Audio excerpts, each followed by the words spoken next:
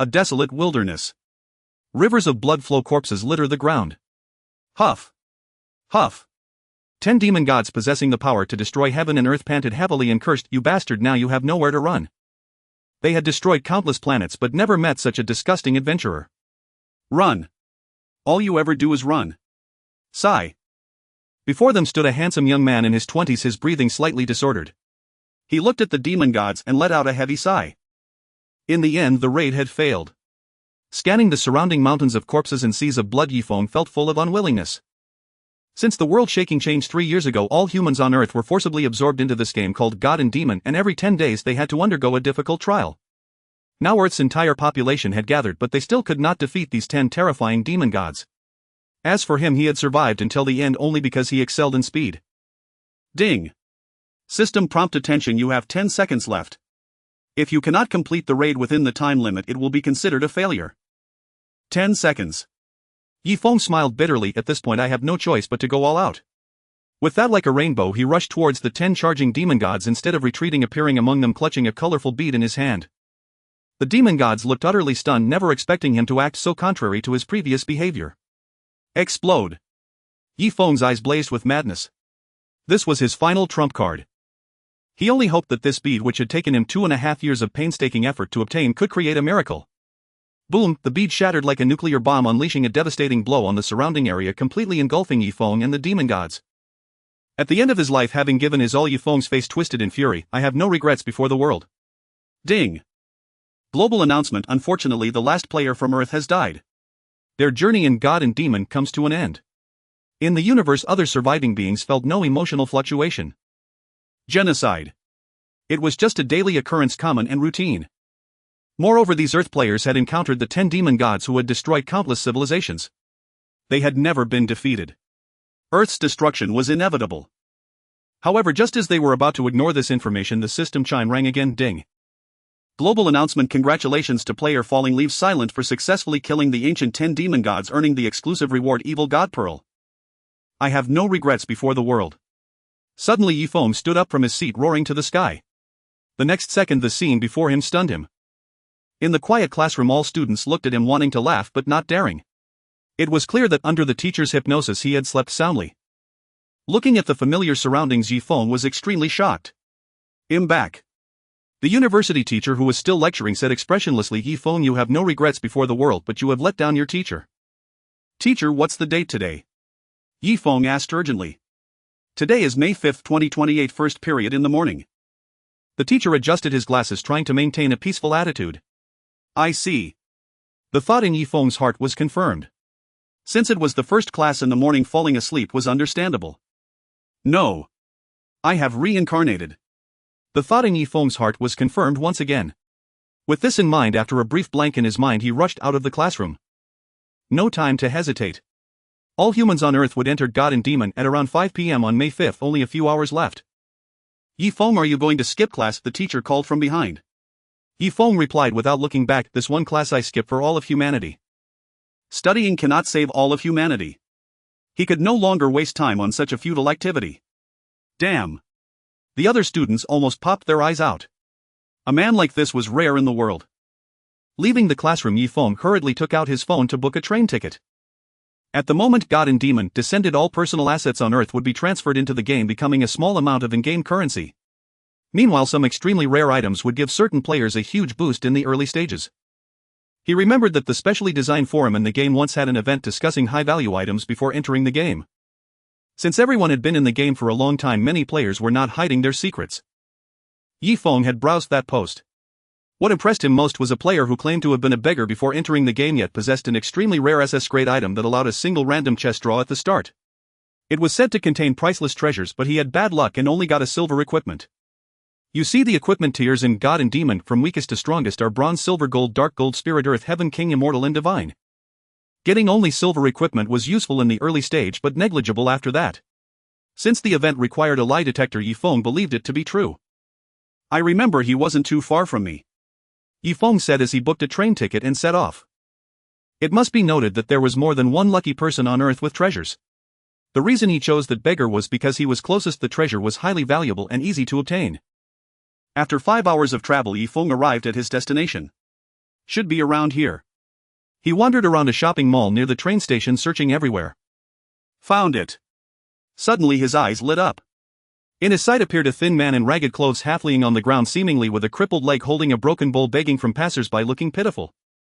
Yifeng approached his gaze moving down to see an irregular black stone holding down a piece of cloth in front of the beggar. The cloth was covered with a tragic life story: deaf, mute, blind, disabled. Squatting in front of the beggar, Yifeng asked tentatively, "Can you not hear?" The beggar nodded. Yifeng.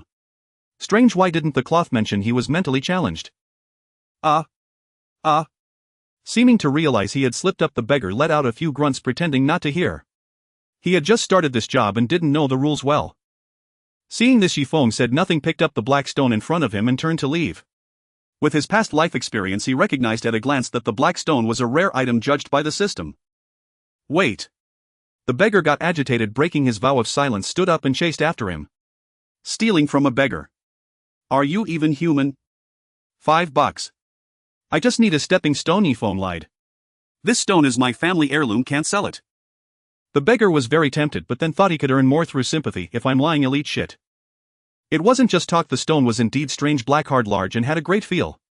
If it were only $5, that's just half an hour's wage for him, not quite worth it. Yifeng saw through the beggar's thoughts and sneered, "Need me to call someone to expose you? Fine, $5 it is." The beggar reluctantly agreed, not wanting to make a scene. Life forces me. I'll leave my heirloom with you for now. Take good care of it. Okay. Suppressing his joy, Yifeng casually put down the stone and took out his phone. I have no change. Do you have a QR code? Yes. The beggar stopped pretending and pulled out a phone from behind. Do you scan me or do I scan you? Having spent a fortune on the black stone, Yifeng's heart was surging. Anyway, this start would at least be better than the first time. Afterward, he bought a box lunch, sat on the black stone, watched the bustling street, and felt as if it were all a dream. Everything was so peaceful. Who would have thought life would be completely turned upside down? Time slowly passed and soon it was 5 o'clock in the afternoon. Boom, as if the world turned upside down, the entire world shook violently. An indescribable power descended upon the earth. At the same time, all humans disappeared from Earth. Before them was total darkness, not even a chance to struggle. Now the moment of destruction. It's here. Feeling the oppressive atmosphere, Yifeng's heart pounded wildly. His fists clenched unconsciously, his bright eyes filled with determination. This life I will change the outcome. Ding. System prompt detected: human race as the planet's overlord. Qualification to participate in the game granted. Ding. System prompt: welcome to God and Demon. Strive to survive in this world and you will gain power comparable to gods and demons. After a brief darkness, Yifeng's vision suddenly opened up. Unbeknownst to him, he was now hovering above a shadowy canyon. Within his field of view, armies of angels and demons clashed in midair, light and dark elements colliding in chaotic turmoil. Roar! Outside the canyon, countless soldiers charged into the depths, startling an ice WIRM that bellowed furiously. A wave of bone-chilling frost spread out, freezing thousands of creatures into ice statues that then shattered into pieces. Myriads of creatures surged forward relentlessly, making eternal slaughter the theme. Watching this tragic scene, Yifeng's emotions stirred. Only now did he truly believe he had been reborn. This was no hallucination on the brink of death. Shwa! Suddenly the demon in the vision sensed something. Its crimson pupils flared with intense light. Flapping its bony wings, it flew right up to Yifeng, exhaling hot breath, staring fixedly at him. Yifeng. What are you doing, hey? Was this scene in my previous life's opening? He reached out to touch the demon, but his fingers passed right through its body. Realizing this was merely an illusion, he sneered, "You think you're worthy to look me in the eye? Since it's fake, how could it intimidate me? I'll just show off." The demon seemed to understand, hastily folding its wings, prostrating humbly, "Welcome, my master." Ha! Yifeng was dumbfounded. "Brother, what are you playing at? Please rise," he said with a dry laugh. "Since you acknowledge me as master, can you give me a hidden class?" Though the game's start after rebirth was somewhat bizarre, that didn't stop him from reaping benefits. It is known that in God and Demon, besides the 7 main classes: swordsman, knight, mage, archer, summoner, priest, assassin, there exist hidden classes, even unique hidden classes. My lord, why would you need such a lowly and humble class? The demon looked ashamed, thinking his master was deliberately humiliating him for his earlier insolence. No. Yifeng said seriously, "Yes, I do. Please don't torment me, my lord." The demon begged, desperately, kowtowing. Yifeng tried to explain, "Brother, I'm not joking." Clang! The demon drew a sword from its waist and offered it forward. "My lord, if you are not appeased, please kill me. Yi Feng was speechless. He would have liked to take the divine weapon, but he couldn't touch it. Meanwhile, the Angel Legion noticed the situation. The leading six-winged seraphim exclaimed in horror, "Such an evil aura, it's like a demon from the abyss. He must not leave alive. Kill! Kill!" The angels swarmed over. "Protect the master." The demon leader quickly shielded Yi Feng. Watching the two sides wage war around him, the demon leader desperately blocking light magic and getting wounded, Yi Feng couldn't bear it. "Don't worry about me. Damn it. If he keeps this up, I'll fall behind others by more than 10 minutes at the start." "But," the demon leader said with worry. "Don't worry." Yi Feng smiled confidently. "They can't harm me at all." Hearing this, the demon leader no longer hesitated and charged out fiercely. Boom! The next second, light elemental energy spheres from all directions vaporized Yi Feng's figure instantly. Scene transition. Yi Feng now stood inside a resplendent golden hall. A crisp, pleasant voice sounded in his ear. "Ding. System prompt: welcome adventurer to God and Demon. Do you wish to create a character?" "What the hell?" "Yes." Despite 1,000 thoughts of cursing, Yi Feng displayed the excellent results of his 9 years of compulsory education. As he agreed, a mirror appeared before him. In it he saw a young man clad in a tattered white cloth with a stern face, pale gray skin, chilling cyan eyes, and a sinister gray aura seeping out like a demonic possession, extremely eerie. Yi Feng studied his reflection carefully and asked cautiously, "Are you sure this is me? Was the system intentional or careless?" Ding. System prompt: appearance cannot be adjusted in God and Demon. Please do not have excessive expectations of yourself. Fine. Taking a deep breath, Yi Feng said resignedly, "Let it be then. Since the system said so, what could he do? Children make choices, adults are chosen." Ding. System prompt: please choose a name for your game character. Note: no rename function after creation. Please choose carefully. Falling leaves soundless. Yi Feng unhesitatingly chose the name he had prepared long ago. It wasn't nonsense. The global player base was huge and many players had big hearts. If he didn't act fast, the name would be snatched. Ding. System prompt: name successfully registered. Do you wish to undergo random talent screening? Talent rank is related to your own aptitude. Yes. Yi Feng could only agree. Talent. This was a crucial skill throughout the game, almost impossible to improve through later effort. A powerful talent gives one a huge advantage over ordinary players in the early game and a better gaming experience. I only hope that rebirth hasn't changed my talent. Yi Feng prayed silently. In his previous life, his talent was SS rank globally 9th effect, final movement speed increased by 80. That was the reason he was unmatched in speed. If fate changed drastically due to rebirth, that would be bad. Ding. System prompt: congratulations. You have obtained an SS rank talent, Traceless. It's over. Yi Feng's heart sank, face ashen. Not an SS talent. The new talent would probably take a long time to get used to. This is troublesome. Thinking this, Yi Feng used great willpower to suppress his deep sorrow and quickly checked the talent effect. Traceless SS rank movement speed increased by 300, final movement speed increased by 100. Holy crap. Yi Feng almost couldn't breathe.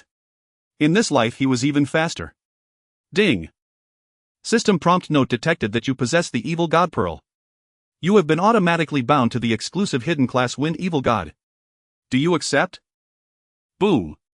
It felt like a nuclear bomb exploded in his mind. Yi Feng's brain went blank. Surprises came one after another. An exclusive hidden class. Exclusive. Its value was immeasurable. This was far more impressive than the hidden class he had painstakingly obtained in his previous life. Yes. He agreed with tears in his eyes. Originally he wanted to be a swordsman or assassin, but now he thought otherwise. Those classes were too precious and not suitable for him. It was better to take the ordinary exclusive hidden class, leaving more opportunities for other players. Ding. System prompt: congratulations on successfully switching to the exclusive hidden class Wind Evil God. Gulp. He swallowed hard, overjoyed, and asked curiously, by the way, what is the Evil God Pearl? He had the Evil God Pearl, thus the exclusive hidden class, but in his memory he had no impression of such a pearl.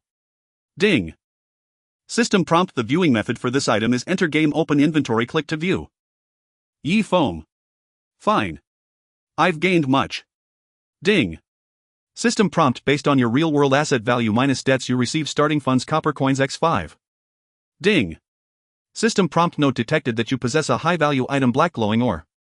Since you cannot bring it into the game for now, compensation 1 random equipment draw. Do you agree? Note: random range is all ranges. Agreed. The beggar's heirloom Yi Feng decided to entrust to the system. He believed the system would take good care of it. Shwa! The next second a vertical spinning wheel appeared before him, floating in midair, radiating colorful light with a start button in the center. There really was a divine equipment. With one glance Yi Feng spotted a narrow section on the wheel with a rainbow divine equipment. His heart raced. If he started with divine gear, he'd be invincible. He raised his right hand, gathered all his strength into his palm and slammed down with full force. Go golden right hand. At the moment Yi Feng pressed the button, the entire roulette began to activate. Divine equipment. Yi Feng stared intently at the roulette, his breath halted. Please give me a piece of divine equipment, thank you. Gradually the roulette came to a stop, the pointer indicating a dim weapon. Bronze sword, bronze level, what a waste. System, are you a dog? Yi Feng was nearly enraged to the point of fainting. As expected, with a 99.9 probability, it was all junk. Well, at least there's a hidden exclusive profession. Gurgle. Just as he was deeply disappointed, the blood within him suddenly boiled, a warm current coursing through his body, and a dark blue sinister energy surged forth, rippling outward in waves. What's happening? He was bewildered but found it hard to resist. Suddenly he lifted his gaze to the roulette, discovering that the pointer was spinning again, seemingly aided by some unseen force, until it came to a stop in the smallest area of the entire roulette. Ding. System prompt, congratulations. You have obtained the exclusive special equipment Evil God Mask, divine level through bloodline sensing. Yi Feng. Silence. For a moment he was speechless, his heart surging with tumultuous waves. Really? Faced with this situation, he could no longer smile. System, I just don't know what to say to you. Yi Feng shook his head slowly, the blame stuck in his heart, unable to be voiced. Divine level. Exclusive equipment. Ha, this is just too fucking amazing. System. Ding. System prompt, wishing you a pleasant gaming experience. Swish. In a flash Yi Feng appeared in a dilapidated vintage village surrounded by flickering white lights, clearly indicating that more and more players were accepting the reality and quickly entering the game. Ding. System prompt, welcome to Newbie Village No. 55. What the hell happened? Stay away from me, you're pushing into me. This scene resembles a webgame novel. I used to love reading them as a child. Countless players exchanged glances, their shock immeasurable. Anyone who was suddenly forced into a game having to abandon everything in reality would find it hard to accept. He hurried to take on quests while many were still in shock. A step ahead, every step ahead. Without even checking the Evil God Pearl in his inventory, Yi Feng rushed to the village chief, fearing that the chief would be surrounded, making it impossible to accept any quests. Acting swiftly like the wind, bolstered by his innate talent, Yi Feng swiftly approached the village chief. The so-called newbie village chief had white hair and a petite stature. Unfortunately, he was an old man. Young man, you're really fast. The village chief, leaning on his cane, was slightly astonished. The speed of an adventurer just entering this world was somewhat beyond imagination. Not only am I fast, but I'm also tenacious. Yi Feng spoke frankly and then got to the point. Grandpa village chief, please give me a high difficulty quest. Having been reborn, he naturally knew that the village chief had the rarest quests in the entire village. All right. The village chief pondered for a moment, pointing outside the village. Recently goblins have been unusually aggressive, attacking passers-by everywhere. Can you help me clear them out? Ding. System prompt, you have triggered the quest Kill the Goblins difficulty D. Do you accept? No. Yi Feng firmly refused. Why? The village chief was perplexed. Clearly wanting a quest, yet he refused. The quest is too easy. Yi Feng's face was filled with indignation. Village chief, have you ever experienced the frustration of having nowhere to showcase your skills? This. The village chief was dumbfounded. You're only level 1, where did your skills come from? Have you ever experienced being looked down upon by others? Yi Feng continued to inquire. Oh. The village chief was uncertain, feeling quite uncomfortable inside. Where is that guy you mentioned who looks down on others? Alas. Yi Feng sighed, is there not even a high difficulty quest in the entire newbie village? You. That was well said. The village chief's head heated up, almost cursing out loud, but ultimately managed to hold it back. He had never seen a request like this in his lifetime. Since you are so persistent, I shall grant your wish. The village chief took out a broken jade pendant, revealing a nostalgic expression. This pendant. Yi Feng interrupted immediately, don't worry, I will help you find the other half. Ding. System prompt, congratulations. You have successfully accepted the hidden quest Village Chief's Jade Pendant difficulty B. How did you know it was to find the other half? The village chief felt as if he was bewitched. Young man, meeting you is my fortune. Yi Feng replied honestly, because I am handsome and charming. I see. The village chief suddenly understood, then his expression darkened. Who do you think you're fooling? That's not important. Yi Feng waved his hand and reached out. Give it to me. The village chief was puzzled. What should I give you? Kill the goblins. Yi Feng patiently explained. Come on, please repeat after me. Recently the goblins outside the village have been unusually aggressive, attacking passers-by everywhere. Can you help me clear them out? The village chief. Ding. System prompt. Congratulations. You have successfully accepted the quest Kill the Goblins, difficulty D. With 2 quests in hand, Yi Feng hurriedly rushed outside the village, planning to both kill monsters and check his exclusive hidden profession as well as the Evil God Pearl that should be in his inventory. On the way, many pointed and whispered about him. Isn't this a demon? It feels somewhat similar to the demon in the opening animation. Is this game really so determined to drag me, and even having hidden races? They found it hard to comprehend. With grayish skin and deep blue hair, his appearance was far too different from theirs. Even non-mainstream characters wouldn't dare to look like this. Damn. Noticing their discussions, Yi Feng couldn't help but scrutinize himself, dumbfounded. Had he really transformed into a demon? Without hesitation, he quickly opened his class panel to check the details. Evil God of Wind, exclusive hidden profession, introduction. A deep abyss demon controlling the wind element, the eternal evil god feared by countless worlds. Health, attack, defense, speed. Note: each star in health equals 100 health points, each star in attack and defense equals 1 point of attack defense, and each star in speed increases attack speed and movement speed by 1. Awesome. Yi Feng was ecstatic. To be sure, the growth limit of ordinary professions is only 5 stars, while his inexplicably acquired Evil God of Wind had all its basic growth maxed out, with speed growth reaching an astonishing 8 stars. We generally use 2 of ourselves to describe such a profession. Invincible. Then Yi Feng opened his inventory. 5 copper coins go without saying. The key was the 2 items. Evil God Pearl, Evil God Mask. Gulp. Evil God Pearl. Introduction: the source of the evil god's power. Only the first adventurer to kill the 10 ancient demon gods can obtain its recognition. Effect 1 allows the absorption of rare bloodlines from the world, enhancing the strength of the wind evil god profession. Effect 2. Effect 3. Effect 4. Additional special skill. Additional special skill. Permanently bound to player. Luo Yi Wusheng cannot drop, cannot be destroyed, cannot be discarded.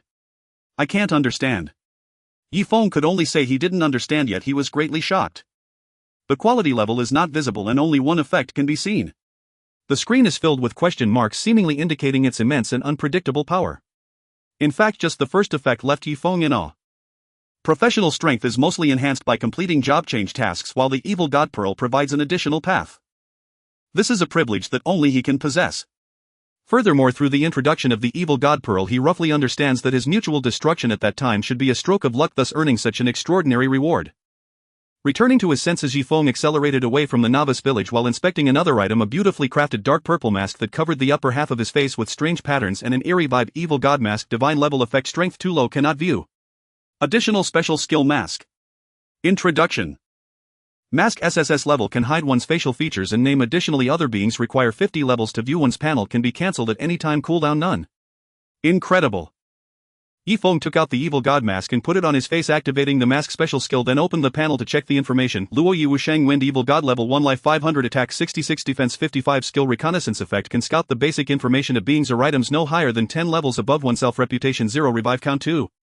The reason the attack reached 6 points is mainly due to the novice wooden stick giving 1 point of attack. Novice wooden stick, whiteboard level, attack 11, introduction, thick and long, not easy to break. With the effect of the Evil God Mask, other players are unlikely to see his panel, which can also avoid many unnecessary troubles. It must be noted that players cannot revive continuously in God and Demon. Once the revive count is used up, what awaits them is death. As for the news of the boss strategy that occurs every 10 days, it will soon be announced server-wide. Current players may not feel a strong sense of crisis yet and may even rejoice that the ailments they had upon entering the game have been completely cured. Russell. With a nimble pace far exceeding that of ordinary players, Yi Feng arrived outside the novice village, where he could see lively goblins. They had dark green skin, red eyes, pointed ears and small bodies embodying the image of monster. Goblin common monster, level 2, life 200, attack 46, defense 22, skill give you a whack. Introduction: from now on this place is called Goblin Square. Quite strong. Yi Feng held the thick and long novice wooden stick, not daring to be careless. Although the goblin's attributes were much inferior to his, a slight mistake could still lead to a breach of defense, taking several seconds to recover. Without hesitation, he stepped forward and struck one of the goblins with a direct blow. Just you come and sharpen my novice wooden stick. Crack, the novice wooden stick broke into 2 pieces with one half flying away. Ding. System prompt: due to excessive force your weapon novice wooden stick has been damaged. Looking at the novice wooden stick that had been halved in his hand, Yifeng was stunned. What happened to the promise thick and long, not easy to break? Breaking it halfway through is very dangerous. Negative review. 78. Critical hit. At the same time, bright red damage popped up, seemingly indicating that this hit was quite powerful. Gah! The goblin's head swelled with a red bump, blood oozing from the wound, and it let out a painful roar, swinging its club towards Yifeng. Miss. Seeing this, Yifeng decisively avoided. With a 300 movement speed bonus and a 100 final movement speed bonus, he was already 6 times faster than an ordinary player. Moreover, his original base speed was also enhanced by the final movement speed bonus, allowing him to possess nearly 8 times the speed of ordinary players, making it easy to dodge the goblin's attack. Abandoning the novice wooden stick, Yifeng charged at the goblin, throwing punches and kicks. With the skills accumulated from his past life, he had no rivals in the novice village, truly a village bully. Gah! Seeing their companion being bullied, the other goblins glared angrily but did not step in to intervene. During the novice village phase, the system was intentionally protecting players. As long as you do not strike, wild monsters will not take the initiative to attack. Miss. 29. Miss. 30. Facing the erratic movements of Yifeng, the goblins exerted their utmost efforts to attack, yet they still couldn't land a hit, ultimately needing a bitter end. Ding. System prompt: congratulations, you have successfully killed a goblin common monster, earning 50 experience for this level. Naturally, leveling up in the early stages is simple, just 2 goblins can fill the experience bar. Bro, let's team up. Please, Great One, carry me. This person must at least be a Dozone strongman, in reality terrifyingly powerful. Nearby, some players accepting reality sent out team invitations. Yifeng rejected them all. To be honest, the goblin's attributes are really not low. For new players, hunting them is not an easy task, but the early stages are too crucial and he has no mood to help anyone level up. Just 1 more to go. Yifeng's face was resolute as he muttered to himself, if I kill 1 more I can break through to level 2. At that time my power will skyrocket, and with the high growth of the wind evil god, even facing level 3 monsters I will not fear them at all. Fighting beyond one's level. This kind of terrifying combat power is something ordinary players probably wouldn't even dare to imagine. Thinking of this, he turned to look at the menacing goblins. Seeing them gather together, eagerly wanting to fight back for their fallen comrade, he couldn't help but shake his head and chuckle. What are you looking at? Never seen a handsome guy kill goblins before. Swish, swish, swish. Suddenly all the goblins seemed to be invigorated, shouting and rushing towards Yifeng. This is tolerable, but that is intolerable. Ding. System prompt: congratulations, you have successfully comprehended the skill Casual Taunt D level. As the first player to comprehend a D-level skill, you gain 5 free attribute points. Stupid game. Yifeng's expression changed slightly. Just by casually saying something, he comprehended a skill. This exclusive hidden profession the Wind Evil God granted such high comprehension. Seeing this scene, distant players were startled, retreating repeatedly and hiding back into the novice village. Many were unable to comprehend the current situation, but the panel showed only 3 revive counts. Anyone without a lack of wisdom could see the problem. No one dared to act recklessly. Facing the aggressively approaching goblins, Yifeng remained calm and fearless, unarmed and ready to fight. Miss. Miss. 12. A series of symbols representing evasion popped up. The 8-fold movement speed was displayed vividly at this moment. Even amidst the group of monsters, Yifeng could avoid the vast majority of attacks. The few attacks that landed were negligible. Swish. Suddenly a golden light scattered. Ding. System prompt: congratulations, you have reached level 2.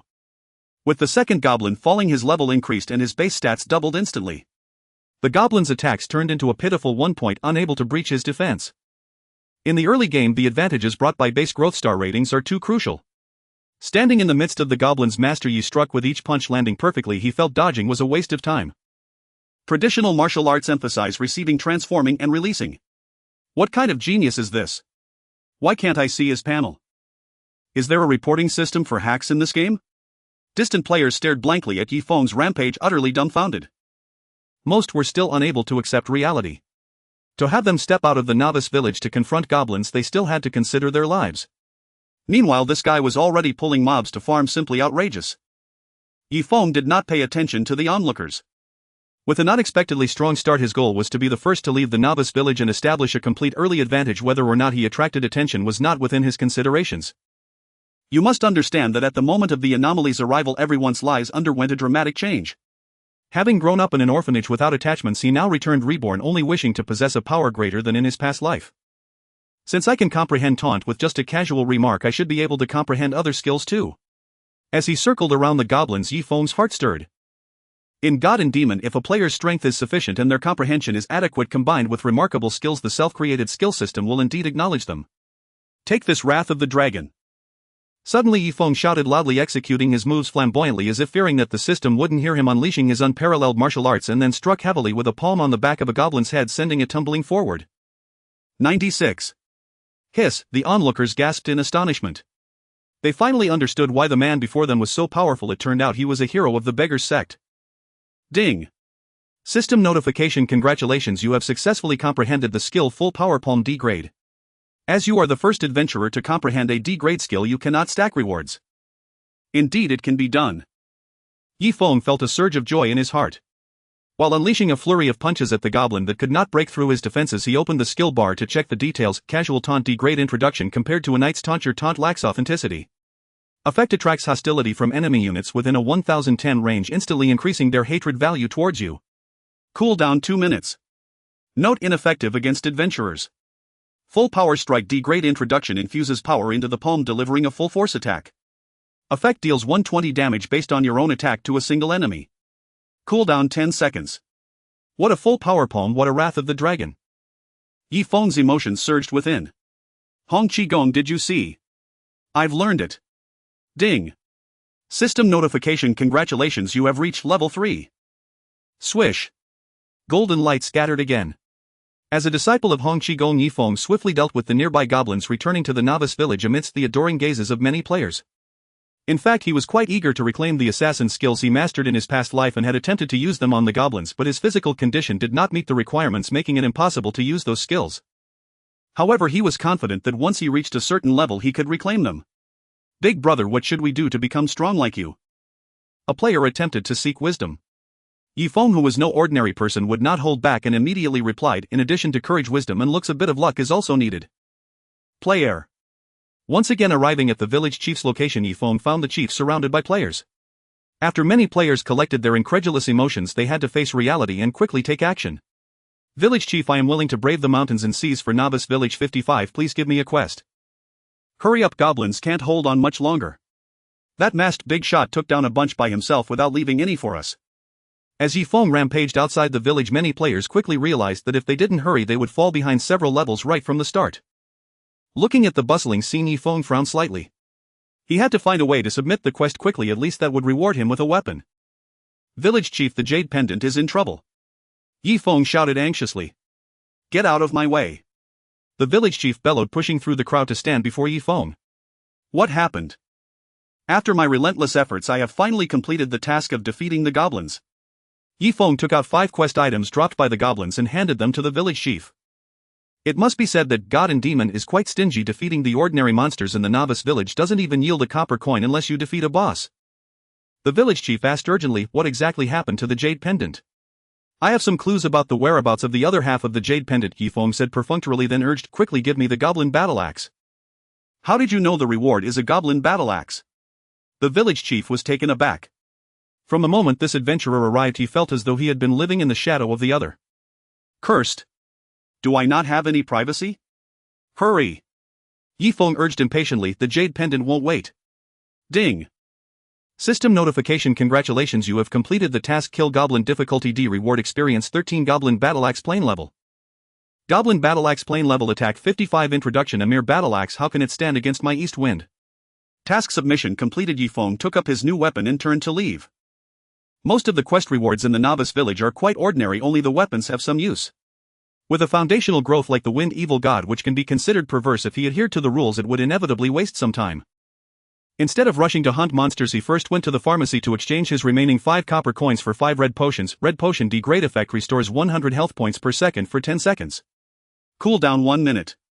It is worth mentioning that when entering the game, real-world assets are converted into game currency with an upper limit of 10 gold coins and a lower limit of 5 copper coins. Indeed, in terms of game currency he lacked an advantage at the start, but even if he had gold coins now there was nowhere to spend them, so he didn't care. In fact, he had already thought of a way to make money, just waiting for the right opportunity. With preparations made, Yi Feng stepped out of the novice village again, no longer playing around with goblins but instead heading towards more dangerous areas. After crossing the open wilderness he entered a lush forest. Ding!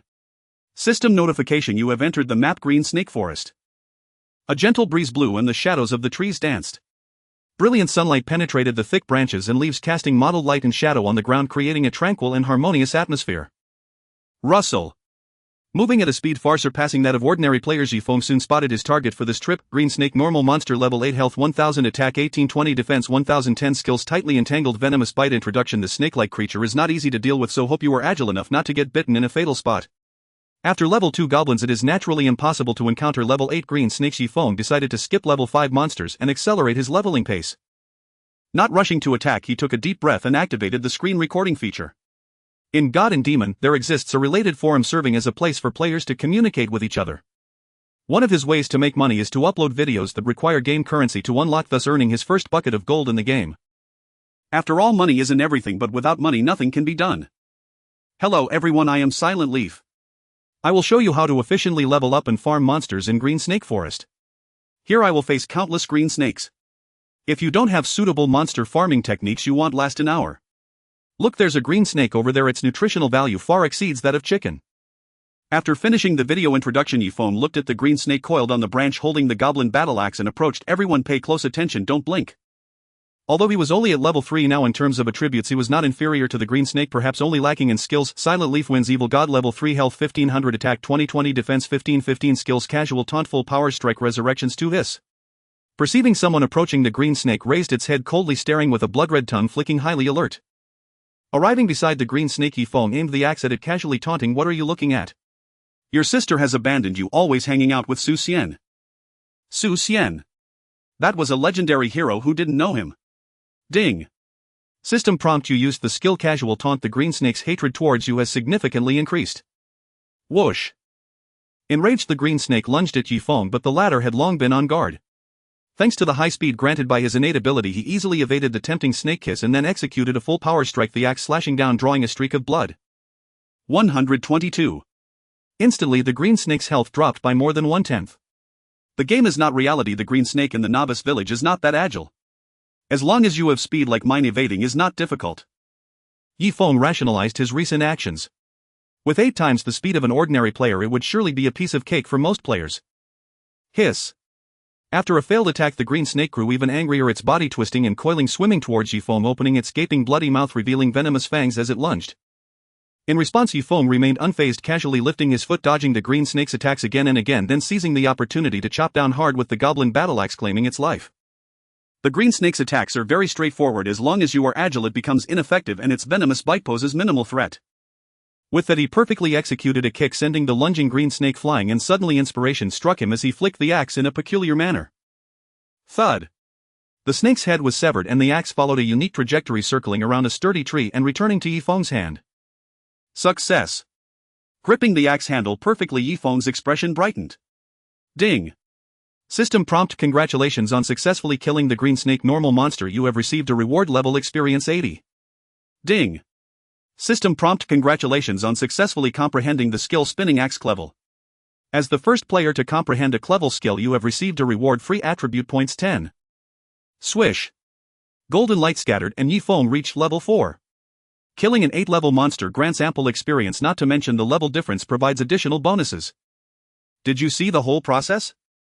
After securing victory, Yifeng faced the video and summarized the battle using high-speed movement to evade the green snake's attacks while gradually harvesting its health. At critical moments, I can also accelerate the battle process by comprehending skills. It's truly simple and practical. So today's lesson ends here. Classmates, have you learned it? He ended the video and saved it. A vivid and engaging teaching lesson was born in Teacher Ye's hands. Then he uploaded the video to his forum homepage, setting a price of 1 copper coin and casually titled it, "Simple Techniques for Tackling the Green Snake." He felt a bit embarrassed to ask for more. After all, the knowledge contained within was still somewhat lacking. Ding. System prompt: adventurer Shurajinjin purchased your video, you earned 1 copper coin. In the forum, titles must match their content, otherwise they are not allowed. Therefore, Yifeng's title indeed contained explosive information for players still battling goblins. Soon the comments section of the video added a question mark. Simple techniques. I'm directly questioning. Ding. System prompt: adventurer Hate the Sky Low purchased your posted video, you earned 1 copper coin. Ding. System prompt: adventurer Just Big Not Small purchased your posted video, you earned 1 copper coin. More and more players chose to purchase and watch. I'm still struggling to kill goblins and this big shot has already slain an 8-level monster. Wow, a pro. This bizarre game has just started, where's the pro? The experts are still a long way off. The comments section was in chaos. Many criticized that the teaching video was not educational at all. However, thanks to this video, Ye Feng gained a lot of attention.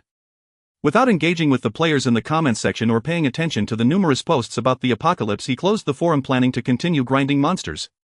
He just opened his backpack, watching the continuously rising copper coin count automatically convert to silver coins, feeling elated.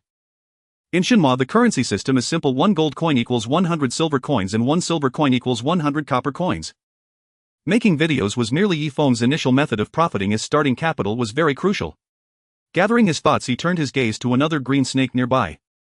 Walls have ears. He had long noticed another snake nearby, secretly observing the intense confrontation between him and the green snake, but due to novice protection it could not initiate an attack. Did you wait long? Holding the goblin battle axe, Ye Feng approached with a friendly smile. I'll make you happy soon. The green snake stirred restlessly, seemingly eager. Hiss. This time Ye Feng took the initiative, striking heavily at the green snake. Very forcefully. Thus it penetrated deeply. The wound immediately burst open, blood gushing out. 304. Critical hit. The bright red damage number popped up and the green snake's health sharply decreased by nearly 1/3. With the level increase, the foundational growth advantage brought by the wind's evil god became even greater. Of course, Ye Feng did not forget that he still had 15 free attribute points. After a moment's thought, he decided to allocate them all to speed, maximizing the intensity of a single attribute. In this way, his movement speed increased by another 1.5, combined with the talent's final movement speed bonus of 100, effectively increasing by 3. This bonus is something not available when choosing other attributes. It must be emphasized that speed affects not just movement speed but also attack speed, and even some skills can convert movement speed bonuses into attack bonuses. Therefore, he felt that choosing speed as the primary development route maximizes benefits. After being severely injured, the green snake retaliated. However, Ye Feng was too lazy to dodge, directly countering, ignoring the damage that couldn't break through his defenses, making the snake feel frustrated to death, becoming experience. After continuously killing several green snakes, golden light scattered over Ye Feng, making him feel warm as if he were in a hot spring. Leveling up again, his basic stats reached a new height. From being evenly matched to mercilessly crushing it only took a few minutes. This is the terrifying aspect of a hidden class. Moreover, in appreciation of his patronage, the simple and warm-hearted local residents gifted him leather armor, snakeskin armor, basic level defense 33. It's time to retrieve the other half of the village chief's jade pendant. Ye Feng's expression turned serious. It had been nearly an hour since he accepted the hidden quest. What does an hour mean? 60 full minutes, 3,600 seconds. If he doesn't find the jade pendant soon, the village chief is likely to cry out of anxiety. On the way, Ye Feng did not forget to open the skill panel to check the skill he had comprehended. Spinning axe clevel. Description: it can be considered a ranged attack, but its practicality is limited. Effect: throws the axe in hand, dealing 150 of personal attack damage to a single enemy. Negative effect: there is a certain probability of being intercepted or obstructed by the enemy, causing you to temporarily lose weapon bonuses. Cooldown 30 seconds. Although the negative effects seem a bit absurd, it is still quite suitable as a pursuit skill. After all, it is only a clevel skill, so one cannot have too high expectations. Ding. System prompt: you have entered the map Newbie Village Mountains. Striding through the green snake forest, Ye Feng, skilled in wilderness survival, arrived at a range of undulating mountains where various small animals and ferocious beasts could be found. Spotted deer, normal monster. Squirrel, normal monster. Little Red Riding Hood, normal monster. As a nature-loving adventurer like Ye Feng, seeing these adorable little creatures would surely not lead to chaos. Ding. System prompt: congratulations, you have killed spotted deer, normal monster. Reward: current level experience 13. Holding the goblin battle axe, Ye Feng delved deeper into the Newbie Village Mountains. Soon he reached his destination and saw many gray-furred wild wolves resting in the distance, their large bodies sprawled lazily in a gathering spot, completely unaware that danger was approaching step by step. Gray wolf, normal monster. Level 12. Health 2000. Attack 3538. Defense 2020. Skills: bite-hungry wolf pounces on sheep, deadly wolf kiss. Description: gray wolves live in the forest and love to eat the tender and delicious Little Red Riding Hood. As a level 12 wild monster, the strength of the gray wolf should not be underestimated. A full attack limit of 38 points. Is this what a level 12 powerhouse looks like? Ye Feng gripped the goblin battle axe tightly, facing the situation with great caution. Even though he is a reincarnator, he can only deal with one at a time. If there are too many, his body won't hold up. With this in mind, Yifeng felt an overwhelming sense of caution. He must act low-key. Rustle. The footsteps from afar caused the wolf pack to lift their heads simultaneously, and they saw a young man striding over as if he were returning home. Awoo. Many grey wolves howled, their eyes filled with an unmistakable threat. Ignoring them, Yifeng slowly approached, standing in front of one of the grey wolves, raising his goblin battle axe and bringing it down heavily. Thunderous half-moon slash. Swoosh. The grey wolf, unable to dodge, was struck on the head by the axe, blood gushing out as it let out a wail. 50. Seeing a companion injured, the wolf pack rushed over, intent on attacking, but due to the rules they could only watch helplessly from the sidelines. After all, the protective mechanism of the newbie village is quite solid, otherwise the wild monsters would have long since attacked en masse. The injured wild monster immediately entered battle mode, opening its mouth to reveal sharp fangs lunging towards Yifeng's neck, but he would not allow himself to be easily manipulated. With his exceptionally high movement speed, he gracefully sidestepped and then launched a counterattack. In an unknown situation, even though he bridged 8 levels during his newbie phase with the experience from his past life, he felt no pressure at all. With the attack failing, the grey wolf grew more furious, its expression twisted with rage as it fixed its glare on Yifeng, exuding a murderous aura. So it's a grey wolf, huh? Yifeng raised his axe towards it, the aura of a domineering CEO exuding. You listen well, only I have the right to make Little Red Riding Hood cry from now on. The grey wolf. It did not understand what this man was talking about. Having delivered his threat, Yifeng gripped the axe and charged out again. Awoo. The grey wolf, of course, would not sit idly by and immediately bit at Yifeng's leg. Stop. You can't bite there.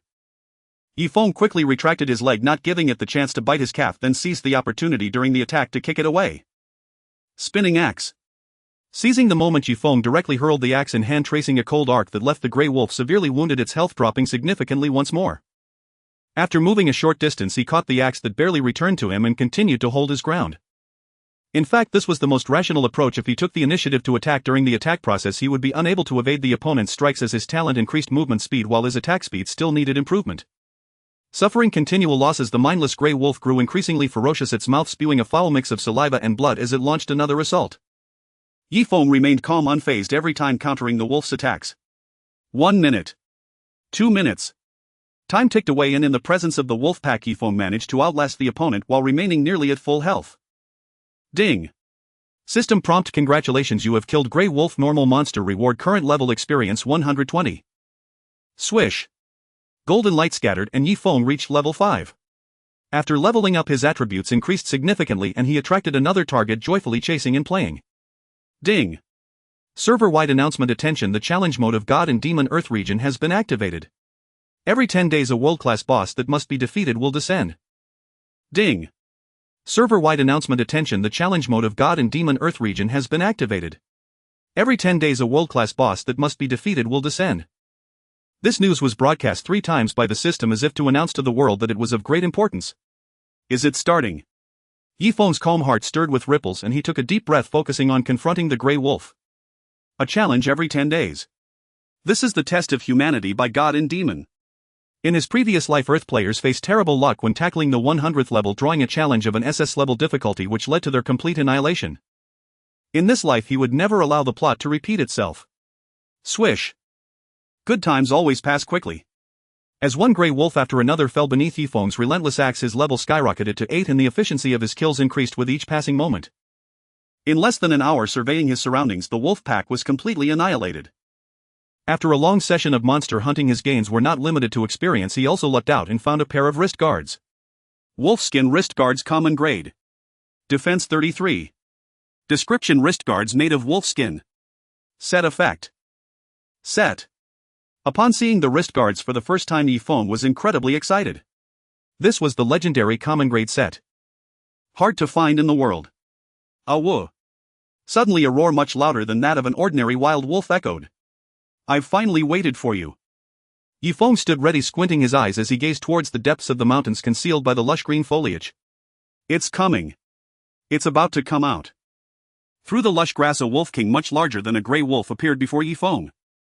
As the wolf king, its gaze was fiercely menacing, its fur pitch black and its sharp claws incredibly pointed, charging aggressively towards the uninvited guest.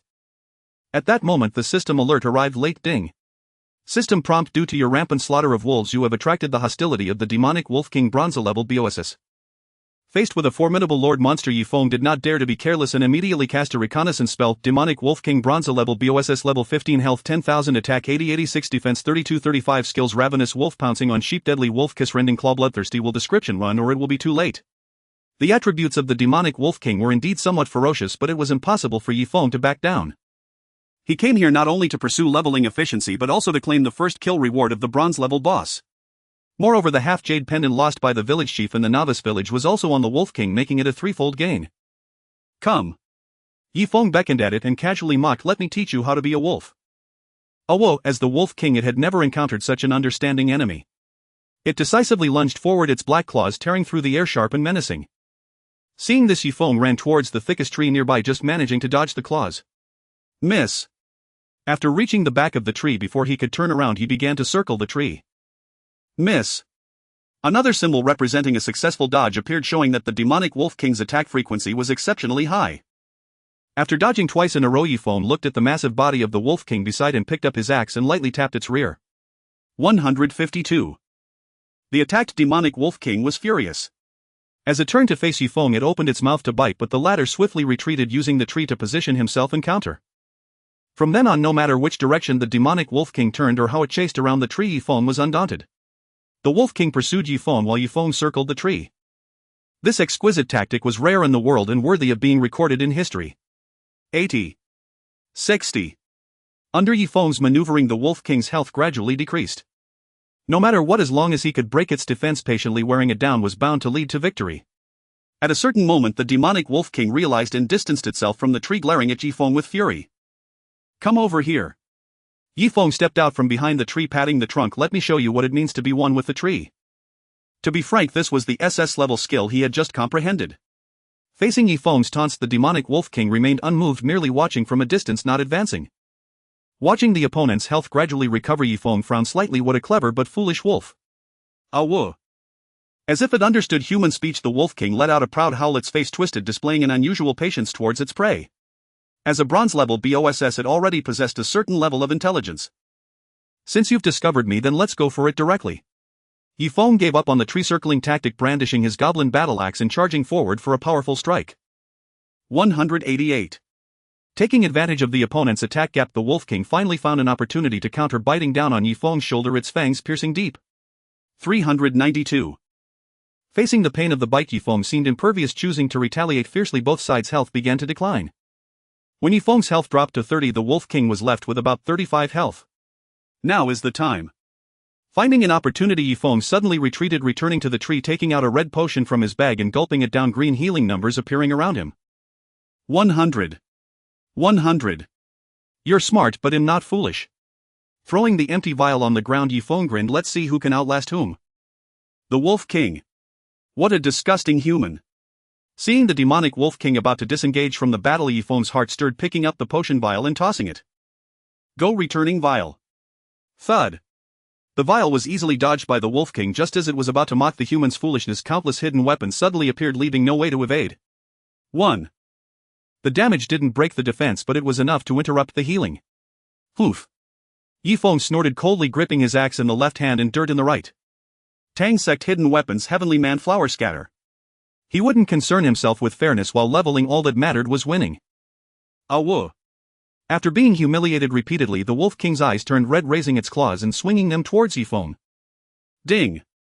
System prompt: the Demonic Wolf King used the skill Bloodthirsty while increasing attack by 30, attack speed by 30 and movement speed by 50, lasting for 1 minute. Ding. System prompt: the Demonic Wolf King used the skill Rending Claw, dealing 200 damage to enemy units within a radius of 310. Sizzle. The wolf claws tore through the air, leaving 3 claw marks. Without hesitation, Yi Feng dodged to the side, escaping the attack range of the Rending Claw. Crack, the entire tree was actually snapped in half. Facing the Wolf King's renewed assault, Yi Feng remained unflustered, continuing to retreat while relying on his superior speed. He reached another suitable tree and executed the same tactic. 20. 10. Soon the Demonic Wolf King was left with barely any health, gasping for breath. It's in the bag. After consuming another red potion, Yi Feng's eyes brightened, eagerly striking out and completely stripping the last of the Demonic Wolf King's health, causing its massive body to crash to the ground. Before dying, the Demonic Wolf King's crimson eyes were filled with unwillingness. In truth, it wanted to flee, but its speed couldn't match his. Human disgusting. Ding. System prompt: congratulations, you have successfully killed the demonic Wolf King. Bronze level BOSS, earning rewards level 2, reputation 5. Ding. System prompt: congratulations, you have killed the bronze level boss demonic Wolf King.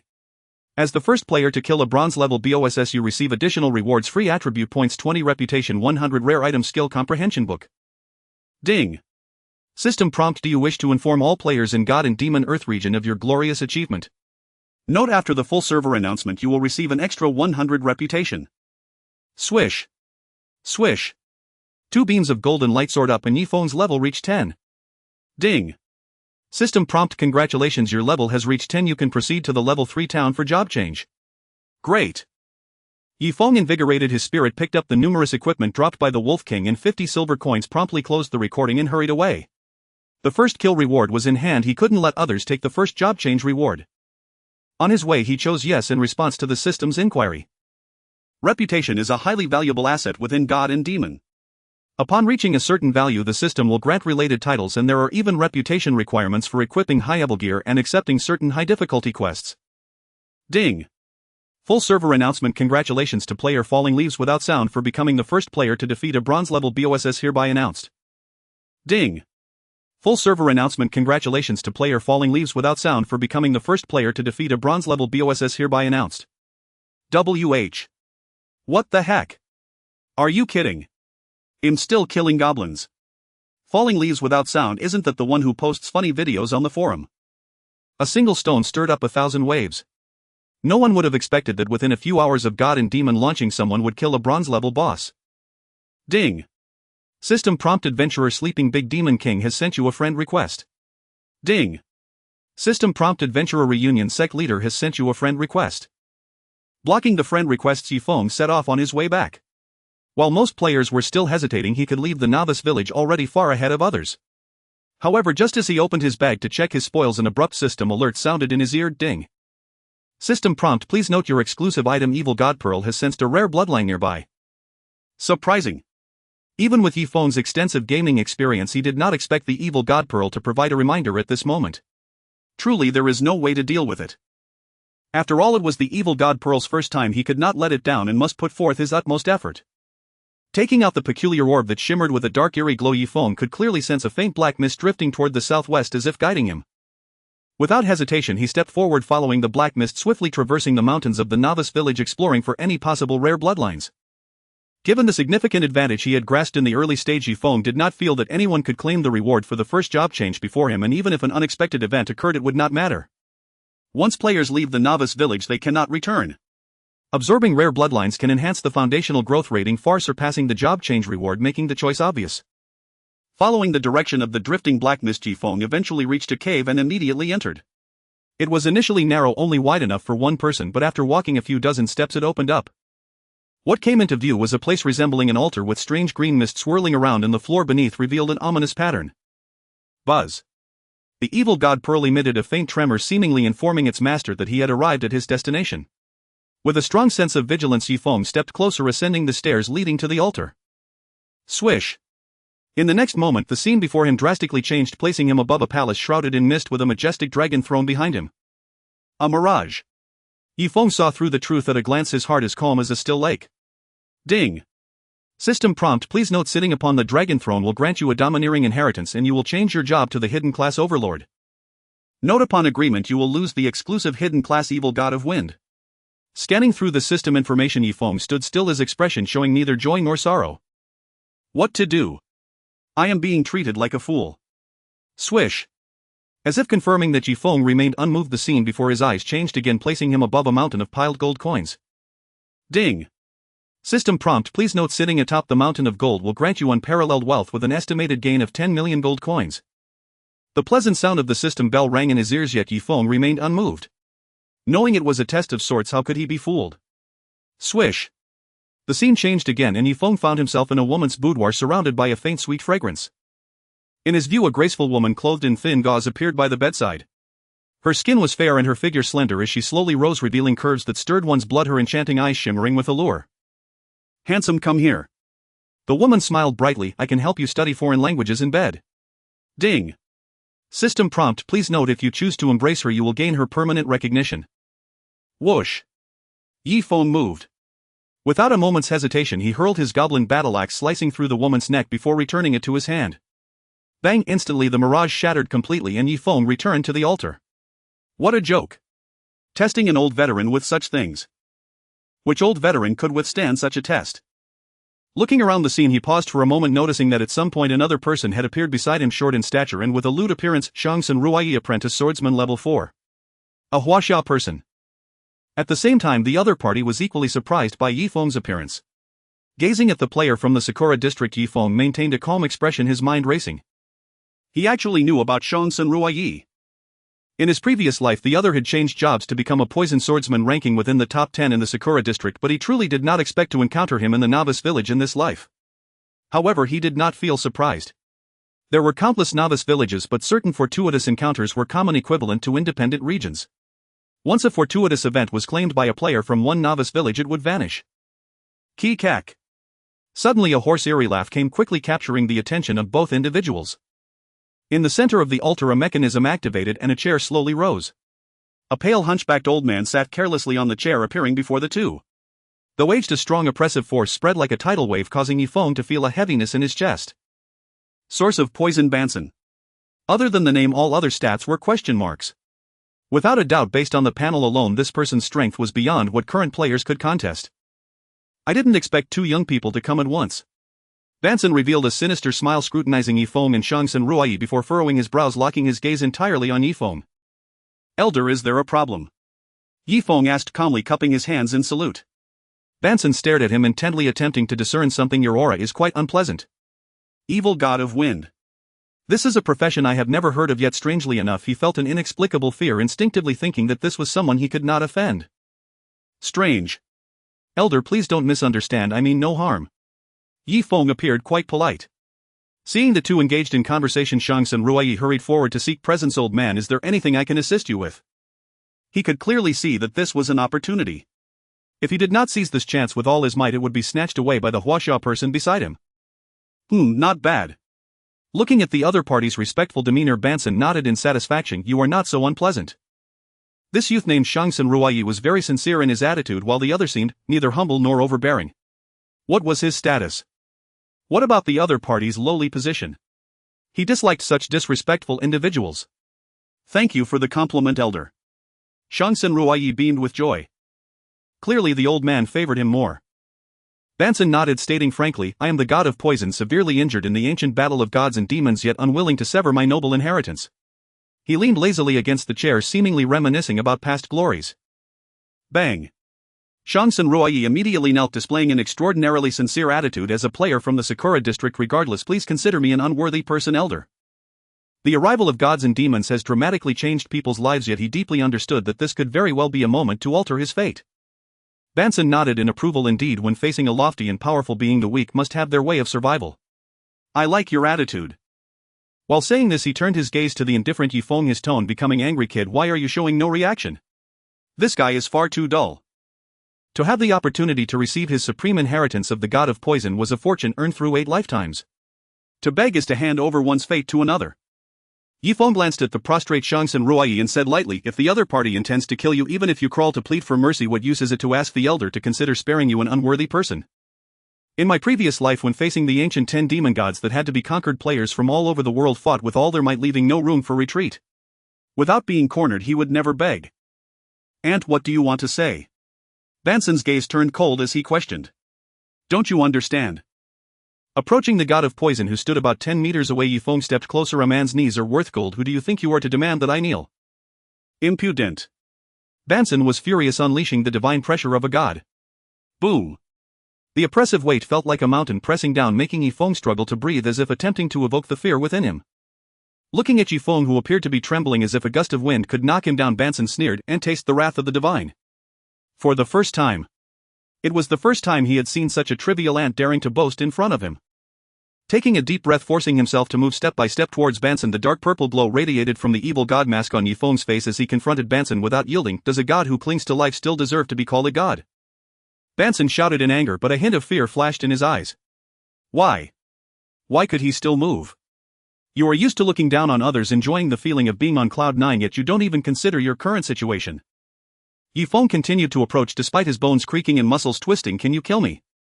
If you could, why keep your distance and not use your pressure to stop others from getting close from the very beginning? Pressure. Such a thing is elusive. He had no reverence for the god of poison, so how could his will be crushed? Shangxin Ruoyi, kill him for me. Watching Yi Feng step closer, Banson, looking fierce yet cowardly, shouted, as long as you kill him, my legacy will be yours. Old man, I. Shangxin Ruoyi tried to stand but could not move, drenched in sweat. Your pressure is too overwhelming. Did you see that? This is the successor you admire. Yi Feng stepped in front of Banson, looking down indifferently. Banson gritted his teeth. Do you dare to show disrespect to the divine? He had to admit that the other party's speculation was correct. At this moment he was powerless to fight.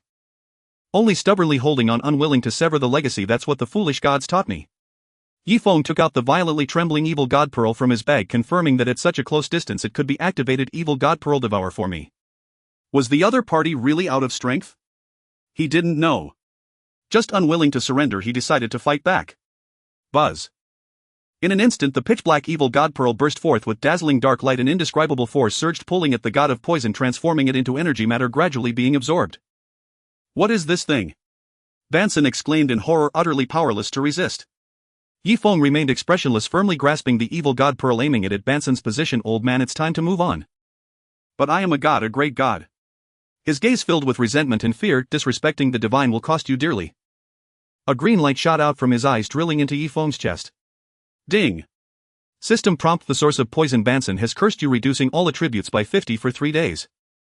Shangxin Ruoyi, help me kill him, the legacy will be yours. Banson's expression was twisted in rage. How could he accept such a death? Even in death he wanted to take the other down with him. Glug. Blood surged. Yi Feng radiated a bright light, his long hair flying with cold light bursting from his green eyes, resembling a demon. Ding. System prompt: due to the characteristics of the wind evil god, you successfully absorbed the curse's power, gaining reward free attribute points 5. Puff. Banson spat out old blood, his shock beyond measure. Who exactly was he? No. Was he even human anymore?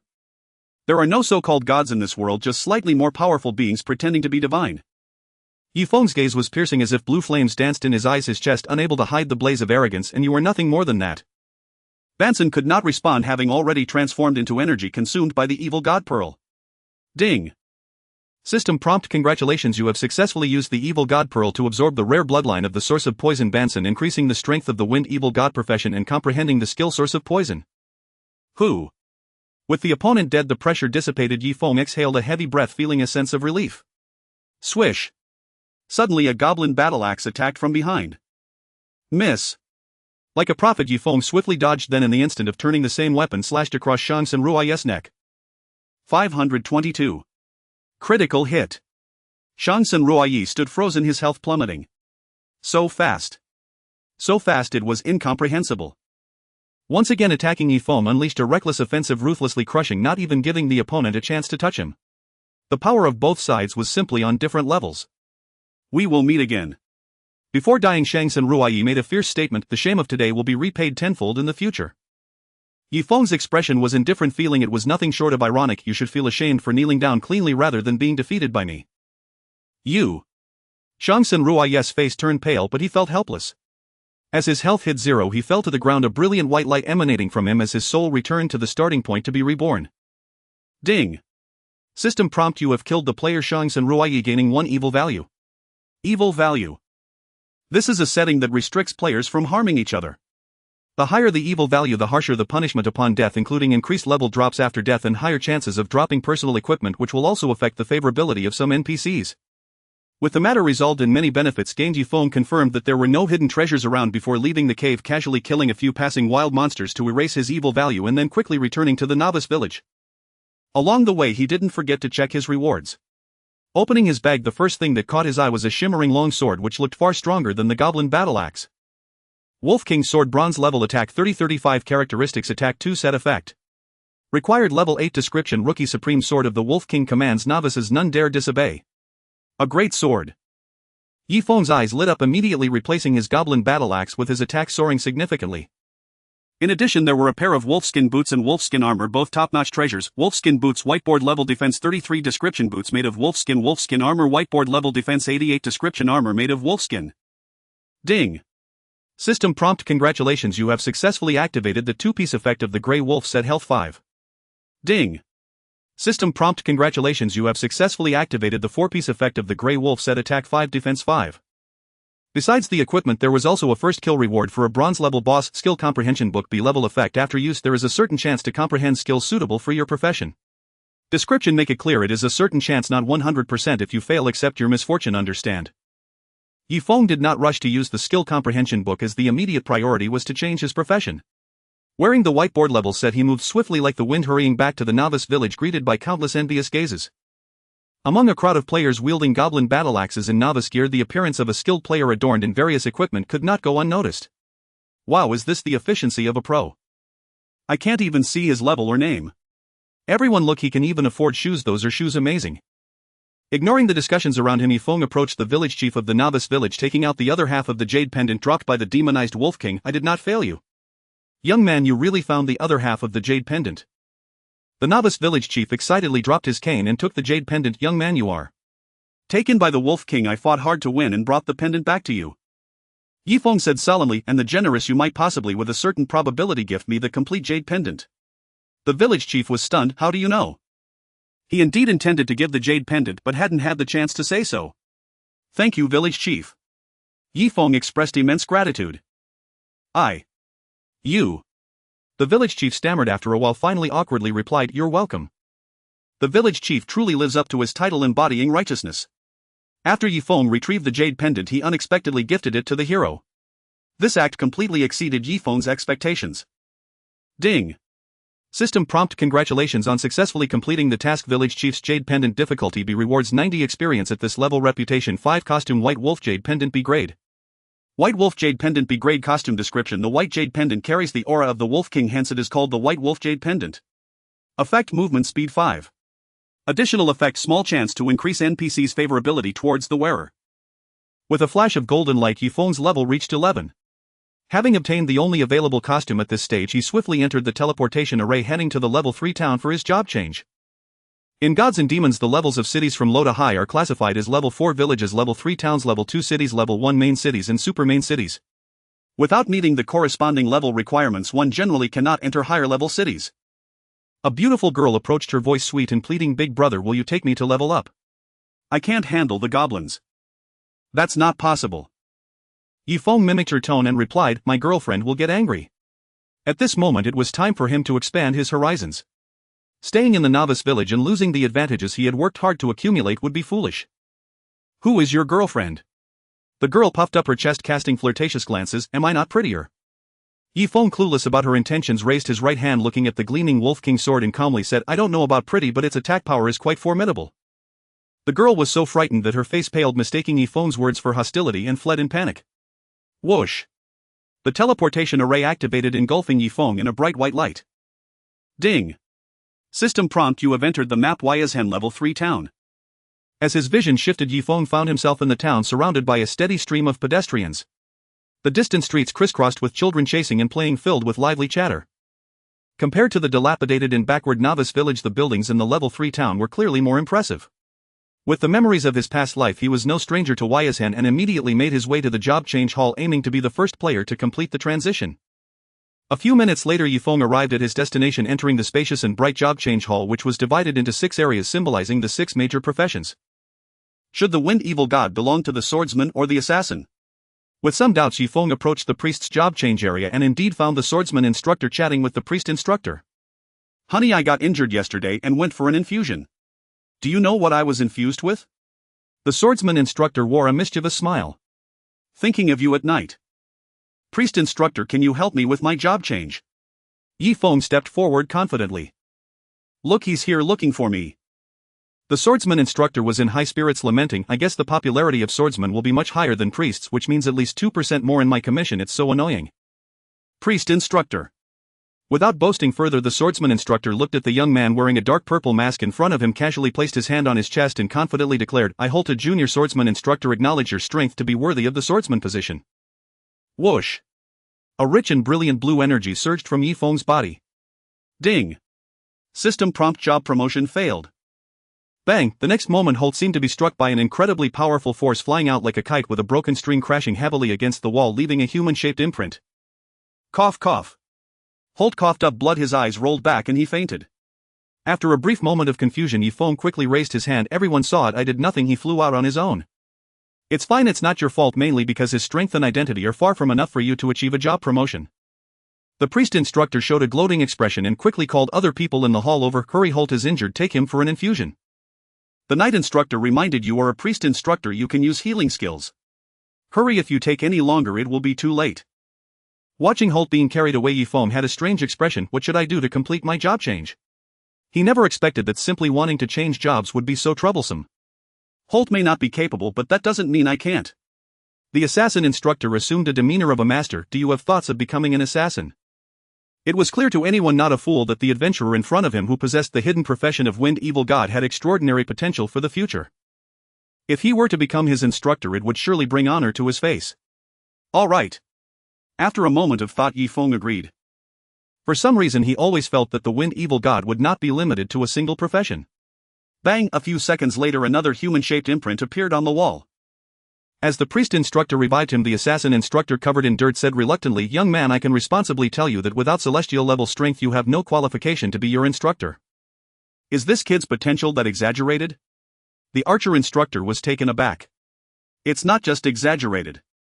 The assassin instructor said solemnly, it's simply terrifying. Celestial level. What the hell? If it goes any higher it's divine level. Upon hearing this, Yi Feng felt a sense of crisis. Such a level of existence was not something he could come into contact with at this moment, let alone the celestial level powerhouse might not even be willing to become his instructor. We can write to our superiors to report this matter. The mage instructor comforted him, you might need to wait for 2 days. Forget it. Yi Feng's heart stirred, he turned and left. I'll think of a way myself. Waiting for 2 days. That would be too late. Since the usual method of job change was not feasible, then he would activate the backup hidden energy. Heaven does not completely cut off one's path. If I remember correctly, she should be in Kanglan City during this time. Yi Feng secretly plotted in his heart returning to the teleportation array in Yashen.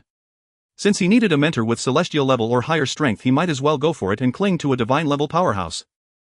However, seeking a divine level instructor would surely come at a cost. Ding.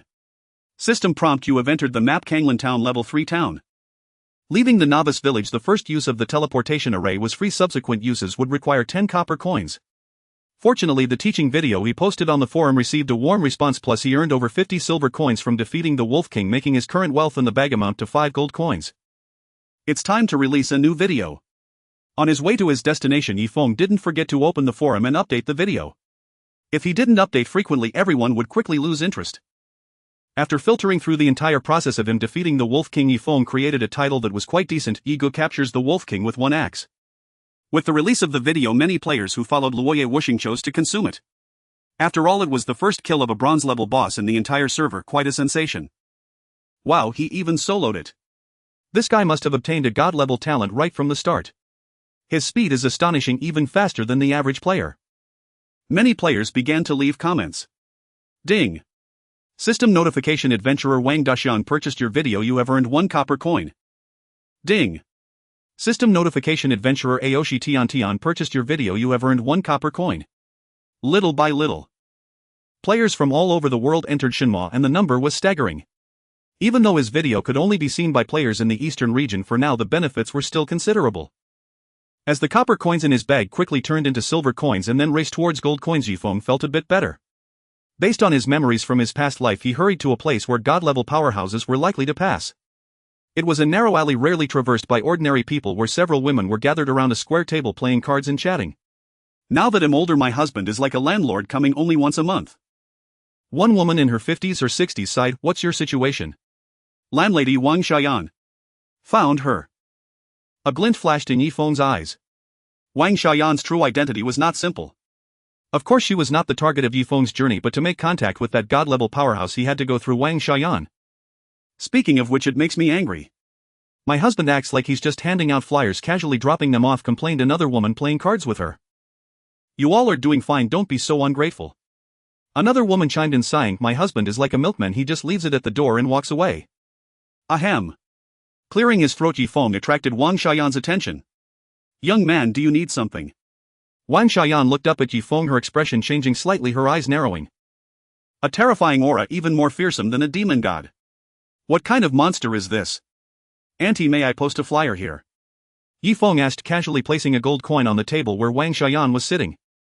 If he could get a god-level mentor, a mere gold coin was nothing. Oh. Wang Xiaoyan looked at Yifeng meaningfully and said, alright, go ahead. Thank you.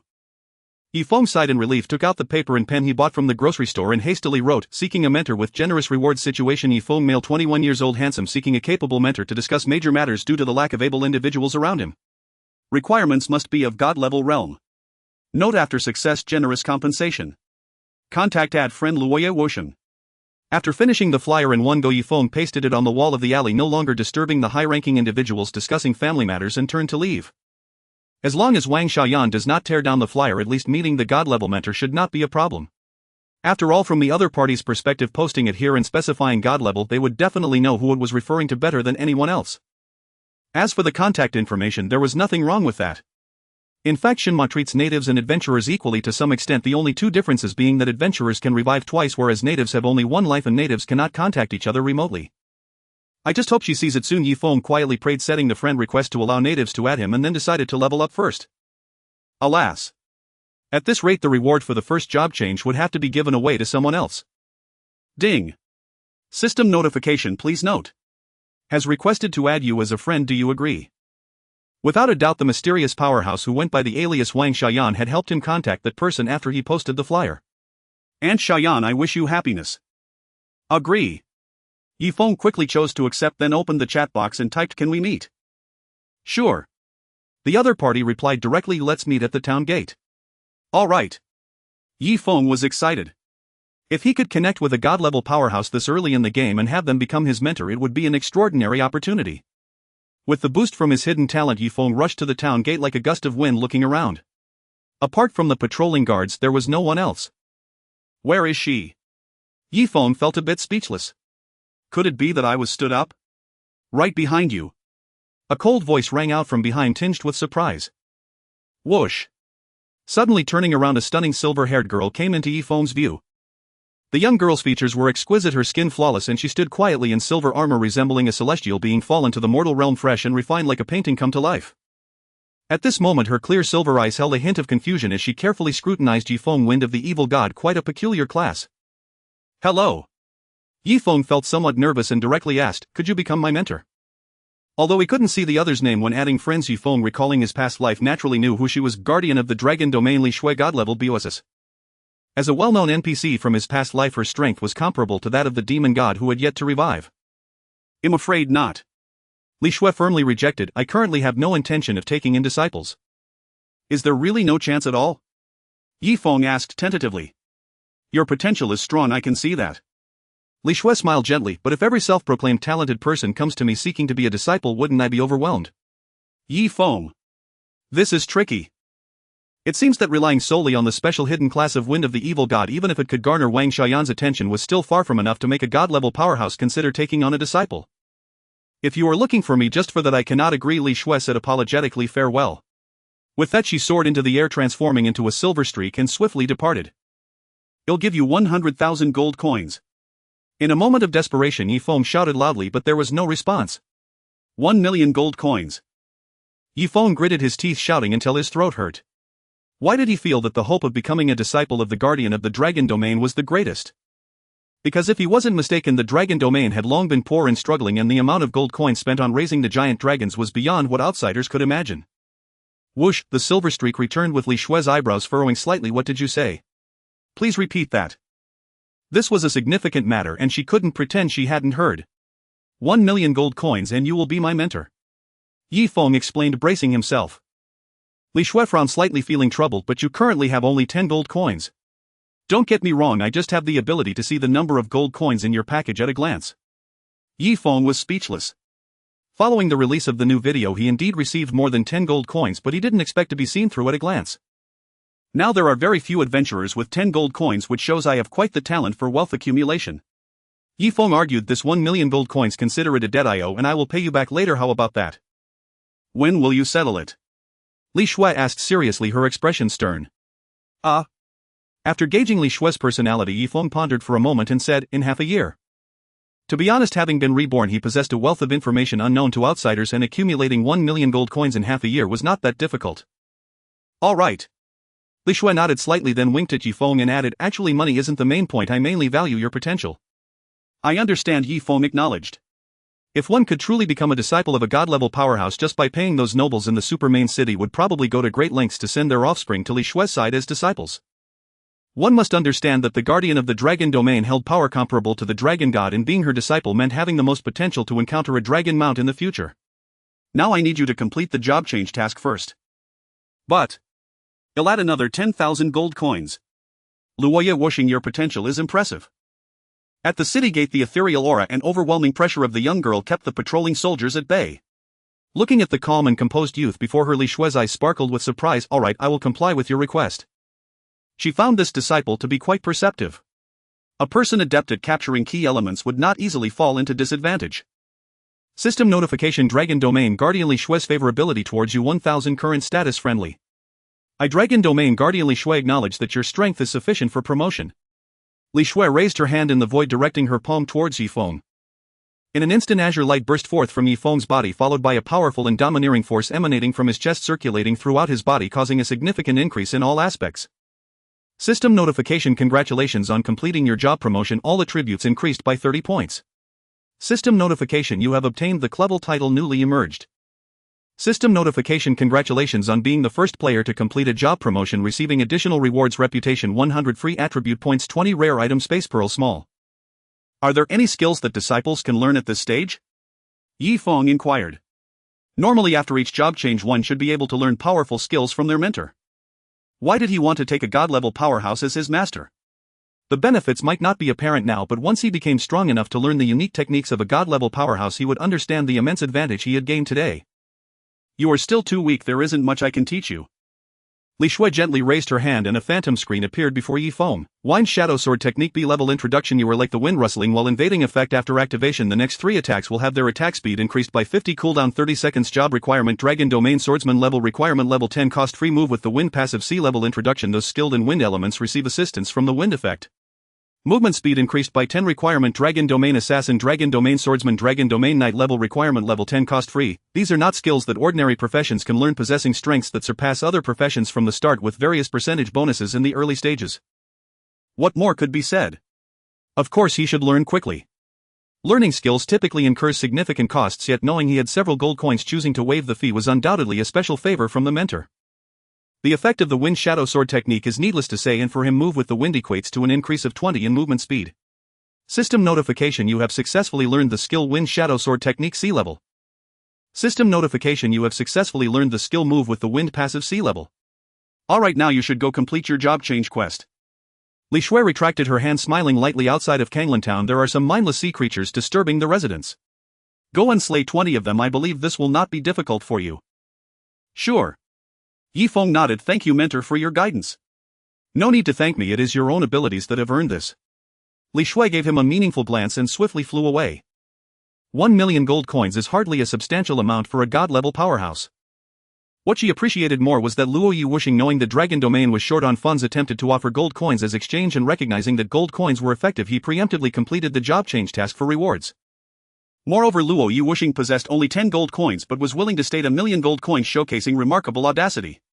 Certainly many rules must be followed, but breaking conventions to achieve extraordinary feats would earn her greater admiration. Watching Li Shui depart, 2 additional tasks appeared in Yi Feng's task list. System notification: you have received the job change task Shrimp Soldiers in Crab Generals, difficulty C. System notification: you have received the Master Apprenticeship task 1 million gold coins, difficulty SS. Shrimp Soldiers in Crab Generals, difficulty C. Introduction: only Shrimp Soldiers in Crab Generals would trouble Shrimp Soldiers in Crab Generals. Task requirements: defeat 20 Shrimp Soldiers and 1 Crab General, 1 million gold coins, difficulty SS. Introduction: you are truly wealthy. Task requirements: within 6 months provide 1 million gold coins to Dragon Domain Guardian Li Shui's gratitude. Task penalty: none. Li Shui, if you cannot repay, do not force it, and it was almost identical to what he had imagined. The Dragon Domain Guardian would not specifically take him as a disciple for the sake of 1 million gold coins. Successfully becoming a disciple of a god-level powerhouse, Yi Feng felt joyful and did not return to Kanglin town, instead striding towards the nearby beach. Now he had a certain advantage and must maintain his momentum, rolling the snowball bigger and bigger, otherwise he could easily be caught up by other players. With billions of players, there are certainly many geniuses among them. His good fortune does not mean others lack it. Had he not intervened, the player from Sakura Zone Shang Rui would likely have inherited the legacy of the god of venom. Oh right. On the way, Yi Feng suddenly recalled something and couldn't help but pat his head. It seems he left me a gift. After using the Evil God Pearl to absorb the bloodline of the God of Venom, not only did the strength of the Wind Evil God profession increase, but he also received a gift from the God of Venom before his death. Wind Evil God exclusive hidden profession introduction: an abyssal demon controlling the wind element, an eternal evil god feared by myriad worlds. Life 8, attack 8, defense 8, speed 11, source of venom, passive B level introduction. Perhaps you are more venomous than the God of Venom. Skill effect: all your attacks upon hitting enemy units and causing injury will trigger a poison effect, dealing 1000 points of life damage per second, lasting for 20 seconds. Can grow. Hiss. Yi Feng involuntarily gasped in surprise. Early stage wild monsters do not have much health. How can they withstand the deduction of 1000 points of health each second? Moreover, the potential for growth means that the source of venom possesses immense potential, but currently his strength is too weak to tap into it. Venom combined with super high speed, I seem to understand. Yi Feng pondered. God of Venom, so this is your intention. System notification: you have entered the map Sunny Beach. The sun blazes fiercely, scorching the earth.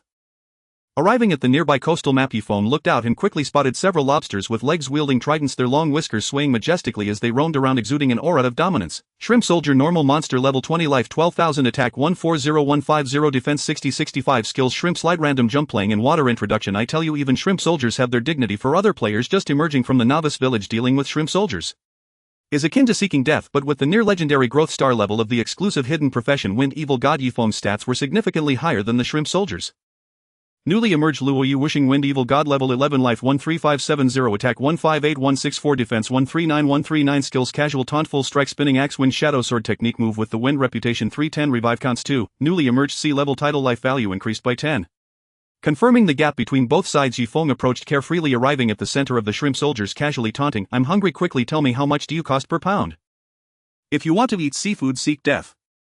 Nearby shrimp soldiers were enraged, immediately raising their tridents and charging at him with murderous intent. Facing the oncoming shrimp soldiers, Yi Feng showed no fear. He raised the Wolf King sword, gliding like a gentle breeze, evading the shrimp soldiers' attacks before casually slicing through their shells, drawing forth blood. 823. With Yi Feng's attack limit of 164 striking the shrimp soldiers' defenses of just over 60, the damage should have been around 1000 points, but the shrimp soldiers' passive ability Shrimp Slippery granted them a 20 physical damage immunity. Swish swish swish, the other shrimp soldiers did not stand idly by, they all launched their skills to jump, causing their movement speed to suddenly surge. Unfortunately, the target they faced was Yi Feng, who possessed the talent of being imperceptible. Faced with their attacks, Yi Feng felt little pressure to dodge and saw no need to evade all of them. Since entering the game, he had accumulated a total of 60 free attribute points, all of which he had invested in speed, making him faster than ordinary players. Furthermore, after practicing in the novice village, he was now much more adept at maneuvering around enemies. Having succeeded with his attack, Yi Feng did not engage with the previously targeted shrimp soldier again, but instead shifted his focus, striking each nearby shrimp soldier with a quick sword thrust. Under the effect of the poison source, the sharp Wolf King sword glowed with a chilling green light. 1000. 1000. 1000. In an instant, green light erupted from all the shrimp soldiers as the effects of the poison source caused their health points to plummet at a visibly rapid rate until they were completely poisoned to death. Poison damage ignores physical damage reduction. As long as Yi Feng inflicted a wound, it instantly dealt a cumulative 20,000 points of poison damage, far exceeding the shrimp soldier's health point limit. This monster-slaying efficiency is simply outrageous. Yi Feng thought with delight. Ding. System prompt: congratulations, you have successfully killed a shrimp soldier normal monster, earning a reward of 8 experience at your level. Ding. System prompt: congratulations, you have successfully killed a shrimp soldier normal monster, earning a reward of 8 experience at your level. The experience gained from slaying monsters at level 9 was quite abundant, causing Yi Feng's experience bar to rise rapidly until it was completely filled. Swish. Golden light scattered as Yi Feng reached level 12. After leaving the novice village, killing normal monsters finally yielded rewards. Each shrimp soldier provided him with an average of 3 copper coins. Although it wasn't much, it was better than nothing. Friends, did you see that? Yi Feng excitedly spoke to the recording. With just a gentle strike, these wild monsters will wait here to die. Saying this, he casually struck at a nearby shrimp soldier. 821. 1000. 1000. Soon that shrimp soldier was poisoned to death. I believe everyone is curious about why I possess this ability. The answer is in the link below. Yi Feng quickly posted the snakeskin armor he had just removed. In God and Demon there is indeed a market function, but society is progressing. How could e-commerce be absent? He placed unnecessary items of value to others in the forum shop area visible to all players. As long as someone made a purchase, the transaction would be settled immediately. Ding. System prompt: adventurer collecting wealth purchased the video you posted, you earned 1 copper coin. Ding. Ding. System prompt: adventurer vast sky purchased the video you posted, you earned 1 copper coin. Ding. System prompt: the item snakeskin armor you posted has been successfully sold, you earned 20 copper coins. The system's notifications rang one after another, all good news. The first 2 videos attracted many players' attention. When Yi Feng posted the third video, the excitement was unprecedented, especially in the comments section. This poison damage is amazing. It's like a small knife stabbing the backside. I've seen the light. Big shot, please take me along. Turning off the forum, Yi Feng changed locations to attract a new group of shrimp, and while earning numerous copper coins he also obtained 2 pieces of equipment: shrimp soldier armor and shrimp soldier hat, all of which were low tier. Due to the set effect of the wolf skin armor he wore, he did not swap it out, merely donning the shrimp soldier hat with a defense of 55. Wow. While Yi Feng was poisoning a large number of nearby shrimp soldiers not far away, the sea began to churn as a crab monster towering at a person's height emerged. Its pincers resembled scissors and its hard shell was as black as iron, looking quite formidable. Not rushing to attack, Yi Feng cast a reconnaissance spell towards the creature. Crab General, bronze level, BOSS level 25, health 50,000, attack 170175, defense 150160, skills pincer attack, basic agility, hard crab shell. Description: its strength is not comparable to mere shrimp soldiers. The value of the Crab General is substantial. Clearly the Crab General is a typical high defense monster. Wind Shadow Sword technique. Confirming that the Crab General posed a low threat, Yi Feng took the initiative, swiftly appearing behind it. He brought down the Wolf King sword, fiercely striking the junction between the crab's shell and its abdomen with rapid attack speed, embedding the blade several centimeters deep. 123. As a level 25 bronze level BOSS, the Crab General indeed had high defenses. Ordinary players would need to be of the same level and well equipped to solo it. In the next moment, green light burst forth from its body, clearly a sign of poisoning. 1000. 1000. Having struck successfully, Yi Feng did not linger in battle but retreated rationally, utilizing his innate speed advantage to kite the creature. Rustle, rustle. The poison Crab General pursued fiercely but couldn't keep up. 126. After 20 seconds passed, Yi Feng turned back to counterattack, successfully hitting the weak point on the crab, then changed direction to run while the Crab General mindlessly chased after him. After all, it was merely a bronze level boss with quite low intelligence, even less clever than the demonic Wolf King. Crack. Crack. The Crab General, increasingly enraged from being toyed with, swung its pincers and relentlessly pursued. In this regard, Yi Feng remained completely calm. Ding. System prompt: please note you have triggered the hidden plot ambition of the Sea Tribe. Suddenly a bell rang in Yi Feng's ear. Hidden plot. Yi Feng was slightly surprised and turned to look at the tumultuous sea surface not far away, where the water seemed to boil and surge. Bang. Suddenly the waves surged, the tide rolled, and there seemed to be a disturbance in the sea, causing a fierce explosion and splashing water everywhere. A terrifying aura poured forth, chilling Yi Feng to the bone as his expression turned grave. In God and Demon, certain plots do not occur in a predictable manner. Sudden events are quite normal. However, these anomalies often easily lead innocent adventurers to misfortune. It was truly unexpected. He did not anticipate that right after leaving the novice village he would encounter such a situation. Splash. The distant raging waves left the Crab General frozen in place, unable to move. Trouble is coming. Yi Feng thought to himself, quickly turning to flee. Standing idly at such a moment right before a major boss's arrival was surely tempting fate. Bang. A suddenly arriving powerful figure burst forth from the surface of the sea, revealing its true form. It was a deep blue-skinned man of the sea, clad in ornate armor, wielding a sharp sword, exuding an imposing aura as he emerged from the ocean surrounded by rich water elements. Eh? The seaman showed a look of surprise at Yi Feng's rapid escape. So weak, yet you can withstand my pressure to move. It seems my perception was not wrong, you are no mere fish. Whoosh. Like an arrow loosed from a bow, the Sea Clan man shot forward across the water's surface, churning up towering waves, effortlessly closing the distance to Yi Feng. Just as he raised his hand to strike, Yi Feng abruptly halted and called out, "Mighty warrior of the Sea Clan, pray hear me first." Run. Then why have you stopped running? The man's voice dripped with mockery as he blocked Yi Feng's path, arms crossed, posture relaxed, curious, almost amused to hear what final words this man might utter. I wasn't fleeing. Yi Feng shook his head, patiently correcting the misunderstanding. Did you know?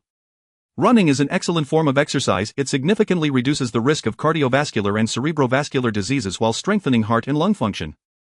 The man froze, utterly bewildered.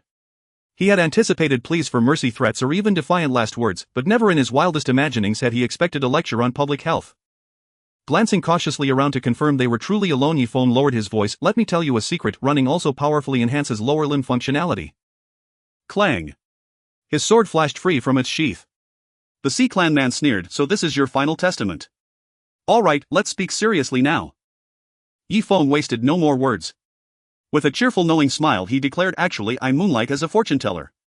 Friend, you bear a dark aura upon your brow. A violent calamity looms near. The Sea Clan man's patience evaporated entirely. He had withheld his strike not out of hesitation, but to discern why this man exuded an aura so terrifyingly profound. He feared striking a stone too hard, nothing more. In my view, it is you who face imminent bloodshed. The man swung his blade downward, its edge tracing a shimmering sapphire arc. Dang! A spectral silver shield materialized before Yi Feng, barely intercepting the blow. Miss! This was no evasion, this was absolute immunity to damage. An indescribable dread surged through his heart. The Sea Clan man's expression twisted in alarm. He whirled sharply, eyes locking onto the source behind him. Arg! Before him soared a colossal silver dragon, its scales blazing with hypnotic brilliance beneath the sun. It bared fangs like crimson cliffs and roared the thunderous cry, unleashing gales that sent dust spiraling skyward. The Sea Clan man. It is me who faces bloodshed. Master, you divined it with uncanny precision. From the dragon's back descended a silver-haired, silver-eyed maiden, graceful as falling snow, her expression caught between laughter and disbelief. What an astonishing turn of events.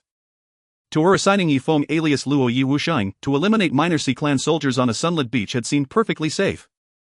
She had long recognized her disciple's extraordinary potential and speed, a gift destined in theory to rival even the fifth demon god Arian the Windwielder. I acted only out of necessity, Yi Feng shrugged. From the moment the crisis erupted, urgency gripped him. Without hesitation he opened his friend list and messaged his soul contact Li Shui, guardian of the Dragon Domain. In his haste his message held but a single character: danger. Li Shui, already within Kanglan town and possessing overwhelming strength, arrived with breathtaking swiftness. Indeed, this situation far exceeded my expectations. Li Shui bowed her head slightly, her tone laced with sincere remorse. Allowing an adventurer bearing abyssal demon blood to approach coastal waters was my oversight. Please do not hold it against me, I never intended harm. Mentor, there is no need for apology, this was merely unforeseen. Yi Feng replied with effortless composure. I'm relieved you bear no ill will toward me.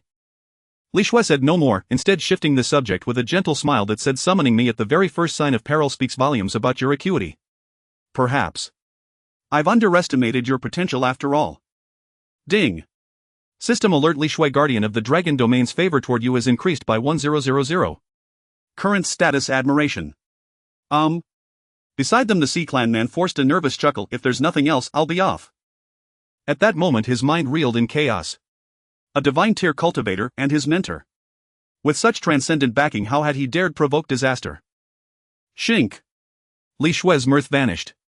Drawing her silver blade she flicked it upward, instantly severing his left arm. Her voice remained calm, unshaken. Save for beasts lacking higher sentience, the Sea Clan are forbidden from stepping ashore. This is law. Your correction is just. Bowing low, Bowen offered no resistance as crimson blood gushed forth. Be gone. Li Shui waved dismissively, sparing his life. Many thanks to the guardian of the Dragon Domain for your mercy. Uttering the words, Bowen fled in disgrace, plunging headlong into the sea without looking back. Far away a crab general stood frozen in shock, then recovering at last scuttled sideways on all 8 legs, racing toward the ocean. Shwa! Suddenly a silvery curtain unfurled midair, blocking the crab general's escape. My mentor has urgent matters to attend. I must depart first. Li Shui leapt back onto the silver dragon's back and vanished into the horizon. Ding! System alert, congratulations. You have successfully completed the Sea Clan related storyline quest. Reward 10 free attribute points. Just as expected.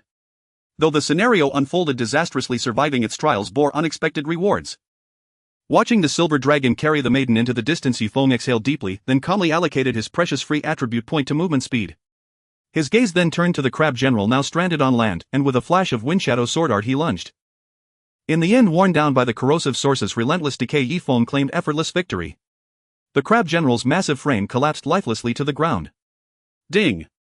System alert, congratulations. You have slain level 25 bronze tier boss crab general. Reward 145 experience for current level 10 reputation. Ding. System alert, congratulations. You have completed quest Shrimp Soldiers Crab Generals difficulty C. Reward 50 experience for current level. Schwa. Having leveled up repeatedly from earlier skirmishes with Shrimp Soldiers, Yi Feng had already reached level 13. Now with the Crab General's defeat and quest completion, he ascended directly to level 15. Simultaneously, the Crab General dropped 2 items and a mound of silver coins, all swiftly gathered into Yi Feng's inventory. He reviewed their details. Sturdy armor, bronzeteer. Defense 1515. Trait 2 defense. Required level 18. Description: as the name suggests, exceptionally durable armor. Keen dagger, bronzeteer. Attack 4045. Trait 2 attack. Required level 15. Description: a razor-sharp dagger, capable of severing any part of your body. The sturdy armor would serve him well. The keen dagger, though marginally stronger than his Wolf King blade, suffered from drastically reduced reach, its utility contingent on circumstance. At present, those few points of additional attack mattered little. His true advantage lay in the corrosive source, allowing him to clear enemies safely from afar. Greater weapon range meant greater survival. Of course, auctioning the keen dagger now would be premature. The player base's overall level remained low.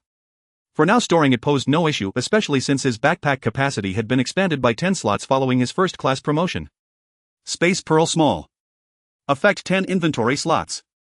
Description: a modest pearl, containing far more than its size suggests. After tallying his spoils, Yi Feng's gaze shifted, settling hungrily on the bronze tier first kill reward resting quietly in his pack. Time to study the skill comprehension manual.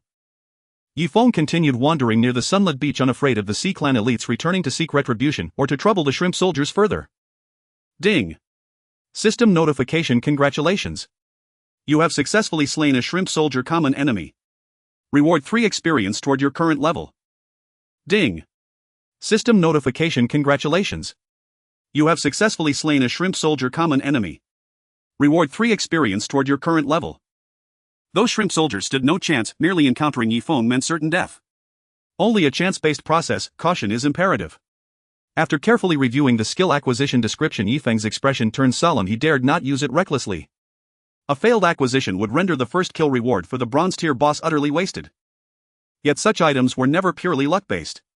Upon activation, they granted the user an opportunity to demonstrate aptitude. The system would then assess their actions and bestow the corresponding skill accordingly. In his previous life as an assassin, with over 2.5 years of rigorous training, Yi Feng had mastered every assassin technique by heart. He merely needed to recall the physical sensation of executing each move. After several trial runs to regain his rhythm, Yi Feng drew forth a skill comprehension manual and tore it open, releasing a radiant burst of white light that enveloped him completely. Ding. System notification: you have used the rare item skill comprehension manual rank B. For the next 3 minutes, your actions will be evaluated, determining which skill you shall acquire. Instantly, a 3-minute countdown appeared before Yi Feng's eyes. SSS-Rank skill Shadow Stealth. Yi Feng murmured the incantation softly, then surged forward, crouching low, treading with feline grace, landing soundlessly, breath held tight, moving like a whisper through silence. An SS-Rank skill. Had he ever learned it in his past life?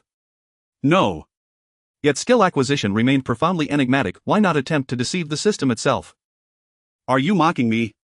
A nearby Shrimp Soldier burst into laughter at Yi Feng's self-amused antics. Ding. Ding. System notification: congratulations. You have successfully slain a Shrimp Soldier common enemy. Reward 3 experience toward your current level. Stepping over the fallen soldier's corpse, Yi Feng meticulously mimicked the precise movements he once employed as an assassin in his former life. Stealth: this was the assassin's quintessential art. Though he could not know whether the Wind Demon deity archetype could assimilate assassin techniques, it was certainly worth attempting. It must succeed. Yi Feng's heart hammered fiercely, tense, expectant. Having returned through rebirth, he knew of hidden treasure chests scattered across the land, each brimming with priceless artifacts, and most guarded closely by elite bosses. How then could one claim those chests without confronting the boss? The answer was simple: employ stealth, slip past the guardian's watchful gaze unnoticed. The 3 minutes slipped away seamlessly as Yi Feng focused entirely on perfect mimicry until the system rendered its final judgment. Ding. Ding. System notification: using the item skill comprehension manual rank B, you have successfully acquired the skill Sneak Around rank B. Ding. System notification: as the first adventurer to acquire a rank B skill, you receive the following rewards: 30 free attribute points, 50 reputation. Sneak Around. Adding all 30 free points to speed, Yi Feng laughed bitterly. Is this even a real skill? Before he could open his skill interface, another chime rang out beside his ear. Ding! Ding! System notification: due to the unique nature of the Wind Demon deity archetype, your required skill Sneak Around rank B has successfully ascended to Wind Shadow Pursuit rank A. HSS. Ye Feng froze, then instinctively drew in a sharp, ragged breath. Incredible! This exclusive profession possessed extraordinary insight, not only absorbing curse effects but also elevating acquired skills. Fueled by soaring anticipation, he immediately opened his skill interface for details. N Wind Shadow Pursuit rank A. In description: where wind flows, shadow follows, utterly silent, utterly unseen. An effect merges your form with surroundings, granting full stealth, masking presence and erasing trace. N bonus effect: while stealth movement speed increases by 20. N bonus effect: the first undetected strike deals 50 additional damage. N duration 2 minutes. N cooldown 2 minutes. N warning: cannot activate in safe zones, automatically breaks upon entering combat. Unbeatable. Yi Feng's excitement surged. Acquiring Wind Shadow Pursuit confirmed his hypothesis: the Wind Demon deity could indeed master assassin class techniques, and its inherent versatility extended far beyond conventional class boundaries. After all, the Wind Shadow sword art he'd studied under his master was traditionally reserved exclusively for swordsmen. Thereafter Yi Feng methodically cleared shrimp soldiers until dusk bled into crimson fire across the sky, then departed the sunlit beach for Kanglan Town. His efficient grinding elevated him to level 16, though the cost was steep. The entire beach's shrimp soldier population had been eradicated. He sensed leveling difficulty rising steadily. Fighting enemies 4 levels above had ceased to yield rapid progression. I'll claim the first kill reward from the silver tier boss before resting. Yi Feng resolved to press forward without pause. Within the world of divine demons, sustaining eternal vitality was theoretically possible, but no player had yet reached that tier. Thus rest remained indispensable. Neglecting sleep would induce debilitation and ultimately sudden death. Likewise, adventurers required sustenance. Starvation would prove fatal. As the sun sank and night deepened, stars pierced the high heavens while silver moonlight draped the world in soft ethereal beauty. Returning beneath the moon's gentle glow, Yi Feng moved through a world unstirred by dust, where mountains and rivers cast long tranquil shadows. Back in Kanglan Town, he first purchased several bottles of water and loaves of bread, then stocked up on medicinal supplies at the apothecary for safety, before acquiring a detailed regional map. Like a breeze slipping through the trees, Yi Feng moved with lightning swiftness, heading directly toward zones rumored to harbor silver tier bosses. Thud. Absorbed in studying the map, he accidentally collided with a gaunt middle-aged man, who tumbled backward, sprawling onto the ground. Brother, my apologies. Yi Feng tucked the map away and extended a hand. I didn't mean to hit you. Simultaneously, he reflexively cast a basic assassin skill, Scout Soul Sovereign. Level 10. Clearly more players were now advancing beyond the novice village toward Tier 3 towns. Soul Sovereign erupted in fury. Can't you watch where you're going? Yi Feng's lips tightened slightly, brows furrowing. He said nothing. Indeed, he had initiated the collision, and thus bore responsibility. There was no need to provoke needless conflict. Moreover, collisions within safe zones inflicted no damage or pain. The man's outrage seemed disproportionately severe. Ignoring the man's tirade, Yi Feng turned to leave, when suddenly Soul Sovereign lunged forward and seized his arm. Wait. You're not walking away that easily. You'll pay my medical fees. Oh. A glacial chill shimmered in Yi Feng's azure eyes. You're serious? Do I look like I'm joking? Wei Ai Duzun feigned a look of deep humiliation. Today I must seek justice. Wearing a dark purple mask, the name and level were invisible. This was tantamount to revealing that the other party's identity was Luoya Wuxing. As a suddenly rising master within the realm of divine demons, if he could extort a hefty sum, he might not have to worry about money for a long time to come. You think I don't want to blow this up for my reputation, right? Yi Feng could see through the other party's thoughts and immediately exposed them. I must say the other party has a high psychological quality, daring to play the victim on the very first day of such a drastic change in living conditions. I don't know what you're talking about. Wei Ai Duzun pretended not to understand, crying out, what enmity do I have with you? Clearly you bumped into me, so why does it seem like you have the upper hand? Silently watching Wei Ai Duzun's solo performance, Yi Feng knew full well. The other party must have started recording a video by now, just waiting for a dispute to stir up some heat, tarnishing his reputation while making money from a sob story video. Speechless. How could I even encounter this? Yi Feng couldn't be bothered with such a lowly person. He probably understood why he bumped into Wei Ai Duzun. Clearly it was intentional, and he was a habitual offender. Tell me, what enmity do I have with you? Wei Ai Duzun tightly gripped Yi Feng's arm, unwilling to let him go. You knocked me down and still have this attitude. What exactly is our grudge? Yi Feng remained silent, simply dragging him towards the outskirts of Kanglan Town. After all, to deal with certain matters one must not be in a safe zone. Bro, come with me, I'll give you a big compensation right away. At this moment it wasn't him forcibly dragging the other person out of the safe zone but rather the other party pulling him hard. The system's judgment naturally favored him. You must clarify right here or you are not allowed to leave. Wei Ai Du Zun shouted, clarify why you bumped into me.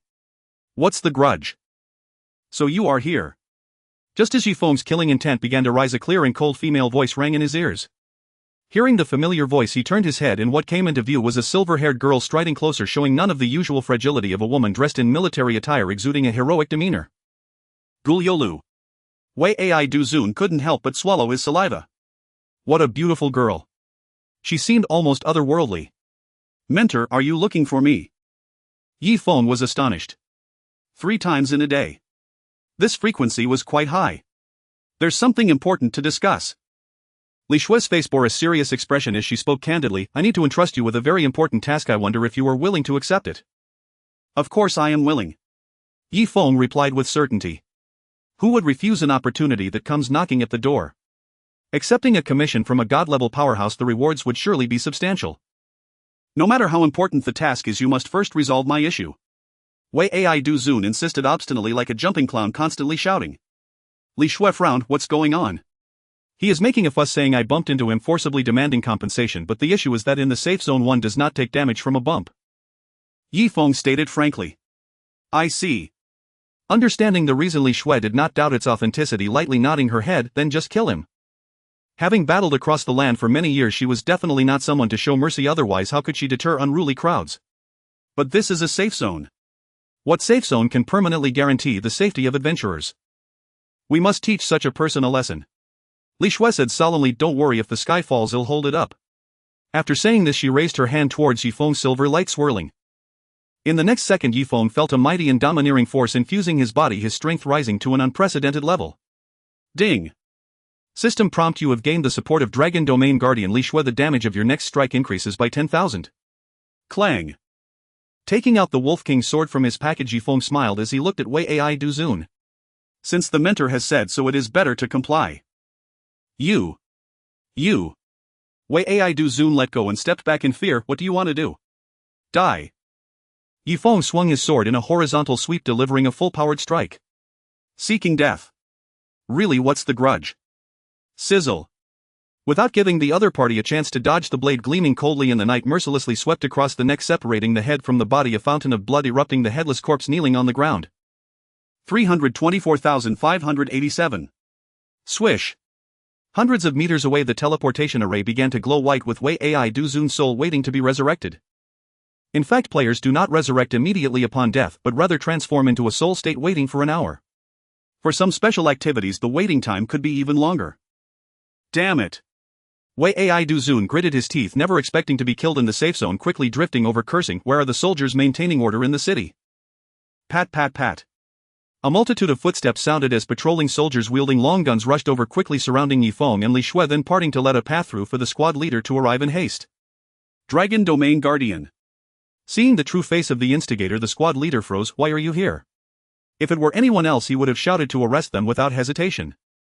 But this noble figure before him was someone he simply could not offend. Some adventurers with poor temperaments were causing trouble. I merely gave them a slight punishment. Li Shue said indifferently.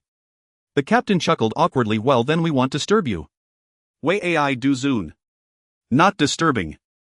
As a player, I was killed in the safe zone and you tell me you want to disturb me. Captain, my mom is calling me for dinner. What exactly happened just now? I have no idea. There's a situation over there, hurry and take a look. A group of soldiers came in a hurry and left in a hurry. Let's go. Li Shue led the way, urging, this matter is extremely important and may relate to the safety of the entire Hanwu realm. Hanwu realm. This is the current term used by the natives to refer to the world they inhabit. Sensing the urgency of the matter, Yifeng quickly followed. Luoye whooshing, you wait for me. Wei Ai Du Zun gritted his teeth, his expression filled with resentment. I will never let you go. If I don't ruin your reputation, I'll live stream myself eating shit. Noisy. Li Shue suddenly turned around, a chilling intent swirling in her silver eyes, raising her hand. A fierce blizzard surged towards Wei Ai Du Zun, instantly freezing his soul, which then shattered each shard of ice, carrying a part of his soul, a terrifying sight. Ding. System prompt: you have been attacked by Dragon Domain Guardian Li Shue. Your soul body has shattered. Resurrection count 1. Wei Ai Du Zun's soul, once again resurrected, was filled with terror, quickly fleeing. The total number of resurrection chances was only 2, and suddenly losing them all, leaving only 1 life, was indeed frightening. Yifeng's expression was complex. Not only was he seeking death, but he was also losing 2 chances. I really wonder what's the grudge. Retracting his arm, Li Shui led Yifeng at a brisk pace towards a certain house in Kanglan town. Kala. Opening the door, the brightly lit interior revealed a woman waiting, unmistakably the landlady Wang Xiaoyan. Mentor, what is the matter? Yifeng could clearly sense that this task was not simple. Wang Xiaoyan sat leisurely in her chair, getting straight to the point. Young man, there is a very evil aura about you, as if you are a demon from the depths of the abyss. The sudden statement startled Yifeng, thinking of a certain possibility. His heart raced. Are you going to kill me?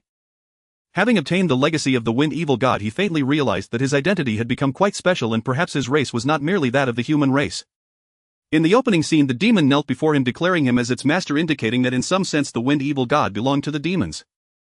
Li Shui closed the door and smiled gently, saying, although you carry the aura of an abyssal demon, I know you are not a wicked person, otherwise you wouldn't have been born in the Light Camp's novice village.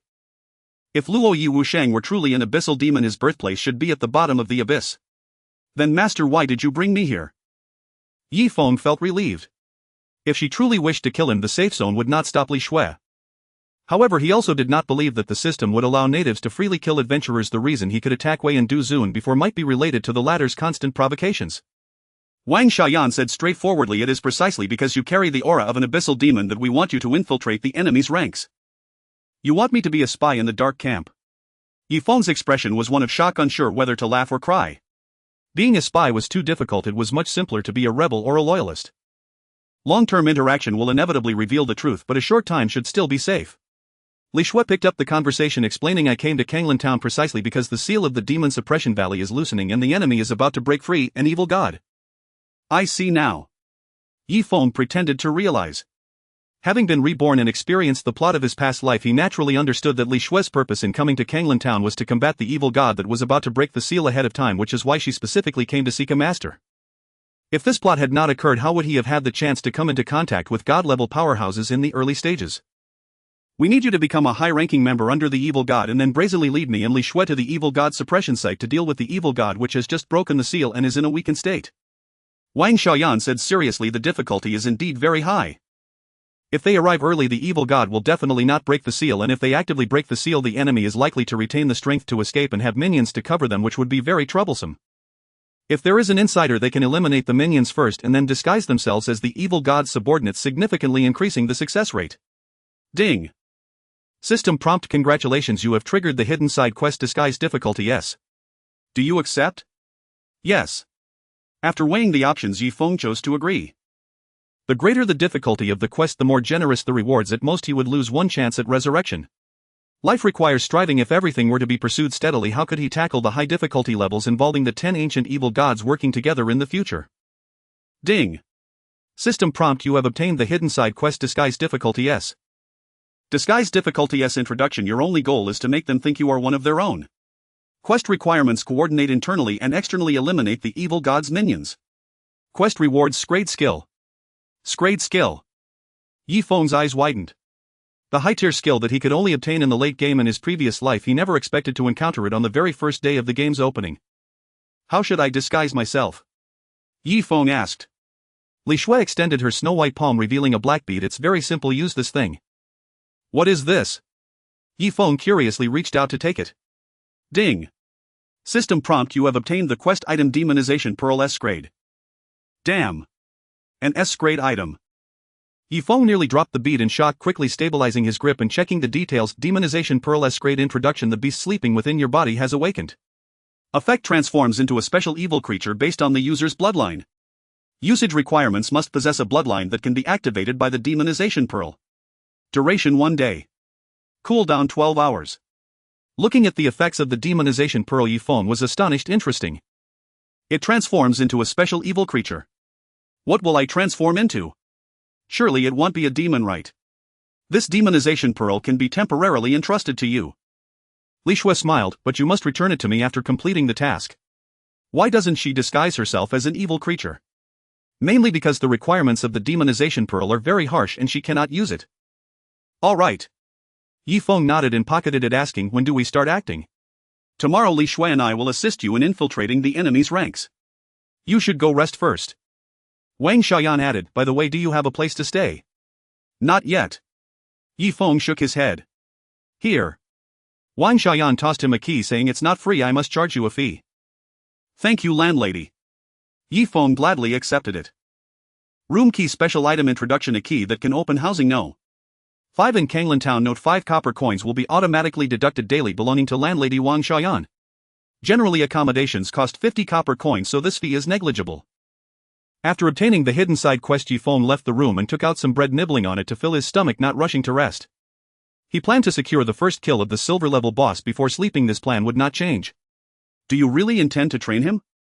After taking Yi Feng away, Wang Xiaoyan looked at Li Shui and expressed her concerns. What if he is an abyssal demon? The Cambrian realm will face a catastrophic end. Too long of a life of luxury has made people forget the horrors of war. Few in the entire Cambrian realm may know about the might of abyssal demons. If he is not an abyssal demon, he might be the future hope of the Cambrian realm, Li Shui rebutted. Wang Xiaoyan's expression was complicated. Can we afford to gamble? Do you think we have the luxury of time? Li Shui chuckled. Leaving the safety zone of Kanglan Town, Yi Feng, concealed in the night, moved swiftly while checking the map. At this moment he utilized the stealth state of Wind Shadow to increase his speed, compounded with the passive skill of Wind Walking and the 5 speed boost from his fashion accessory. His speed had reached 62.6, and combined with the final speed doubling from the silence skill, his speed surged to 125.5, achieving a limit speed that was 9 times that of ordinary players. Of course the base speed is very important, but he could not access those values now. Crossing the vast wilderness, he arrived at the monster distribution area marked on the map for levels 20-30, where he could see several brown-haired hyenas, their size comparable to that of cheetahs, hunting in the darkness. Minimizing his breathing rate, Yi Feng in stealth mode did not disturb the wandering hyenas, instead carefully navigating through the pack, observing the surrounding environment and searching for the boss. Social animals often have a leader, this is common knowledge. Found it. Suddenly Yi Feng's eyes lit up as he located the target of his expedition. It was a hyena wreathed in black demonic energy, its build as robust as a tiger with sharp claws, looking ferocious and fierce, a creature not to be trifled with. Hyena King, silver level, BOSS level 28, health 120000, attack 320335, defense 180190, skills bite, summon, demonic state, mad dog. Introduction: hyenas are neither canids nor felids but belong to the hyena family. Surely no one doesn't know that, right? The Hyena King. At a glance it was clear that this was no ordinary creature. Yi Feng intended to have a good lesson with it. After examining the attributes of the Hyena King, Yi Feng did not dare to be careless. The level 28 silver grade boss had extremely high stats and he currently couldn't break its defenses. However, he planned to collect bronze equipment step by step and challenge it once he was strong enough, although progress was painfully slow. Looking around, Yi Feng searched for terrain he could utilize, but the nearby area was open, leaving no advantageous positions. It seems I need to resort to extreme measures. After pondering for a moment, Yi Feng in stealth mode cautiously approached the side of the Hyena King, pulling out a bow and arrow from his pack. Wooden bow and arrow, basic level, attack 1012, description, ready to shoot. Do I really need to shoot? Since I obtained the source of deadly poison, a god tier skill, in the early game, how could Yi Feng not take advantage of it? Thus he specifically went to the weapon shop to buy a bow and arrow for ranged attacks, and even without the archer's skill bonus it didn't matter. However, after equipping the wooden bow and arrow, Yi Feng's attack dropped significantly, leaving him with only about 180 points, which was below the Hyena King's defense. Just one more level. Yi Feng made a preliminary judgment and shifted his gaze towards the hyena furthest from the group. Perfect, I can practice my archery on this small monster. Approaching the hyena, the 21-year-old Yi Feng knocked an arrow, drew the bow and shot in one fluid motion. Whoosh! The arrow struck the hyena's abdomen and the poison spread rapidly. 812. 1000. 1000. Ah, whoa. The hunting hyena was suddenly disturbed and upon taking damage let out a furious howl, alerting other hyenas. It quickly chased after the audacious young man, only to find that he had vanished into the night, leaving no chance to pursue. How dare you mess with me while passing by? What kind of person is this? The hyena was filled with resentment but had no choice but to wait for the poison to subside and change its location. Whoosh! Suddenly the arrow accurately struck the hyena's forehead. Once again ambushed, the hyena went mad and chased after, only to see a shadow flash by, disappearing in the blink of an eye. In the end, the hyena's cries fell on deaf ears and its robust body collapsed to the ground lifeless. Its health was just over 30,000. It couldn't withstand the damage from 2 doses of the source of deadly poison. Waiting to die in place. This was a death it had never imagined. Ding! System notification: congratulations, you have successfully killed the hyena, gaining rewards level experience 9. 6. The ordinary hyenas were level 24 and Yi Feng was 8 levels higher than them in monster hunting, so the experience was naturally abundant. Let's go all out. Confirming that his tactics were viable, a flicker of madness flashed in Yifeng's eyes. No trace. This talent almost placed him in an invincible position from the start. Why should he be cautious? Dega! Standing before the Hyena King, Yifeng suddenly shouted, breaking the serene atmosphere under the moonlight. Swish, swish, swish. Instantly all nearby hyenas looked up. A pack of stupid dogs. The light giant Yifeng unleashed a casual taunt. Immediately all the hyenas were enraged, their aggression skyrocketing as they all charged towards Yifeng, including the Hyena King. Who is Yifeng? How could he fear them even slightly? He fled at once. Whoosh, whoosh, whoosh. While maintaining distance, he initiated attack, shooting the wooden bow and arrow wildly backward, causing many hyenas to be poisoned. In addition, to attract more small monsters, he deliberately made a large circle and returned to the refresh point. Keep up, keep up. Yi Commander reprimanded repeatedly, maintain discipline, do not fall behind. Owo, owo, owo. A large number of hyenas desperately chased, but they could never catch up to this immensely arrogant human. Ding. System notification, congratulations, you have successfully killed the hyena, gaining rewards level experience 9. 6. Ding. System notification, congratulations, you have successfully killed the hyena, gaining rewards level experience 9. 6. The system's notification chimes echoed in Yifeng's ears as more and more hyenas collapsed mid-chase, indicating they had not received proper training and were all new recruits. Swish. Soon golden light scattered as Yifeng's level reached 17. At that moment of leveling up, he turned and shot an arrow at the Hyena King. If I truly waste arrows randomly, the ones in my pack may not be enough. Securing the first kill of the silver grade boss is the top priority. Hiss. The arrow pierced the Hyena King's skin, barely penetrating and leaving a faint bloodstain. That was more than enough. Ow! The Hyena King was furious. It had given its all, yet it could not catch up to its opponent. 10 seconds, 20 seconds. Time dragged on and all the hyenas felt like time was stretching. It only takes 2 minutes to poison it.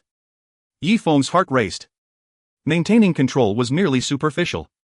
If an accident occurred, the outcome for both sides could change in an instant, so he could not let his guard down until the last moment. 80. 50. Under the damage of the source of deadly poison, the Hyena King's health rapidly dwindled. With a loss of 1000 health per second, even a silver grade boss couldn't withstand it. Ow! Until its health was only 30 remaining, the Hyena King suddenly ceased its pursuit, standing still and letting out a thunderous roar, its eyes turning red and dark smoke enveloping its body. So frustrating. This is too much. Yifeng's heart sank. If nothing unexpected happened, something unexpected had indeed occurred. Ding. System notification, your despicable tactics have thoroughly enraged the Hyena King. It has entered a frenzied state, increasing all attributes by 30 and evolving into a golden grade boss. Oh no. Observing the Hyena King's fierce and enraged expression, several black lines appeared on Yifeng's forehead. Is this really necessary? I just wanted to secure a silver grade first kill. With some reluctance, Yifeng cast a reconnaissance spell at it. Hyena King, golden grade BOSS level 35, health 3500, 033, 0000, attack 920950, defense 400420, skills bite, gather, frenzied state, mad dog. Description: driven by fury, the Hyena King has transformed into a super Hyena King. Its health hasn't changed, but its stats are far too high. How can I kill it if I can't break its defenses? Ah, whoa.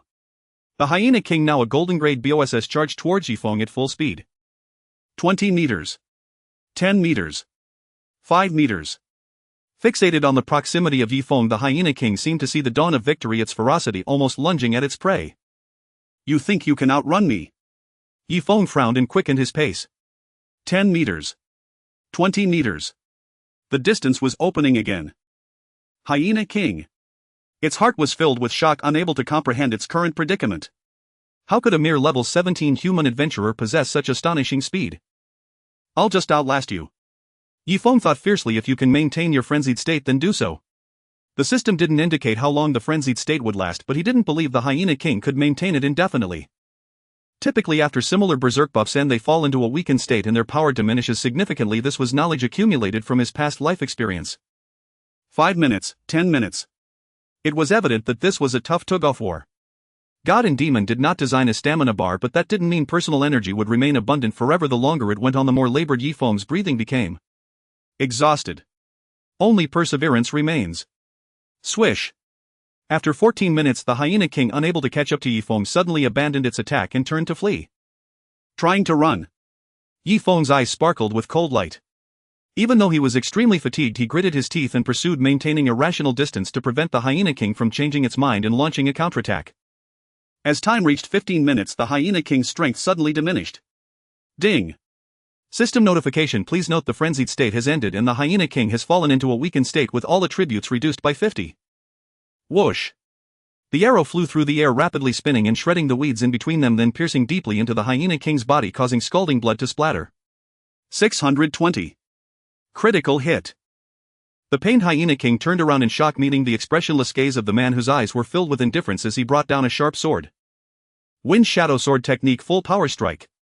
955. After a series of attacks, Yifeng retreated again, not giving the Hyena King a chance to harm him, waiting for the source of deadly poison to help him with the final harvest.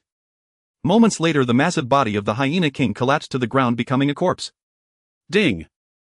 System notification: congratulations, you have successfully killed the Hyena King. Golden Grade BOSS, gaining rewards, level 3, reputation 50. System notification: congratulations, you have killed the Golden Grade boss Hyena King. As the first player to kill a Golden Grade BOSS, you receive additional rewards. Ding! System prompt: congratulations on defeating the Golden level boss Hyena King.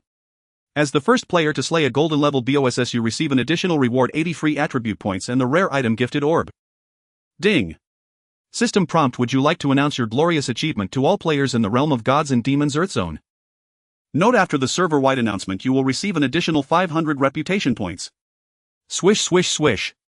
3 beams of golden light scattered and Yifeng's level reached 21. Before he could collect his loot, the system notification rang in his ears again. Ding! Server-wide announcement: attention, an adventurer has reached level 20 and the level ranking Eastern Zone is now open. Ding! System prompt: you have entered the level ranking. Would you like to display your game ID? Not rushing to handle various system announcements, Yifeng, panting heavily, picked up a few gold coins and various equipment dropped by the Hyena King and sprinted away. The boss is dead, but the minions are still around. If he were to be caught in a swarm of hyenas, even he would struggle to survive. Having consumed nearly all his arrows, Yifeng no longer danced around the hyenas, accelerating with all his might to shake them off, wiping the sweat from his brow and allowing the cool evening breeze to embrace him, feeling a sense of relief. It was sheer luck that he managed to defeat the Hyena King, which had advanced to the golden level. As he made his way back to Kanglan Town, he began to check his loot. Opening his inventory, he gazed at several pieces of loot that were clearly much more exquisite than his bronze level equipment, and Yifeng's heart raced with excitement. On the first day, he secured a golden first kill.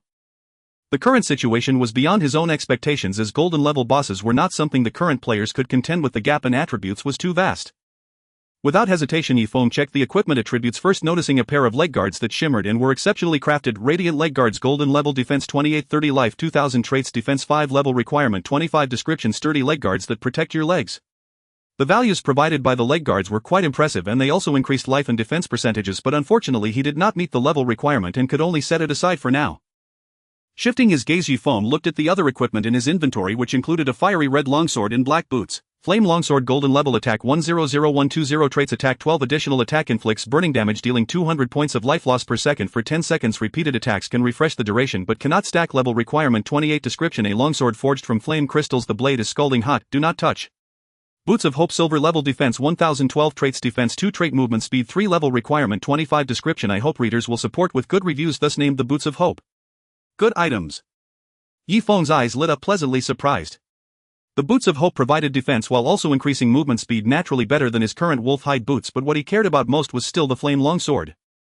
Burning and poisoning, dealing 1200 damage per second, that was truly disgusting. The only regret was that the level requirement for the flame longsword was even higher than that of the radiant leg guards.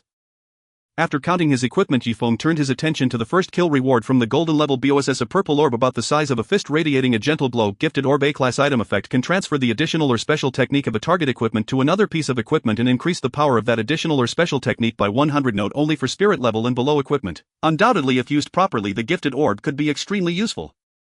However, for now it would have to remain in his inventory. Returning to Kanglan Town and entering the rental room arranged by Wang Xiaoyan to freshen up, Yifeng lay on his bed and checked the level rankings. 1. Silent Leaf level 21-2. Southgate Braggart level 15-3. North Peak level 14-4. Rakshasa level 14-5. Hidden ID level 13-6. Koan Logu Koan level 13. In this vast country there are too many talented individuals. Even if Yifeng practiced leveling up with all his might, he could not shake them off entirely. The reason for the 6-level gap with the second place was mainly due to his kill of the Hyena King. Closing the level ranking, he opened the forum ready to upload the process of his kill of the Hyena King. To ensure he didn't miss any exciting moments, his recording was always on, and now he just needed to upload and trim it slightly. In other words, the entire video was one continuous shot. Isn't that bold? The entire video one continuous shot. Just this video, it's completely this video. Before uploading, Ye Foam also remembered to issue the first kill announcement to attract attention. Ding! Server-wide announcement. Congratulations to player Silent Leaf for becoming the first player to defeat a golden level boss, hereby announced. Ding! Server-wide announcement. Congratulations to player Silent Leaf for becoming the first player to defeat a golden level boss, hereby announced. Astonishing. As the server-wide announcement rang out, countless players felt it was hard to believe. Skipping the silver first kill, directly killing a golden level boss. What the heck? Staying up all night to secure a first kill, that's too competitive. Where's the video of the first kill? Quick update: sleepless nights. The forum lit up instantly in the late night. Seizing this opportunity, Ye Foam uploaded the video, and the title he decided on was Nighttime Dog Hunter. Just as Ye Foam was about to close the forum and sleep peacefully, he suddenly saw some content that made him uncomfortable. In the city, colliding with people and killing them, the infamous Silent Leaf. Not so impressive after all. The content came with a video, and the other party was very clever, not hiding anything, releasing the entire process from colliding with people to killing them, causing public dissatisfaction and collective outrage. Though his actions of being the only one left standing are a bit disgusting, killing is a bit too much. Teaming up with the natives, killing twice if you run out of 3 lives and really die Silent Leaf, you become a murderer. Tisk tisk tisk, strength does not always equate to character. Many derisive comments entered Ye Foam's view. Of course, this was not the voice of all players, as many felt that Silent Leaf deserved it. Naive. Ye Foam couldn't help but chuckle, not caring. They still hadn't understood the situation. The moment they entered Gods and Demons, the world had undergone a tremendous change, and the initial system notification had already indicated everything.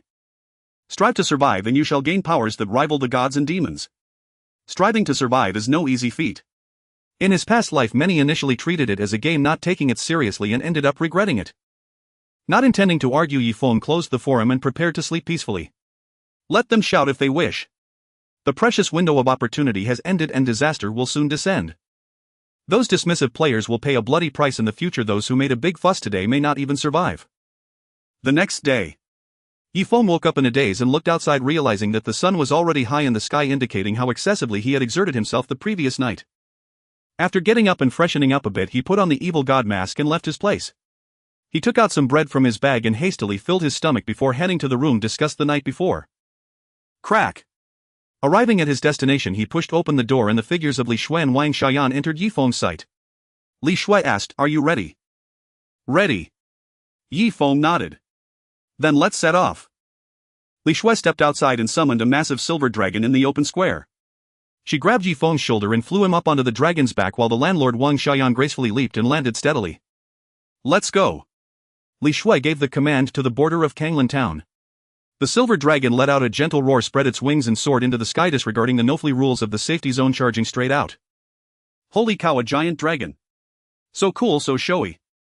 I have a feeling that my future mount will definitely be a giant dragon, no, a dragon god. The players below stood dumbfounded, staring as the silver dragon whipped up a fierce wind and disappeared from view. Facing the biting cold wind, Ye Foam felt a rush of excitement. Riding a dragon. In his previous life, he had roamed for 3 years without ever getting a dragon mount. In this life, his mentor was a guardian of the dragon realm, so as long as he reached the required level, riding a giant dragon should be a certainty, right? Silent as falling leaves, your growth is quite rapid. A hint of surprise flashed in Li Shui's beautiful eyes. Ye Foam, remaining composed, intentionally asked, "Why do you say that?" "Your growth is indeed fast. It seems my leveling speed has astonished my mentor. Yesterday there were only a dozen gold coins in your bag, but now there are over 30. Li Shui smiled broadly. "The improvement is quite remarkable." Ye Foam. "If you want to judge me this way, I suppose that's fine." Before long they arrived at the outskirts of Kanglan town. Ye Foam looked down from the sky and saw an endless expanse of desert in the distance, with yellow sand swirling and a feeling of desolation. Ding. System prompt: you have entered the map God-slaying land. The God-slaying land. Just hearing the name made it feel like trouble was imminent. Ye Foam took a deep breath, trying to remain calm. The demon sealing valley is over there. Wang Xiaoyan pointed into the distance. The valley seals a demon god. If anything stirs, he will definitely not break the seal. However, if Li Shui and I attempt to break the seal, it might give him a chance to escape. I understand your meaning, Yifeng nodded. If the demon god actively breaks the seal, the energy expended would undoubtedly be substantial, and at that moment Li Shui and Wang Xiaoyan could strike him unprepared, significantly increasing their chances of success. To be honest, Yifeng was also quite surprised that by a twist of fate he had received a task related to hunting the demon god on the very first day of the game. Boom! Kicking up a cloud of dust, the silver dragon landed. The rest of the way is up to you, Li Shui said as she helped Yifeng off the dragon's back. If we approach any closer, the demon god will surely notice us. All right. Yifeng nodded. If this mission is successful, I can clear your debt of 500,000. No, 200,000 gold coins. Li Shui smiled sweetly. How about it? Isn't my offer generous? Ding. System prompt: please note that the task you have accepted, million gold coins difficulty SS, has undergone changes and you will receive an additional reward of a reduction of 200,000 gold coins in debt. Thank you, mentor. Yifeng was delighted. If there is any important news, contact me immediately. Li Shui's demeanor turned serious as she said, this is a major matter, do not be careless. Above all, prioritize your safety. As the silver dragon soared away, Yifeng took out the demonization orb from his pocket. Ding. System prompt: do you wish to use the demonization orb to activate the bloodline within you? Yes. Filled with a hint of nervousness, Yifeng took off the evil god mask and chose to agree. The power of humans has its limits, and he probably wouldn't be able to gain the demon god's trust. Since that was the case, I shall cease being human. Gurgle. Blood surged and a strange power coursed through his entire body. The demonization orb in his hand emitted a thick black mist that enveloped Yifeng, seemingly stimulating the evil bloodline within him. Moments later, a green light burst forth and Yifeng dispersed the black mist. His appearance had drastically changed. His long deep green hair reached his waist, two sharp horns sprouted from his head and his skin took on a sickly grayish hue. Suddenly he felt an itch on his back and couldn't help but twitch his shoulders slightly. Boom! Jet black bone wings unfurled, spanning a diameter of 5 meters. Ding! System prompt: you have used the item demonization orb and transformed into a special creature that corresponds with your bloodline. Duration 1 day. Damn! Yifeng opened his character panel and looked at his appearance, almost taken aback. It really is an abyss demon. His current appearance was no different from the demon in the opening scene. If one had to point out a difference, it would perhaps be that he looked even more sinister and eerie as his green pupils almost filled his eye sockets. Not only that, but his game ID and attributes also changed. Abyss Demon Yi, silver level BOSS. Level 21. Health 181,700. Attack 244,249. Defense 228,228. Skill source of poison wind shadow. Following note: skills with too low a level will not be displayed. Reputation 920. Revival times 2. Description. Damn it. The attack and defense remained unchanged, but the health value had increased to 10 times its original. The reason was mainly due to the effect of the title. Abyss Demon temporary final health increased by 900. I must get my hands on the demonization orb in the future. Yifeng's breathing grew rapid. If he had the demonization orb, who could compete with him at the same level? With wings on me, could it be that I can now fly? Yifeng thought, quickly attempting to flap his wings. He struggled to make a few flaps and ended up barely flying a meter off the ground. Ding! System prompt: with your current strength you can fly to a maximum height of no more than 1 meter. Yifeng felt pleased in his heart as he folded his bone wings. Not being able to fly high now does not mean it won't be possible in the future. Once the time is ripe, as long as he can break through defenses, he can specifically target bosses that can't fly, farming them without taking damage. Casting aside distracting thoughts, Yifeng strode toward the distant canyon. Upon arriving at the canyon's entrance, he saw a dozen guards patrolling. They were all emanating red mist with various forms, all being demonized creatures, but their panel attributes were all question marks, indicating their formidable strength. Who? As Yifeng approached, he immediately caught their attention. Don't be nervous, we're on the same side. Yifeng quickly raised both hands to signal he meant no harm. Can someone tell me where this is? Deep. Abyss Demon. The demonized creatures acting as guards were taken aback. Even among the malevolent dark faction there was a hierarchy. The demons from the depths of the abyss naturally held a higher status than ordinary demonized creatures within the dark faction, considering their strength and renown were astonishing. In the light faction they could only compare with the angelic race. We greet you, Lord Demon. The guards approached and knelt down without hesitation. Facing the Abyss Demon, they dared not act recklessly. The fear stemming from the identity gap was ingrained deep within their souls. No need for such formalities. Quickly rise. Yi Feng, taken aback by the treatment, hurried to support them in just an ordinary abyss demon. The crowd responded. Even if he was an abyss demon, how could he be ordinary? My lord, how did you end up here? One of the tiger-headed orcs wielding a large blade inquired.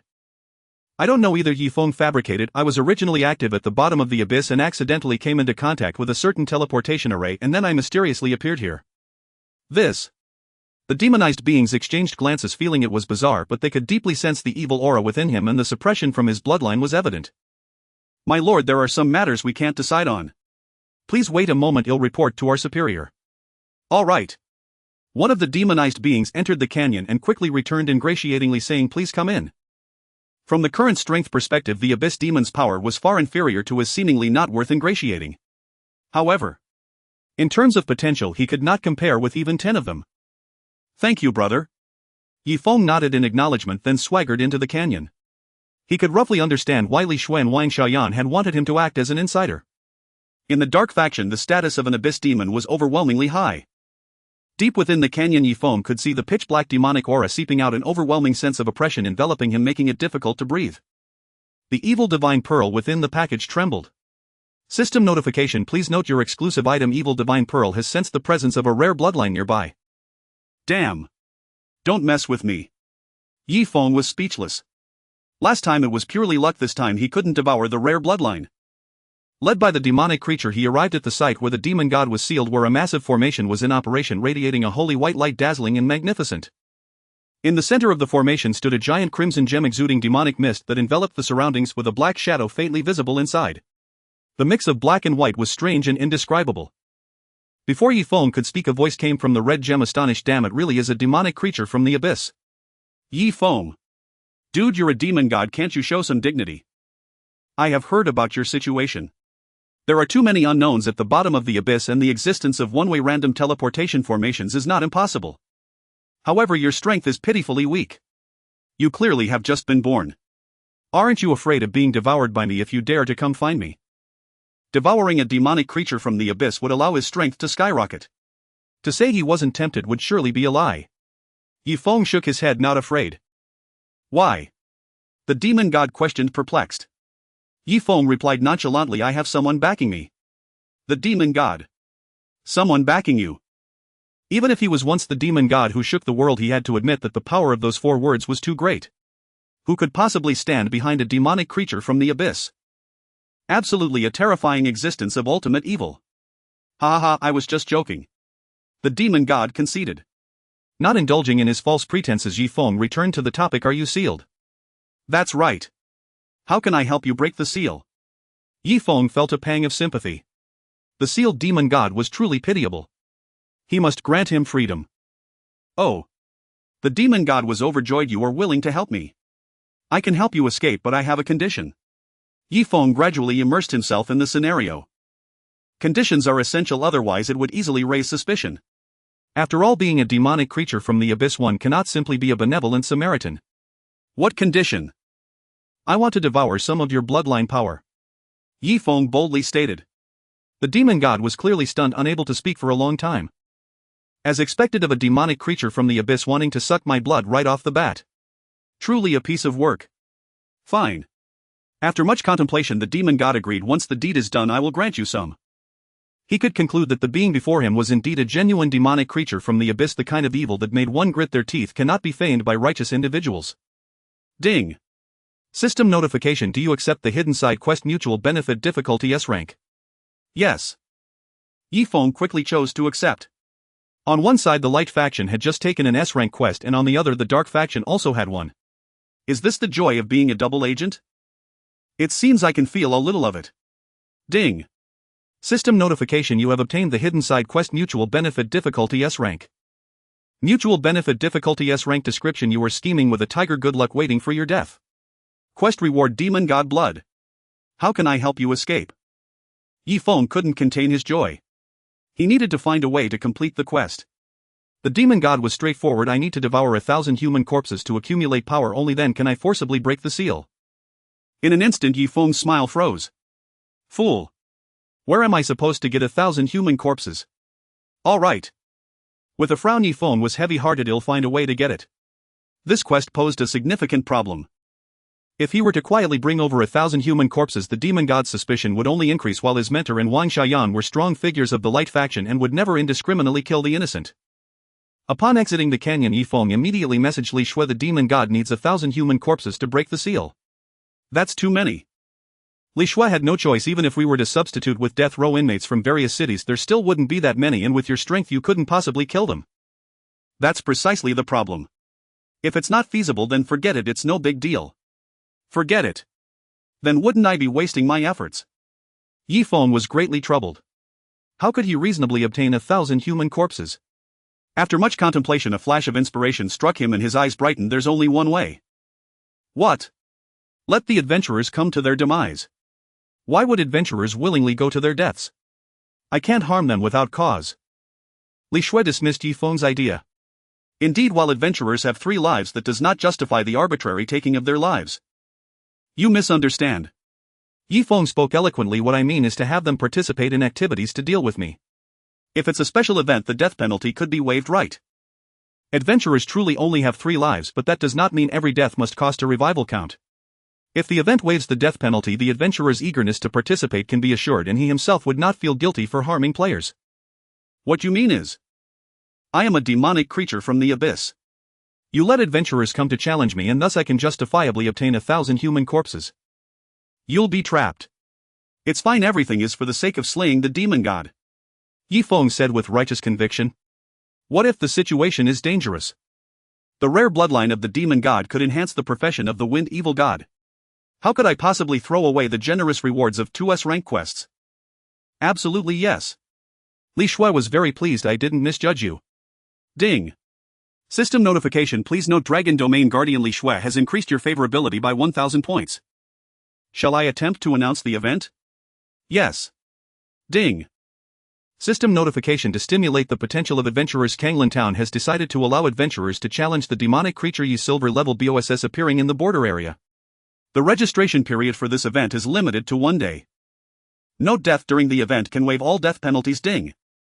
System notification. To stimulate the potential of adventurers, Kanglan Town has decided to allow adventurers to challenge the demonic creature Yi silver level BOSS appearing in the border area. The registration period for this event is limited to 1 day. Note death during the event can waive all death penalties. The system announcement echoed 3 times throughout Kanglan Town. Of course, since it's a small event, there won't be a full server announcement, and with so many players signing up, there might really be unexpected incidents. Is there an event? It's just a small event. What substantial rewards could there be for a group attack on a silver level boss? You can only register in Kanglan Town. Running over to register is not sufficient. It feels like missing out on a fortune. Just reached level 10 and was about to leave the newbie village. I can just go to Kanglan Town to register. I'm so lucky. A wave of excitement surged on the forum. Even the smallest mosquito leg is still meat. Demonic creature Yi should drop some good items for the players. Outside the demon ceiling valley, yellow sand swirled desolate and dead. My lord, something terrible has happened. A demonized creature resembling a giant gorilla exclaimed in horror. The humans from Kanglan Town have discovered your trace and are sending adventurers to eliminate you. No worries. Yifeng waved his hand, his expression solemn. I just spoke with your master. As long as we gather 10,000 human corpses, we can help him break free. These adventurers are coming at just the right time. But I know what you are worried about. Yifeng smiled lightly. I am a deep abyss demon. The forces of the light faction may send powerful natives to deal with me, but as long as we free the demon god first, there is no need to fear. Upon hearing this, the demonized creatures exchanged glances, pondering his words and finding some truth in them. Go tell your master to prepare quickly. Don't wait until the corpses are gathered and then spend a lot of time extracting them. Yifeng remained calm and instructed them to get to work. Good. They immediately sent someone inside to notify. In the meantime, I have nothing much to do. Yifeng frowned slightly, feeling quite troubled. The registration period for activities is 1 day. He certainly cannot just stand here doing nothing all day. Looking out at the empty god-slaying land, Yifeng curiously asked, are there any treasures or similar things nearby? The god-slaying land. From the name, it should be a place where a great battle occurred, perhaps even where a god-level powerhouse fell. Otherwise, who would dare to speak the words god-slaying? Treasures. A demonized creature shook its head. In order to seal the master, a great battle did indeed occur here thousands of years ago, but after such a long time, even divine weapons have lost their power and become mere scrap metal. Where is the scrap metal? Yifeng's spirit surged. Seeing is believing. Whether it is scrap metal or not, he has to see it for himself. Around the demon sealing valley beneath the yellow sand there are scrap materials. Where are you going, my lord? To collect scrap. Yi Feng decided to explore. Do you need our help? The demonized creatures were very polite. Sure. Just as he was about to agree, a system notification rang in his ears. Ding. System prompt: please note that due to your insufficient strength, treasures obtained with the help of the natives will be distributed based on both parties' contributions. Regrettably, the system would not give him a chance to exploit loopholes. No way. Yi Feng immediately refused. I am a deep abyss demon, always solitary and aloof. I don't need your assistance. The demonized creature remained silent. As he traversed the howling desert filled with swirling sand, Yi Feng activated his wind shadow technique, darting like the wind around the demon sealing valley, searching for potential scrap metal. Eureka! Suddenly Yi Feng's eyes lit up as a rusted iron sword tilted and embedded in the yellow sand came into view. The sword was covered in rust, looking ancient, as if it had endured the test of time. He cautiously approached and pulled the iron sword out.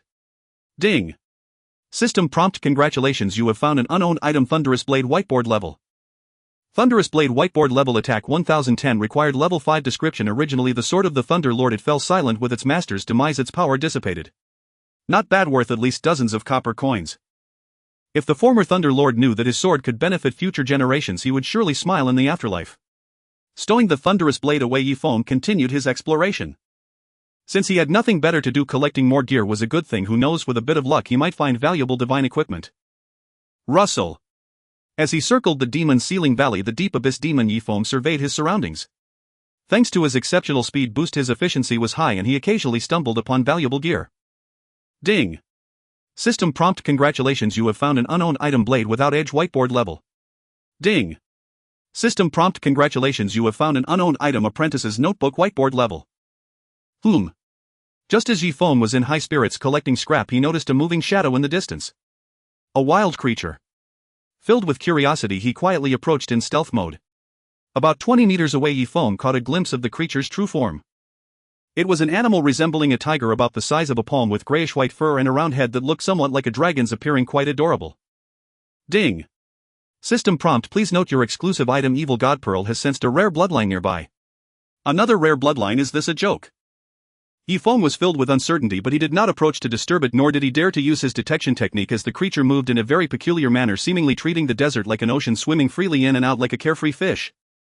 In such circumstances, capturing it would be exceedingly difficult. Based on his extensive gaming experience, the more peculiar the rare beast, the stronger it tended to be. Chirp, chirp. The strange beast poked its head around, seemingly searching for something.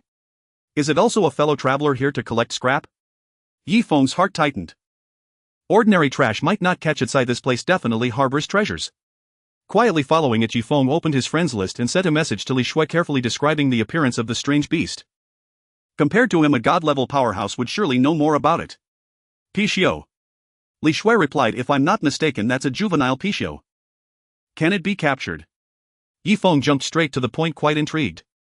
A Pixiu would be a perfect companion for someone like him, a bearer of fortune. Li Shui sent a series of ellipses, then dashed Yi Feng's hopes. Pixiu is an ancient mythical beast. Even if you could defeat it, it wouldn't easily acknowledge a master. Alright. Yi Feng was greatly disappointed. To see it but not be able to catch it was quite disheartening. Moreover, the pet system hadn't been activated, making it unrealistic to attempt capturing an ancient mythical beast. Of course, if you could catch one, that would be a fortune. Li Shui added, Pixiu attracts wealth. To be honest, she was quite envious too. Catching a Pixiu might just alleviate the struggles of the dragon domain. Chirp, chirp. At a certain moment, the Pixiu in the distance seemed to discover something and dashed forward without hesitation. Found a treasure. Yi Feng followed closely without making a sound.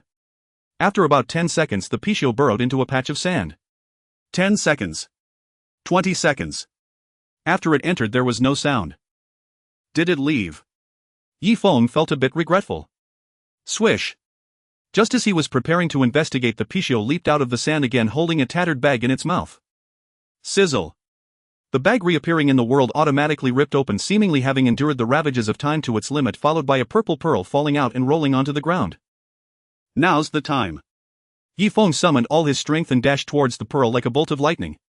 The treasure the Pixiu coveted must be something great. In the blink of an eye, Yi Feng lunged towards the pearl, reaching out to catch it. Ignoring everything else, he let himself fall like a kite, with a broken string crashing onto the sandy ground and leaving a long trail behind. Did I succeed? Ding. System notification. Congratulations. You have obtained an unclaimed item Sharp Pearl Grade A. Chirp chirp. After a brief moment of daze, the Pichio became frantic, bouncing up and down. How dare someone snatch the pearl it had its eyes on? This is too much. Brushing off the sand from his body, Yifeng looked at the Pichio, which was baring its teeth at him, and attempted to bend down to touch it. However, the latter darted away like a golden meteor, retreating 5 meters in the blink of an eye.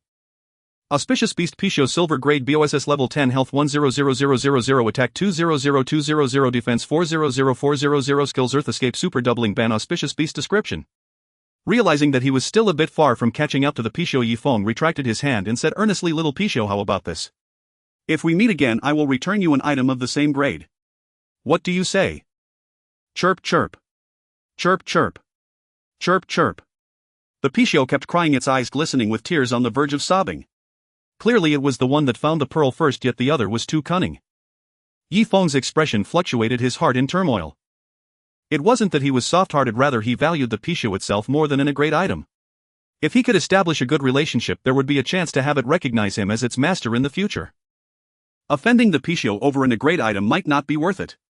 Forget it. After weighing the pros and cons, Yifeng took out the sharp pearl and tossed it towards the Pichio. "Here you go." The item was originally discovered by the Pichio. He was merely the latecomer, and snatching it felt pointless. Moreover, the Pichio hadn't left yet, there was still a chance to converse. Instantly the Pichio lightly leaped, biting onto the sharp pearl and storing it in its pouch, then its entire body glowed with golden light as it cast an apologetic glance at Yifeng. Ding. System notification. Auspicious Beast Pichio indicates that it urgently needs high-value items and will definitely return an item of the same grade if we meet again. Ding. System notification. Pichio uses skill super doubling, gaining 10 times the value of the item you provided from your hands. Ding. System notification. You have lost the task item Demonic Pearl SS grade. Boom. It was as if a nuclear bomb exploded in Yifeng's mind, causing a temporary shutdown, leaving him disoriented and unable to act. The Demonic Pearl was gone. 2 seconds later he snapped back to reality, looking at the rapidly departing Pichio, feeling blood rush to his head as he exclaimed, "What the hell?" Whoosh, like an arrow released from a bow, Yifeng activated Wind Shadow and chased after it. However, the Pixie's speed was incredibly fast, and even with the invisibility boost he could only watch as it transformed into a golden rainbow, drifting further away. Faster. Even faster. Yifeng's eyes were bloodshot as he pushed himself to sprint with all his might, thinking of nothing else but chasing you. Run. No. The Demonic Pearl must not be stolen. Not only would he lose all tasks, but he would also have a hard time explaining to his mentor, leading to an immediate explosion. Burn my little universe. Swish. Green light flowed and wind elements swirled around Yifeng's legs. Ding. System notification. Congratulations. You have successfully mastered the skill Chasing Shadow Grade B. Chasing Shadow Grade B description: a step infused with intent, unstoppable effect. Within 10 seconds your movement speed increases by 50, cooldown 1 minute. Chasing Shadow, activate for me. With his long hair dancing wildly, Yifeng charged towards the Pichio like a madman, his speed skyrocketing as he let the wind and sand lash against him, utterly oblivious. Under the invisibility enhancement, Chasing Shadow effectively doubled his movement speed. What does that mean? 10 times the speed of an ordinary player.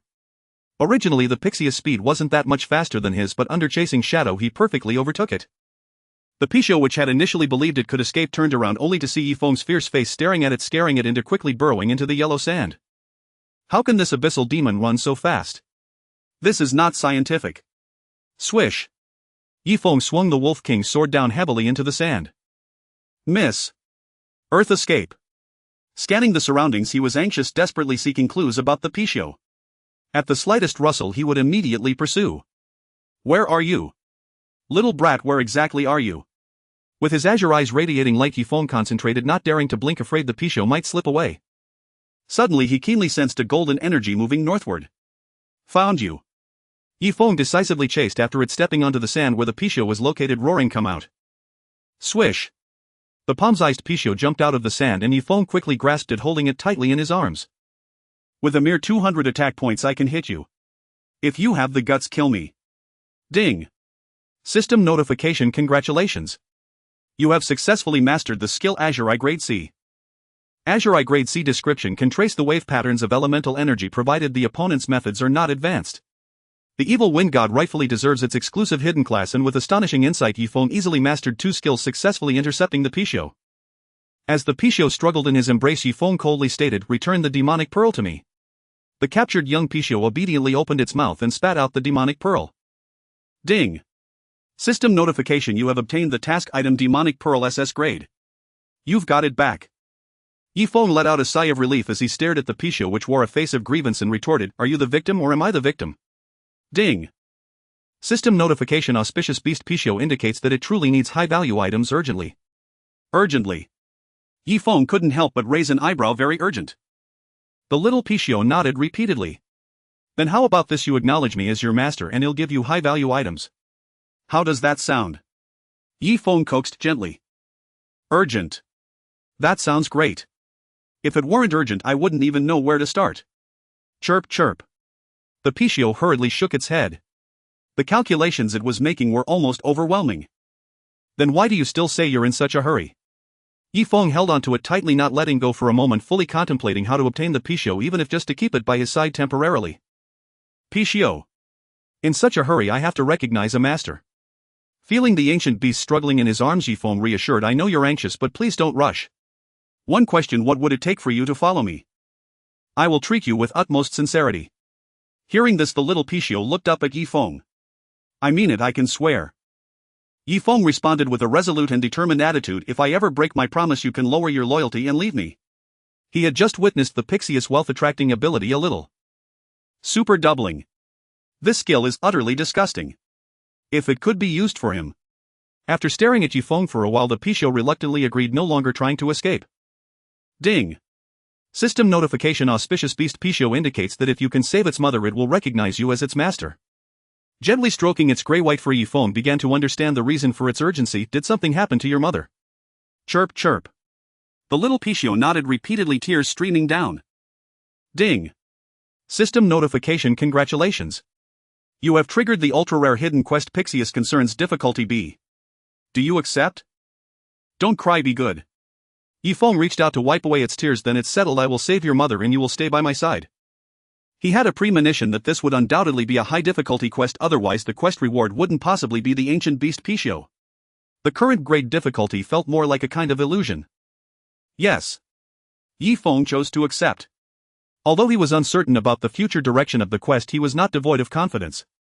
In matters concerning the Pixiu, recognizing a master, a mentor who was also a guardian of the dragon domain, would have no reason not to intervene. Ding! System notification: you have received a super rare hidden task, Heartfelt Concerns of the Pixiu difficulty B. Heartfelt Concerns of the Pixiu difficulty B. Description: the mother of the little Pixiu seems to be in a dangerous situation, so you boldly decide to help. Task requirements: rescue the Pixius mother. Task rewards: ancient beast Pixiu. Task deadline: 10 days. After carefully reviewing the task details to ensure there are no loopholes, Yifeng released the soft little Pixiu from his arms, feeling a surge of emotions. 1 minute ago the demonic orb was taken, almost leading to disaster. 1 minute later the demonic orb was retrieved and he also gained the chance to bond with the Pixiu. Life truly is unpredictable. Chirp chirp. The Pixiu seemed to want to remind him of something. Ding! System notification: Auspicious Beast Pixiu indicates that the opponent is very strong and hopes you can bring the demon army from the abyss to provide support. Yifeng. I see now. This little Pixiu has quite a clever head. The reason it agreed to recognize him as its master is entirely due to his identity as an abyss demon, likely mistaking him for someone with a powerful background capable of contending with the enemy threatening its mother. Rest assured, since I promised to save her, I will never go back on my word. Yifeng said solemnly, but before that I need to resolve the current troubles, which will take about 2 to 3 days. If he fails to complete the task, the Pixiu will certainly leave him, and even if he tries to hold on, it would only result in a lifeless body. As a player, he truly wasn't timid enough to shy away from undertaking a task. Seeing Yifeng's serious attitude, the Pixiu nodded its little head and chose to trust him. Ding! System notification: Auspicious Beast Pixiu wishes to establish a temporary pet contract with you. Do you accept? Yes. Yifeng agreed decisively. Ding! System notification: you have obtained the god-level pet Auspicious Beast Pixiu. Due to it being a temporary pet contract, you cannot receive any related rewards. Hiss. Yifeng couldn't help but take a deep breath. A divine pet. This task must be completed. Are there any other treasures nearby the Demon Sealing Valley? Yifeng asked tentatively. By relying solely on himself, he could only acquire basic-level equipment, far less effective than the Pixius' ability to seek treasures. As for the rare bloodline reminder of the Evil God Orb, acting hastily could lead to losing more than gaining. Chirp chirp. The Pichot nodded, transformed into a streak of golden light and dashed out, stopping not far away to turn and look at Yi Feng. Yi Feng understood immediately and followed closely. The blazing sun hung high and the air felt thick. Arriving in a deserted area, the Pichot burrowed into the sand and quickly retrieved an ancient grey scroll, dragging it with difficulty in its mouth and placing it before Yi Feng. Bending down to pick up the scroll, Yi Feng checked the details. Amplification scroll, grade item description, random amplification, a must-have for gambling. Effect enhances the user's equipment to a certain extent. Note: dark gold grade and below equipment can be affected. After all, this place had been sealed for millions of years and must have been searched by someone before finding a grade item now is quite rare and valuable for Yi Feng at present. Thank you for your hard work, Yi Feng said happily. With the Pixie's assistance, the chances of finding treasures in some mysterious locations will significantly increase in the future. Rustle. Suddenly Yi Feng heard the sound of sand shifting nearby. Looking up, he saw a giant yellow lizard crawling out, seemingly disturbed from its rest and very angry. Yellow sand lizard, common monster, level 30, health 65,000, attack 200210, defense 150155, skills charge, tongue flick. Description: the giant lizard born in the eastern district is lucky as the humans here do not have unique peculiarities. Apart from the level, all other attributes are inferior to Yi Feng. Finally encountered a wild monster spawn point. Yi Feng quickly pulled out the Wolf King sword from his bag and charged forward without hesitation, executing the Wind Shadow sword technique with a clean and precise thrust as a polite greeting. Sizzle. The giant lizard opened its mouth to bite at Yi Feng after being slashed by the blade. Yi Feng did not even bother to dodge or waste time directly trading blows with it. After careful and meticulous numerical calculations, he realized from the start that trading blows was profitable. 935. 1. 933. 1. After a mutual exchange of blows lasting over 20 seconds, the heavily poisoned yellow sand lizard fell dead on the spot. Ding! System notification: congratulations! You have successfully killed the yellow sand lizard, common monster, and received a reward, current level experience 8. The experience from killing monsters of a higher level is quite substantial, and Yi Feng decided to level up here today. Tomorrow he would face adventurers as a silver level boss. The ideal scenario would be to reach level 28 today and equip the golden grade gear painstakingly prepared by the Hyena King to avoid unforeseen mishaps. Little Pichot, help me find the nearby yellow sand lizards and lure them to the surface, Yi Feng instructed. He wasn't afraid of the Pichot getting into trouble. As a divine pet, the Pichot has a defense rating of 500 points, making it impossible for the yellow sand lizard to break through its defenses. Chirp chirp. The Pichot diligently listened and complied. Faced with a strong enemy, it was at a loss. Only by chance encountering the legendary Abyss Demon did it conceive the idea of leveraging the other's power to save its mother. With the Pixie's help, numerous yellow sand lizards were startled and charged angrily to the surface, intending to show the uninvited guest a bit of their true colors. To let it know that those who offend the lizards will be dealt with no matter how far. Ding! System notification: congratulations! You have successfully killed the yellow sand lizard, common monster, and received a reward, current level experience 8. Ding! System notification: congratulations! You have successfully killed the yellow sand lizard, common monster, and received a reward, current level experience 8. Swish! As the experience bar filled up, golden light scattered, and Yi Feng reached level 22. With the Pichot assisting in luring monsters, his leveling efficiency increased dramatically. Ding ding! At one moment, Li Shui sent him a message: how's the battle going? I have acquired a Pichot, Yi Feng replied truthfully. To rescue the Pixie's mother relying solely on personal strength is nearly impossible. It is somewhat fanciful to think he could obtain a divine pet from a task with a mere B difficulty. Therefore, having a mentor is an indispensable force. Hiding away at this moment is completely meaningless. Li Shui. It wishes to follow me temporarily, but I must save its mother. Yi Feng stated frankly, if it is beyond my capabilities, I hope the mentor can lend a hand. Of course, no problem as long as it does not involve conflicts between adventurers. Li Shui readily agreed. Yi Feng sincerely thanked her. Then I thank the mentor in advance. No need for thanks, I will charge you based on the task's difficulty. Afterwards, Yi Feng spent almost the entire day grinding monsters. The leveling process was tedious, yet it was a necessary path. Until 5 o'clock in the afternoon, the yellow sand lizards within a 10-mile radius had been completely cleared. Along the way, Yi Feng only took a few minutes to eat and drink, forcing his level up to 26, wearing the flowing light leggings, boots of hope, and the hard armor, thus retiring the basic level gear with honor. In fact, if the spawning points of the yellow sand lizards were densely distributed and numerous, his level could have risen even higher, but the process of searching for monsters was inevitably unavoidable. Just 2 levels away, the pressure is a bit high. Looking at the setting sun, Yi Feng frowned slightly, feeling quite troubled. The respawning of small monsters, no matter how fast, cannot be completed in just a few hours. Just when he was worried about where to find new leveling points next, a sudden ringing sound echoed in his ears. Ding. System notification: Godslayer Anita God-level BOSS has requested to add you as a friend. Do you agree? Ye Feng. Ha! A gust of desolate wind blew by, carrying away the thrill of monster hunting. Standing above the desert, Ye Feng stared blankly at the friend request notification from his friend, utterly bewildered. In God and Demon, the natives can indeed add adventurers as friends aside from differing life counts and being unable to participate in certain disputes. Everything else is fundamentally the same. Heavenly show. Even though Ye Feng was aware of this setting, he couldn't help but feel a bit shocked. Previously he had blocked requests from players to add him as a friend but hadn't blocked the natives. What could he say about the demon god's friend request? Speechless. Taking a deep breath to suppress his inner tension, Ye Feng chose to accept. Ding. System prompt: you have successfully added Godslayer Anita Divine Level BOSS as a friend. Godslayer Anita. The moment they could chat, the other party sent a string of ellipses. What are you doing, hey? Ye Feng decided to respond with a string of ellipses as well.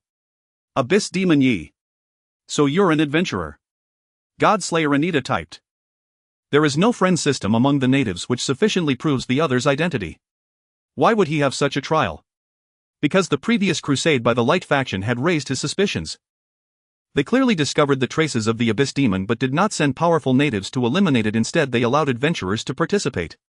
The whole matter was filled with oddities. Now he finally understood why.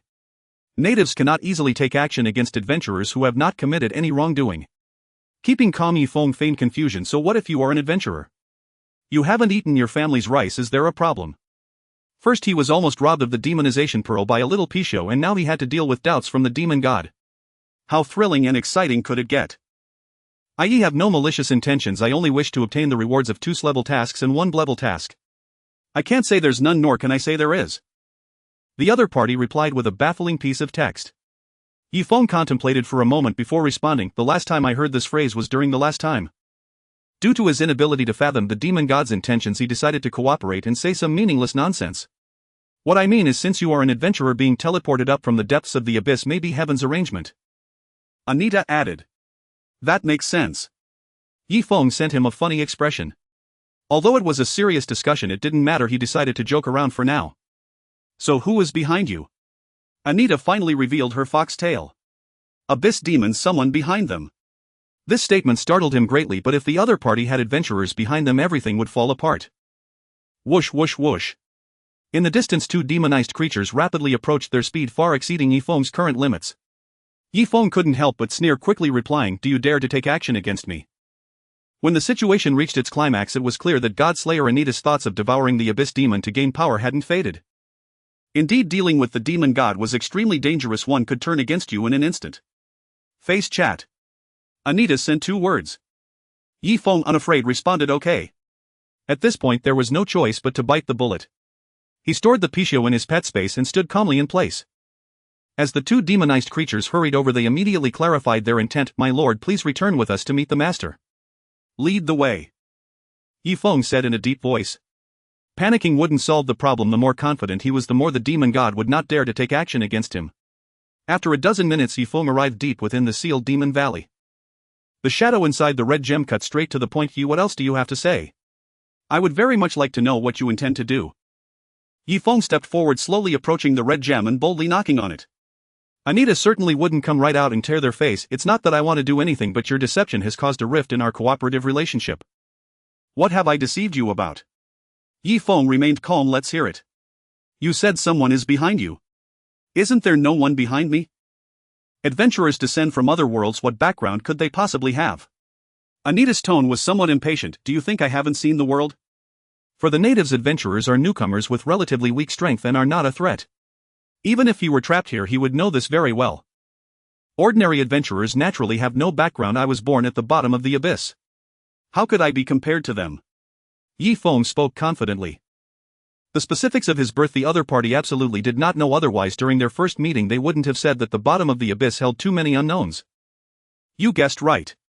I am indeed taking advantage of your ignorance. Prove it to me. Anita expressed uncertainty. He had to admit that he was very wary of the notorious demon race. Even though he was one of the top 10 demon gods in the Cambrian realm, he also did not dare to offend them. However, it was primarily because the benefits and costs were disproportionate. Devouring such weak abyss demons would provide limited power enhancement. If he could break through to the divine level, it would indeed be worth the risk. How can I prove it? Yifeng displayed a helpless expression, subtly reminding to summon the Pixiu from his pet space. The situation was dire. Guard the honor. Chirp chirp. A burst of golden light surged and a grey-white auspicious beast appeared at Yifeng's feet before burrowing into the ground. Young Pixiu. Anita and the group of demonized creatures changed their tone dramatically. This was an ancient exotic beast. This little thing my father gifted me, saying it would bring me good fortune continually. Yifeng waved his hand. It's nothing worth mentioning. Not worth mentioning at all. Anita almost wanted to curse, but her surface tone softened considerably. I must have misunderstood Brother Yi. It seems adventurers also have distinctions in status. Let's consider the misunderstanding resolved and let it go. Ding. System prompt: Godslayer Anita's affection for you has increased by 1000 points. Current status: friendly. Fool. Ignorant fool. Yifeng released the heavy stone in his heart, but his face turned ashen. Is that how it ends? What do you mean by that, Brother Yi? I want to rapidly enhance my strength to deal with the adventurers arriving tomorrow. Do you have any methods? Yifeng attempted to seek benefits. It was rare to hold the upper hand. How could he let this opportunity slip by? He must reap some rewards. Anita felt troubled. I am currently sealed here. Help me look for any nearby silver level boss. Yifeng's tone was unyielding. I just want to secure a silver first kill. Is that too much to ask? It's been so bitter. He had been brooding over the golden first kill he accidentally obtained last night. All right. Anita agreed. This request wasn't too difficult. Ding. System prompt: Congratulations, you have completed the hidden task. It's all a misunderstanding. Difficulty: see reward trace of a silver level boss. Yifeng. A hidden task indeed. A misunderstanding indeed. Demonic Tiger King, take him to search for the nearby silver grade boss. Anita commanded. Yes. The demonic Tiger King obediently followed the orders of the demon god, respectfully saying, My lord, please follow me. Thank you. Yifeng followed him as they departed. In the desert, the temperature difference between day and night was extreme. The cold wind of the god-slaying land at night was biting, and occasional rustling sounds stirred a sense of unease within. Leaving the Seal Valley, the demonic Tiger King took him on a search, and soon they found a clue. Come out. The demonic Tiger King stomped fiercely in a certain area, causing the sand to explode, and the shockwave sent the hidden Yellow Sand Lizard King flying out in a disheveled manner. Gore. The Yellow Sand Lizard King erupted in anger, its 3-meter-long body swaying with a fierce momentum. To be cautious, Yifeng cast a reconnaissance spell on it. Yellow Sand Lizard King, Silver Grade BOSS. Level 35. Health 180,000. Attack 400,420. Defense 250,255. Skills: Bite, Single Bite, Tail Whip, Underground Ambush. Description: the king of the Yellow Sand Lizards bullies the weak and fears the strong, timid as a mouse. Its stats are not much different from Yifeng's, including health. You don't need to intervene next. Yifeng reminded the demonic Tiger King not to act recklessly while he took out the Wolf King sword and swiftly made a cut on the giant lizard's side. 345. 1,000. 1,000. The Yellow Sand Lizard King's defense is not low. Relying solely on attack to break through its defenses is somewhat challenging. Fortunately, at this stage he mainly relies on poison to kill monsters. As always, after a successful strike, Yifeng did not linger in battle and quickly ran out of the opponent's attack range. The speed of my lord might one day rival that of the Wind Master Aaron. The demonic Tiger King sighed in admiration. With silver grade power yet possessing speed comparable to that of a dark gold grade, the potential of the Abyss Demon was truly enviable. Gore. The Yellow Sand Lizard King gave chase but found it hard to catch up. It immediately lowered its head and burrowed into the sand, perfectly exhibiting its timid nature. Chirp. However, just as it prepared to dig into the ground, it suddenly collided with the hard little Pixiu. 1.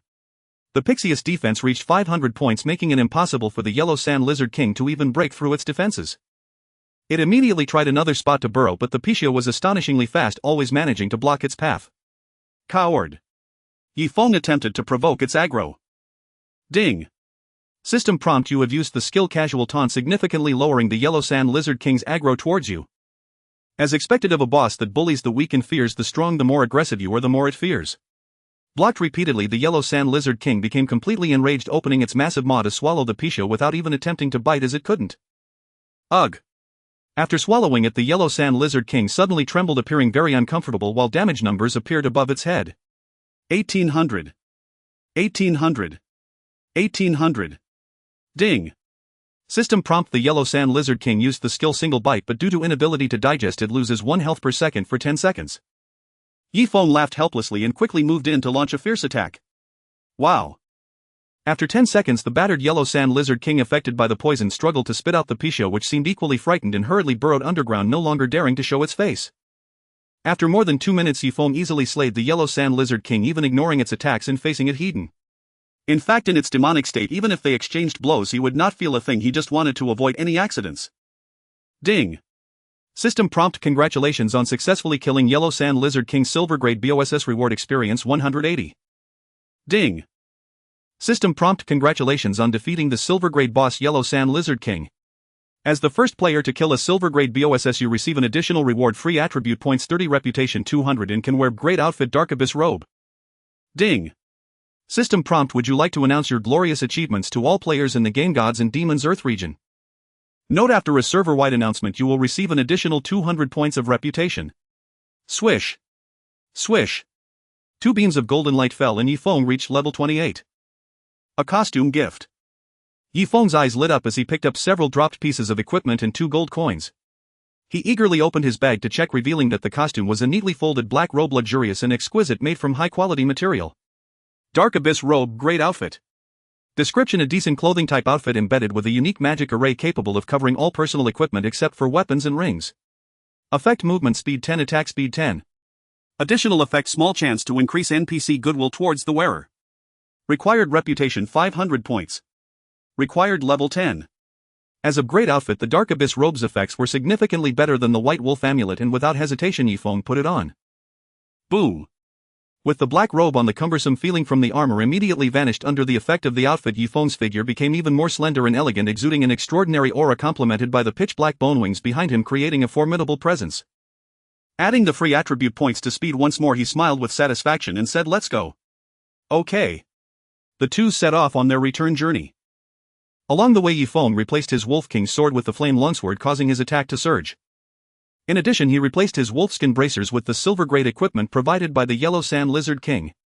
Yellow Sand Helmet, silver grade. Defense 1515. Health 500. Traits: defense 2. Description: B content: yellow items look better than green ones. Fortunately, the Dark Abyss robe can conceal all protective gear, otherwise wearing a splendid robe with a yellow sand helmet would be too comical. The wolfskin bracers are too eye-catching. Yi Feng examined his overall equipment, his gaze landing on the only remaining whiteboard level gear, and frowned slightly. After some thought, he uploaded the video of his first kill of the silver grade boss to the forum, then sold all the whiteboard level gear he had picked up. He decided to hold off on announcing this first kill lest everyone discover that Abyss Demon Yi was actually Silent Leaf. Ding. System prompt: the equipment you listed, Bloodthirsty Demon Sword, whiteboard level, has been successfully sold for 50 copper coins. Ding. System prompt: the equipment you listed, Stellar Helmet, whiteboard level, has been successfully sold for 30 copper coins. Looking at the various notifications, Yi Feng almost thought he was selling divine items. Unfortunately, the names of these equipment were more imposing than their attributes, which were all rather disappointing. Later, he browsed through the shopping area and ultimately spent 45 silver coins to buy a bronze-grade equipment named Wolf King Bracers. Undoubtedly, after he achieved his first kill of the bronze grade, the demonic Wolf King as the boss of the novice village was visited once again. Wolf King Bracers, bronze grade. Defense 1012. Traits: health 2. Description: as adventurers gradually grow, the nightmare of the demonic Wolf King is just beginning. Putting on the bracers and confirming that there were no further enhancements to his attributes, he opened his character panel with anticipation. Abyss Demon Yi, silver grade BOSS. Level 28. Health 284,580. Attack 396,419. Defense 369,375. Skill source of Poison Wind Shadow follows. Note: skills of too low level do not display. Reputation 1120. Revival count 2. Description: a being with the bloodline of the Abyss Demon destined for extraordinary potential. Although it does not currently pose a significant threat, it may become a disaster in the Cambrian realm in the future. Killing him means eliminating a threat to the people. Such attributes would be considered top-notch even among silver-tier BOSSs, not to mention he possesses the source of deadly poison. Now, with the added scorching effect of the flame longsword, it would surely make ordinary players feel ecstatic. On the third day of the server's opening, players should have no reason to easily break through my defenses. Yi Feng's heart surged with excitement. What will tomorrow bring? It is worth looking forward to. It's important to note that killing 10,000 players is already a significant pressure, but that's not the main point. The crucial plot revolves around assisting the demon god in breaking the seal to obtain a rare bloodline reward and then switching sides to complete 2 SSS-Rank quests. Chirp chirp. After returning to the demon sealing valley, the demonized Tiger King went to report back. Seizing this opportunity, the Pixiu left its pet space, climbed onto Yifeng's shoulder and began to call out with a hint of suspicion in its tone. Ding. System notification. Your pet auspicious beast Pixiu feels puzzled. It seems you do not have a sufficiently profound background to rescue its mother. Don't worry, I absolutely did not deceive you. Yifeng shook his head with a smile, reaching out to rub its soft little head. You'll know tomorrow. It was evident that the little Pixiu was not foolish. It understood that he had previously relied on its identity to deal with the Godslayer Anita. Although it did not expose him, it must have some concerns in its heart. The Pixiu blinked, looked at Yifeng's profile for a while, decided to trust him once, and then leaped into the void, returning to its pet space to rest. The night desert was chilling. Inside the demon sealing valley, Yifeng entered the tent prepared by the demonized creatures for him, then opened the forum and published the video of defeating the silver tier boss under the identity of Silent Falling Leaves. The news of the first kill can be announced later. The video must be uploaded as soon as possible as the returns diminish the further player's progress. Ensuring it could pass the system verification, Yifeng immediately uploaded it. Ding. System notification. Adventurer Lin Chuan purchased your video. You earned 1 copper coin. Ding. System notification. Adventurer Black and White purchased your video. You earned 1 copper coin. This video had little value, so it took the route of low profit and high sales. Closing the forum, Yifeng went to sleep peacefully. The next day, stepping out of the tent, numerous demonized creatures were already wandering and patrolling outside the demon sealing valley as usual. My lord. Upon seeing Yifeng, they all greeted him, their eyes sparkling with an inscrutable light. TSK. Yifeng secretly chuckled, roughly guessing Anita's thoughts. The demon god's ideas always changed rapidly. Perhaps they all had thoughts akin to people are selfish and the heavens will punish those who act against their own interests. Then let me see who ultimately extinguishes whom. Ding. System notification. The subjugation task will officially commence at 1000. Adventurers, please prepare. After eating bread to fill his stomach, Yifeng was filled with enthusiasm. To advance the plot, killing 10,000 players was essential, otherwise all previous efforts would be in vain. Later, you must not interfere. Yifeng instructed. In battles between adventurers, the natives must not intervene. If you assist me, the restrictions will be lifted and the consequences will be unimaginable. Yes. The demonized creatures responded, repeatedly guarding the entrance to the valley. Time slowly flowed by. The sun gradually climbed high and the temperature in the desert quickly rose. Ding. System notification. The subjugation task has begun. Ding. System notification. Please note you must kill 10,000 adventurers to leave, otherwise the task's disguise and mutual benefits will be considered failed. Tap tap tap. In the distance, numerous players entered the Godslayer's domain through the temporary teleportation point set up by the high-level officials of Kanglin Town. Upon seeing Yifeng, who resembled a demon in the distance, they immediately rushed over with various weapons. Brothers, kill. It's just a silver tier boss. I didn't expect so many idiots would come to compete with me. Nonsense. Besides the kill rewards, there are also ranking rewards, and there's no death penalty. It's equivalent to getting something for nothing. No one can snatch even a mosquito leg from me. A group of players charged forward like ancient warriors. Though completely uncoordinated and lacking discipline, they were still enjoying themselves. Isn't this otherworldly experience just a game? Playing games is all about pleasing oneself. One must play with a smile. With a gleam in his cyan eyes, Yifeng tightened his grip on the flame longsword, delivering a formulaic boss opening line. A swarm of ants become the souls beneath my sword. This silver tier boss dares to act so arrogantly. Die. Many players approached, swinging their weapons. Miss. Miss. Easily dodging the first wave of players' attacks, Yifeng swung the flame longsword, slicing through one player's neck, resulting in a vivid red damage number. 5,436. Critical hit. A massive damage number appeared, causing that player's health to plummet by nearly half. Compared to the players, his attacks were top-notch across the server. It was just that he usually fought against monsters far higher in level, which is why the gap wasn't apparent. Having succeeded with one hit, Yifeng shifted his target and began attacking other players. What the hell, such high damage? Suddenly his expression turned extremely astonished as green light emanated from his body accompanied by burning flames, and he felt terrible. Priest, heal me quickly, I need healing. Swish swish swish. Numerous female players who chose the priest profession without hesitation cast healing spells for the front line. 256. 333. 1,200. 225. 319. 1,200. Damn. The player was plunged into darkness, kneeling on the ground. Everyone was shocked. The players closest to the battlefield saw clearly that the priest's healing could not withstand the continuous damage dealt by the Abyss Demon Yi. Damn, is this really happening? Yi Feng would never waste time on the same player he struck to hit and then disappeared, his movements erratic. Damn it, let me touch you, I just want to touch you once. The player who was dodged by Yi Feng wore a distressed expression, watching his health rapidly decline, unable to withstand the healing, almost driven mad. Poison damage combined with burning, what kind of silver tier boss is this? Yi Feng swung his sword wildly, focusing all thoughts on completing the kill task as quickly as possible. Whoosh whoosh whoosh. Meanwhile, the ranged attacks of mages and archers fell like a torrential rain. Although some couldn't keep up with Yi Feng's speed, the sheer number of arrows raining down made it impossible for anyone to dodge all of them. 16. 1. 18. Damage numbers that did not break through the defense appeared. Why does Yi Feng's attack and defense panel seem almost equal? Because while surpassing the swordsman's attack, he also had defense that surpassed that of a knight. What the hell? So it's all about grinding it out, huh? This is incredibly frustrating. Upon seeing the damage numbers spike, countless players cursed. Yet they remained calm. It's just a silver tier boss, it's definitely a guaranteed kill. Like a stream of black light, Yi Feng wreaked havoc, and anyone he harmed was destined to die. In the information bar, the kill count for the task kept rising. Fortunately, due to the nature of the hunting event, players faced no death penalties, so the overwhelming disparity did not deter them. Instead, they fought with increasing vigor. This boss is so difficult to defeat, the rewards must be extraordinarily generous. Whoosh whoosh whoosh. The wizard spells howled like a tempest, colorful and varied, raining down like artillery shells, significantly impacting Yi Feng's attack frequency. It is worth mentioning that the so-called wizard profession does not all follow the same path. In the early stages, players can choose from 7 elements: water, fire, wind, thunder, rock, ice and grass, and once chosen it cannot be changed unless they later shift to a unique hidden profession. Using the speed provided by Wuhan, Yi Feng darted around the edge of the battlefield to avoid being completely locked on while trying to hold up the melee classes against the ranged ones as he slaughtered players. After all, the attack range of ranged professions has its limits, and with his current strength it was impossible to aim at opponents hundreds of meters away. At the same time, hundreds and thousands of players attacked him, which was unrealistic. This boss is so damn slippery, always dancing outside my attack range.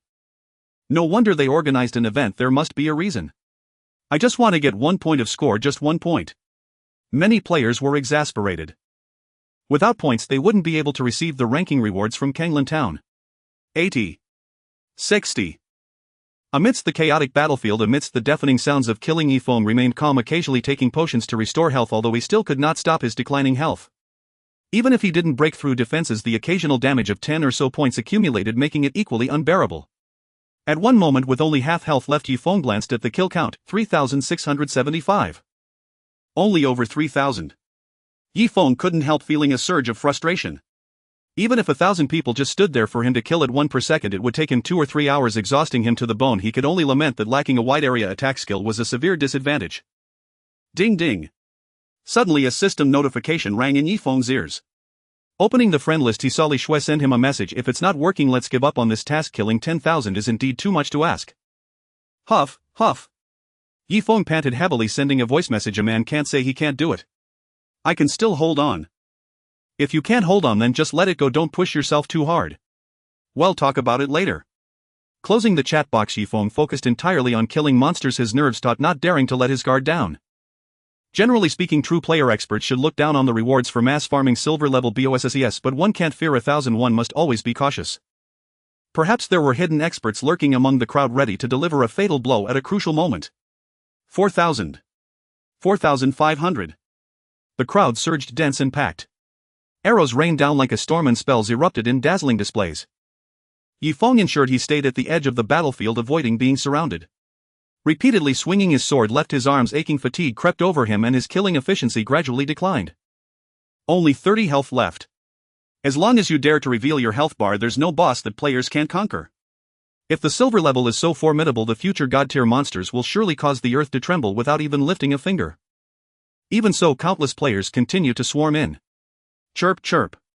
As Yi Feng rampaged, the Pisho was not idle, using earth movement to shift below, occasionally popping up to collect the equipment dropped by the players Yi Feng had killed. 10. As the health of Abyssal Demon Yi dropped to critical levels, the players' onslaught intensified. With everyone's damage being distributed, perhaps someone might land the final blow and the dropped equipment would belong to them. Ha ha ha. Just when they thought victory was within reach, Yi Feng laughed wildly, his bone wings spreading explosively, fully revealing his demonic form. "Ants, it seems you still possess some strength. You're almost dead yet you still dare to act tough. Many players were speechless. Like a whirlwind, Yifeng appeared in the distance and quickly retreated strategically. Then from now on I must unleash my true abilities. This is a grand event involving 10,000 participants. A boss for such a large event cannot be easily defeated. If the first phase can't be overcome, it should transition into the second phase. Many players were dumbfounded. He wants to escape. A fleeing event boss. What the hell? Relying on his absolute speed advantage, Yifeng aimed to distance himself from the crowd. Swish. Suddenly a cold light erupted, refracting a chilling brilliance in the sunlight. A dagger materialized from the void on his right, slicing through the air.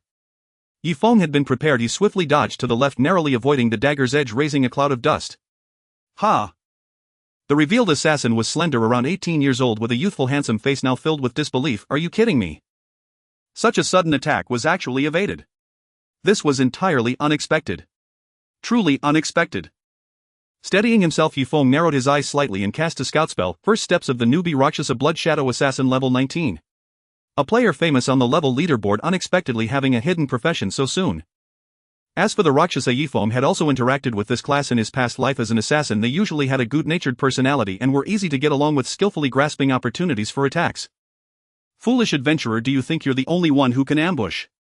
Yifeng grinned. Rakshasa. What do you mean? Could it be that you can ambush too? Not engaging further, Yifeng quickly retreated. Ding.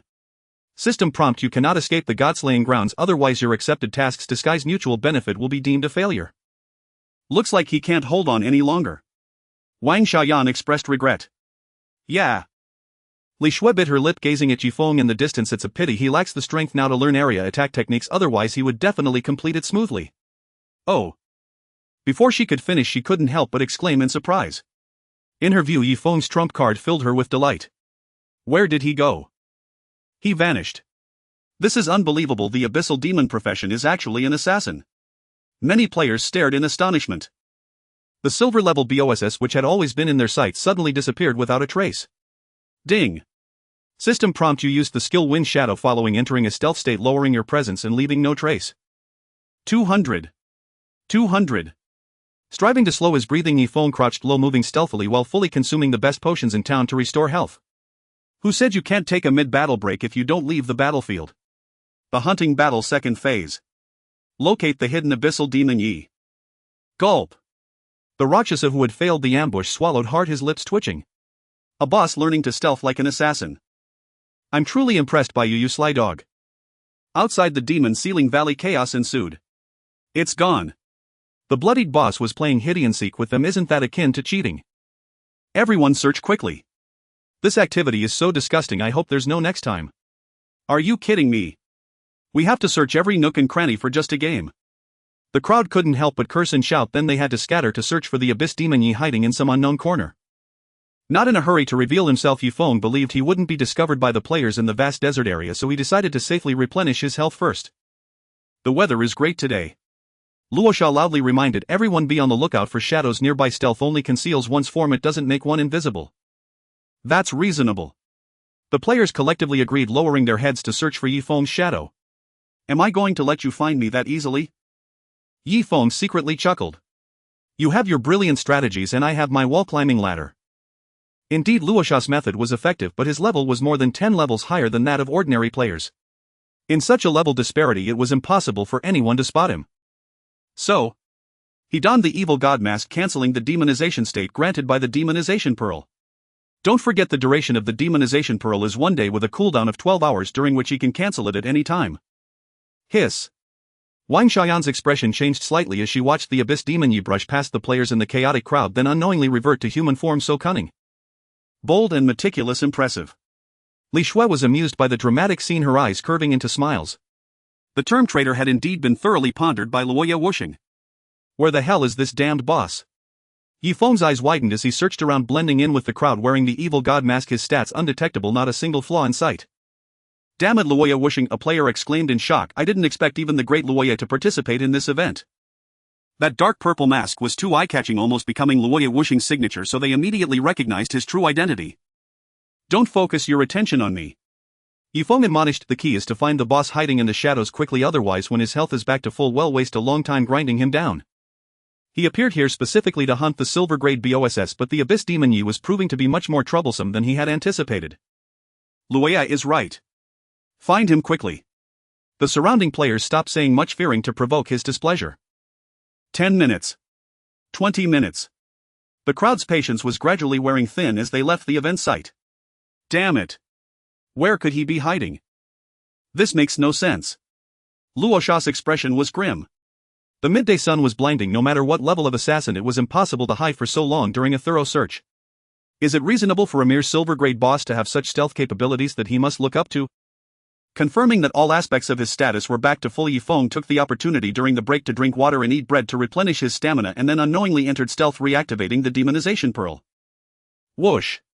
With his bone wings unfurling, the azure light surged. Yifeng appeared spirited, intentionally seeking an opportunity for the players to spot him. He's over here. Finally, a player with keen eyes discovered his location. No wonder you are adventurers. There are indeed many capable individuals among you.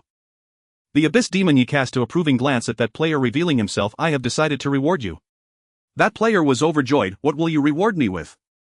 The first to discover the stealthing boss actually had an extra reward. What a pleasant surprise. Smack. Yifeng swiftly slapped the player, then drew his flame sword, slashing across his neck, causing a spurt of blood. I reward you with a big fight. He had nothing else to give, only able to provide the other party with a bit of physical reward. The crowd. This reward can be declined. Kill him. Many swordsmen and knights lunged forward, trying to deal damage in exchange for rewards. Sizzle, sizzle, sizzle. Once again entering a tug-of-war, Yifeng's strikes were merciless, taking down one player with each swing, not dragging his feet at all. Covered in blood, Yifeng kept his emotions in check, still not daring to let his guard down. He thought he'll think about celebrating after the task is complete. This is really speechless. Luosha entered stealth once more, preparing to wait for an opportunity to act. In a short period, it was unlikely to have a chance to kill the Abyss Demon, as the prolonged hiding had allowed him to restore his health to full. Whoosh! However, just shortly after he entered stealth, Yifeng surged like a gale, appearing right in front of him. Luosha was indeed a rather tricky adventurer. It would be safer to send him off early. In an instant, Luosha felt as if his heart was tightly squeezed, panicking as he flew backward. I had already gone into stealth and you are still staring at me. Unwavering in his gaze, Yifeng advanced forcefully and swung his flame sword down. Sizzle. The chilling blade ignited with flames and poison, mercilessly striking Luosha's shoulder a full-powered blow. 2687. Luosha donned the pain mask, exiting stealth due to the attack, and his health continued to plummet. I went into stealth. Why are you still bothering me? It's poisonous. This boss is poisonous. Stealth only conceals one's form, it doesn't make one invisible. Yifeng smiled nonchalantly. The weather is nice today, remember to watch your shadows underfoot. Luosha. Is it necessary to kill someone and also torment their heart? Whoosh. The white light shot up and Luosha's soul returned to the resurrection point. After eliminating the number one nuisance, Yifeng redirected his attention back to the kill count, facing the rain of arrows and magic, where he passed left a trail of corpses. Crimson blood seeped into the yellow sand, creating a shocking and tragic scene. 6,500. 7,000. The target number is getting closer. Huff. Huff. When the count reached 8,000, Yifeng was drenched in sweat, his stamina nearly depleted, his body sticky, and his movements severely slowed. Running and killing, were it not for the break, he would have been worn out by the sea of players. Damn adventurers, you are too despicable. Once again, Yifeng used the same tactic, activating Shadow Pursuit to increase his speed, running toward an empty area once more. The god-slaying land was vast, over 10,000 players couldn't occupy even 1/10 of the map. Moreover, he had been consciously gathering the battlefield in a specific corner, facilitating his withdrawal from combat, while the players had no faction leaders or commanders at that moment, giving him an opportunity. And he felt no psychological burden using the tactic of fleeing when unable to hold on. To be honest, from childhood to now, Yifeng had not played other instruments well, but only the retreating drum, achieving national level standards. Still going into stealth. Many players turned green with envy. Every time he was close to dying, he just hid to recover. Who was truly despicable here? This boss is invincible, infinitely looping. Too damn cheap. Why not just leave?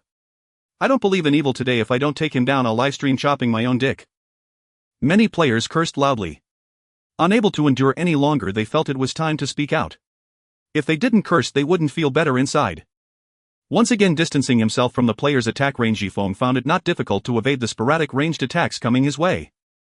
In the realm of gods and demons, ranged attacks do not guarantee a hit unless they are lock-on attacks, which are certainly not skills accessible to ordinary players at this stage. Too fast, I can't determine the direction of movement. Some players expressed their confusion. Can't the boss from another world just stand still and wait for death? This is not what a game should be like. Using Wind Shadow to enter a stealth state, Yifeng avoided the player's line of sight as much as possible, lowering his breathing to regain stamina. Long periods of continuous combat were nothing short of torture. When the task difficulty reaches S rank or higher, the pressure felt by players becomes immense. It must be noted that the difficulty indicator of a task is not immutable. If his strength were to surge tenfold, the difficulty would correspondingly drop to an appropriate level. Even S rank is like this. One can only imagine how terrifying the SS and SSS ranks would be. Wiping the sweat from his forehead, Yifeng did not rest for long before being found by the scattered players. However, due to repeated mockery, many players abandoned their strategy, which significantly reduced his stress. No one could guarantee that the Abyss Demon Ye would not use the same tricks repeatedly. It was indeed a psychological game. Foolish adventurers, mere ants, are you still unwilling to give up? Yifeng shouted. Die for me. Numerous adventurers fought with all their might, their anger fully ignited. Such a fine event lacked the appearance it should have. Wasting no more time, Yifeng swung his flaming longsword, continuing to harvest the lives of the players. Good lad, quite impressive. Wang Xiaoyan, who had been waiting for the right moment, said with a hint of excitement. Li Shui nodded slightly. Once this conflict ends, I will definitely reward him well. 9,000. 9,500. The kill count continued to rise. The closer he got to the final moments, the less Yifeng dared to relax, his entire being taut and meticulous. Swish. With a rise and fall of his sword, Yifeng successfully dispatched the first 10,000. Looking at the bodies kneeling on the ground with a sense of relief, finally it's over. Ding. System notification. Congratulations, you have completed the prerequisite for the task. Mutual benefit. Please return to the Demon Ceiling Valley to claim your reward. Hearing the pleasant system notification, Yifeng did not hesitate, quickly carving out a path, sprinting towards the Demon Ceiling Valley. Adventurers, go back, I'm not playing with you anymore. All the players were stunned. Not playing anymore? Oh, why didn't you say so earlier? Then well, just. I'm not playing, damn it. Get back here. Where do you think you're going? Suddenly they became frantic. After all the effort to nearly defeat the BOSS, he still wanted to run away. Whoosh, like a gust of wind, Yifeng returned to the Demon Ceiling Valley, where the demonic creatures parted to make way for him. Entering a relatively safe area, he turned to look at the excited players outside the valley, quietly lamenting, the waters of Peach Blossom Pool are 1,000 feet deep, not as deep as the feelings the players have for me. 10,000 heads given just like that. This kindness cannot be repaid in this life, perhaps it can be in the next. Stepping deeper into the Demon Ceiling Valley, Yifeng maintained a calm demeanor, recovering stamina in the process to prepare for any potential risks. 10 minutes later, he reached the endpoint where the originally brilliant and dazzling giant magic array had dimmed considerably in the gem ceiling. The demon god in the center emitted a rich, enchanting red light covered in cracks. Brother Yi, you did well. The voice of the god slayer Anita resonated, full of vigor.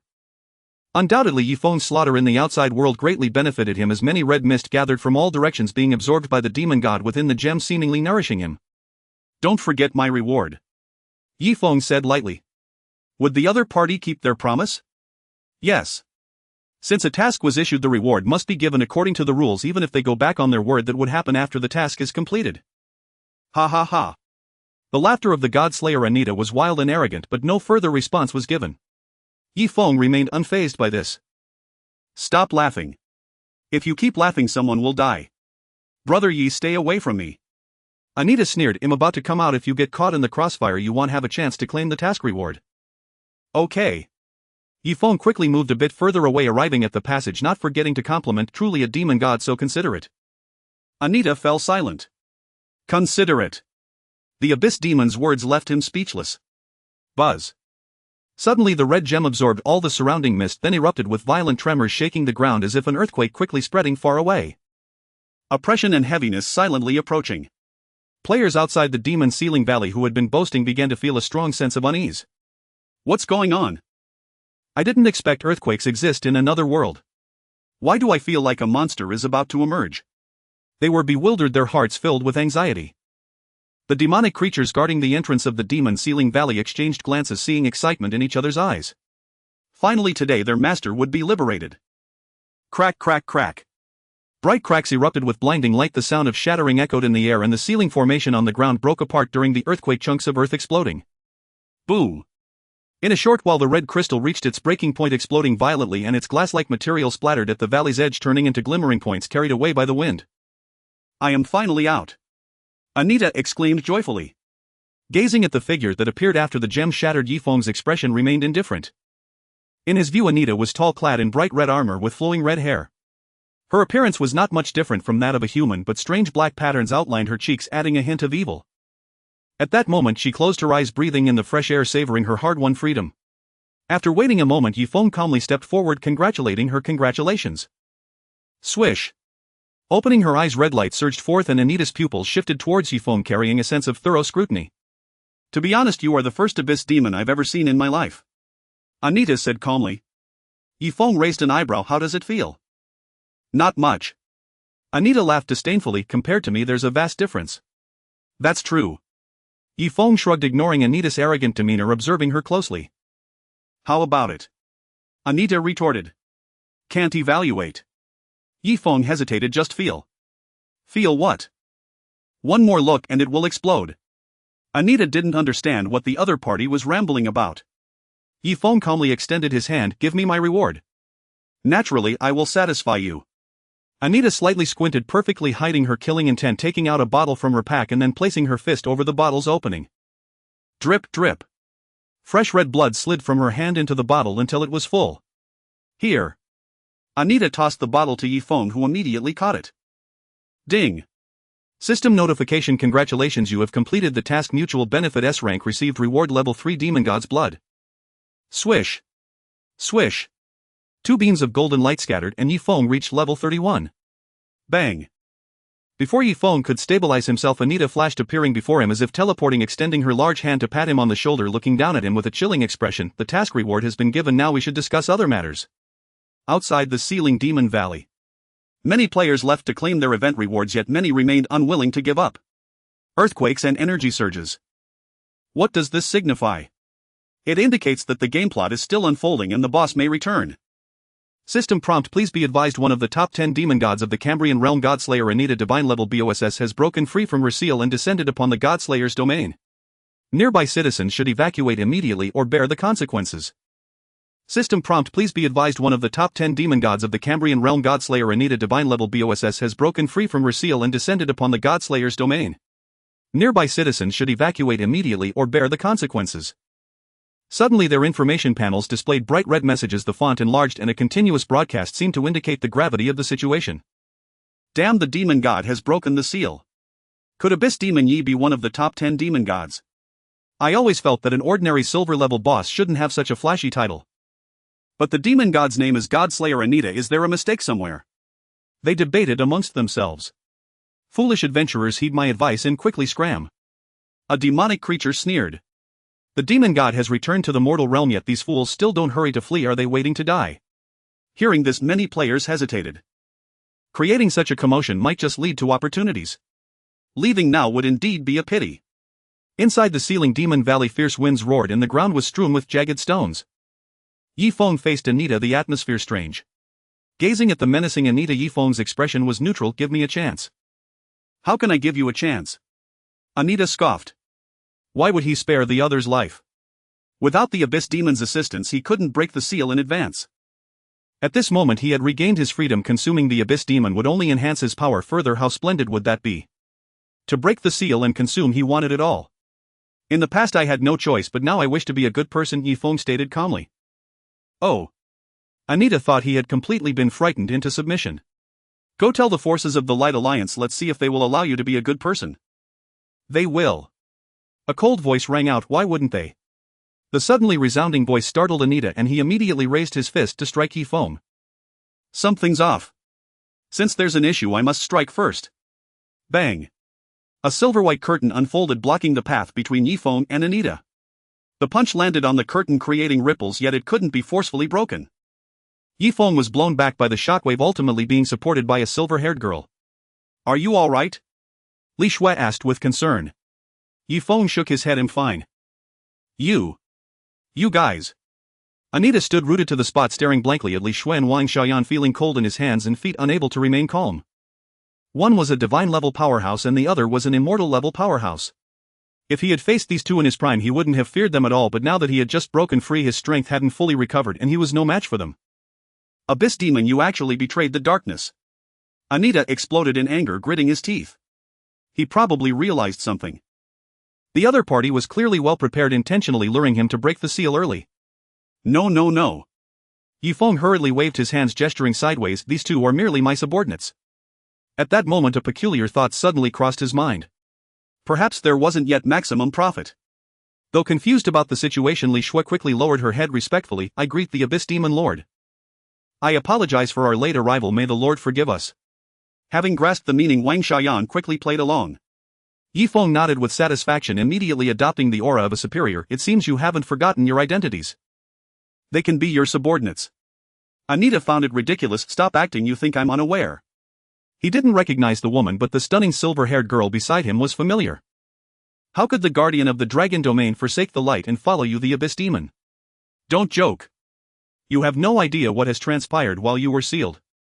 Yifeng wore a bemused expression as he perplexed Anita, speaking elaborately. Due to unequal resource distribution, humans often profit from slaying dragons, and the dragon domain has long since torn ties with the Light Alliance, now merely engaging in pretenses waiting for my rise. Anita. He was baffled. He couldn't comprehend whether the Abyss Demon was speaking the truth. Do you really think my father would let me venture into the Cambrian realm alone? Or do you believe the Light Alliance would accept an Abyss Demon?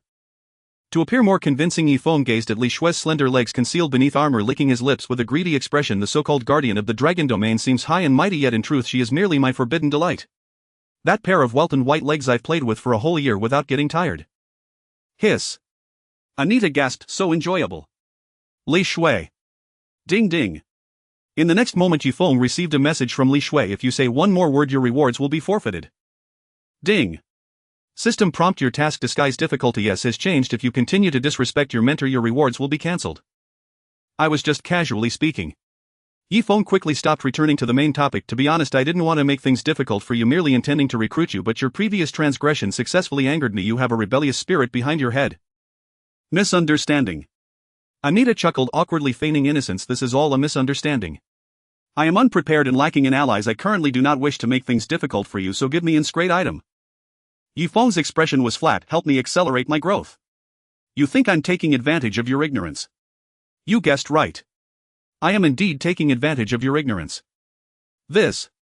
Anita's expression was unpredictable.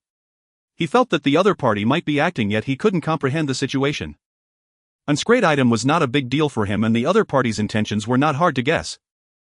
The Abyss Demon is an adventurer, and natives cannot give adventurers benefits for no reason. That is the rule.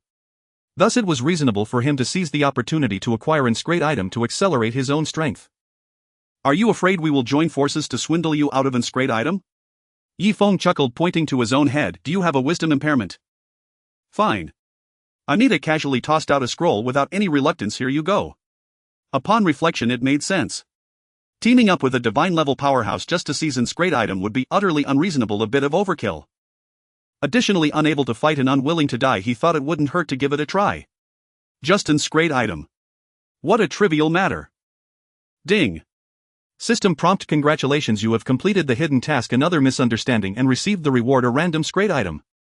Watching the throne scroll carve out a parabolic arc, Yifeng's heart raced. He didn't directly reach for it, but quickly reminded, little Pichot, go, it's settled that it's you. Chirp.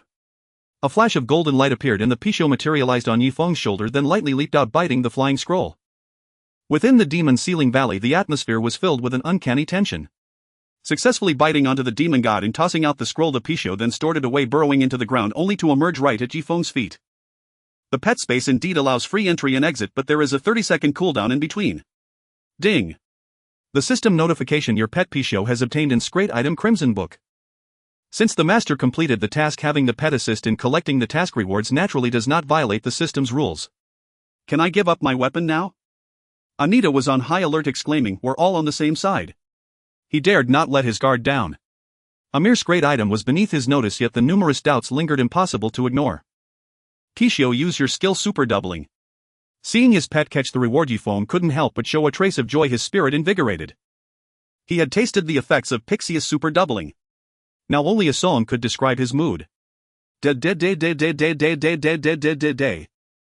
Chirp. Pichot followed the command, its body radiating a golden glow. Ding. The system notification: Pichot used the skill super doubling based on the item value provided by the Godslayer Anita, obtaining 10 times the item's worth from his hands. Ding. The system notification: your pet Pichot has obtained an great item, Divine Favor. Anita's expression froze instantly. What the hell? He opened his pack only to find that his long-preserved S-grade item had vanished. Divine favor. Sounds wonderful. Yifeng's heart bloomed with joy as he looked at the increasingly grim expression on Anita's face. Turning to Li Shui, instructor, I have completed my task. Poof. Witnessing everything unfold, Li Shui's pretty face held a touch of amusement. Looks like you're quite adept at seizing benefits. It's all thanks to your excellent guidance, instructor. Yifeng activated the demonization pearl, directly turning into a sycophant. An S-grade item on the third day of the game. What could he say? Thank you, brother Godslayer, for the divine favor. Thank you, your generosity is unmatched. You've got guts. Seeing through the other's intentions, Anita's face contorted with rage, his murderous intent surging, his gaze fixed on Yifeng. Remember what you've done today, I will repay you tenfold in the future. An S-grade item is not rare for him, but an S-grade item. Damn it, it's shattered. Do you even have a future? Yifeng sneered. Instructor An Xiaoyan, don't let this heinous demon escape, otherwise the righteous camp will suffer greatly. Today you must restore a bright world for the dawn of the living. Li Shui. Wang Xiaoyan. Ding. The system notification: as your grasp of linguistic skills matures, the skill casual taunt grade has advanced to demonic tongue grade. Advanced. Yifeng, who was dedicated to ridding the world of harm, was quite surprised. You. Anita gritted his teeth in rage to the point of madness, charging at Yifeng. Die. This is the first time he felt such intense murderous intent. Boom! Li Shui and Wang Xiaoyan stepped forward, one silver and one red sword thrusting out, violently colliding with Anita's fist, unleashing elemental energy that roared and exploded, sending nearby debris flying. Swish! At the same time, a silver shield surrounded Yifeng, helping him resist the overwhelming aftershock. Silent as falling leaves, you go first. Li Shui urged. Okay. Stowing away his pet, Yifeng decisively turned to leave, pushing his speed to the limit. Die. Suddenly Anita targeted Yifeng, raising his arm. In an instant, surging flames coalescing into an astonishing black fire dragon that soared forth, leaving a trail of high temperature in its wake, as if the world had become a purgatory. Feeling the terrifying intent that seemed capable of destroying everything, Yifeng did not look back, simply running towards the valley's exit. Ka ka ka. Cold air surged as Li Shui raised her hand, summoning endless ice elements, the frost spreading and freezing the ferocious fire dragon from its tail. In just a moment, the entire dark fire dragon became an ice sculpture, then shattered into pieces. With the attack failing, Anita's face turned grim, glaring fiercely at the silver-haired girl, gritting his teeth. Damn dragon domain guardian. If you want to kill my disciple, you'll have to get past me first. Li Shui was enveloped in cold air, her dancing hair shimmering like ice and snow, akin to a goddess of frost. She slashed at Anita with her sword, her soul-stirring brilliance forcing him to retreat, repeatedly sustaining numerous injuries, leaving behind a trail of damage. Meanwhile, Wang Xiaoyan swept through, unleashing streaks of sword energy. Today, even if I incur serious injuries, I will kill you, you little brat. Anita spat blood, his fists clenched tightly. Boom! Black flames erupted from his fists, the ground beneath him collapsing inch by inch, forming deep cracks that spread like a spider web, with black fire flowing within the cracks. The terrifying power brewed silently. Xiaoyan, retreat quickly. Li Shui's brow furrowed with seriousness. He is about to unleash God-slaying power. Upon hearing this, Wang Xiaoyan immediately retreated. God-slaying power. This indicated that the opponent's methods were sufficient to pose a threat to divine-level powerhouses. As if bearing unspeakable immense pressure, Anita's veins bulged, his eyes bloodshot, two fists engulfed in roaring black flames collided heavily in front of him. Boom! Like a nuclear explosion, everything nearby was engulfed in darkness and rapidly expanded. What is happening inside? These demonized creatures are blocking us from entering. I really want to see what the demon god looks like. Outside the demon ceiling valley, many players found themselves in a dilemma. Retreating, unwilling. Advancing, blocked. Truly a disaster at the Thunder Tower. Whoosh! Yifeng dashed out hastily, not daring to focus on the battle between divine-level powerhouses, only to see that the entrance was surrounded tightly. Why are you still alive? A demonized creature exclaimed in shock. In their view, the demon god who broke the seal would surely choose to devour abyssal demons. There was no reason for him to still be alive. Hurry and go in and see. Yifeng was frantic. Anita has encountered a powerful ambush. What? The demonized creatures were horrified. Quick! Yifeng shouted angrily, almost losing control. What are you waiting for? He sent me to call you in to help. If you delay any longer, it will be too late. The demonized creatures exchanged glances and finally they all rushed into the valley. Adventurers, what are you waiting for? Hurry up and go in. Yifeng kindly urged. Although the battlefield of powerful beings is certainly dangerous, it might be a chance to pick up something valuable. The benefits are immense. Having said that, he quickly used Wind Shadow to enter stealth before the battle began, to avoid becoming a target. It seems the abyssal demon cannot be killed. What a pity. Let's go in and take a look. No penalties for dying during the event. I refuse to believe there aren't other benefits besides ranking rewards for this event. The adventurers were very tempted and similarly surged into the valley. Cancelling the abyssal demon form and transforming back into the adventurer. Silent falling leaves. Yifeng squeezed through the crowd towards the exit. Please make way, I have urgent business. Fallen leaves. What's the urgent matter? A player asked curiously. My wife is giving birth. As countless players surged into the depths of the sealing demon valley, Yifeng bravely retreated, not daring to linger for even a moment. These players were participating in the campaign against the abyssal demon, but he had not, and he could not recklessly gamble with his life. At a certain moment, a black light erupted within the sealing demon valley, an overwhelming energy radiating outward like a semicircular shield covering the land. Wherever it passed, everything was obliterated, vanishing without a trace. Demonic creatures and adventurers. Those who ventured into the valley met their demise the instant they came into contact with it. What is happening? All the players who had transformed into souls looked utterly bewildered. Abyss. Demon. Faintly, Yifeng heard a heart-wrenching voice from within the valley. Even in death I wish to be with you. Self-indulgent. He dared not linger, and after pushing through the sea of people he shot away toward the distant teleportation array. Boom. The yellow sand filled the sky and the terrifying power continued to surge. Upon entering the teleportation array, Yifeng immediately chose to activate it, then began the countdown. At that moment he turned around to take a look, and the world that met his eyes was only a sky filled with flying sand and a semi-spherical mass of black energy. Aside from that, there was nothing else. Clearly a neatest move could obliterate the entire map. No wonder the god-slaying land was devoid of any life. Looking at the black energy that was about to reach the teleportation array, Yifeng's expression remained calm. Because of his involvement, the plot had undergone dramatic changes in his past life. Such an exaggerated scene did not occur at the start of the battle with the gods and demons. However, he did not feel anything amiss. What he desired was change. Following the original plot mindlessly, he could not imagine how to alter the outcome. Whoosh! The teleportation array activated and a rich brilliant white light engulfed Yifeng's figure. 2 seconds later the energy engulfed the teleportation array. Ding! System notification. Congratulations, you have completed the task. Disguise difficulty S. You may go to your mentor to claim your reward. As the scene before him shifted, Yifeng found himself in Kanglan Town. The surroundings drastically changed. Ha! He gently exhaled a breath of foul air, feeling completely at ease. The Godslayer Anita could not possibly defeat the Dragon Domain Guardian. This was a fact he could ascertain. Not remaining foolishly in place, Yifeng sold the plethora of player gear stuffed into his pack in bulk to the weapon shop owner, selling it at market price without suffering any losses. Of course, it wasn't that he couldn't sell it on the forum, but he couldn't explain why the gear appeared in his pack. He did not wish for his identity as an abyssal demon to be exposed. Little brother, where did you get so many common-grade equipments? The weapon shop owner asked curiously. Yifeng mysteriously replied, don't ask why, the less you know the better. The weapon shop owner replied. It seemed like the source was dubious. Don't tell anyone about our business, Yifeng reminded. The weapon shop owner patted his chest and assured, rest assured, I still have professional ethics. He didn't want any conflict in business, especially since he couldn't see the opponent's stats indicating that they were definitely not an ordinary person, so why offend them? After collecting nearly 2 gold coins, he set off to the potion shop to replenish supplies, then opened his pack to check the valuable spoils from this trip. First there was a bottle filled with demon god's blood.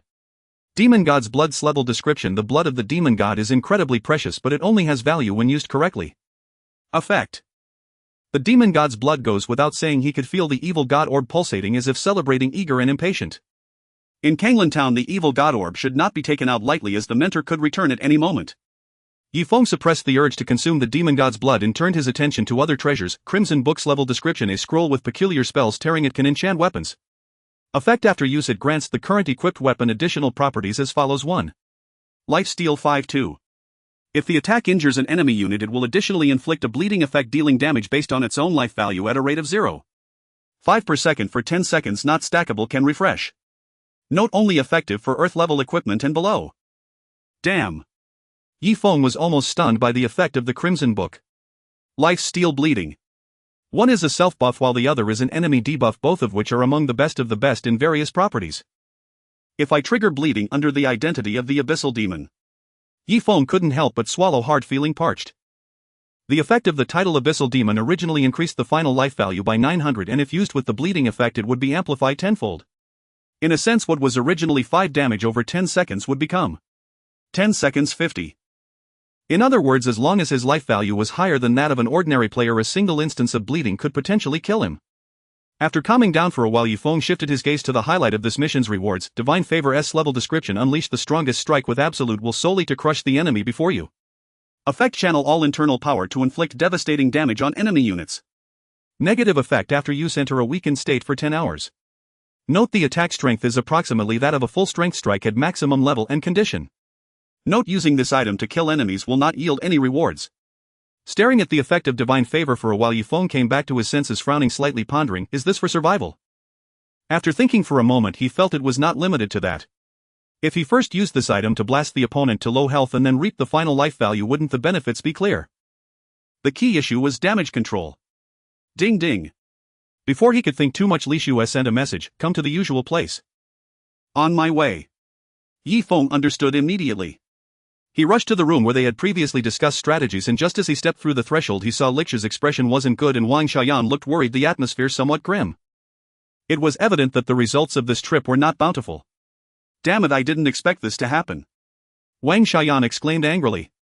Li Shue lamented this situation was beyond our anticipation. Did we not kill Anita? Listening to their conversation, Yifeng's heart sank, feeling something was amiss. Could it be that in his past life they failed to kill him and allowed Anita to escape heavily injured, and now this life was repeating the same mistake? That shouldn't be the case. We could have killed him. Li Shue explained, there were other demon gods intervening. Yifeng found it hard to believe at this moment the 10 major demon gods have not yet awakened, right? According to his memories from his past life, most of the demon gods of the Dark Camp were in a deep slumber. I was surprised too. Wang Xiaoyan continued, let me put it this way, the current light camp is nothing like it was back then. Once the demon gods awaken, the changes to the overall situation will be drastic. The Dragon Domain Guardian's stay in Kanglin Town was originally intended to eliminate one before the demon gods revived to lessen the pressure, but alas. At this point she sighed with great reluctance. Which demon god took him away? Yifeng asked heavily. Today's actions have thoroughly tied him to the Godslayer Anita. If he does not die in the Sealing Demon Valley, the future will surely be fraught with troubles. Took away.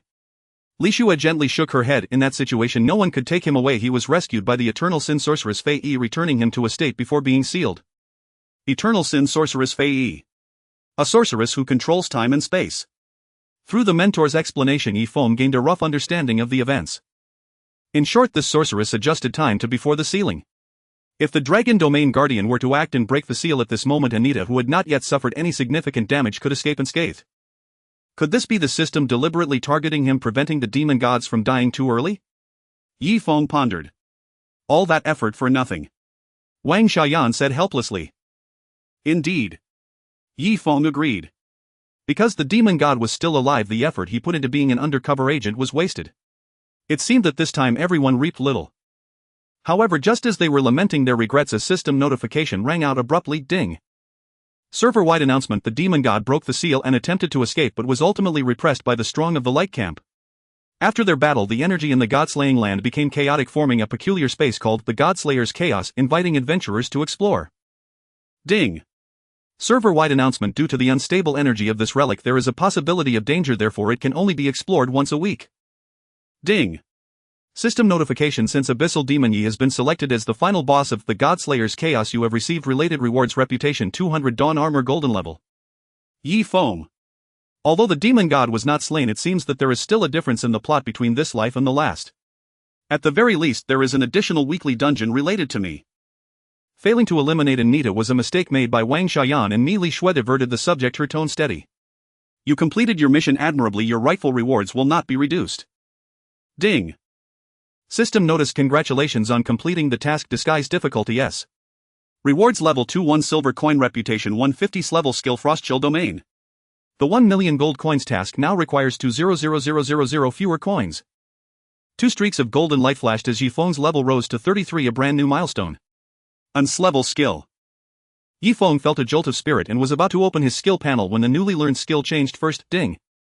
System notice: due to the nature of the exclusive hidden profession Feng Ye in the ice element skill, Frostchill Domain's level has transformed into Shadow Domain's level. Yifeng was not overly surprised by the change in the skill's nature. The Longyu Guardian's techniques were mostly ice-based, but once one grasped the method of execution, corresponding skills of other elements could be attained. The elemental types of Feng Ye were probably wind and shadow. Shadow Domain's level description: a group attack technique Feng Ye derived from the Longyu Guardian's move Frostchill Domain with some alterations in properties and effects. Skill effect: draws forth Shadowly Malevolence from within, centering on the caster to deal 150 damage to all enemy units within a 10-meter radius, and applies corrosion and knockback effects. Corrosion movement speed reduced by 20, damage taken increased by 10, lasts 5 seconds. Cooldown 1 minute. Note: due to current insufficient power, this skill's strength has not yet reached its full potential. A very solid area effect skill. The attached enemy debuffs will further amplify Yifeng's speed advantage, and this is far from the Shadow Domain's limit. Its future prospects are promising. Master, it is too late to blame yourself now, Yifeng comforted. Li Shui wore a worried look. The demon god's return is already unstoppable. The future may well become an era of ubiquitous peril. Yifeng fell silent. In truth, he fully understood that the coming catastrophe would far exceed what anyone could imagine. Long years of peace had blunted the light faction's edge, while the dark faction had been sharpening its blades, poised to strike. The disparity in strength between the two sides was enormous. Suppressing her inner worry, Li Shui looked at Yifeng and changed the subject. By the way, your deep incursion into enemy lines seems to have yielded considerable gains. 2 S-level tasks plus snatching an S-level item from Anita, he could be said to have become rich overnight. Not much, not much. They're just a few pieces of scrap metal, hardly worth anything. Yifeng chuckled dryly. If Master needs them, I can hand them over at any time. Really? Li Shui's eyes brightened. Of course.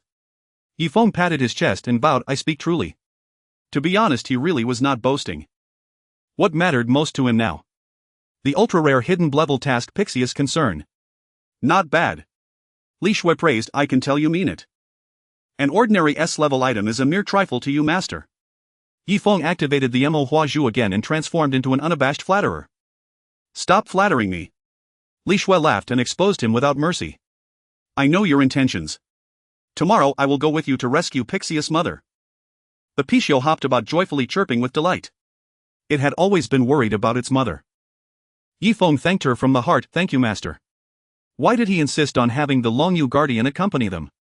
Because task difficulty was not calculated solely by individual strength.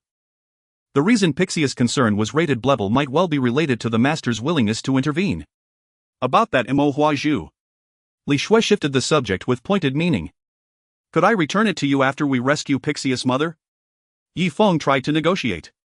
The Mo Hua Zhu's effect was overwhelmingly useful to him, and its stringent prerequisites could likely be met only by him within the light faction. Li Shui cast a meaningful glance at her disciple and nodded in agreement. Very well. System notice: you have obtained the Pixius concern related task item Mo Hua Zhu S level. Leaving the room, Yifeng stepped into the bustling thoroughfare and sensed that Kanglan Town had grown noticeably livelier. In a short time, more and more players were active there. It was obvious that the previous Silver Tier boss event had led many players to set Kanglan Town as their teleport point after leaving the newbie village, pushing the town toward its capacity limit. The Godslayers uprising. After pondering briefly, Yifeng decided to go. I want to see how strong the Abyss Demon Yi in the raid really is. Who was he? The number 1 on the level leaderboard. This raid's initial clear could not be missing him. They had to secure the first clear. But before that, he needed to make use of the demon god's blood. If he did not hurry to absorb it, the evil god pearl in his inventory would be practically lamenting the delay. Returning to his cramped room that cost 2 copper coins a day to rent, Yifeng shut the windows, took out the trembling Xieshen Zhu and soothed it. Little treasure, you're eager, aren't you? It'll make you happy soon. Saying that, he opened the vial of demon god blood, aimed the Xieshen Zhu at it and urged, absorb it all, clean, complete, not a single drop remaining. The Xieshen Zhu was silent. A dark radiance burst forth. The jet-black Xieshen Zhu bloomed with a dazzling umbral light, and ineffable power surged as it devoured the demon god blood in the vial, turning the liquid into a black substance that seeped into the pearl and gradually fused with it. Gurgling in the next instant, Yifeng's blood surged, turquoise energy flowed through his body, and his strength leapt up a notch. System notice: congratulations on successfully using the Xieshen Zhu to absorb the rare bloodline of Godslayer Anita. The Feng Ye Xieshen profession strength has increased, and you have comprehended the skill Godslaying power pseudo. As before, permitting the Xieshen Zhu to absorb a rare bloodline greatly benefited Yifeng himself. Plainly put, the Xieshen Zhu was his exclusive artifact, long since utterly bound to him. After a long while, Yifeng's restless blood slowly calmed. The weariness of prolonged battles washed away, leaving him invigorated and clear of thought. Opening the profession panel, the displayed strength of Feng Ye Xieshen made him beam. Feng Ye Xieshen exclusive hidden profession. Description: an abyssal demon commanding the wind element, an eternal evil god feared across countless worlds. Life 10. Attack 10. Defense 10. Speed 13. On top of the original values, base growth for each attribute has gained 2 additional stars. This far exceeded Yifeng's expectations. After all, the demon god's blood was only a single vial, so the improvement it brought was limited. Last time when he absorbed the venom god Bansen, the target was nearly dead, hardly comparable to the boon it would have provided in its prime. And there were skills as well. Yifeng opened the skill panel once more to inspect the imposing sounding God-slaying power pseudo-passives level. Description: because Godslayer and Nidus demon god blood was insufficient, you cannot comprehend the true God-slaying power, you can only barely grasp a fragment of its mystery. Skill effect: God-slaying power pseudo-passive S-Rank. And description: the blood of the demon god is insufficient, preventing you from comprehending the true God-slaying power, you only grasp a fragment of its mystery. And skill effect: your attacks inflict damage on the enemy which will be accompanied by God-slaying power, causing the enemy unit to take 100 damage based on its own attack power every second. God-slaying power deals true damage ignoring defenses and shields. End duration 10 seconds. N. Staring at the effects of God-slaying power, Yifeng's heart surged with tumultuous waves. He could nearly assure that no player would encounter such sustained damage in the early stages, and compared to burns, poison, bleeding and other forms of sustained damage, true damage is something only accessible to players in the later stages. Exhaling a breath of foul air, Yifeng sighed. The Evil God Pearl is indeed infinitely mysterious. Currently the effect of the Evil God Pearl only absorbs rare bloodlines, but he discovered it not only enhances class strength but also grants him certain traits of the target. God of Poison Banshin grants him the passive poison source. And Godslayer Anita grants him the passive God-slaying power. This means that as long as he continues to absorb other rare bloodlines, he might gain more passive skills. Yifeng couldn't be certain, but the thought was unavoidable. We'll find out in the future. Casting aside distractions, Yifeng focused on the golden level equipment rewarded by the system: N Armor of Dawn, golden level, N Defense 60-65, N Health 5000, N Additional Dawn regenerates 100 health points per second, traits Defense 8, N Level requirement 30, N Description: after enduring the darkness of the deep night, dawn will inevitably arrive. N.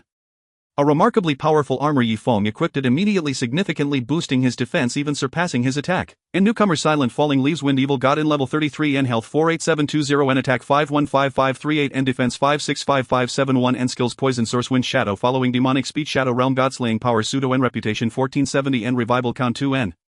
With everything prepared, Yifeng left the room and headed towards the area of the teleportation array, discovering a large number of players heading towards the Godslaying land, moving in batches, indicating the popularity of the newly opened dungeon. Damn, it's the great Silent Falling Leaves. N. Is he also going to clear the Godslayer's chaos? And the first clear reward is probably going to be snatched away by him. Many players were discussing animatedly. And ignoring them, Yifeng casually squeezed past, entering the teleportation array, and returned once more to the Godslaying land. Ding. And system prompt: you have entered the map Godslaying land. And swish. As the scene shifted, he arrived at his destination, seeing that the Demon Sealing Valley had already been destroyed under Anita's terrifying power, with a peculiar area in the distance emitting an elliptical blue glow, with players occasionally entering, disappearing before everyone's eyes. Yifeng stepped forward and cast a scout spell towards the glowing area. And Godslayer's Chaos Dungeon and requirements: defeat the enemies obstructing your path and stop the Abyss Demon Yi from unsealing the Godslayer, otherwise you will fail. And rewards: golden level equipment, first clear reward 30 free attribute points for the leader, 20 free attribute points for other members, and requirements maximum of 5 players in a party, level requirement level 15 and above, and no death in the dungeon incurs no penalties. N. Interesting. Yifeng looked at the quest rewards and spotted a huge business opportunity. Is there anyone who wants to team up for the clearing? And please take me along. And Silent Falling Leaves him your fan for 10 years. Many players were closely watching Yifeng's actions, and upon seeing him about to form a team, they immediately swarmed in, surrounding him tightly. The highest bidder wins. And looking at the actively participating players, Yifeng called out, brothers, I'll say a number: 5 gold coins. 3, 2, 1, start bidding. Instantly silence fell over the crowd. And 5 gold coins, and they still needed to bid. And I would really appreciate that. And unfazed by the awkward silence, Yifeng continued, those interested, come on. There's no shortage of wealthy individuals in reality. The moment they entered God and Demon, they possessed several gold coins. Asking for 5 coins was neither too little nor too much.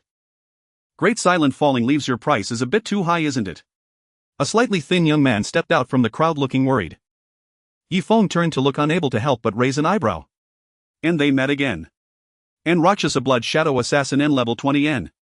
Rakshasa smiled wryly. 5 gold coins, how could an ordinary adventurer possibly afford that now? Exactly.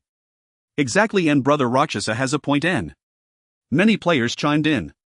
And mainly feeling pity for the gold coins, everyone knew that free attribute points were worth much more than gold coins.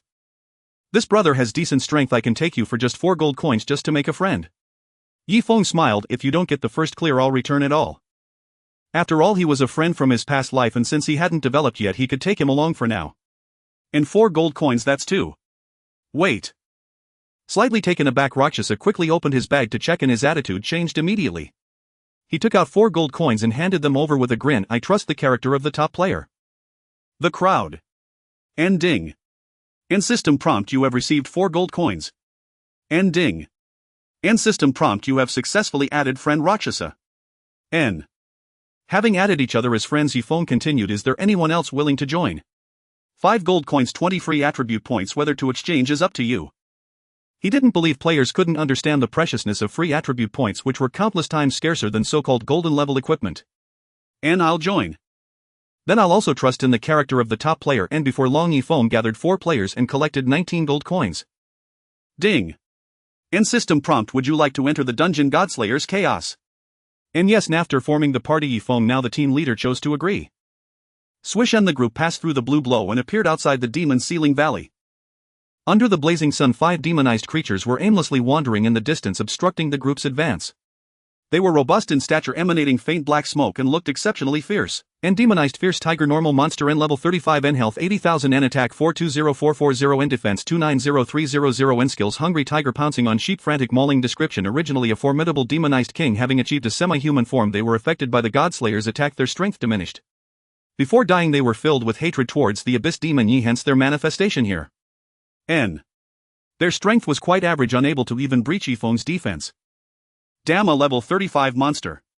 One of the team members shrank back. With these stats I can't even break through their defense, and clearly due to the high level of the leading player the overall difficulty of the dungeon was significantly raised. You all step back. Yifeng took out the flame longsword from his bosom. Let me enjoy the experience alone. And Han Rakshasa noticed the weapon in Yifeng's hand looked particularly familiar. Where did you get this sword? Was it just his illusion? And this sword seemed to have slain him before. N. Lucky drop, I killed a monster. Yifeng replied truthfully. Fine. Luo Sha rubbed his nose, disgruntled. Understood. He had assumed the abyssal demon in the event remained undefeated, still alive until the very end. Clearly that was not the case. Ultimately it must have fallen to Yi Luo Wuxing and dropped its weapon. Watch your backs or you'll die. Offering no further explanation, Yifeng left Luo Sha to draw his own conclusions. Then gripping his longsword he charged toward the mutated tiger and activated Demon's Tongue. Friends, do you remember me? The mutated tigers turned their heads toward Yifeng, hesitating for an instant before baring fangs and glaring with feral fury, then lunging forward in unison, roaring with terrifying momentum. Do you remember me? We'd recognize you even if you turned to ash. TCH. Yifeng couldn't help but marvel inwardly. Upgrading casual mockery into Demon's Tongue was truly invaluable, it drew aggro flawlessly. Demon's Tongue rank B. Description: do not heed the demon's words, for they shall drag you into the abyss. Effect: draws all hostile units within a 20/20 radius, drastically increasing their enmity toward the caster. Additional effect: when used calmly, dialogue content may, by chance, reduce enemy enmity. Cooldown 2 minutes. Notice: ineffective against adventurers. Seeing all mutated tigers converge on Yifeng, the other players' hearts leapt into their throats, they shouted urgent warnings. Clearing this dungeon for the first time rested entirely upon Yi Luo Wuxing. Miss. Like a fleeting phoenix, Yifeng effortlessly evaded the lunging mutated tiger, then slashed downward across its abdomen, carving a deep gory wound. 2145. Basic attack. 5000. Poison. 200. Burn. 538. True damage. In rapid succession, damage numbers bloomed above the mutated tiger's head, its health plummeted at breakneck speed. Even Yifeng was startled. A poison damage of 5000 points. Roar. Simultaneously the remaining mutated tigers closed in, jaws wide, teeth gleaming, snapping toward him with lethal intent. Shadow Domain. At once Yifeng slammed his foot hard into the ground. Boom. Dust exploded upward as a small crater formed beneath him. A wave of dense obsidian light rippled outward, sand and grit swirling violently. Every tiger nearby was hurled backward, stunned and burdened with additional debuffs, movement slowed, limbs heavy. Ding. System alert: you have activated Shadow Domain. Within a 10-meter radius centered on yourself, all hostile units take 2151245 damage plus corrosion and knockback effects. HSSSS. Players watching from afar gasped sharply. No way, already possessing an AoE skill at this stage. 5500. Poison. 592. True damage. Through Shadow Domain, Yifeng inflicted both poison and true damage upon every mutated tiger, and corrosion took hold for 5 seconds. All damage dealt to them, including dot effects, increased by 10. Thereafter Yi Feng dispatched them swiftly and decisively, no hesitation, no wasted motion. Ding! System alert, congratulations, you have slain mutated tiger common enemy. Gain 2. 5 experience toward current level. Ding! System alert, congratulations, you have slain mutated tiger common enemy. Gain 2. 5 experience toward current level. Brothers, sorry to keep you waiting. Yi Feng apologized lightly. I specialize in sustained damage, my burst output is naturally slower. Everyone. Yes, the sustained damage playstyle was evident, but where exactly did slowness manifest? Unbelievable. Suddenly a player named Yifan Fengshan burst out, voice trembling with excitement. Ha! The others turned toward him in unison. What's wrong? As if snapping back to awareness, he sheepishly chuckled, thank heavens, my hypotension's cured. Glad you're alright. We were seriously worried about you. Relief washed over the group. Follow me, but don't get too close. Yi Feng warned. If you wander off and die, I won't refund your fee. With that he strode ahead into the Demon Ceiling Valley, while simultaneously opening his skill panel to investigate why his poison damage had surged so dramatically. Source of venom, passive rank A. Description: are you poisonous? Affect all your attacks, inflict poison upon hit, dealing 5000 HP per second for 20 seconds. Growable. 5000 HP per second, total damage 100000. This source of venom offered immense early game advantages. Though the Demon Ceiling Valley branched in countless directions, not confined to a single path, Yi Feng, a frequent visitor, knew the swiftest route to its heart by heart. Along the way he encountered other mutated creatures and eliminated each without pause. When he reached the Seal of Anitra, a familiar array shimmered before him, its crimson gem pulsing softly. Beside it stood the abyssal demon, bone wings arched behind its ashen-gray skin, deep azure eyes burning with ancient malice, its stature and features uncannily mirroring Yi Feng himself after activating the mutated core. Who goes there? Sensing movement, the abyssal demon whirled toward the corridor entrance. It's me. Yi Feng stepped boldly into view, pointing at himself. Don't you recognize me? Mid-conversation he cast scouting technique. Abyssal demon, Yi Golden to your boss. Level 40. HP 320000. ATK 700,730. DF 450,460. Skill: source of venom, Windshadow Pursuit. Description: the most loyal subordinate of Anitra, the Godslayer, willing to sacrifice everything, even life itself, to break her seal. Impressive stats, and 2 lethal skills. For 5 ordinary players to attempt this boss now. Nearly impossible. After studying him intently, the abyssal demon frowned, baffled. Who are you? You don't even remember me. Yi Feng's voice fell hollow and distant, as though something vital had been torn from his chest. Without me, how could you exist? It was unmistakable, this abyssal demon bore no trace of connection to him. Incredible. Watching from behind, Luo Sha watched in awe. Demon's tongue. Far more potent than a knight's taunt. Foolish adventurer. Enraged, the abyssal demon drew a blazing longsword and charged. You will pay dearly for your arrogance. Though merely a dungeon boss, it grasped the venom in his words with chilling clarity. Who do you think you are? My father. SHK. Swinging the flaming blade in a vicious arc, the abyssal demon struck with ruthless precision, intent on ending Yi Feng in a single blow. Yi Feng met him unflinchingly, sword raised, parrying with equal ferocity. 1845. 654. Ha ha. Landing the strike, the abyssal demon snarled and leapt backward, swift as lightning, nearly 50% faster than ordinary players, dangerously elusive. Feel the slow, agonizing erosion of. His sentence died mid-breath. 5738. 5738. 5738. A cascade of identical damage numbers erupted from his body, while Yi Feng suffered only trivial ticks in the low hundreds. The disparity was staggering. How is this possible? Bathed in poison, burn, and true damage, its expression froze, utterly bewildered. Ha ha. Having landed the blow, Yi Feng grinned savagely and retreated, blazing fast, nearly 9 times quicker than average players, exceptionally dangerous. Savor the torment of slow creeping venom. The abyssal demon. Within the instance, Yi Feng and the abyssal demon retreated from each other, with deep green light representing poison and fiery light representing burns emanating from their bodies, causing their health points to plummet rapidly. After creating some distance, Yi Feng took out medicine from his pack and consumed it. 200. 200. With the recovery from the medicine, the persistent damage inflicted by the abyssal demon seemed negligible. After all, the instance boss could not completely replicate the source of his poison, otherwise normal players would almost certainly die with just a single touch, which would be absurd. Sensing his life being slowly drained, the abyssal demon felt a strong sense of crisis and immediately chased after Yi Feng. Why are you chasing me? Yi Feng accelerated his retreat, not giving him a chance to touch him. I didn't take your syrup. You. Even though he could not understand the opponent's words, the abyssal demon could analyze that he was being mocked and his eyes burned with rage. If you have the guts, don't run. He had to admit that in terms of speed the adventurer before him was beyond his reach. Ha ha. As if he hadn't heard the threatening words, Yi Feng repeated his line once more. Feel the pain of being slowly eroded by poison. Is dodging all you can do? The abyssal demon, furious, had a dark expression. Even with all his effort he still couldn't touch his opponent at all. Yi Feng remained calm and said, well, just keep talking. Damn it. A player cautiously observing from the edge of the passage couldn't help but curse. That's too much. Let alone being enemies, even watching this scene they would rather cheer for the abyssal demon. You forced me. The completely enraged abyssal demon retreated once more and activated Wind Shadow to enter stealth. Be careful. A player in a group couldn't help but remind.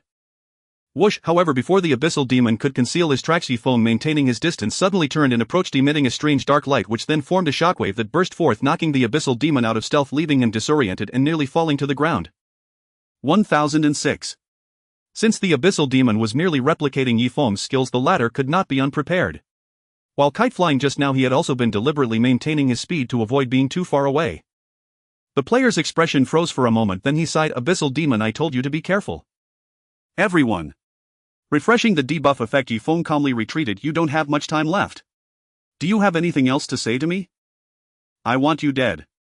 The abyssal demon, eyes red with rage, brandished his weapon and chased after him. Is it really necessary to be this disgusting to your opponent? Yi Feng Shan frowned, feeling uncomfortable. Even if the opponent was just a boss, it shouldn't come to this level, right? Luo Sha couldn't help but curse softly. Fool. What did you say? Yi Feng Shan got angry on the spot. Say it again if you dare. I said you're an idiot. Luo Sha tried to keep his voice down, scolding. You think you can just sit here and claim the first kill rewards? Meanwhile, Luo Yi Wushang has been helping to draw aggro. With their strength, even being touched by a golden level boss could lead to death. Yi Feng clearly wanted the abyssal demon to focus all its attention on him, thus reducing their risk of being attacked. It was evident that his strategy was effective, as the abyssal demon was already enraged beyond reason. Whoosh!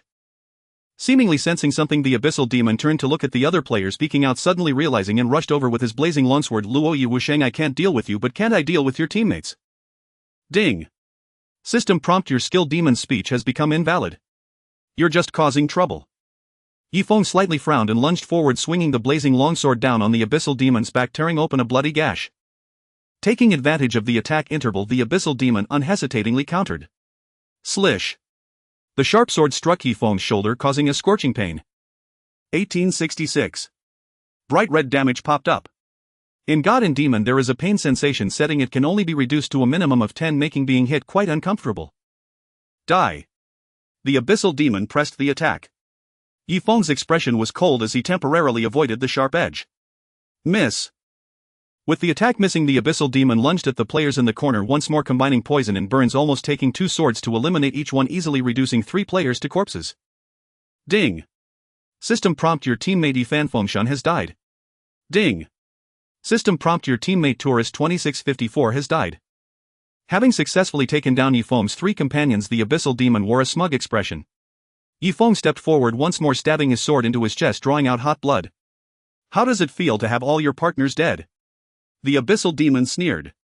Yi Feng replied nonchalantly, it's fine, they brought it upon themselves. It has nothing to do with me, and now all the equipment belongs to me. He just tried not to let his teammates down, but if they sought death themselves, it had nothing to do with him. It should be noted that in the instances of God and Demon, all gains are not simply taken by whoever picks them up, but are determined through a dice roll after the raid is completed. However, there is an additional stipulation: if a player dies during the raid, they will not be eligible to participate in the final loot distribution. He was merely doing a job for a fee, completely unfamiliar with these players. Their willingness to voluntarily give up their equipment claims might be out of good intentions. Do you want to hog the loot? We paid for this, you can't do that. Luo Yi Wusheng, in recording this, you better think carefully before speaking. Players watching as spirits glared angrily. To this, Yi Feng turned a deaf ear, calmly maneuvering around the abyssal demon, causing its health to continuously drop. When his health was down to about 10, the abyssal demon spread its bone wings and flew towards the red gem. Lord Godslayer, please consume my demonic blood to break the seal. Ding! System prompt: the abyssal demon, you will attempt to unseal the demon god. Please defeat him within 30 seconds or the instance will be considered a failure. Slish! Before even getting close, Yifeng threw out his sword, which was one of his hidden skills, the spinning axe. The sharp fiery longsword cut through the opponent's skin, leaving streaks of blood. Your weapon is mine now. The abyssal demon's eyes lit up quickly, reaching out to intercept. Without his weapon, the opponent's attacks couldn't even break through his defenses. However, before he could act, a cold light swept across his vision, blinding him and causing him to lose sight within a second. 16. Keep going. Luo Sha, who had been lurking in the shadows, revealed himself, grabbing the fiery longsword and tossing it to Yifeng. As the latter grasped the hilt, he stepped forward, once more activating the shadow domain, unleashing his full force during the slow and increased damage period, stripping away the last of the abyssal demon's life. You are the true abyssal demon. In his dying moments, he knelt on the ground, gazing at the expressionless Yifeng, murmuring before dissolving into black mist. Ding. System prompt: congratulations, you have successfully killed the abyssal demon Yi. Goal level boss reward: current level experience 120, reputation 50. Whoosh. Golden light scattered and Yifeng reached level 34.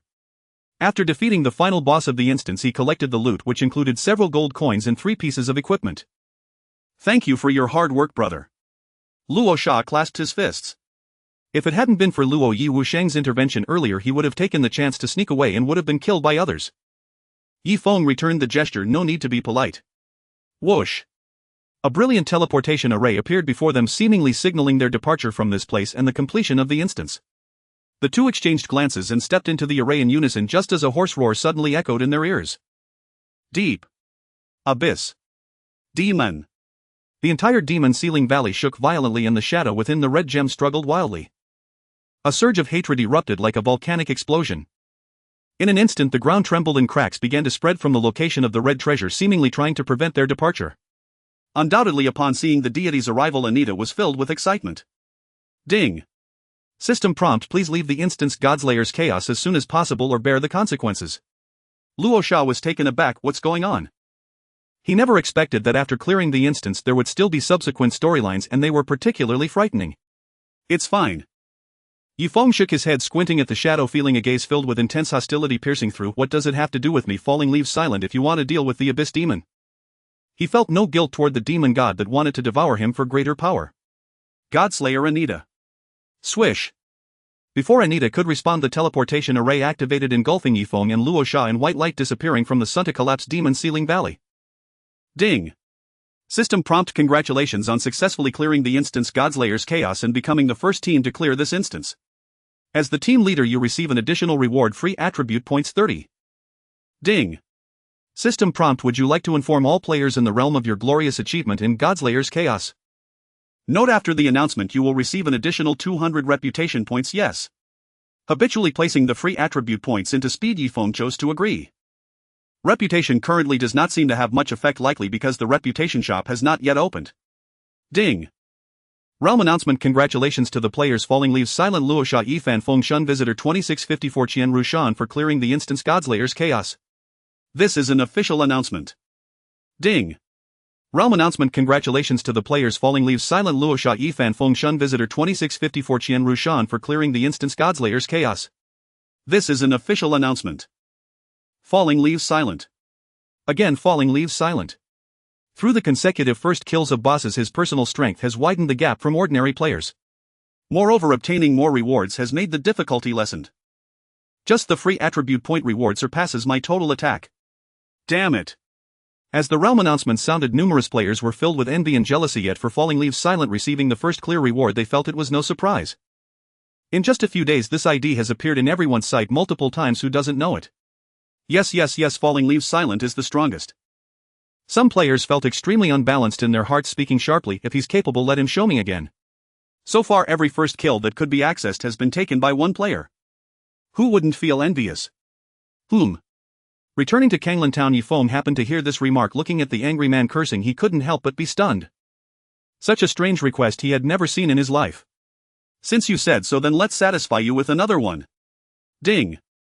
Realm announcement: congratulations to player falling leaves silent for becoming the first player to defeat a silver level boss. This is an official announcement. Ding. Realm announcement: congratulations to player falling leaves silent for becoming the first player to defeat a silver level boss. This is an official announcement. Once again a system bell rang 3 times, popping up in every player's information bar. When he took the silver first kill he transformed into the Abyss Demon, thus unable to announce it and unknowingly left it until now. For a moment the expressions of the players and the crowd looked unpleasant, as if they had eaten something bad, wanting to say something but remaining silent for a long time. Ding. System prompt: due to player Luosha leaving the team you gain ownership of all equipment within the instance. Yifeng was astonished, looking at the youth returning beside him. Brother, what's this about? I didn't contribute much, I feel undeserving. I'm already very satisfied with receiving the first clear reward, thank you for leading Falling Leaves. Luosha's face was awkward. You're too polite. Yifeng quickly shook his head, opening his bag to take a glance and handed over the golden armor. Take it. Really, no need. Luosha waved his hand, saying earnestly, I'm not being polite, I truly feel undeserving. I have better armor, so keeping it would just mean selling it. Yifeng smiled, just consider it making a friend. This. Looking at the attributes of the armor, Luosha was quite tempted. Shinmo is by no means a place for idle play, it cannot be treated as a simple game. He understands this well, sometimes having higher defense can save one's life. Take it. Yifeng forcefully stuffed it into his hands. Thank you, Falling Leaves. Luosha said solemnly, according to the market price this piece of golden equipment is worth at least 50 gold coins. I will try to gather them and transfer it to you within 3 days. Receiving a good item for free made him feel uneasy. All right. Knowing Luosha's character, Yifeng was naturally clear, let's do as you say. Then I will take my leave first. See you later. Watching Luosha leave, Yifeng glanced at the other members in the team channel who were boasting too lazy to pay them any mind and directly disbanded the team. Then he equipped the other 2 pieces of golden gear, which were a hard black wrist guard and a white ring embedded with dark purple gems enhancing his health, attack and defense. Demon wrist guard, golden defense 25-28, health 2000, special trade health 5, required level 32 set. Description: the wrist guard worn by the Abyss Demon Ye, granted by the Demon God. Demon ring, golden attack 35-35, health 2000, special trade attack 5, required level 31 set. Description: the ring worn by the Abyss Demon Ye, granted by the Demon God. Ding. System prompt: congratulations on successfully activating the Demon Set 2-piece effect attack 10. I didn't expect to get a ring. Looking at the demon ring in his hand he felt elated. Similarly, the equipment drop rates are highest for weapons, armor and a series of protective gear, while rings, cloaks and necklaces are considered rare equipment with a lower drop probability. It is worth mentioning that not every ring worn on the fingers grants all attributes, in fact a maximum of 2 can be worn. Afterward he had dinner, logged onto the forum, listed all the exchanged equipment and casually uploaded the video titling it, Double Leaf Duel. Single-handedly taking on the Abyss Demon, what a show. I really want to know, is there anyone among the adventurers faster than Ye the Speed Demon? 5 gold coins for 20 points of free attribute points and you're still feeling unbalanced. Are these teammates from some primitive tribe? Soon many players purchased the video. As more and more players followed this idea of Falling Leaves silent, Yifeng's wealth grew daily. Closing the forum he checked the time, 2131. In the quiet of night, the best time for doing sneaky things. After some thought, Yifeng used the teleportation array to head to the Waya town he had visited before. Wind Shadow followed. And a level skill obtained from a skill comprehension book. He did not forget why he was so determined to comprehend stealth. The moon hung high in the sky, its stars scattered sparsely. Groups of night wanderers moved in 2s and 3s. Ding. A system prompt appeared. You have entered the map Waya Town, level 3 town. Arriving at the town he had chosen at the very beginning, Yifeng bought a map of the surrounding terrain and hurriedly left the safe zone, setting off for a nearby location known for hiding treasure chests. Like a breeze, with the addition of invisibility, his base speed, which had grown to 13 stars, became increasingly terrifying. The scenery around him rapidly retreated as if the cold wind was howling past his ears. After about 20 minutes he reached his destination, an inconspicuous cave nestled among the continuous mountain ranges. Rustle. Pushing aside the weeds, Yifeng activated Shadow Stealth and quietly entered the dark cave, trying to keep his breathing low, summoning his pet Pisho.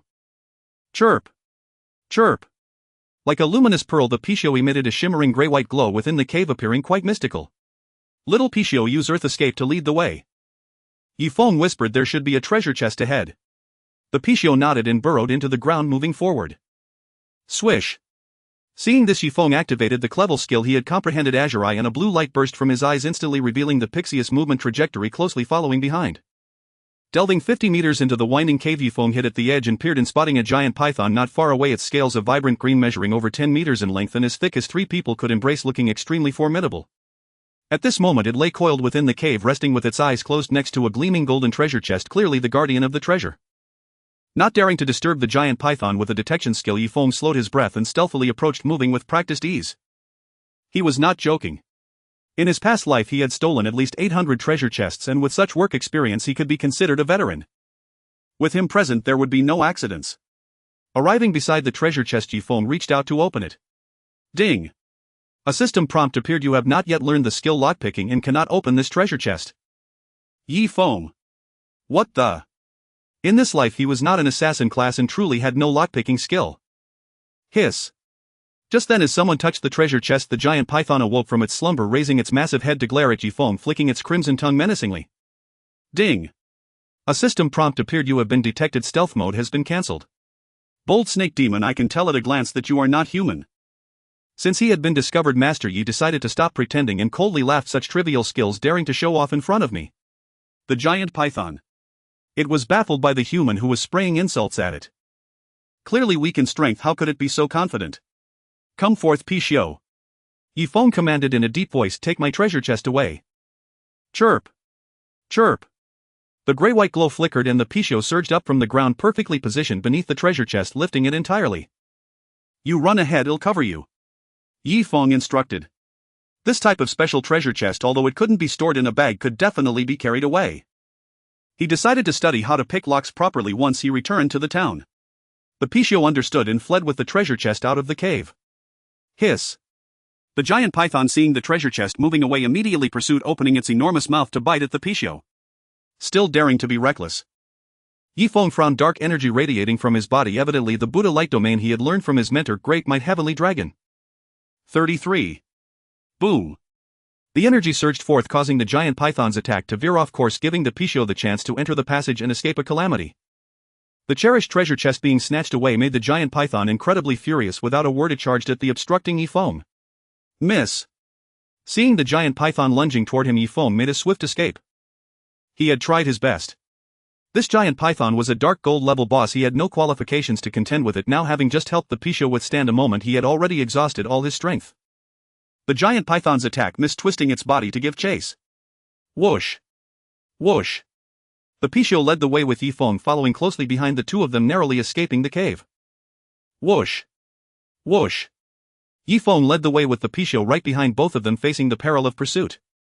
Watching his master, who was running even faster than himself, the Pixiu carrying the treasure chest turned its head only to see the giant python's white fangs staring it into, picking up speed. What about covering the rear? Run, run. Keep your breathing steady and deep. It must match your pace closely. On the vast plains, Yi Feng responded from the side, imparting his running insights one by one. Hiss. The giant python felt immensely irritated. He had seen thieves steal treasure chests, but never one who robbed them, and especially one who ran so fast he couldn't catch up no matter what. A minute passed and the Master Yi, whose cultivation had returned to normal, decided to exorcise the demon again. Approaching the giant python, he activated Shadow Domain. Snake Demon, will you not submit to justice? Boom. The giant python, once again obstructed, was corroded by energy, reducing its movement speed by 20. In the end, it could only watch the robber swagger away, lingering for a moment in reluctance before leaving in disappointment. Huff. Seeing that the giant python had given up its chase, Yi Feng breathed a sigh of relief, took the treasure chest from the Pixiu and returned to Wuya town. It was a close call.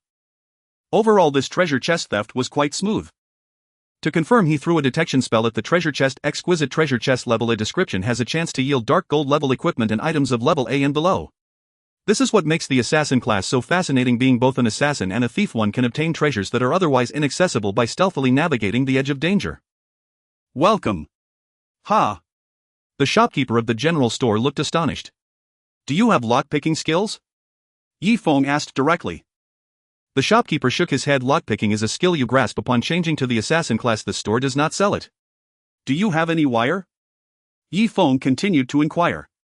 He felt more secure letting other players pick the lock, and he wasn't keen on having outsiders open the treasure chest he had obtained.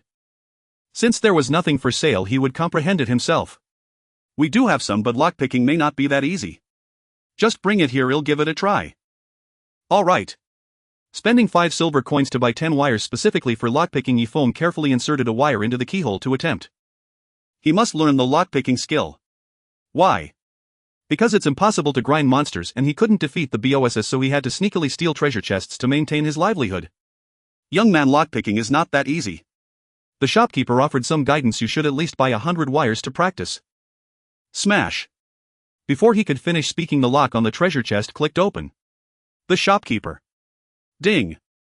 A system prompt appeared. Congratulations, you have successfully learned the skill lockpicking difficulty C. It wasn't easy. Yifeng wiped the sweat from his forehead, handing over the remaining 9 wires. Can I return them? I. The shopkeeper gazed at him with a resentful expression as the young man left with 4 silver coins and 50 copper coins in hand. 50 copper coins to learn the lockpicking skill. What kind of person is this? Stepping out of the general store, Yifeng eagerly went to an unvisited corner filled with intense anticipation as he slowly opened the treasure chest. The more critical the moment, the more excited he became. He had a premonition that something precious was about to emerge. Swish! As the treasure chest opened, a dazzling dark golden glow spilled out, particularly blinding in the night. Ding! System notification: you have obtained the equipment Meteor Boots Dark Gold Grade. Ding! System notification: you have obtained the great item Starlight Radiance. Ding! System notification: you have obtained the equipment Holy Light Staff Golden Grade. Ding! System notification: you have obtained 5 gold coins. A series of system chimes rang in Yifeng's ears. Indeed, I have received dark gold grade equipment, and even in a great item. Yifeng couldn't contain his joy. What good luck! After a moment of thought, he turned to the Pichot beside him and said, "Little guy, maybe this good fortune is brought to me by you as the auspicious beast." Pichot, the auspicious beast. Random events like opening treasure chests which can't be explained and are related to luck might indeed be influenced by auspicious beasts. After all, it's only at the moment of opening the chest that one can determine what treasures it contains. Before it's opened, everything remains uncertain, existing in a superposition of having treasures and not having treasures. Generally, we call this Schrodinger's treasure chest. Chirp! Chirp! The Pichot shook its head, indicating that it was unaware. As the already opened treasure chest slowly dissipated, Yifeng opened the package to check his spoils. What first caught his eye was of course the dark gold grade equipment, a pair of exquisitely patterned boots, Meteor Boots Dark Gold Grade, defense 50-55, life 8000, additional haste after leaving combat, movement speed increases by an additional 10 characteristics, defense 10 characteristics, movement speed 15, required level 38, description: Meteor flies, take me to fly, I am willing to sweep through your world. The attributes of this equipment are quite high, and as a dark gold grade item it enhances Yifeng's speed advantage even more. The only pity is that it requires a level of 38, so he has to wait a bit longer. Additionally, the great item obtained from the exquisite treasure chest also greatly surprised Yifeng. Starlight Radiance, a great effect, increases the strength of equipped items by approximately 20-40, description: shining like the stars, it's the votes cast by everyone, note effective for equipment below dark gold grade, and each item can only be effective once. Yifeng did not hesitate to sprinkle the colorful Starlight Radiance onto the flame longsword to enhance the weapon's strength. Indeed, waiting to use Starlight Radiance after obtaining dark gold grade equipment could maximize its effect, but the biggest question is when he would obtain it. He wasn't sure if it would suit him as well as the burning effect of the flame longsword. The earlier he used it, the sooner he could enjoy the enhanced power, enabling him to take on dark gold grade bosses right away. As Starlight Radiance fell onto the flame longsword, the surging hot red light on the blade became even more intense and its sharpness reached a new level. Ding! System notification: you used the item Starlight Radiance, a grade, successfully increasing the overall strength of the weapon by 36. Wow! With such good luck, the enhancement is already close to maximum. Looking at the blade filled with surging fiery elements, Yifeng waved his hand and the attributes appeared before him. Flame Longsword, Golden Grade, attack 130150, characteristics: attack 18, attack speed 5, additional attack deals burning effect, inflicting 300 points of life damage to the opponent per second for 10 seconds, up to 2 layers, level requirement 35, description: when it pierces flesh it's very hot. Compared to before, the improvement is significant. Especially the attached burning effect, which can stack up to 2 layers, inflicting 600 points of life damage to the enemy per second, making it quite impressive, further enhancing Yifeng's attrition capability. Afterwards, he opened the panel to check his current power. First step: Silent Leaves Wind, Evil God, level 34, life 66670, attack 712738, defense 594608, skills: Source of Venom, Wind, Shadow follows Devil's Speech, Shadow Realm, Godslayer's Power, Pseudo Reputation 1920, revive count 2. From the panel it seems that he has developed evenly across the board, but only Yifeng knows that his greatest advantage is actually the invisible speed metric, including a total of 240 free attribute points. If he allocates all of them to attack, the value will skyrocket. By sacrificing attack, he gains 24 movement speed, which doubles with the passive effect for a total of 48. Once I acquire the skill to convert movement speed into attack, that will be the moment I truly unleash my power. Yifeng was quite excited. The 8-fold movement speed granted by the SS grade talent is just the tip of the iceberg. He hasn't yet unleashed its full potential. Confirming that everything was ready, Yifeng prepared to rest well. Tomorrow he would accompany his mentor to rescue the Pixius mother, who might be in danger, so he must gather his energy and give it his all. Approaching the teleportation array, Yifeng was about to return to Kanglan Town when he squinted slightly. What business do you have with me? He faintly sensed a gaze watching him from the shadows. Impressive. A plump middle-aged man stepped out from a dim street corner praising, "This keen insight is truly admirable." "Don't flatter me." Yi Feng replied bluntly, "What is it?" As he spoke he cast a detection spell towards the man. First steps Wind and Rain together, Junior Knight level 20. Wind and Rain together. Looking at the opponent's game name, Yi Feng's gaze flickered. In fact, after entering the game, the various forces from reality have not completely vanished, they simply exist in another form, and the force behind Wind and Rain together is quite substantial. There's a saying that goes, a person can go faster alone but a group can go further. Wind and Rain together spoke eloquently. "Little brother, you always act alone. Have you never thought of joining a collective?" "I used to think about it, but now I'm not interested." Yi Feng replied directly. "Why?" Wind and Rain together asked in confusion. Having only entered this other world for 3 or 4 days, how could he talk about the past and present? With more people there will inevitably be parasites. There might be players who completely lack understanding of commanding top-tier experts against BOSSES, and I fear that not only will it not speed up progress but it will also increase the burden. Yi Feng stated firmly, "I can tell you clearly I will never join any organization. After joining a certain team there will inevitably be differences in opinions. At that time I would be bound and have to follow someone else's orders. That is not the outcome I desire. Want to be a lone ranger." Wind and Rain together's expression tightened, trying to persuade, "Have you never thought that in the future when facing difficulties only teamwork can help overcome hardships?" "Maybe, but that will be a matter for the future." While activating the teleportation array, Yi Feng responded, "I simply do not wish to join the force you represent. That does not mean I am isolated and indifferent." Wind and Rain together fell silent. If anyone else spoke to him like this he would have scoffed. But the young man before him had dazzled everyone in just a few short days. Ignoring the storms and tribulations as the teleportation array activated, Yi Feng returned to Kanglan Town, entered his rented room, consumed some bread to satiate his hunger, freshened up, and then drifted into a deep sleep. The next day morning. The glaring sunlight penetrated the doors and windows, casting light onto the ground, and the chirping of birds began the commotion of a new day. Awakening gently, Yi Feng freshened up and headed to the room where he usually gathered. Chirp! Chirp! Early in the morning the little Pichio was particularly excited, bouncing around beside Yi Feng. It was happier than anyone else that its mother could be saved. Kala. Upon opening the door, a silver-haired girl resembling a fairy was already waiting there. "Did you sleep well?" Li Shui smiled brightly. "Very well." Yi Feng looked around and asked, "Where's Aunt Xiaoyan?" His intuition told him that this rare hidden task would be exceptionally difficult and he needed to bring along all strong helpers to prevent any mishaps. "Right behind you." Turning around, Yi Feng saw Wang Xiaoyan with something resembling a cigar in her mouth, puffing smoke, appearing quite fierce. "Let's make it quick." Wang Xiaoyan waved her hand, urging, "I lost terribly at Mahjong last night, I must win it back today." "Then let's set off." Li Shui looked towards the Pichio and asked, "Where is your mother?" Chirp. The Pichio immediately informed them. Ding. The system prompt indicated the auspicious beast. Pichio states that its mother is imprisoned in Wuying City. Wuying City. After receiving the answer, Li Shui nodded slightly. "Let's go. But my current strength isn't enough to go to a level 2 city, what should I do?" "It's no problem." Li Shui smiled, "I have some status within the Radiant Camp, you can go." Ding.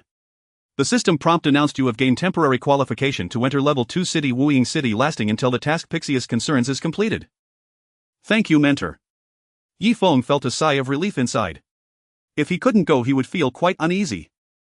It was not that Li Shui and Wang Xiaoyan were unreliable, but since the task was accepted by him the system would not easily let him off the hook, allowing him to benefit from a rare divine pet. Moments later the three of them used the teleportation array to head to their destination. Ding. The system prompt indicated you have entered the map Wuying City level 2 city. Swish. As the white light dissipated, Wuying City appeared before Yi Feng's eyes, grand and magnificent, with pavilions and towers arranged in an orderly manner, flying eaves and curving roofs exuding a breathtaking beauty in the morning glow. Since she is imprisoned in Wuying City, she is likely within the city lord's mansion, Li Shui said softly. Little Pichio, do you know where? Hearing this, the Pichio obediently agreed and hurriedly led the way. Seeing this, the others followed, and just as Li Shui had speculated, they arrived outside the city lord's mansion. Soldiers stepped forward to block them, shouting, "Hey, what are you doing? No idle people are allowed in here." Preposterous. Li Shui said coldly, "Stand down. Dragon Domain Guardian this." The soldiers were taken aback, then exchanged glances, unable to make a decision. If you don't even listen to your orders, it seems there's something fishy going on. Wang Xiaoyan extinguished her cigar and said solemnly, "I'm afraid it's not just the city lord of Wuying City that's behind this." She vaguely sensed that something was off. Within the Radiant Camp, the status of the Dragon Domain Guardian was almost equivalent to that of the city lord of a level 1 main city. These soldiers knew Li Shue's identity yet were unwilling to let them pass, indicating the depth of the situation. To trap the ancient beast Pixiu, the one behind it must be more than just the city lord of Wuying City. Li Shue seemed unfazed, raising her hand to unleash a wave of cold air that encased the feet of all the soldiers in a layer of ice, immobilizing them. The leading soldier hurriedly exclaimed, "Dragon Domain Guardian, don't be reckless. I want to see who is troubling the auspicious beast." Li Shue ignored him, signaling the Pixiu to rest assured, "Don't mind them, let's go." The nervous Pixiu nodded its small head and continued to lead the way. Along the way, Yifeng remained silent, constantly pondering how to solve the problem. If even the Dragon Domain Guardian found it hard to cope with such a big shot, how could he break the deadlock? This incident was likely to end badly. Breaking into the city lord's mansion, all the soldiers encountered were easily trapped in place by Li Shue, and under the guidance of the Pixiu they discovered a secret passage in a corner of the mansion. "Let me see which influential figure is behind this." Li Shue raised her silver sword and slashed the cold light, instantly turning the large stone at the entrance of the secret passage into dust, almost evaporating into thin air. At the same time, the secret passage was unobstructed. Gurgle. In an instant, the silent Yifeng felt his heart racing, his blood flowing faster, and the eyes beneath the evil god's mask emitted a faint blue light. The sudden agitation made Yifeng's heart feel as if it were cast into a large stone, stirring up waves. It was a feeling of bloodline connection. This is. Ding. The system prompt indicated you sensed the exclusive equipment of Evil God of Wind. Hiss. Unable to help but take a deep breath, Yifeng felt an overwhelming pressure. Is it not a trouble to tell me that I encountered exclusive equipment now? The situation was getting more troublesome. Who could have predicted that the current task would not only involve the mother of the Pixiu but also be closely related to the exclusive equipment of the Evil God of Wind? Entering the secret passage, the three moved quickly while the Pixiu sped up. After passing through a secret passage several hundred meters long, they delved underground, arriving at a secret chamber. Ding. The system prompt indicated you have entered the map refining secret chamber. Swish. In the secret chamber, Yifeng quickly scanned the surroundings and saw a Pixiu larger than a fierce tiger lying weakly in the corner, its limbs bound by special chains with severe wounds on its abdomen and stained with blood. Auspicious beast, Pixiu god level, BOSS level. Life. Attack. Defense. Skills. Description: of female Pixiu that has just given birth. Its essence blood has been nearly drained, leaving very little. In addition to the Pixiu, Yifeng also saw the sword forging pool in the center of the secret chamber with two glaring swords floating above it, one black and one white, differing in appearance, emanating sacred and demonic light filled with spirituality. There was no doubt these were two unparalleled divine weapons: Heavenly Demon Evil Sword god level, Holy Spirit Sword god level. He could sense that the Heavenly Demon Evil Sword was his exclusive weapon. However, he could not approach. The sword intent swirling above the sword forging pool was exceptionally terrifying, capable of tearing him to pieces in an instant. Clang. Without any hesitation, Li Shue suddenly swung her sword toward the chains binding the Pixiu, producing a clear collision sound but only leaving faint marks, unable to destroy them. She was unfazed as the silver sword surged with chilling energy, clearly ready to employ an even more powerful technique. Stop. Suddenly, a muffled voice came from outside the secret passage. Before the person arrived, the pressure surged like a tide. In the stifling chamber, a small Pixiu anxiously called out beside its mother, feeling utterly lost. In response to the sudden angry shout, the crowd turned to look, only to see an elderly man in royal robes hurrying over. Though he was hunched and appeared emaciated, his aura was formidable, followed closely by the lord of Wuying City and numerous powerful figures. Yifeng squinted, his expression indifferent. The royal robes signified the old man's status. It was evident that these individuals were not ones he should encounter at this stage. Radiant Mirror Bernie, Divine level BOSS, Divine Judgment Guard Yarvis, Divine level BOSS, Lord of Wuying City Barton, Heaven level BOSS. They did not conceal their identities, allowing Yifeng to smoothly learn their names and ranks. A trivial level mission had indeed attracted quite a few powerful beings. Dragon Domain Guardian, do not act recklessly, the elderly man known as Radiant Mirror Bernie reprimanded. This is His Majesty refining weapons. Such actions are excessively cruel. Li Shue retorted sharply, not giving any face. Pixiu is a beast of auspiciousness, treating it this way. Are you not afraid of divine retribution? She held no respect for the suddenly arriving monarch. In terms of strength, even though her opponents were two divine-level experts, she did not feel the slightest fear. I do not believe in such ethereal concepts. Suppressing his anger, Radiant Mirror Bernie's cold gaze swept over Li Shue, Wang Xiaoyan and Yifeng, ultimately fixing on the tearful small Pixiu, a glint of sharpness flashing in his eyes. Dragon Domain Guardian, I do not wish to make things difficult for you. Take your people and leave here quickly, leaving the young Pixiu as a punishment. The ancient beast with its blood and flesh possessed immense value and was a significant combat force in itself. After the Pixius mother absorbed its essence blood to nourish the divine weapon, she would undoubtedly perish, making it the perfect opportunity to seize the young Pixiu for his own use and fill the gap. Woo. The Pixius mother, awakening from her coma, happened to overhear the conversation and erupted with a thunderous roar, her body bursting forth with intense golden light exuding a murderous aura. Though she was weak, she was not without the strength to fight. Initially she had agreed to the proposal to protect her child from harm. If the enemy dared to reach for her child, why should she submit to them? Buzz. A powerful wave of chi surged forth, causing the two divine weapons to tremble violently. Your Majesty, refining weapons is the top priority. The divine judgment guard Yarvis, a middle-aged man over 2 meters tall and muscular, immediately reminded in a low voice in response to the Pixius hostility. Bernie wore an expression of fluctuating emotions and then pointed outside the secret passage. Take the young Pixiu and roll away. As the subordinate had said, it was best to first use the Pixius essence blood to fuse the two divine weapons, and for now put aside the matter of the young Pixiu. Clang, the dragon domain guardian faced off with his sword, cold air swirling around them. What if I insist on ensuring the safety of the mother and daughter today? You.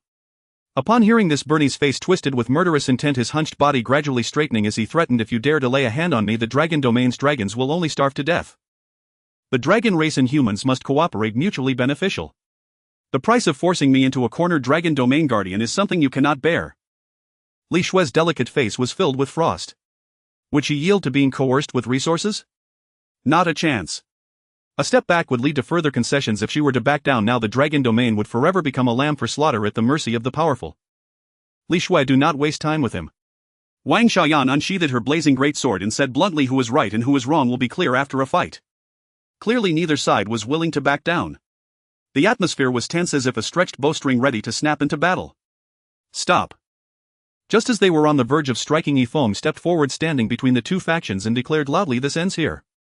Silent leaves, my master does not oppose you for merely clashing with the bright camp. Li Shue stated seriously, today if he dares to use the Pixiu to refine weapons, tomorrow the giant dragon will face certain death. From the moment the opponent threatened her with resources, she had no way out. Let me handle it, Yifeng said solemnly. He was well aware of the outcome of the battle.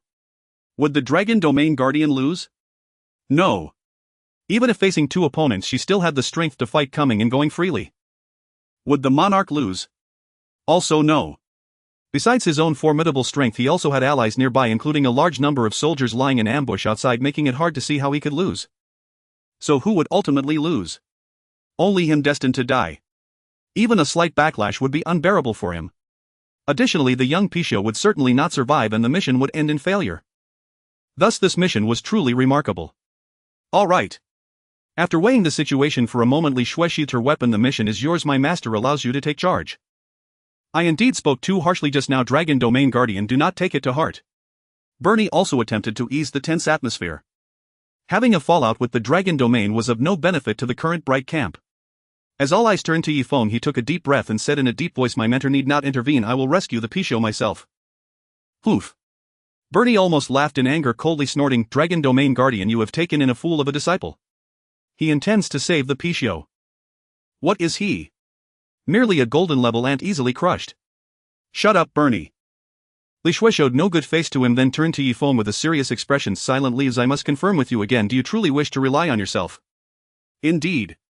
Yifeng replied without a hint of jest, ignoring the monarch's disdain, turning to the small Pixiu. Come back. Chirp, chirp. The small Pixiu, tears in its eyes, shook its head. Woo.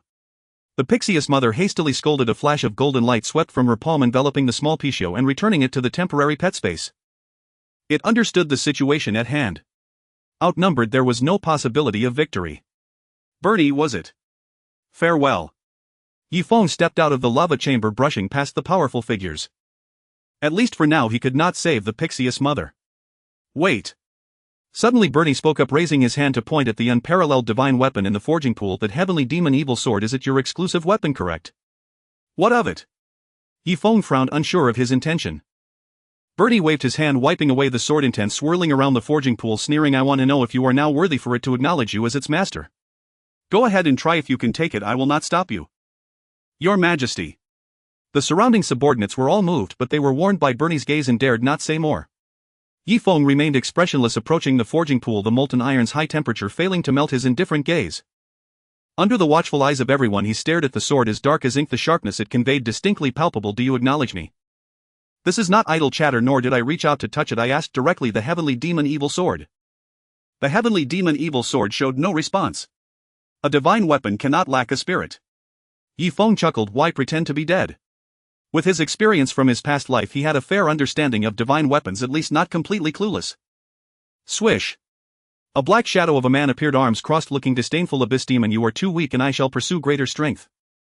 Due to its exceptional origins, it had automatically bound itself to the king among the abyss demons and showed no reverence for the silent leaves. Once combined with the Holy Spirit sword, it would break through to a level beyond the divine. This was a tremendous opportunity. How could it be missed? To give up the exclusive divine weapon of the master. As if already knowing the answer, Yifeng casually nodded, turning to leave, leaving only 4 words. What use do I have for you? Outside the secret passage, the guards were heavily fortified. Thousands of soldiers gathered here, lined up neatly, awaiting orders.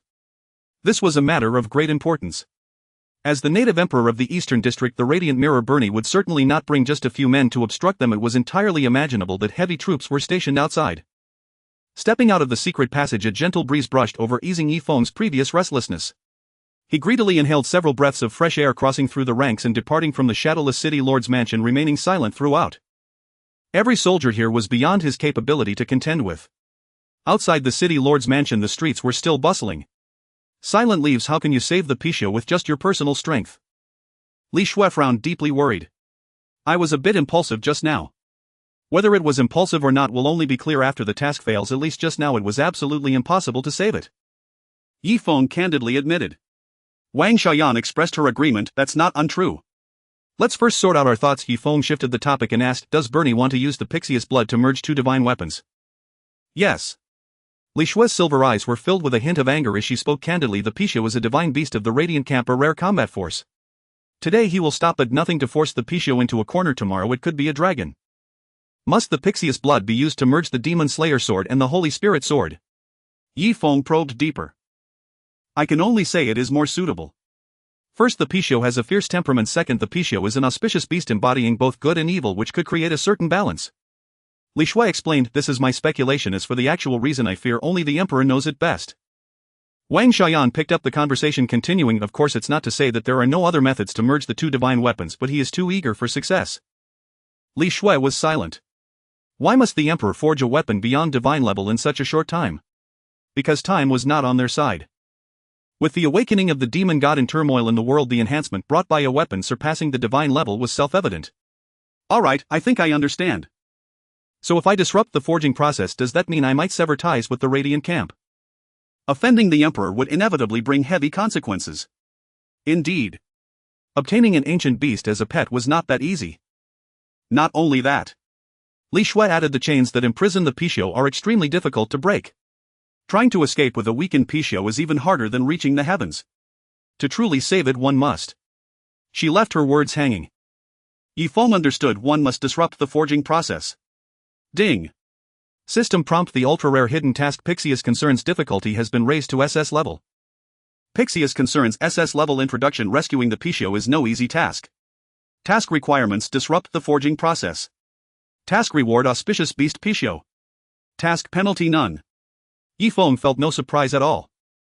It would be strange if the task to obtain a divine pet was only B level. How can I disrupt the forging process? Yifeng asked straightforwardly, urging his mentor. Li Shui's charming face showed hesitation. Just knocking it away is useless, it must be shattered. The last 2 words were particularly hard for her to say. Shatter 2 divine weapons. This might make the Emperor furious and go all out against Silent Leaves. How do we shatter them? Yifeng remained unconcerned. A divine weapon forsaken by its master was irrelevant. Moreover, after a successful merge, it might have no connection to him at all. If that's the case, then it's better to shatter it. Shatter for peace. When they are about to merge, use outside force to forcibly separate them. Wang Xiaoyan's expression gradually became serious. And not wrong am I? This was no joke. If Silent Leaves completed the task, the cost would be unbearably high. Li Shui nodded with difficulty. You already know the specific situation. You must think it over. One misstep could lead to disaster. This was not something Silent Leaves should be facing now. I've thought it through clearly. Yifeng smiled calmly. As for future matters, let future me handle them. Today I have made up my mind. At this point, how could I give up? If the task succeeds, at least there will be a divine pet. If it fails, not only will the Pisho leave me, but my exclusive weapon will also be taken by others. What will you do? Li Shui asked. This. Yifeng's expression tightened and he stopped seriously facing Li Shui and Wang Xiaoyan clasping his fists. Mentor Aunt Xiaoyan, I hope you can agree to one thing I wish to do. Don't worry, we will lend you a hand. Li Shui patted his shoulder comforting him. No. Yifeng shook his head, that's not what I meant. Involving my mentor in this. That won't do. Even if I complete the task I will lose all means of retreat. Li Shui and Wang Xiaoyan both looked confused. So what do you mean? I hope you both can turn a blind eye to what I am about to do. The two exchanged glances utterly shocked. Turn a blind eye. What does he plan to do? Ding. System prompt, you have entered the map Kanglan Town level 3 town. Returning to familiar scenery, Yifeng specifically went to a nearby tavern to buy a few jars of fine wine. Chirp chirp. The Pichot left the pet space standing on Yifeng's shoulder, its eyes filled with sorrow, seemingly asking what to do. Don't worry, I won't give up. Yifeng reached out to pat its little head, his smile warm. I will definitely save your mother. Staring blankly at Yifeng's profile, the Pichot seemed a bit dazed, saying nothing more, obediently returning to the pet space. After comforting the Pichot, Yifeng arrived at the teleportation array, leaving Kanglan Town once again. Ding. System prompt, you have entered the map God-slaying land. Perhaps this is fate, Yifeng chuckled at himself, pushing through numerous players still challenging the dungeon, delving deeper into the demon ceiling valley. Silent leaves, you can't go there.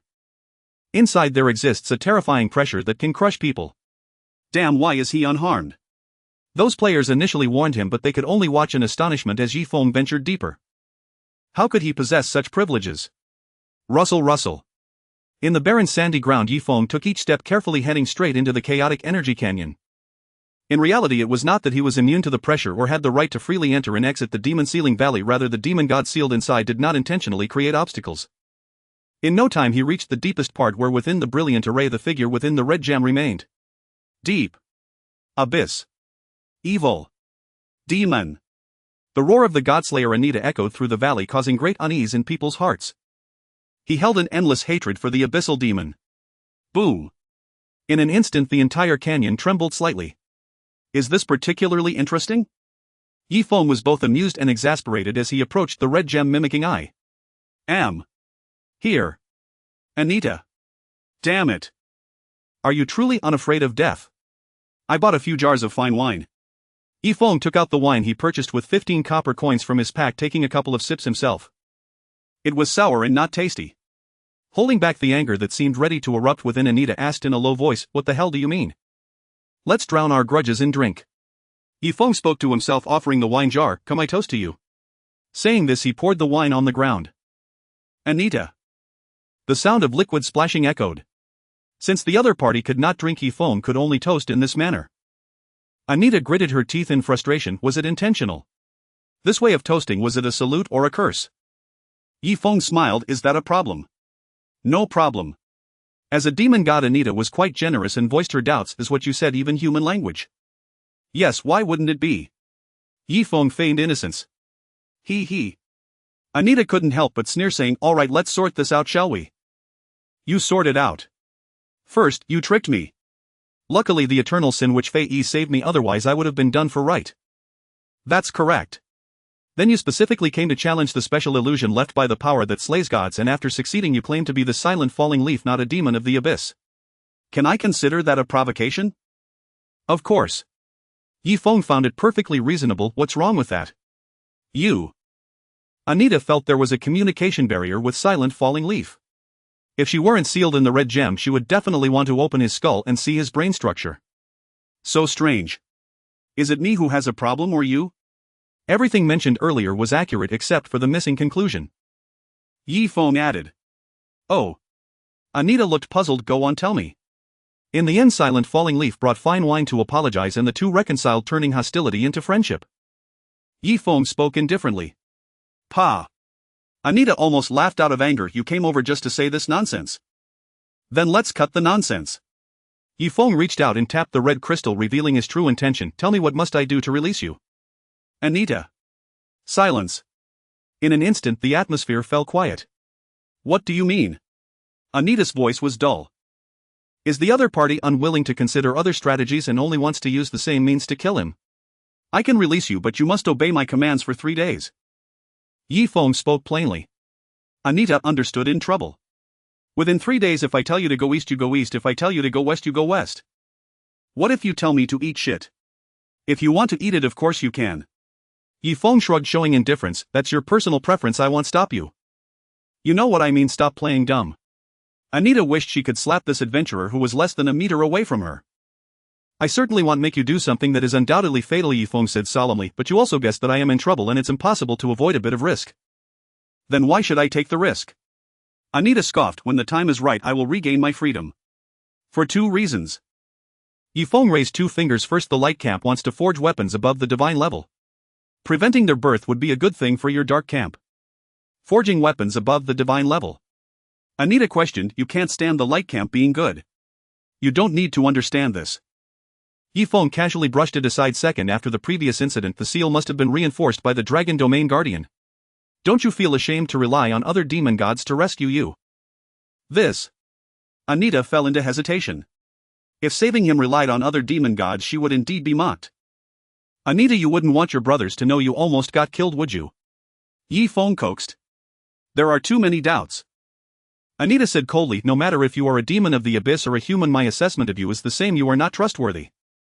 No matter how eloquently Silent Falling Leaf spoke, he felt that believing in the other party's nonsense was no different from believing in I only touch but don't go in. I can guarantee I won't betray you, Yifeng said calmly. You can give me a task related to keeping promises and the punishment for failure is up to you. The more reasonable you sound, the less I dare to believe it, Anita said firmly. Yifeng frowned slightly, finding it a bit tricky. Damn, how to convince this not so dumb fool. Just then, as their conversation stalled, a seductive yet pleasant female voice rang out. Trust him, Anita. The voice was melodious and clear, echoing within the demon ceiling valley. Oh. Yifeng narrowed his eyes, a subtle smile tugging at the corners of his mouth. What a surprise.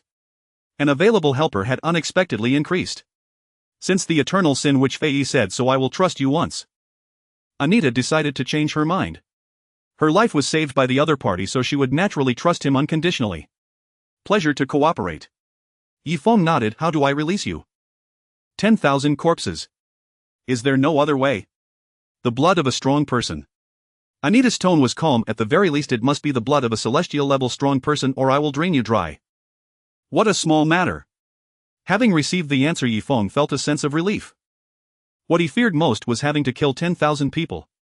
Now that another event was being held, the players' lineup would undoubtedly far exceed the last time, making it extremely difficult, and the Dragon Domain Guardian's power was not as great as that of an emperor. He feared the emperor might interfere and target him intentionally. Can you persuade your mentor to provide blood for me? Anita asked curiously. Yifeng shook his head. I won't do that. Then how will you help me out of this predicament? Anita was baffled. The methods to escape were just these 2. If the Dragon Domain Guardian wouldn't provide blood to help him gain the power to break free, could it be the landlord Wang Xiaoyan? There's no time to lose. Hurry up and act, Yifeng urged. Anita. What do you mean by hurry up and act? Could there be others around? Suddenly recalling a figure hidden in the shadows, Anita fell silent, staring intently at the anxious Yifeng through the red gem, her lips twitching. The demon of the abyss. It must be the demon of the abyss. He simply wore the skin of a human. What are you waiting for? Eternal sin which Feng Ye, hurry and help him. Yifeng was as anxious as an ant on a hot pan, persuading. Did you not help him avoid a disaster last time? Just go all the way and help him. There was no need to involve the mentor. There was already a celestial-level strong person available to provide blood. The eternal sin which Feng Ye. A chilly wind blew through. Human, do not go too far. After a long pause, the voice of Yangzui which rang out again.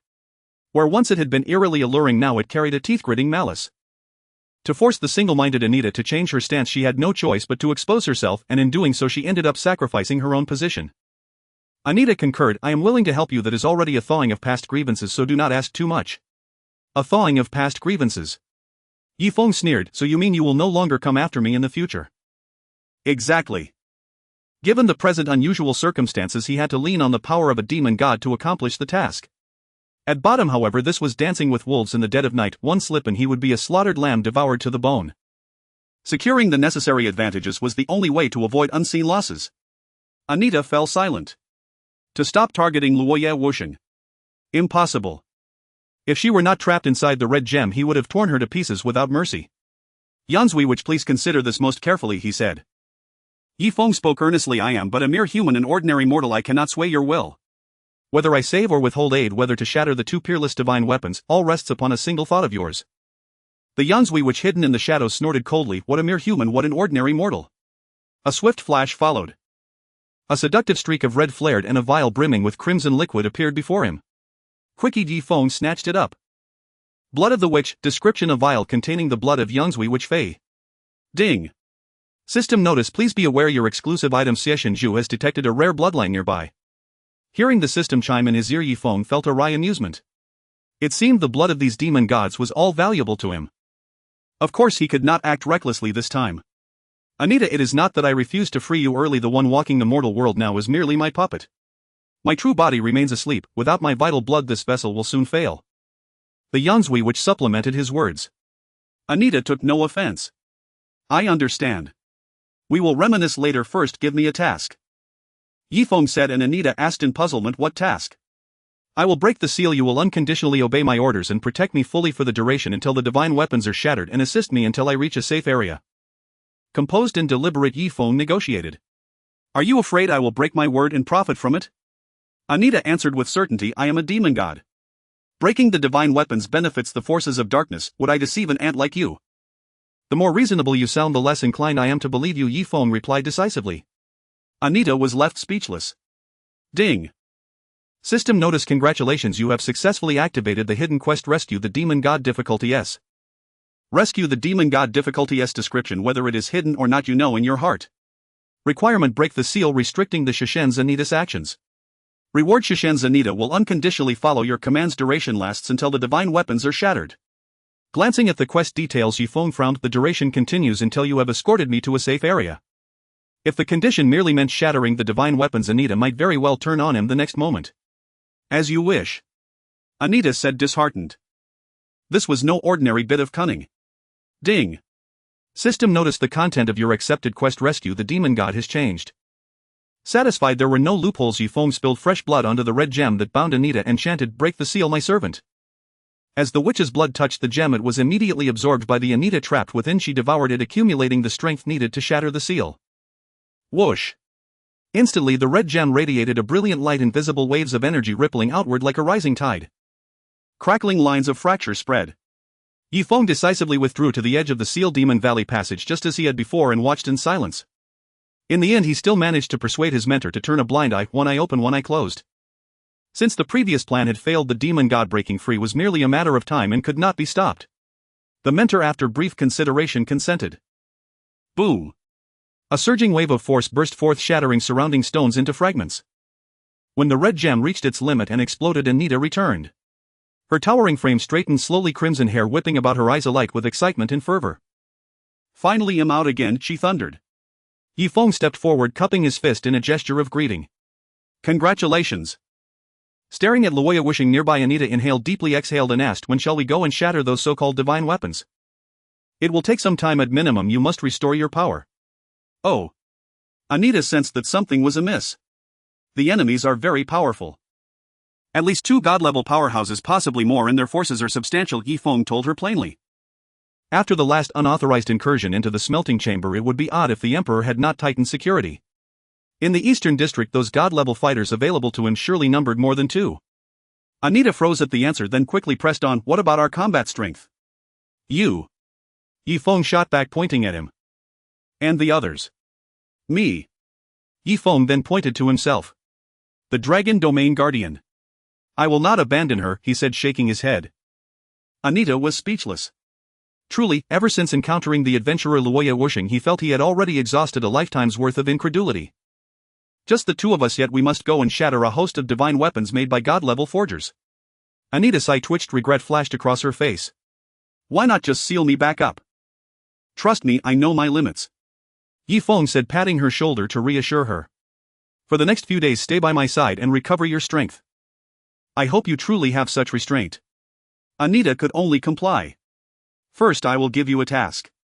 Ding. System notice, congratulations, you have successfully activated the hidden quest Ichi difficulty C. Do you accept? Yes. Yi Feng accepted. Ichi difficulty C. Description: in this world the most important thing is loyalty. Requirement: do not deliberately set ambushes for Anita nor send her on missions that are certain death. Reward: none. Penalty: annihilation. Now can you be at ease? Yi Feng asked. Anita dodged the question, should we not make some preparations next? Since the Yansui witch had sacrificed her puppet to help break the seal, the matter of shattering the divine weapons must be of grave consequence. He was not reckless, so for the moment he would follow the commands of Luoya Wuxing.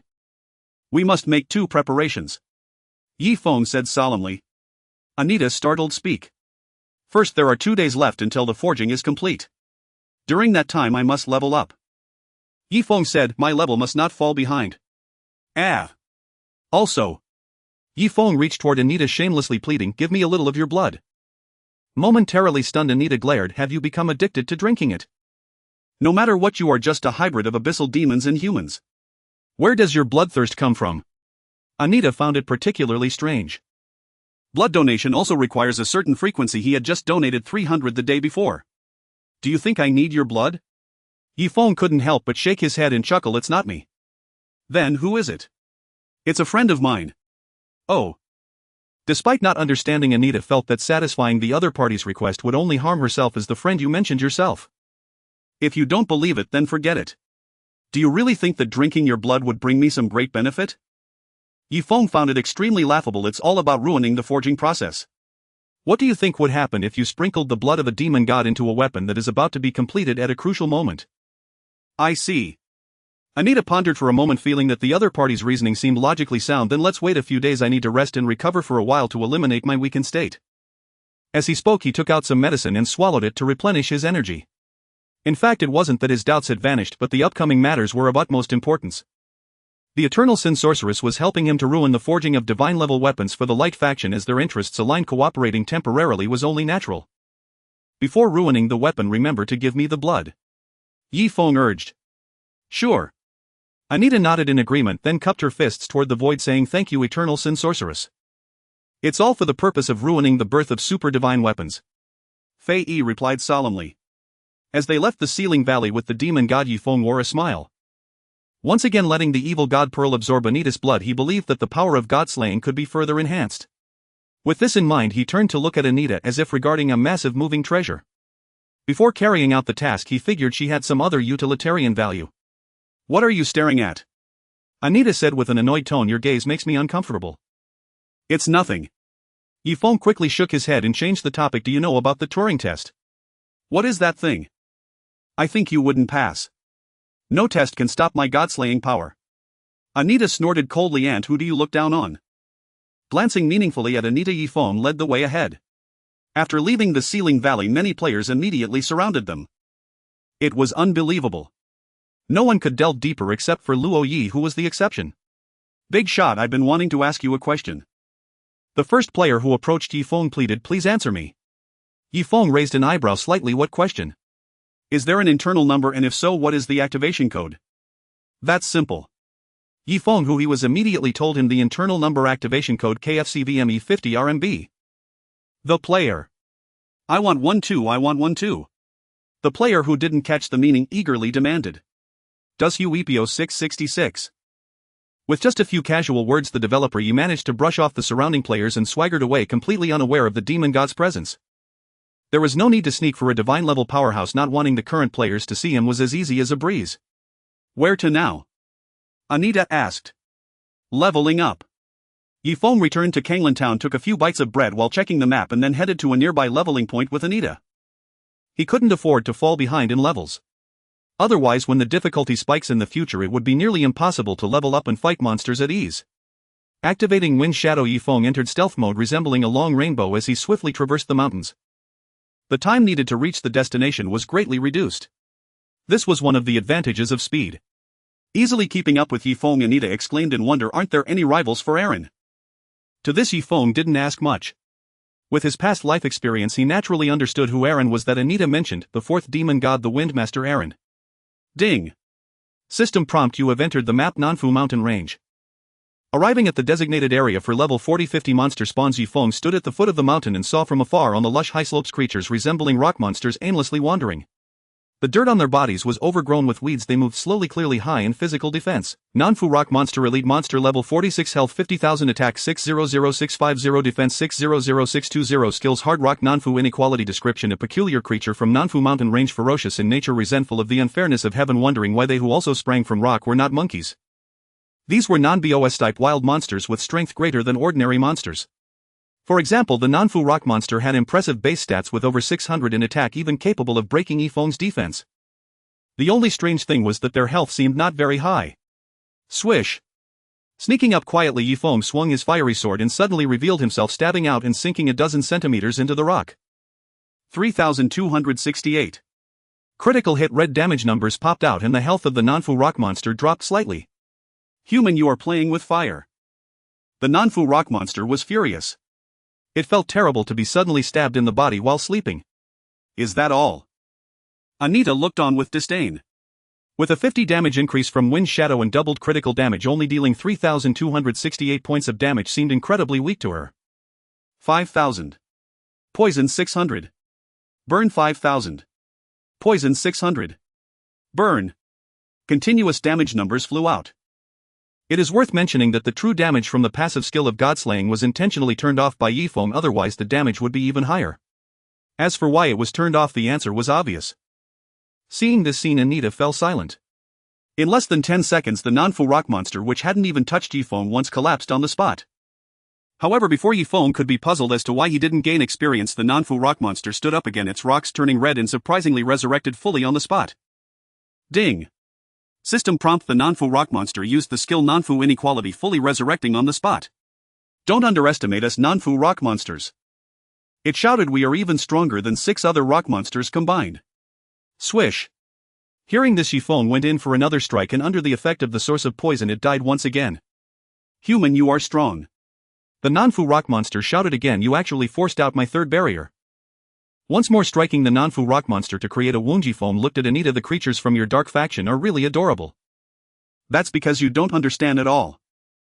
Anita's mouth twitched a few times as she retorted, our dark faction soldiers fear nothing, unlike you humans who seem clever but only flee at the critical moment, trembling at the sight of the enemy.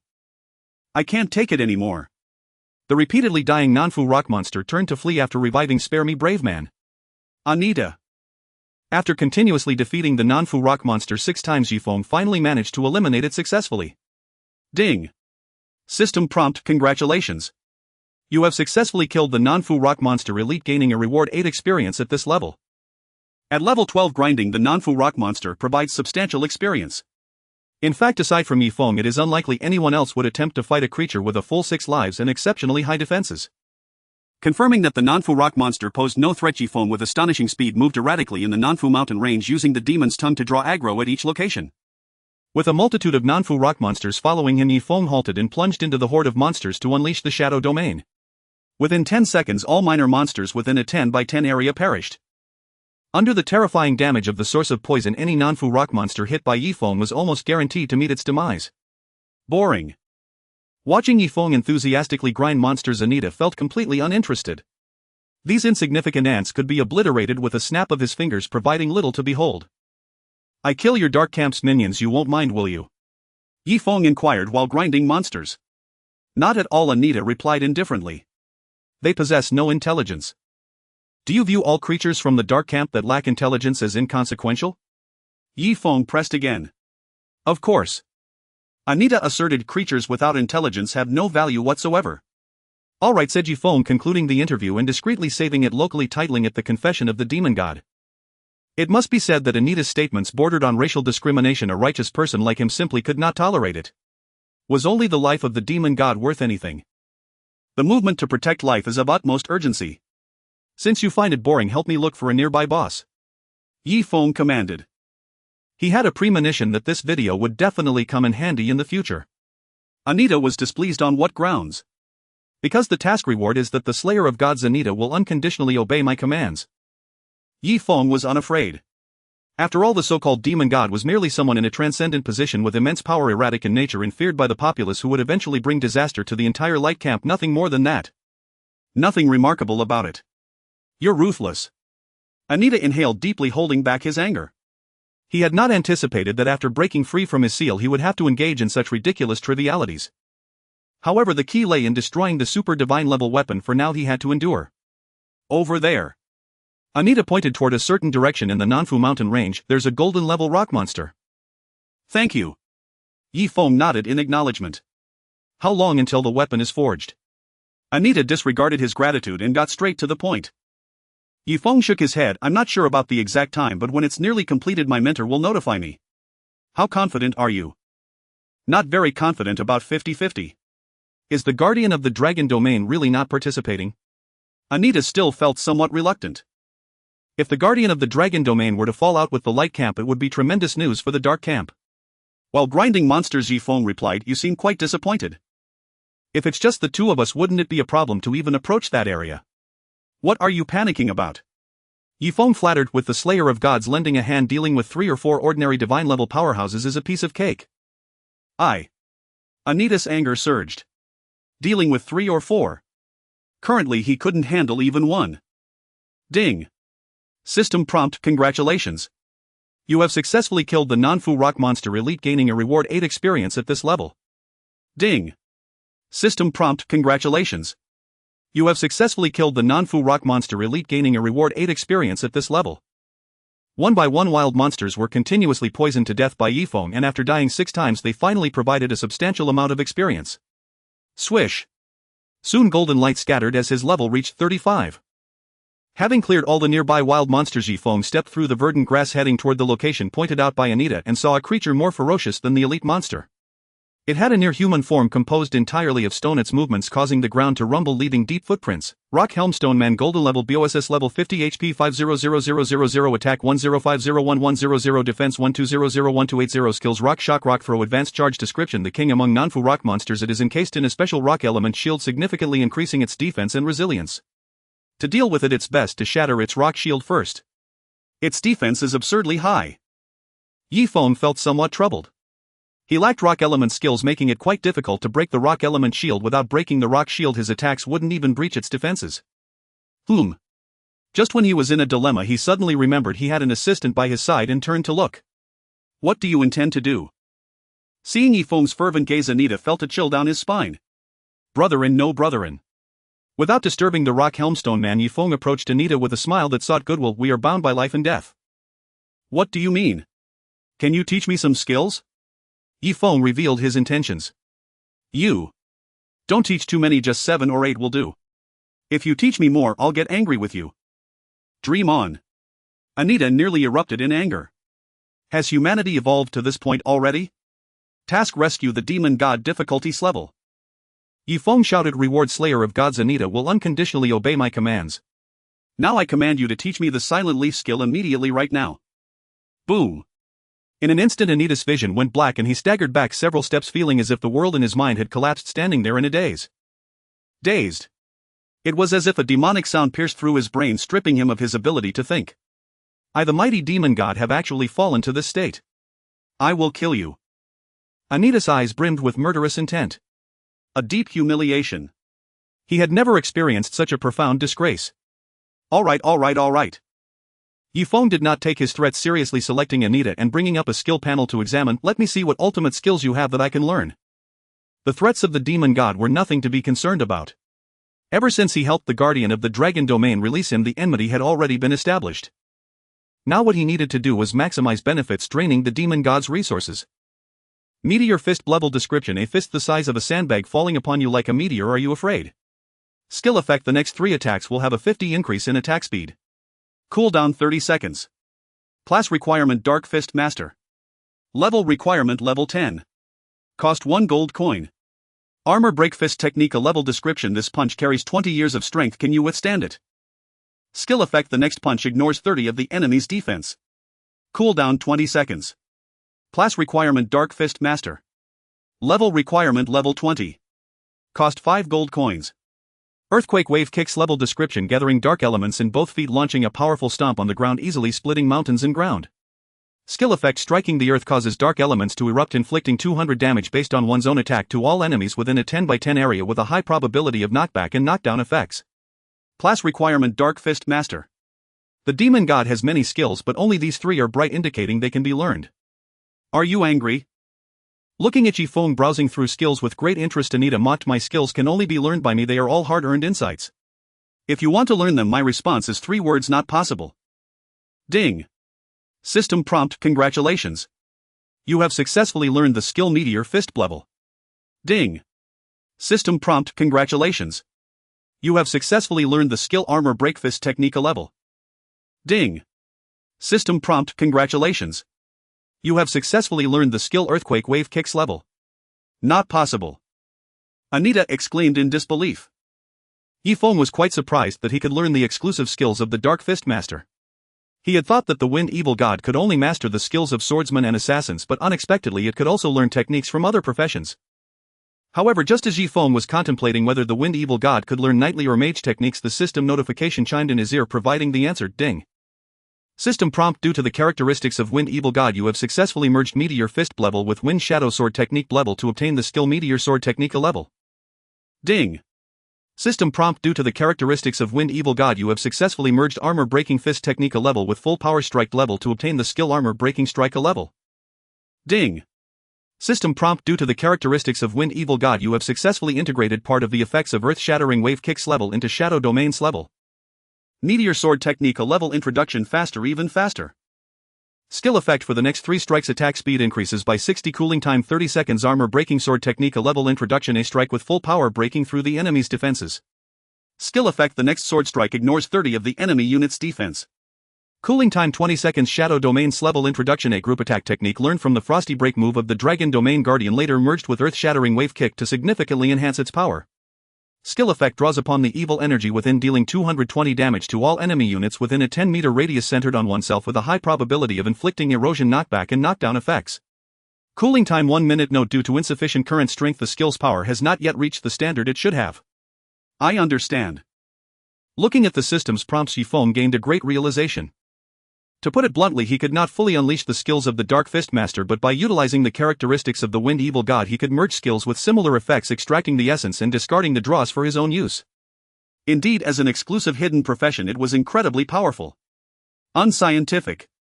Anita was struck by lightning, muttering to herself, "This is unscientific."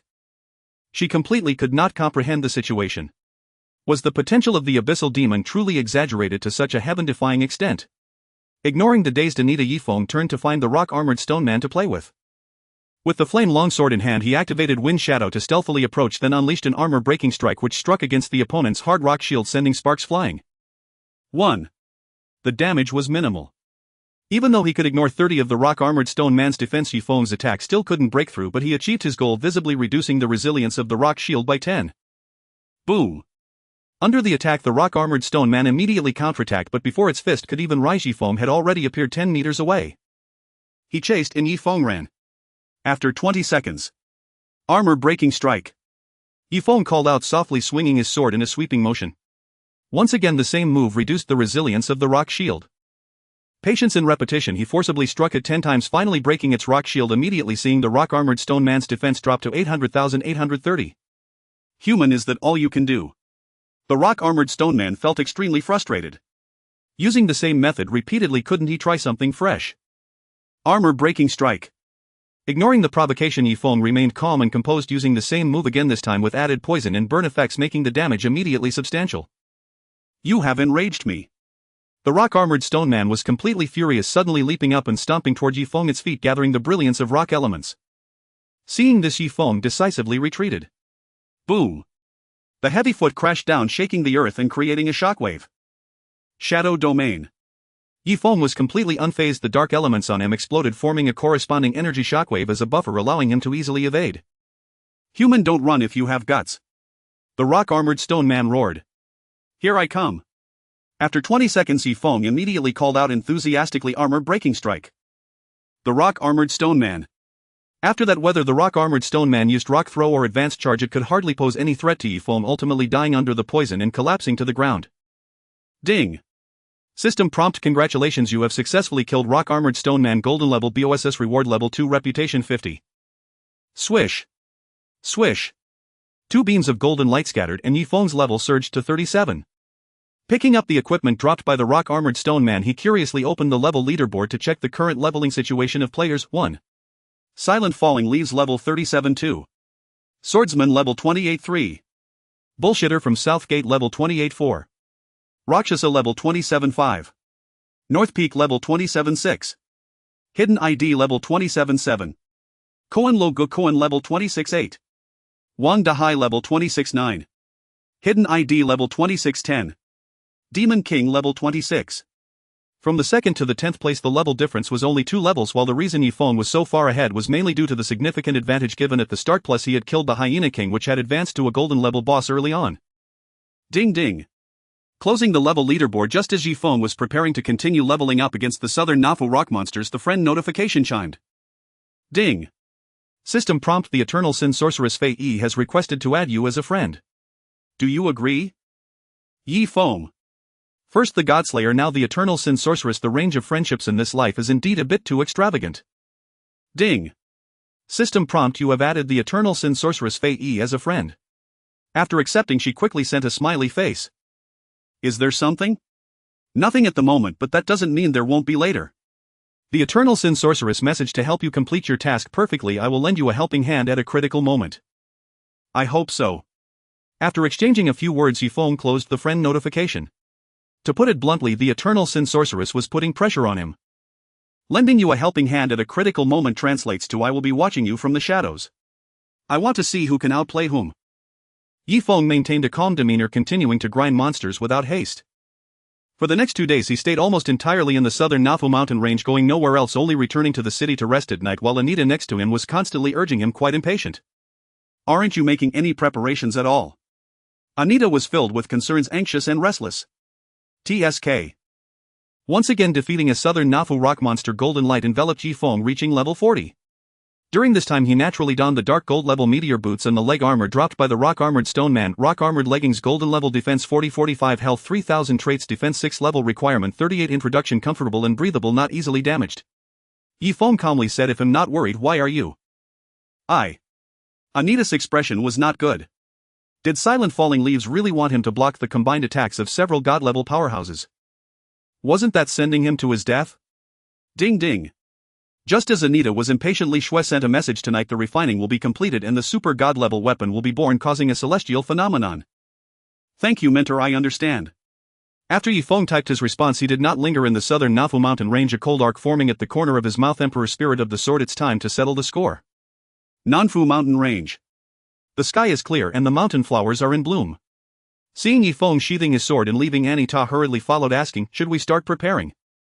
The forging will be completed tonight. Ye Feng glanced at the time and stated bluntly, we have about 5 hours to prepare. 5 hours. Anita frowned, feeling heavy-hearted. What can we accomplish in that time? At that moment he felt that the eternal sin which seemed to overestimate the capabilities of silent falling leaves. Why rely on this person?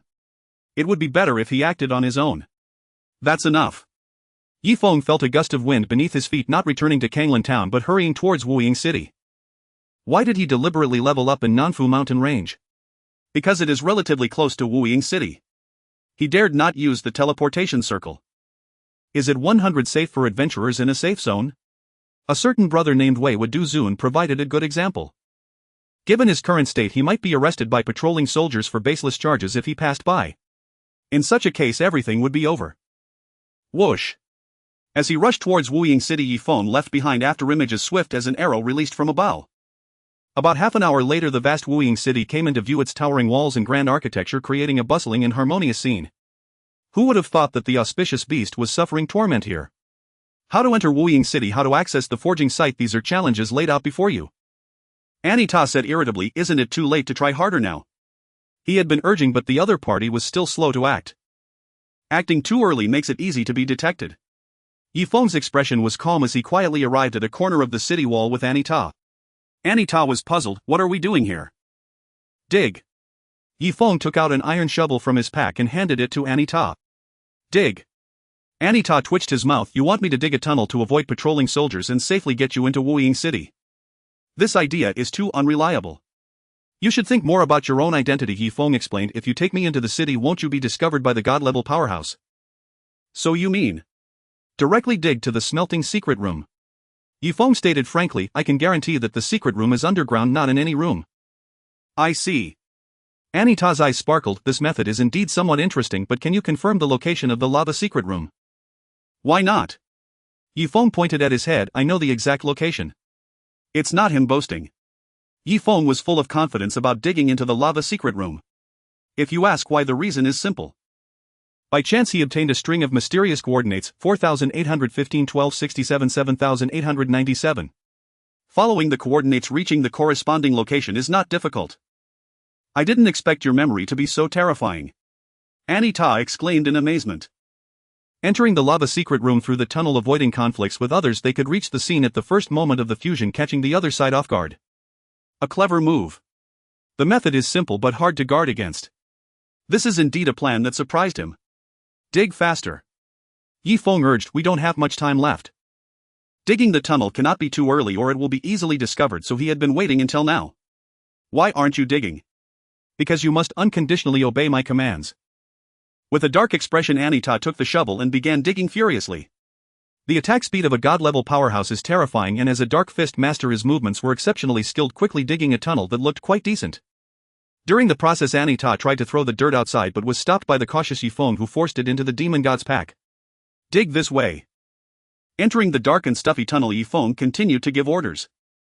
For the sake of the Dark Camp's great cause, Anita endured the feeling of frustration, seemingly treating the dirt as Yi Feng madly attacking with the iron shovel. Silent falling leaves. I will dig 3 feet into the ground to kill you.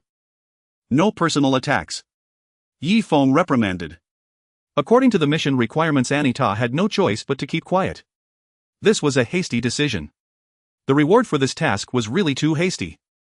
Suddenly thinking of something, Yi Feng extended his hand, asking, give me the blood of the demon god, I have great use for it. He had never forgotten the benefits brought by the blood of the demon god, he just needed a suitable moment to prevent the other party from having too much time to think. You are ruthless. Anita put down the iron shovel, cut open a wound on his palm and squeezed blood into a bottle. Fill it up. Why do you need so much? Later sprinkle more to disgust the divine weapon. Filling the bottle, Anita tossed it to Yi Feng, who caught it immediately. Ding. System prompt, you have obtained the quest item Blood of the Demon Goddess rank. Meanwhile, inside the lava secret room, the red molten iron was boiling, bubbling, and the light and dark divine weapons emitted astonishing brilliance, fusing together, occasionally stirring up sword energy that carved deep marks on the walls. Nearby, the Piscio was on the brink of death, its life value had plummeted, lying there weakly breathing faintly, its essence blood about to be exhausted. It's finally time to fuse. The radiant mirror Bernie, the emperor of the eastern region, had a flushed face, seemingly very excited. When the time is right, we will offer the blood and flesh of the Piscio as the final material for forging, and a god-level weapon will surely be born. Congratulations, Your Majesty.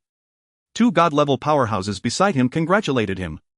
Divine Judgment Guardian Yelvis, god-level BOSS. Fire Mage Wake, god-level BOSSM. Bernie was quite pleased with their attitude and enjoyed it. Have you seen the disciple of the Dragon Domain Guardian?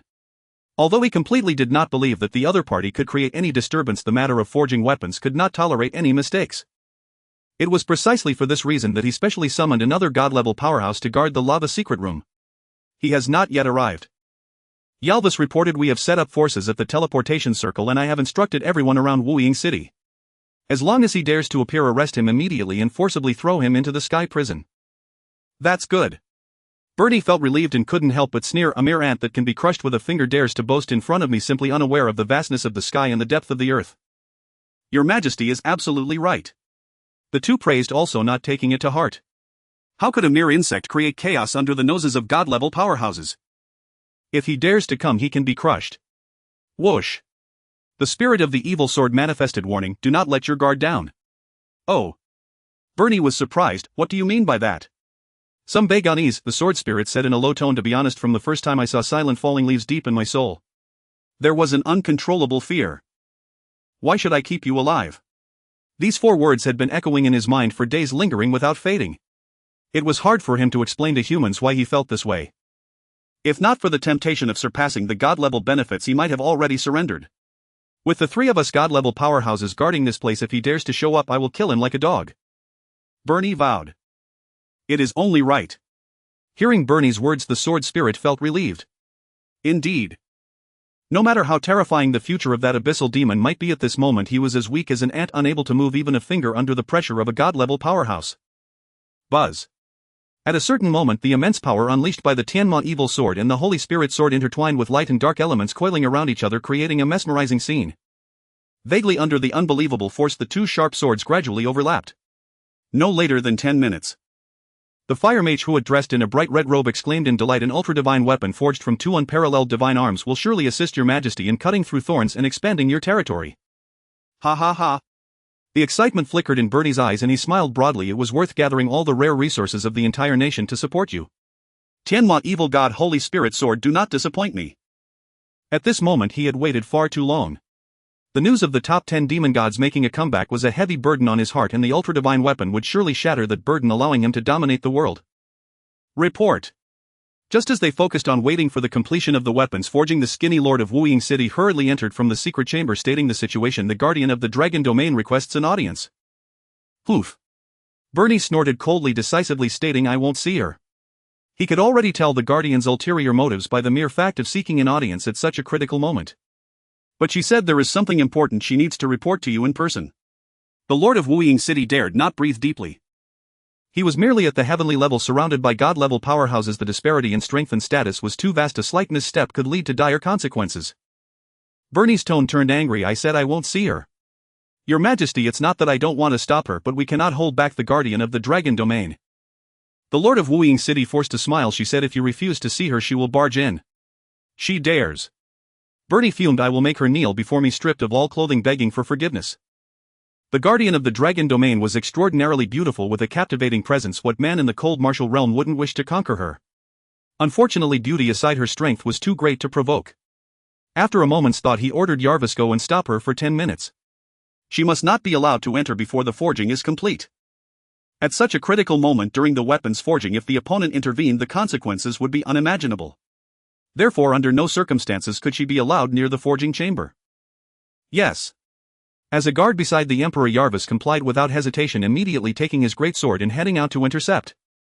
Outside the Lord's residence, the guardian of the dragon domain, with flowing silver hair and wielding a sharp sword, was surrounded by swirling ice elements resembling a goddess of snow. A massive silver dragon loomed behind her, its expression ferocious, causing the ground beneath to sink severely. Yarvis stepped out of the secret path and saw the imposing figure of the woman and her dragon as if facing a great enemy. He shouted loudly, Guardian of the dragon domain, what is your intention? I have urgent matters to report to your Majesty. Li Shui replied sternly. What matters? I must inform him in person. Ridiculous. Yarvis sneered repeatedly, Guardian of the dragon domain, don't think I don't know what scheme you're plotting. I tell you, your Majesty's intention to forge an ultra-divine weapon will never change. Even if it means sending our divine beast to its death. Exactly. Meanwhile, in the dim underground passage, the two were scheming furtively. How about this position? It still feels off. Change the angle. Here. Ah, yes, right there. Keep going deeper. Beep beep. Just as Yifeng directed Anita to continue towards the coordinates of the forging chamber, a message from his mentor popped up in the friend bar. Yarvis has come out to block me. Thank you for your cooperation, mentor. Yifeng expressed his gratitude. This task was far too challenging for players at this stage. He had to exhaust every means to achieve his goal. If he forced his mentor to act as if she were breaking into the forging chamber, the other side would surely send someone to obstruct her. After all, given the previous experience, the Emperor would never tolerate her approach, especially at such a critical moment. At Yifeng's feet, the Pishio was also assisting. It shared a bloodline connection with its mother and could sense each other's location. Sizzle. At a certain moment, Anita's shovel plunged into the soil, halting her work, her expression becoming grave. We can't dig any further, we're too close to the forging chamber and might be detected. All right. Yifeng took a deep breath and picked up the palm-sized Pishio. Later you go persuade your mother that sacrificing herself to save others isn't worth it. Everything needed to be comprehensive. He had to consider whether the Pishio would willingly sacrifice itself. However, from the current situation, it seemed more like the mother was reluctantly agreeing to protect her child from harm. Chirp chirp. The Pishio nodded seriously in agreement. Buzz buzz buzz. The two sharp swords trembled violently. The energies of light and dark surged, creating ripples that seemed to make the entire space shake violently like glass. Around the four corners of the chamber, traces of sharp sword chi formed on the walls, becoming increasingly dense, and the overwhelming sword intent surged, even causing the nearby Emperor and Huat to feel a slight sting on their skin as if being lightly cut. It's almost done. Birdie couldn't help but hold his breath, his eyes blazing with intensity. In his vision, the two swords were about to merge into one, and the two divine weapons vanished, replaced by a brand new sharp sword. Now the blade of the sharp sword displayed a black and white division, with only the hilt still merging, clearly close to complete fusion. Swish. Moments later, the hilt connected more tightly, forming an energy that surged toward the sky, penetrating the clouds. In the dark of night, the dazzling brilliance illuminated Wuying City. Phantom light, holy light. Like a scene from a divine descent, countless illusions were created in the high skies, with mountains of corpses and seas of blood, endless abysses, and countless people praying for divine salvation. What on earth is that beam of light? Why did it suddenly appear in Wuying City? An anomaly in the sky, a sign of a treasure's emergence. Why don't you say it's the birth of a demon instead? The residents of the city awakened from their slumber emerged from their rooms pointing at the sudden and strange beam of light puzzled. In the midst of battling nervously, Shue's delicate face changed, looking at the brilliantly silver weapon in her hand, sensing it trembling slightly as if in fear. Silent leaves. The cost of shattering this weapon is too great. Li Shue's expression was complex. The Tianma evil sword was the exclusive weapon of the abyssal demon. The Holy Spirit sword was the exclusive weapon of divine royalty. The strength of this weapon, once born, had surpassed the limits of the cold martial realm. To shatter it meant unimaginable consequences. Congratulations, Your Majesty. Congratulations, Your Majesty. Huot beside him praised fervently. Ha ha ha. Bernie laughed maniacally. I succeeded. I am about to succeed.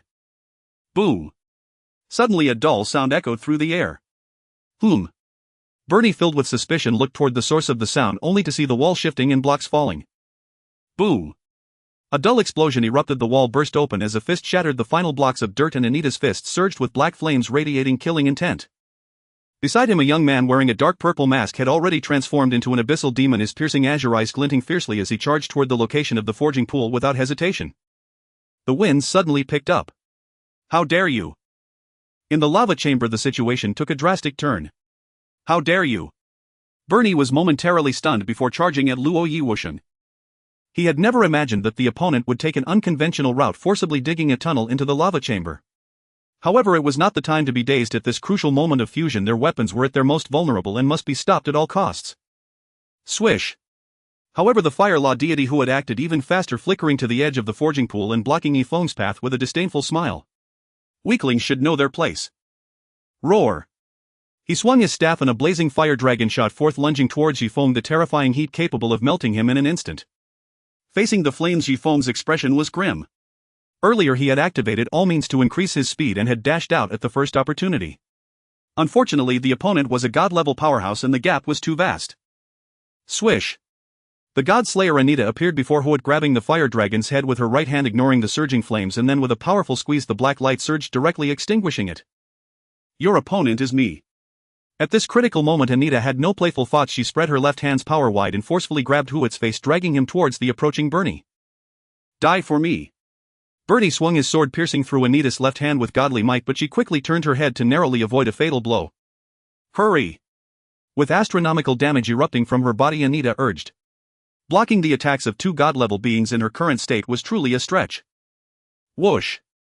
Yifeng did not hesitate to evade the god-level powerhouse, leaping towards the forging pool just a few meters away from him. Without any distractions, his sole intention was to smash it. The sword spirit appeared above the sharp blade, her expression cold and severe. Abyss demon, why trouble me? What qualifications do you have to do so now?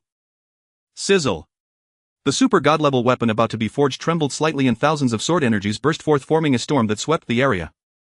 Miss. Miss. Miss.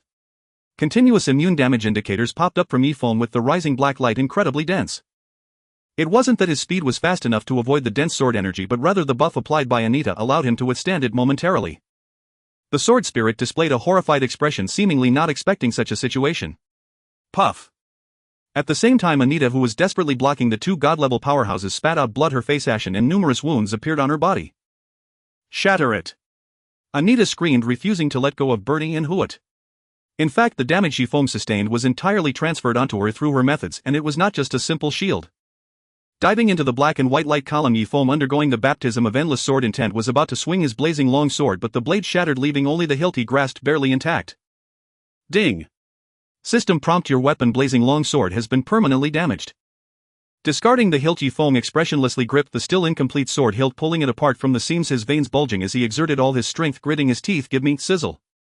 A golden stream of light shot through his mind, followed by a crash into the wall, causing the lava chamber to rumble. Before death, Yifeng turned to look at the Emperor, pointing his sword at him, noticing the sinister smile gradually forming on the other's face. Ding! System prompt: you were hit by the divine profound sword chi of Radiant Mirror, Bernie, suffering 5654432 points of damage. Ding! System prompt: you have died. Puff. Anita's eyes rolled back, nearly fainting. She had not yet recovered to her peak state, and Yifeng's strength was too weak. This strike had surpassed her damage tolerance limit. Breaking free from Anita's entanglement, the two god-level powerhouses stood guard beside the forging pool, finally breathing a sigh of relief, confirming there were no further threats. Bang! Kicking Yifeng's corpse aside, Bernie felt a sense of relief. And you nearly ruined my grand plan. If it had been someone else, the impact just now would have been fatal. Fortunately, Luo Yu Wuxing's strength was insufficient to pose a threat. The sword spirit's expression softened as she said resentfully, "You really startled me." The crisis was averted. The super god-level weapon was within his reach. Damn it! Blood spurted from Anita's mouth as she gritted out, still not successful. At this point it was likely not just a matter of failing the mission, whether she could keep her life was a significant question. The soul form of Yifeng floated in midair, gazing at the triumphant expressions of the two god-level powerhouses, then at the highly disappointed Anita nearby, with the final scene freezing on the little Pichot running away from her mother crying beside his corpse. Did I lose? A glint of cold light flashed in Yifeng's eyes. No. It was far from over. His eyes glowed with a deep green hue as he spoke with a chilling demeanor, "If you don't want all your efforts to be in vain, rewind time." Why wasn't the Eternal Sin Sorceress making a move? Unknown. Perhaps she was waiting for the right moment with ulterior motives, or perhaps her puppet was too fragile, but regardless, Yifeng was 100% certain she was nearby. She could save Anita and reverse time to before the seal was broken, naturally allowing herself to be resurrected in time to be rewound. As you wish. A charming melodious voice echoed, carrying a hint of resentment. Did the other party already guess that she wanted to both shatter the divine weapon and eliminate the threat of the Abyss Demon? Ding! Suddenly the bell tolled and the scene froze. Ding! The bell rang again and the scene reversed, all actions retreating until they returned to the moment they had emerged from the tunnel. Under the azure light, Yifeng burst forth. Swish! Swish! As a god-level powerhouse, how could they be unaware of the time being reversed? They immediately appeared beside the forging pool. Compared to the first time they were caught off guard, they could perform better with the proximity. The outcome won't change. I didn't expect the Eternal Sin Sorceress to assist. The two showed no signs of taking this lightly. Come on. Bernie's killing intent spread across his aged face as he sneered, "This emperor dares you to break through the defenses of two god-level powerhouses. How can I stop that?" Even as he quickly sprang into action, Anita still felt powerless. The current situation was beyond his ability to change. Hiss. Yifeng's eyes were filled with indifference as he tore open the only S-level scroll. "Beg me. I've never heard such a strange request in my life." This time he planned to take a different approach. If he couldn't cleverly seize it, he would take it by force. Boom. At the moment the scroll was torn apart, malevolent energy surged, overwhelming everything. Blood boiled. The wind and dark elements intertwined around him in a frenzy. An indescribable pressure enveloped the area as Yifeng appeared like a demon, his hair dancing wildly, the mask of the evil god on his face emitting blinding light which concealed his expression but could not hide the madness within. Holding the blazing long sword, Yifeng charged forth. No need to evade, no need for ambush, a direct confrontation. Those who block me shall die. Within the lava chamber the scene shifted beyond anyone's imagination. This. What is this? Anita, acutely aware of the sudden terror, couldn't help but change her expression dramatically. Why was he so wary of the seemingly weak Abyss Demon? It was precisely because the potential of the Abyss Demon was truly incalculable. Ding. System notification: you have used the item Divine Favor SS-Rank. The next strike's power will be equivalent to a full-powered attack at maximum level. The wild dance of wind and darkness commenced. Yifeng's expression remained indifferent, his gaze fixed on the super divine weapon about to emerge behind Bernie and Walter. Clang! The blazing longsword restored by the time reversal rang clear as Yifeng thrust forward, transforming into a dark green long rainbow piercing straight through with unstoppable force. Supremacy of royalty. Flame Dragon rising. The two divine beings revealed expressions of horror, decisively unleashing their most powerful moves. A golden sword phantom and a raging dragon of fire element surged forth, intertwining to amplify their power. Boom! The clash unleashed a terrifying shockwave, creating a death zone. Even Anita dared not approach, instead retreating to avoid disaster. The walls of the entire chamber cracked inch by inch, a sight to behold. You little beast. Bernie, fully committed, straightened his hunched body yet trembled slightly, his face reddening. Who could have imagined that the ant would suddenly unleash astonishing power, daring to confront a divine being, hidden and even gaining the upper hand? Enduring the flames and sword energy, Yifeng's bone wings were shredded, grayish-white skin marred by numerous wounds, his face marked with a grimace. Bang! In the next moment, seizing the opportunity, Anita darted forward, both fists crashing into the backs of the two flanking them and disrupting their breath, causing blood to erupt and sending them flying apart. Breaking through the divine beings, Yifeng surged into the light column, his longsword stabbing onto the merging hilt, causing the light column to halt. Time froze at that moment. No! The sword spirit's voice was filled with dread yet could not control the weapon to counterattack at that instant. Master, I realize my mistake. He gazed into those azure eyes only to see indifference within. Calling me master now is too late. Yi Feng remained unmoved under his destruction. Fine cracks appeared in the super divine weapon. Since you cannot be of use to me, why not destroy you? Watching this scene unfold, Bernie charged forward madly, his eyes bloodshot. Stop it. Push a little harder. Anita shielded Luo Yi, whooshing, fully utilizing her methods to help her teammate endure the damage. Destroying the super divine weapon makes you an eternal sinner of the light faction. Walter's attack landed on Yi Feng, yet a symbol of immunity appeared, causing him to become furious. Are you in such a hurry to label me? Yi Feng's expression was emotionless, feeling the utmost irony. His attacks were unreserved. In the end, what is light and what is darkness? In this lifetime he did not yearn for light, nor would he fall into darkness. As a dark god he should live for himself. Crack! The crisp sound of breaking resonated in the forging chamber as the super divine weapon began to disintegrate. The black and white light column quietly dissipated. No! The sword spirit screamed in terror, feeling the despair of impending doom.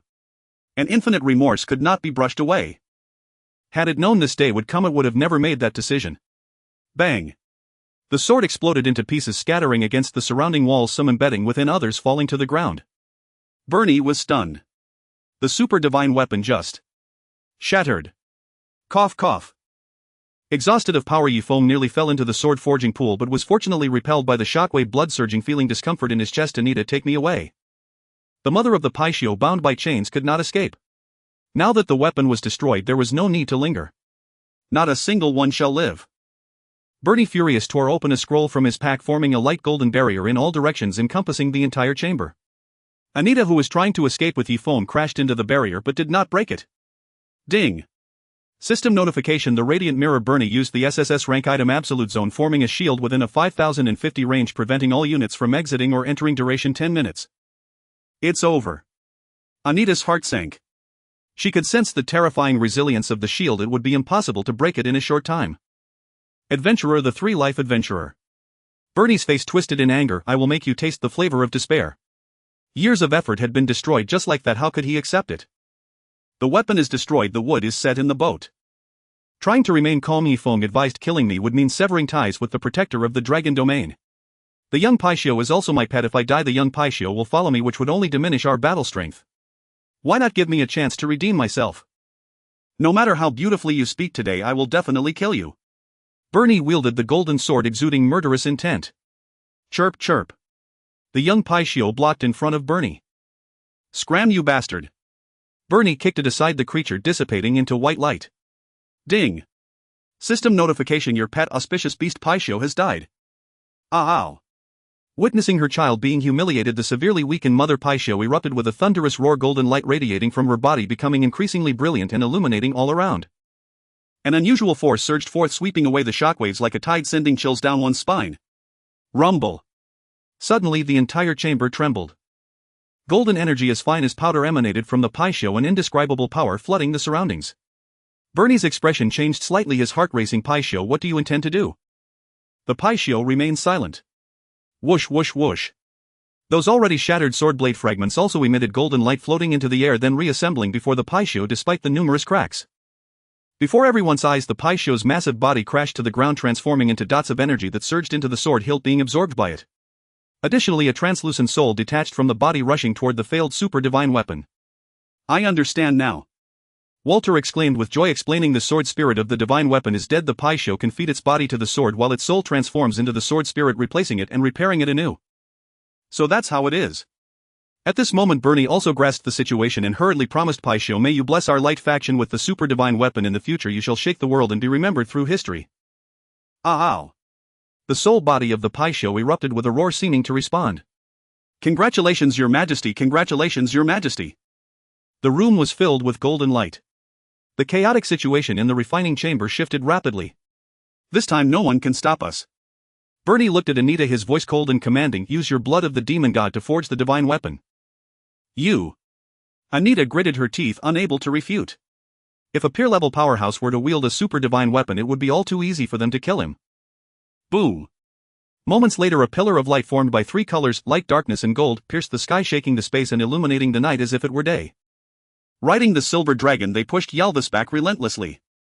Li Shui, sensing something, gazed at the strange 3-colored pillar, frowning slightly. Has it succeeded or has it failed? She was somewhat unclear about the situation in the chamber. Earlier, when the pillar suddenly extinguished, she thought the task had been accomplished silently, but now she was uncertain.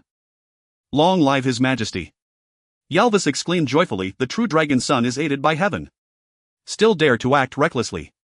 Li Shui scolded, immediately launching an attack that forced Yalvis to retreat in panic. The atmosphere was unpredictable. Staring at the Pixiu that nourished the sword with its own body, Yifeng felt an overwhelming tension. The divine beast of my light camp sacrifices its life for the light camp. I will surely announce this heroic deed to the world. Bernie constantly offered benefits to the Pixiu. Creating illusions is the simplest for an emperor.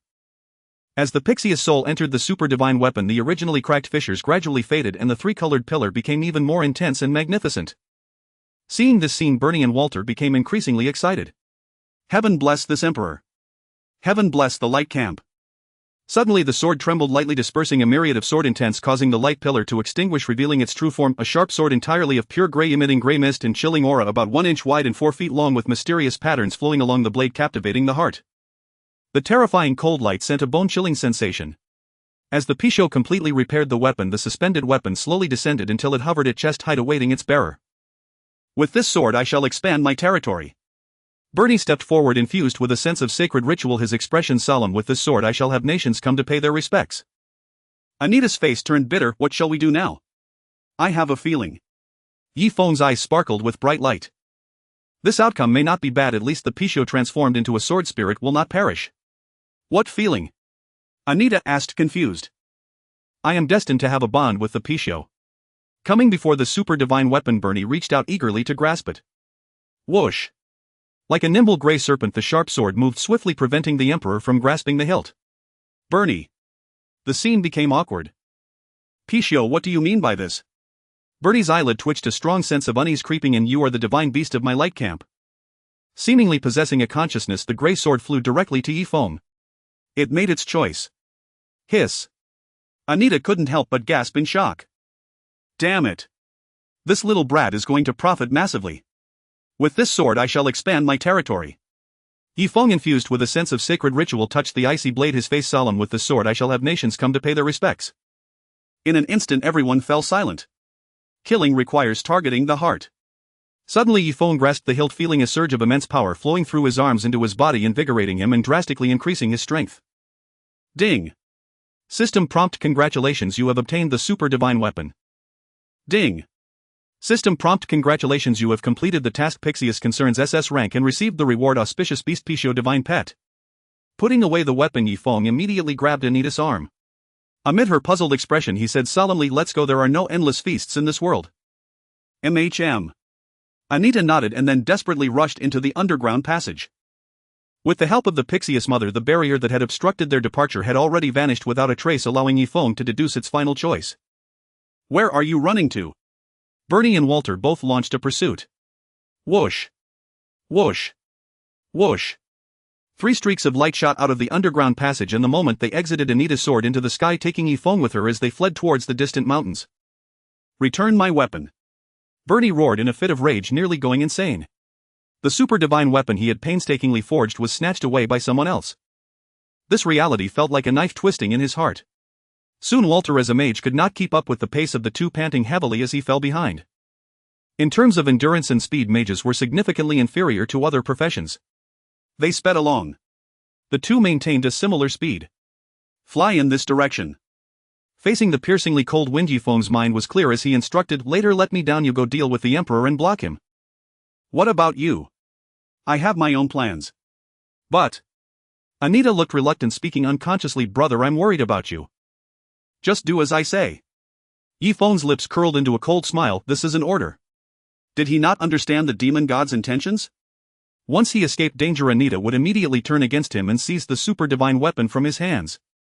Fortunately, the task of rescuing the demon god required the Slayer of Gods Anita to unconditionally obey your orders, lasting until she helped silently reach a safe area, meaning that for now she would still follow Yifeng's commands. You are ruthless. Anita had no choice but to comply. After a moment she set Yifeng down at the designated location and turned to face the relentless Bernie, cursing an old bone like you should be resting at home, why come out to deliver a super divine treasure? Is that not disgraceful? Shut up. Being hit where it hurts, Bernie's face turned livid, turning a deep shade of red. Boom boom boom. Soon the two began to fight, and due to the task's restriction Anita had no choice but to comply. Entering the dense forest, Yifeng moved alone, activating Wind Shadow to showcase his ultimate speed as he navigated through his heart taut and vigilant. Abyssal demon running so fast, where are you headed? An enchanting voice reverberated, laced with a captivating tone echoing clearly throughout the forest. Yifeng halted, cautiously surveying his surroundings, to a place where we can all be satisfied. He knew he would encounter such a calamity. The task could only restrict Anita but could not limit the ever-watchful Eternal Sin Sorceress. Taking advantage of the failed outcome from the first disruption of the refining process, he had already caught the tail of the fox. How could he remain unguarded and allow this person to settle accounts after autumn? But a graceful figure emerged from behind a robust tree. I think this little grove will satisfy us both perfectly. Yifeng turned to look directly, seeing a captivating woman approaching, swaying with grace. Eternal Sin Sorceress Feng Ye, divine boss. Under the radiant moonlight, Yifeng saw that the Eternal Sin Sorceress had striking features, snow-white delicate skin, and a luxurious black dress that could not hide her voluptuous figure. Her languid movements made one thirst, wishing to taste her sweetness and ascend the heights together. Why don't we choose here? The sorceress smiled alluringly, her gaze sparkling, captivating. I can hardly wait. In the forest, the shadows of the trees danced gracefully. Staring directly at the enchanting witch before him, Yifeng's expression was stern. Whether from the light or dark factions, their cannibalistic nature was no different. The Eternal Sin Witch aided him in unsealing Anita, her true purpose being to destroy the divine weapon. Now that the divine weapon was possessed by him in another way, the foes would naturally change their tactics. Must it really be this way? Yifeng took a few cautious steps back, filled with unease. In this remote wilderness, a lone man and a woman, must it end in life and death? I do not wish for this either, but the temptation you present is simply too great. The Eternal Sin Witch's eyes, glistening like red agate, fixated on Yifeng. Your body, your weapon, they drive one to madness. The flesh of abyssal demons for the demon gods proved highly beneficial after consumption. As for that weapon, in the vast Hanwu realm it was feared that no one could easily control it. In the long, endless night, sleep eludes me. Yifeng kept retreating, yet could not shake the witch off by even an inch. He could see her approaching leisurely, bringing with her a deadly danger. Since there is no one else around, let us talk first. After our discussion we can proceed to other matters. What do you think? That won't do. The Eternal Sin Witch's lips, resembling cherry blossoms, slightly curled upward. I fear that unforeseen complications may arise at a critical moment, rendering previous efforts in vain. So, like a stunning enchantress, she approached Yifeng, producing a slender purple sword that pressed against his neck. Hand it over. I can give you everything without reservation. Yifeng remained unmoved, attempting to buy time. But what benefit would that be to me? I will allow you to live. The witch cut straight to the point. Yifeng could not help but raise an eyebrow. Is that all? This is my greatest mercy towards you. The witch would not yield an inch. Slaying the abyssal demons was not difficult for her. The real challenge lay in seizing the super divine weapon. That was of utmost importance. Gazing at the alluring, breathtaking witch, Yifeng revealed a resigned smile. Then can you agree to another request of mine? What request? Feng Ye frowned. Taking a deep breath, he candidly stated, beautiful witch, I want you. Feng Ye's eyes flashed with a trace of coldness. To die here. Yifeng completed his sentence. Hiss! A spark of flame shot from a distance, landing where the witch stood, who swiftly dodged back just in time. Feng Ye. Without the time to ponder who it was, a figure rushed in, wielding a crimson longsword that sliced through the night with breathtaking arcs, both magnificent and perilous. Clang! The purple slender sword clashed with the red longsword, elemental energies exploding forth powerful shockwaves, instantly sending fallen leaves flying in silence. Fortunately, both wielders held back, unwilling to let him die. Landlady Wang Xiaoyan, celestial boss, and Xiaoyan, you finally arrived. Struggling to steady himself, Yifeng rushed towards the distance, not daring to watch the battle. The reason he knew of Wang Xiaoyan's arrival so quickly was mainly because he had added her as a friend, allowing for discreet communication. Clang, clang, clang. The sword light blazed, bursting forth in clusters like vibrant fireworks in the dark. I didn't expect reinforcements. The Eternal Sin Witch gritted her silver teeth, attempting to pursue the silent leaf, but was firmly blocked by Wang Xiaoyan, forced to engage with her. If she were at her peak, she could have easily dealt with the woman blocking her path. Yet now her body was merely a puppet, unleashing only a fraction of the power still dormant within her true form. This kid has quite the ability. Wang Xiaoyan pressed down on the Eternal Sin Witch with ease, her sword energy fierce. This battle instead makes him the biggest winner. Divine pets. Super divine weapons. This temptation was truly maddening. In a rush to escape regardless of what was happening behind him, Yifeng breathed heavily, heading straight for his ultimate destination. 10 minutes. 20 minutes. Time passed by slowly. During this period Yifeng occasionally looked back, still able to see the figures of the Eternal Sin Witch and Wang Xiaoyan fighting the former, stubbornly enduring countless cuts from the latter. Boom! Suddenly Wang Xiaoyan stomped the Eternal Sin Witch to the ground, no longer giving her any chance to approach the silent leaf. If it doesn't belong to you, don't think too much about it. Old hag, I remember you. The Eternal Sin Witch said bitterly. Once my true form revives, I will definitely pay you a visit. Seductive vixen, I fear you won't succeed. Meanwhile in the lava chamber, broken stones lay everywhere, a scene of disarray. The sword forging pool, once glowing red hot, had now cooled down. Whoosh! Soon a stooped emperor descended from the sky, returning to this place, his expression disheveled, clearly having gone through a fierce battle. His murky old eyes surveyed the surroundings, his fists clenched tightly, bloodshot eyes almost spitting out the name of the instigator through gritted teeth. Silent Leaf. Facing the obstructing Anita, he could push her back, but by the time he did, Silent Leaf had already vanished without a trace, leaving him with no means to pursue. Thinking of the super divine weapon he had painstakingly forged being taken away, his heart felt as if it had been torn apart. Your Majesty, since it has come to this, why not go with the flow and leave Silent Leaf behind, burying the hatchet?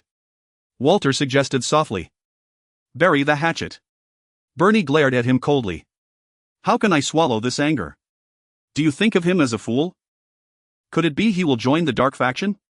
Walter sensed something was off. Can the demon gods not covet the super divine weapon, forcing him to hand it over? In his view, the dark faction would not give up easily. If Silent Leaf wanted to join the dark faction, fine.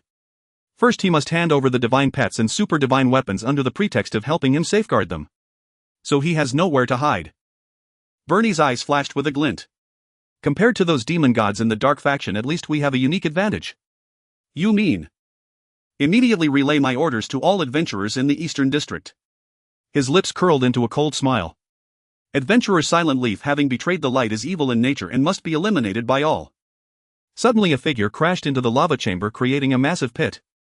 Due to the light beam, the chamber above had already broken open a large hole. Cough cough. Struggling to rise after being severely injured by the Dragon Domain Guardian, Yalvis looked at Bernie. Your Majesty, I can't hold him back. Bernie.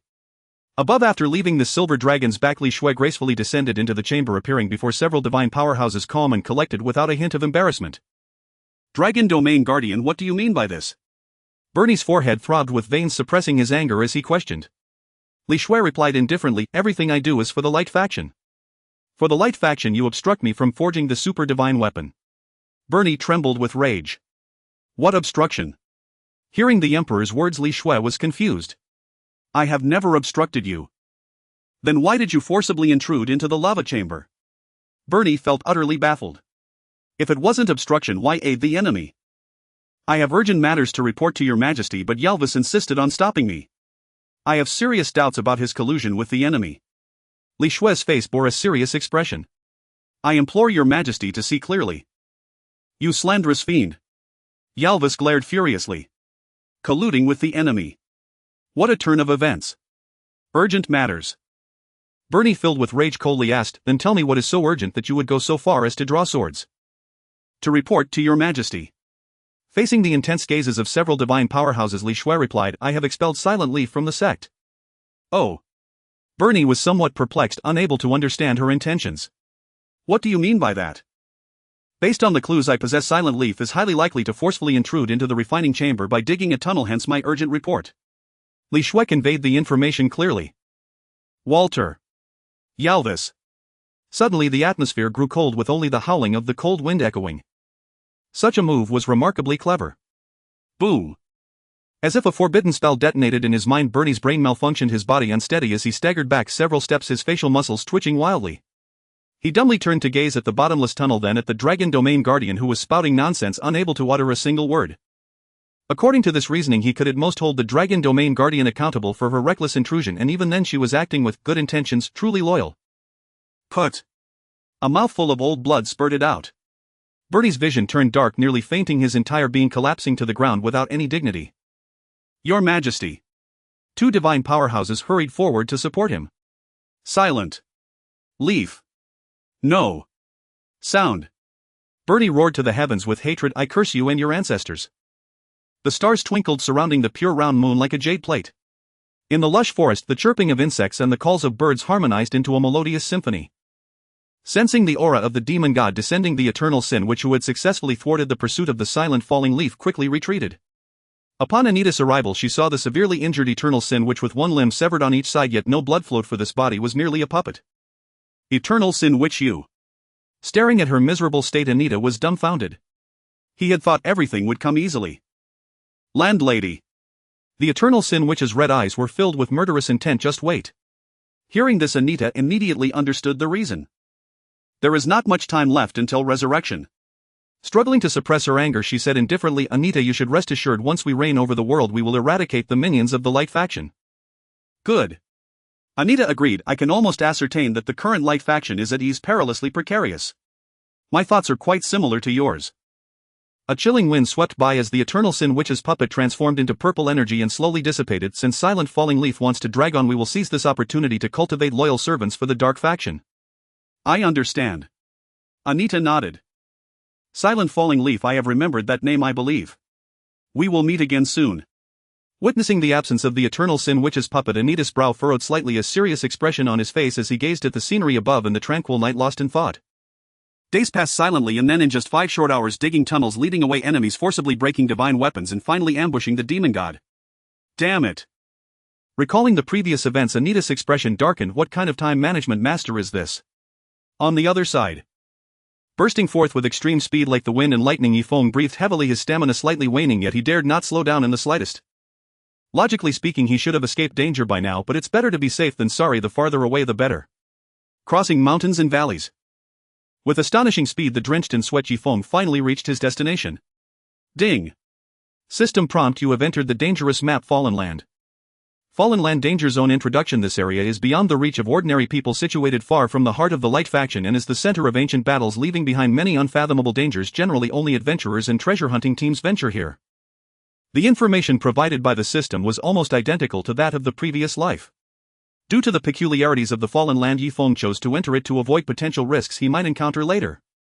Arriving at the planned location, Yifeng, famished, stopped in his tracks, taking a large gulp of water and eating bread to replenish his energy behind a rock.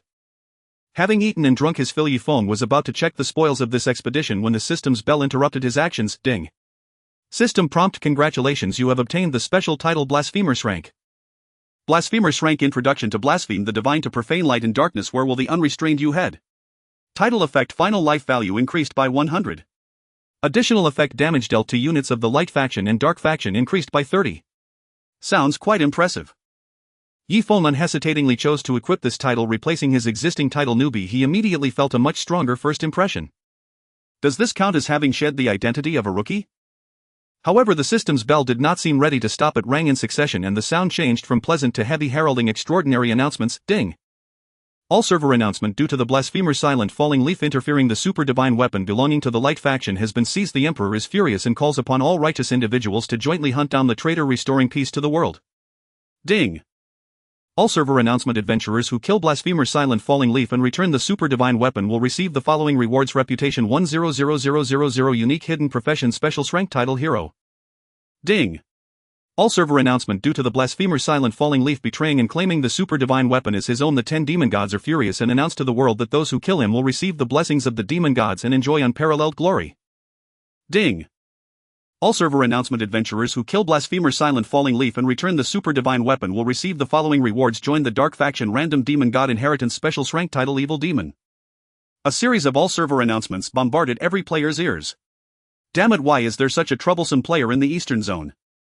My god, what time is it, and how can there be such generous rewards? We can't cross borders to deal with him in the Eastern Zone, the damn Sandy Beach kid. Don't eat sour radishes. This time the all server announcement was visible to all players from Earth. So exaggerated. In this world, how many people can possess a unique hidden profession? Silent Falling Leaf is amazing, he even grabbed the super divine weapon. This is definitely a divine weapon that can be used for a lifetime. Did you not see what the system said? Super divine weapon already above divine level. On the other side, players in the Eastern Zone were also greatly shocked. What a surprise, only a few days into the game and suddenly a super divine weapon appears. Who can withstand that? Hiss. Even Yifeng, knowing the consequences of this matter would be very serious, did not expect the rewards to be so exaggerated. It was him, he was also tempted. Ding! All server announcement: due to special circumstances during the forging process which led to the super divine weapon fracturing and collapsing, many forging materials energy scattered. Under the gathering of powerful beings, a peculiar space was ultimately formed named Domain of Divine Weapons. Adventurers are welcome to explore. Ding. All server announcement: due to the instability of energy in this space, to prevent collapse, it can only be explored once a week. Ding. System prompt: since Blasphemer's Silent Falling Leaf has been designated as the final boss of Domain of Divine Weapons, you have received related rewards. Reputation 500, Ring of the Blasphemer Golden Grade. Yi Feng. Very good. Another weekly dungeon related to me. This has become interesting. Yi Feng stroked his chin, feeling that it was quite entertaining. This weekly dungeon, which is limited to once, does not always have the same difficulty. Players can progress from initially struggling to later handling it easily. The difficulty of the dungeon mostly increases with the rise in levels. Following this line of thought, perhaps in the future he might even be unable to defeat his own self in the dungeon and could be brutally beaten. Casting aside distracting thoughts, Yi Feng no longer pondered unnecessarily and with immense anticipation took out his greatest spoils from this expedition, a sword enveloped in grey mist, its brilliance shimmering, radiating an intimidating sharpness. It was precisely because of its existence that Yi Feng had torn his ties with the light faction and prompted the demon god of the dark faction to forcibly seize it. Gulp. He swallowed hard, his feelings stirred, his left hand gently brushed over the grey blade, checking the details. Super Divine Grade. Super God Level. Attack 500,550. Characteristics: Attack 80, Attack Speed 200. Additional Righteous Path, all skill grades 1 note. Current skill grade cap is SSS level not including talents. Additional Evil Path, final damage 50. Special Skill. Special Skill. Special Skill. Current status: bound to Silent Falling Leaves. Required reputation 1000. Required level 30. Description: the Pisho remakes the shattered super god weapon using its physical body as a catalyst. Although it regains some power, it is still far from its peak and requires further refinement to showcase its true might. Current actual strength: dark gold level. Promotion requirement: 3 pieces of celestial level ore. Staring blankly at the attributes of the weapon, Yi Feng was dumbfounded, shocked by the effects of the super god weapon. He had never seen such absurd equipment before. And this, you tell me its actual strength is only dark gold level. Damn it. Taking a few deep breaths, Yi Feng gripped the weapon, opened the skill panel, and all the skills in sight had been upgraded by 1 grade. This is too outrageous. Yi Feng's emotions were tumultuous, rising and falling. One was Righteous Path, the other was Evil Path, directly pushing the weapon's limits to unimaginable heights. After a long time he finally managed to calm the excitement within. Whether from the light or dark camp, everyone wanted to take him down because of this weapon, and there was indeed a reason for it. He believed that soon players with bounties on his head would come looking for trouble. Bring it on. He couldn't wait to test the power of this weapon. Of course, in addition to that, due to the dungeon rewards, he also received a rare ring as a reward. Although it couldn't compare to the super god weapon, it would still enhance his attack significantly. Ring of the Profane Golden Level. Attack 5055. Health 3000. Characteristics: Attack 6. Required level 40. Description: profaning the divine is no trivial matter. Remember, a moment of sacrilege brings momentary pleasure. After seeing the strength of the weapon, the rare and precious ring seemed quite ordinary. After switching the ring and weapon, Yi Feng suddenly remembered that there were several treasures in his bag that could enhance the weapon's strength. Amplification Scroll B level. Gift Orb A level. Crimson Book S level. Peep peep. The resurrected Pisho chirped beside Yi Feng. Wait a minute. Yi Feng raised his hand to stop, unsure of what expression to make. Let me think about life for a moment. Pisho. Looking at the 3 treasures in the bag, then at the super god weapon in his hand, Yi Feng's thoughts stirred and mischief arose within him. Although this was a super god level weapon, the parentheses below clearly stated that its current strength was only dark gold level. So theoretically these items should all be useful, right? He had to admit that at this moment he was committing one of the 7 deadly sins: greed. Damn it. He had to give it a try. Yi Feng decisively used the amplification scroll, trying it out first since it was a B-level item. If it failed, it wouldn't hurt too much. Ding. System notification: you used item amplification scroll B level to successfully enhance super god weapon. It succeeded. Yi Feng was overjoyed and without hesitation used the other 2 treasures. The Crimson Book needed no further explanation, while the Gift Orb was mainly to transfer the burning effect of the Flame Longsword to the super god weapon. Ding. System notification: you used item Crimson Book S level to successfully grant super god weapon 2 characteristics. Ding. System notification: you used item Gift Orb A level to successfully grant super god weapon the additional effect Burn from the Flame Longsword, and it received a certain enhancement. Who? Letting out a breath of turbid air, Yi Feng revealed a satisfied smile that feels good. A successive 3 hits. The sensation was intoxicating. After using all the items to enhance the weapon, Yifeng decided to name it. Since it was just born, its name had yet to be determined, and the system also had a reminder for him to name the weapon. You are the product of the fusion of the Holy Spirit sword and the evil sword of the celestial demon, a convergence of light and darkness entirely gray. Furrowing his brow, Yifeng pondered for a moment and earnestly named it. How about calling you the Sword of Silent Falling Leaves? Super God Weapon. Pisho Mother, what do you think? After a small joke, Yifeng attempted to summon the sword spirit. When it came to naming, how could he not respect the weapon itself? Swish! A gray-white Pisho phantom appeared in front of Yifeng. Peep peep. Seeing the spirit of its mother, the little Pisho jumped around excitedly. Regardless of the cost, it was better than watching its mother be sacrificed. It was already very satisfied with the current outcome. Young man, this weapon belongs to you and you shall decide its specific name. Pisho Mother said gently, though I may appear as the sword spirit now, in reality I am merely taking its place temporarily. After the true sword spirit has passed away, the real sword spirit has yet to be born. So you mean? Yifeng pondered thoughtfully. Please help me find a suitable physical body.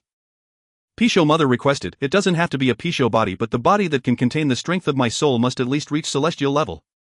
All right. Yifeng solemnly assured, when my strength is sufficient I will certainly prepare a suitable body for you so that. He looked down at the Pisho at his feet and smiled. You and your child can be reunited. Since he obtained such a weapon and divine pet through his connection with the Pisho, he naturally felt grateful towards the Pisho mother and daughter. Thank you, young man.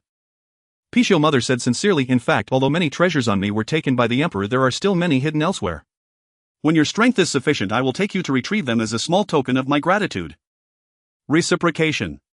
The Sword of Silent Falling Leaves will not treat her mother and daughter poorly. She will not hoard it and will strive to help him grow. Pisho Mother, you don't have to be so polite. Yifeng smiled casually, it's just part of my duty. After chatting for a bit, the sword spirit fell into a deep sleep. The experiences of these days had been too tormenting and she needed a long time to recover her vitality. Afterward, Yifeng focused on the weapon in his hand that was shrouded in grey mist, gently brushing over the cold sword body. After a while he said softly, Silent Falling Leaves rising with the wind, today I bear the title of the Profane One. In the future, if I am to confront gods that I cannot afford to defeat, I shall name you. Divine Weeping. Ding. System prompt, naming successful. Ding. System prompt, congratulations, you have obtained the divine weapon Shin-Chi. Once again he reached out to brush against the blade of Shin-Chi. The weapon, enhanced 3 times by Yifeng overnight, displayed its attribute panel. Shin-Chi Super Divine Level Attack 600650 Characteristics Attack 80 Attack Speed 200 Characteristic Physical Lifesteal 5 Additional Righteousness All Skill Tiers 1 Note Current Skill Tier Limit is SSS level excluding talents. Additional Demonic Path Final Damage 50 Additional Bleeding. If the attack injures the enemy unit it will inflict extra bleeding effect, dealing damage based on its own health. 5 damage lasting 10 seconds. Additional Burning Attack inflicts burning effect, dealing 500 points of health loss per second to the opponent, lasting 10 seconds up to 2 layers. Special Skill. Special Skill. Special Skill. Current status Bound to Falling Leaves. Silent Reputation required 1000 level required 30 Introduction. The Pisho uses its physical form to reforge the shattered divine weapon. Although it regains some power, it is still far from its peak and needs further refinement to exhibit the might of a divine weapon. Current actual strength spirit level promotion requirement 3 pieces of celestial level ores, a row of effects pleasing to the eye. You don't need to carefully check every detail with so many characteristics and enhancements. It should be enough to intimidate a large group, and under various enhancements the weapon's actual strength has reached the spirit level. Satisfied, Yifeng tucked away Shin-Chi, leaning against the tree trunk with his eyes closed to rest. He had truly overexerted himself this night and needed to recuperate. The next day. The sky's edge glowed with the light of dawn as the soft sunlight illuminated the earth, driving away the chill of the night. Wake up. In his dreams Yifeng heard a voice as clear as a spring awakening him gently. He opened his eyes to see a transcendent silver-haired girl before him, fresh and ethereal like a snow lotus from the high heavens. Beneath the sunlight the girl was as beautiful as a painting emerging from the realm of the celestial. Mentor. Yifeng fully awoke, standing up. You have arrived. The Dragon Domain Guardian knew his whereabouts. After all, it relied solely on oneself. Last night the commotion you caused was quite significant. Li Shui examined Yifeng closely, amazed. I didn't expect the super divine weapon painstakingly forged by the Emperor would ultimately fall into your hands. Just lucky. Yifeng humbly replied, it was mainly thanks to the help of the Pisho Mother, otherwise I would have never obtained the recognition of the divine weapon. That was still hard-earned by you. Li Shui corrected, all right, the matter at hand is important. What are you planning to do next? One step at a time. Yifeng stated frankly. Li Shui frowned, feeling uneasy. Are you just going to hide like this? No need to hide for too long. Yi Feng shook his head. There was nothing he needed to conceal from his mentor. It was clear to him whether the other party truly cared for him. Li Shui questioned why. No need to hide for too long. At present both the light and dark factions harbored murderous intentions towards this disciple bearing precious treasures.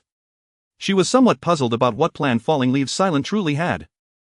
The demon god is about to break free from its seal. I think the mentor understands better than anyone else. Yi Feng's azure eyes held profound meaning. At that time the light faction is likely to be too preoccupied to care about anything else. Upon hearing this, Li Shui was quite surprised. The 10 great demon gods are about to awaken. This is not a secret among the higher-ups of the human race, but when they will break free remains unknown. She hesitated midway but ultimately told the truth. The situation might be worse for you. Indeed, the light faction's full effort to counter the dark faction's assault would leave them stretched thin, but their common goal remained the divine weapon in Falling Leaves Silent's hands. No worries. Yi Feng's gaze flickered. I still have some means to reduce the pressure I face. What the mentor said was indeed true. To achieve a certain balance, this alone would certainly not be enough. So you mean? I cannot disclose it for now. Yi Feng clasped his fist and said, but I believe the answer will be revealed soon. Soon. Indeed, very soon. No matter how the process changed, the butterfly effect he triggered would certainly not delay the awakening time of the demon gods. In other words, he knew the precise moment of the demon gods' awakening, and once they awakened, chaos would ensue, marking the end of the newbie phase belonging to the players. All right. Li Shui nodded slightly. You know your limits. The mentor won't ask further. Recently the light faction has been extremely cautious towards me, so it's best not to meet for the time being. I'm sorry for involving the mentor. It's fine. I don't want to see the divine beasts of the light faction become sacrifices either. She extended her finger, pointing into the air at Yi Feng's chest, and ice elements gathered to form a certain restriction. Ding. System prompt: you have learned the skill Cold Dragon's Roar S level, but you cannot use it due to not meeting the level requirement. Ding. System prompt: you have learned the skill Snowy Domain's Cold Wind S level, but you cannot use it due to not meeting the level requirement. Retracting her finger, Li Shui said, the skills for the second class promotion have been taught in advance, and the power you need for your promotion is also sealed within you. Thank you, mentor. Yi Feng expressed his gratitude. I have no way to repay you. After all, you still owe me 800,000 gold coins as a creditor. How can I remain indifferent? Li Shui winked jokingly. Yi Feng was both amused and helpless. You are right. Let's leave it at that. Li Shui gazed into the distance towards the fallen land, sighing. This area hides too many unknowns and mysteries. In the distant past, a shocking battle occurred here. Be extremely cautious when acting in this place. Disciple understands. Yi Feng nodded. Ding. System prompt: you have received the class promotion task Life is Precious Difficulty A. Life is Precious Difficulty A Introduction. Surviving in the Fallen Land is no easy task for adventurers. Task requirement: survive for 7 days. Task reward: class promotion. After arranging everything in advance, Li Shui left. The silver dragon in front of them understood and bent its head down, allowing Li Shui to easily mount onto its back before lifting high into the sky. Whoosh! The massive dragon wings unfurled and the silver dragon soared into the sky, disappearing like a streak of light into the distance. After the mentor left, Yi Feng had breakfast and stepped into the fallen land. Rustle! Before he could take a few steps, faint footsteps reached his ears. It should be this way. I just saw the silver dragon fly by. It was so cool. Falling Leaves Silent should be in the fallen land. Everyone be careful in your actions and do not be taken down one by one. Soon the footsteps grew closer. Clang! Taking out Shinchi from his pack, Yi Feng's eyes sparkled with brilliance and a smile formed at the corner of his mouth. How did you know I wanted to test the strength of the weapon? The shadows of the trees were mottled. A group of players surged forward, all seeking trouble with the silent leaf. It must be said that the opponent's head was beyond the measure of money. The only hidden profession currently known to exist has only 2 or 3 individuals. If one could become one of them, wealth and beauty would be at their fingertips, undoubtedly becoming the center of attention. As for whether to kill or not, the other world was indeed an era of swords and magic. Over time, more and more players began to gradually adapt to this way of life. Traversing through the forest, occasionally sweeping away the obstructing vegetation with his sword, they delved deeper into the fallen land. Rustle! Suddenly a sound of footsteps echoed. Who? They all turned to look, only to see a cold young man wearing a dark purple mask grandly appearing before them, showing no sign of concealing his identity. It's me.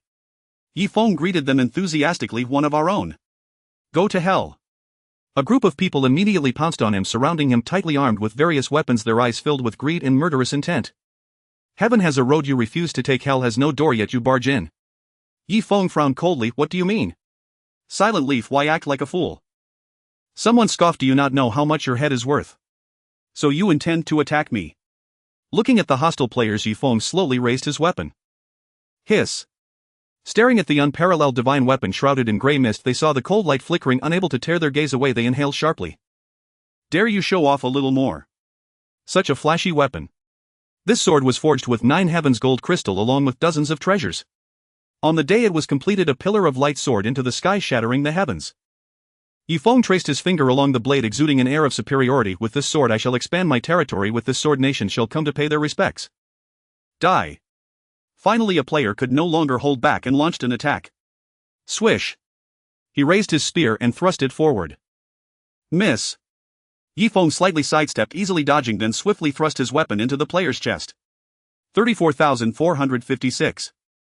A damage of 30,000 popped up, and there was no critical hit, nor had he used any skills. In an instant the other players were left dumbfounded. 30. More than 30,000 damage.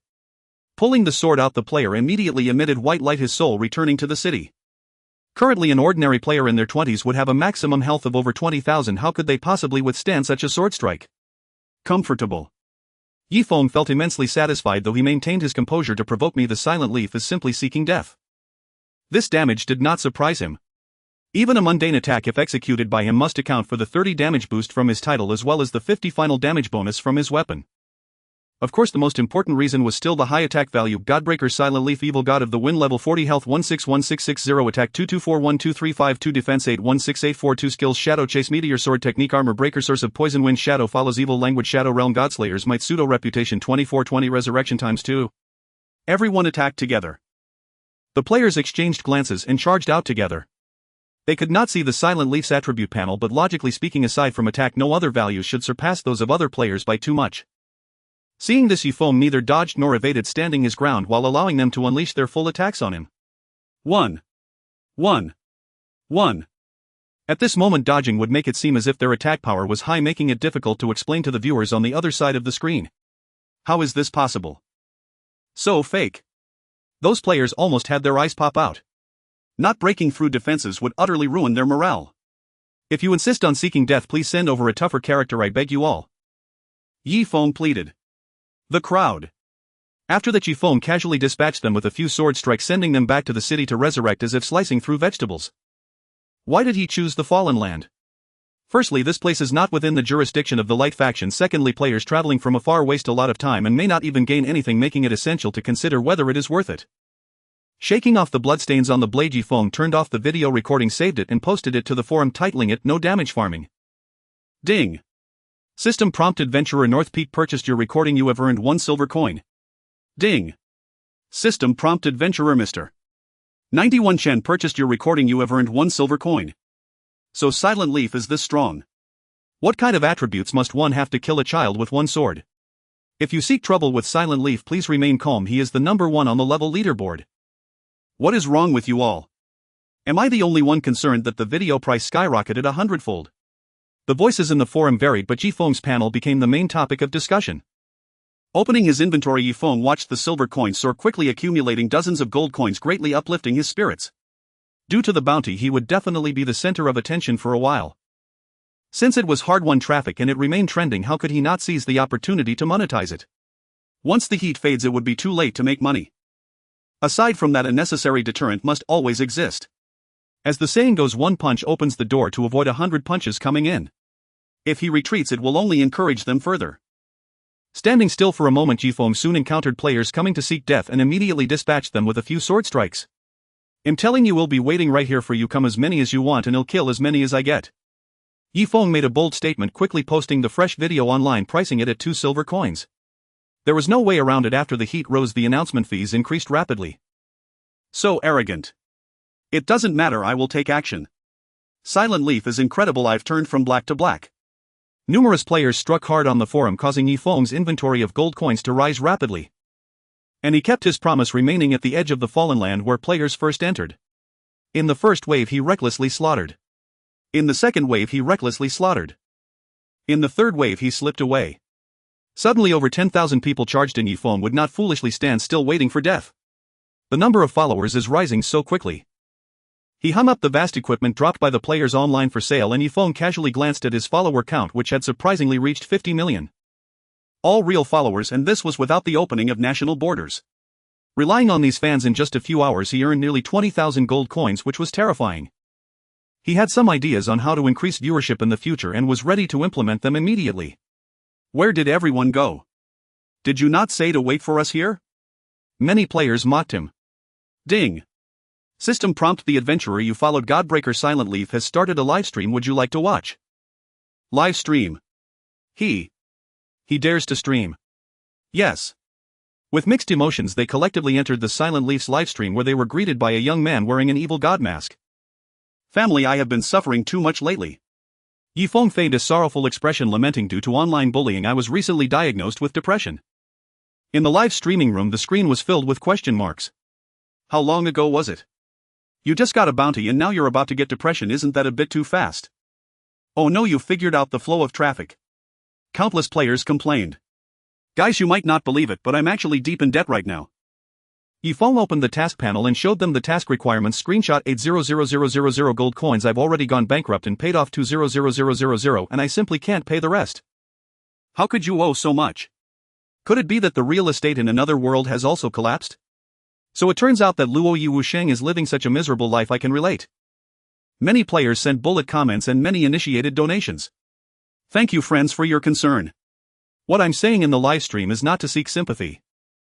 Yifeng saw the donations and felt overjoyed, but he pretended to be sincere and said, instead, I want everyone to feel the hardships of life. Each person has their pressures. Never lose faith, as the future holds endless possibilities. After reciting the prepared lines, Yifeng hurriedly ended the stream. He feared that if he continued he would not be able to hold back his laughter. With a sword in hand, Yifeng calmed his emotions and ventured deep into the Fallen Land. After all, the video needed time to digest. He couldn't rush it and should explore the map quietly first. Passing through a dense forest, he entered a desolate wilderness. In the distance he could see undead roaming with bones bleached white. Their skulls burned with eerie soul flames, wielding rusty axes, and as they moved their bones creaked, making a crunch sound. Undead Axeman, elite monster, level 55, health 250000, attack 15001550, defense 800820, skills chop you to death, cackling that axe is huge. Description: the undead are not to be trifled with. Run, retreat. A typical monster with high attack and low defense, possibly related to the second class transition. The attributes of the level 55 and above undead Axeman are significantly stronger than other creatures. With the divine weapon in hand, Yifeng launched into a break armor sword technique, directly severing two of its ribs. 39455. Nearly 40,000 damage appeared. Mainly the effect of the weapon was too powerful. The grade break armor sword technique was forcibly elevated to grade, increasing the armor penetration effect to 50, equivalent to ignoring half of the opponent's defense.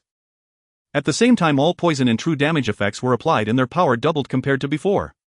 10000. Poison 500. Burn 4704. True damage. Cackle. The undead Axeman emitted a strange laugh. Ding. System prompt: the undead Axeman used the skill cackling, increasing his attack by 30 and reducing his defense by 10. Hiss. Activating the meteor sword technique, his attack speed increased by 100, stacking with the 200 from divine cry. Yifeng's sword moved like a gale, striking 4 or 5 times in a second, easily taking down the undead Axeman, who hadn't even had time to unleash any attacking skills before collapsing into a pile of bones. Ding. System prompt: congratulations, you have successfully killed the undead Axeman elite monster, earning a reward level experience 5. 21. After grinding monsters for a full 15 levels, the experience gained was substantial, but not as much as expected. In the setting of gods and demons, leveling up is extremely difficult. As time passes, being able to level up once every few days would be considered fortunate. To ensure that various continuous damage effects played their maximum role, Yifeng basically switched targets after slashing twice. Coupled with his speed far exceeding that of ordinary players, his leveling efficiency was remarkably rapid. Swish. Before long, golden light fell and Yifeng reached level 41. Ding. System prompt: you received a transfer of 50 gold coins from friend first time out Luo Sha. Just as he was comfortably grinding monsters, the system bell rang in his ears. Thanks for earlier. Luo Sha sent a grinning emoji. No need to be polite. Yifeng was well aware of Luo Sha's reliability. You should be careful over there. I've received news that several teams from the top 10 of the level leaderboard are looking for you. Luo Sha provided useful information. He was not particularly tempted by the bounty on Luo Yi Wusheng. The only hidden profession plus a special title was indeed enticing, but his current profession, Blood Shadow Assassin, was not weak either. Top 10 players coming to trouble me. Yi Feng replied, "Thanks for the reminder." He didn't mind at all. Among the players there were many experts and he knew this well, but compared to his current self they probably still had some gap. With the divine cry in hand, how strong would his opponents need to be for him to admit defeat? Disregarding distractions, Yi Feng chatted with Luo Sha about the new dungeon and continued leveling up. In the short term he was not worried about anyone taking the first completion reward of Domain of Divine Weapons.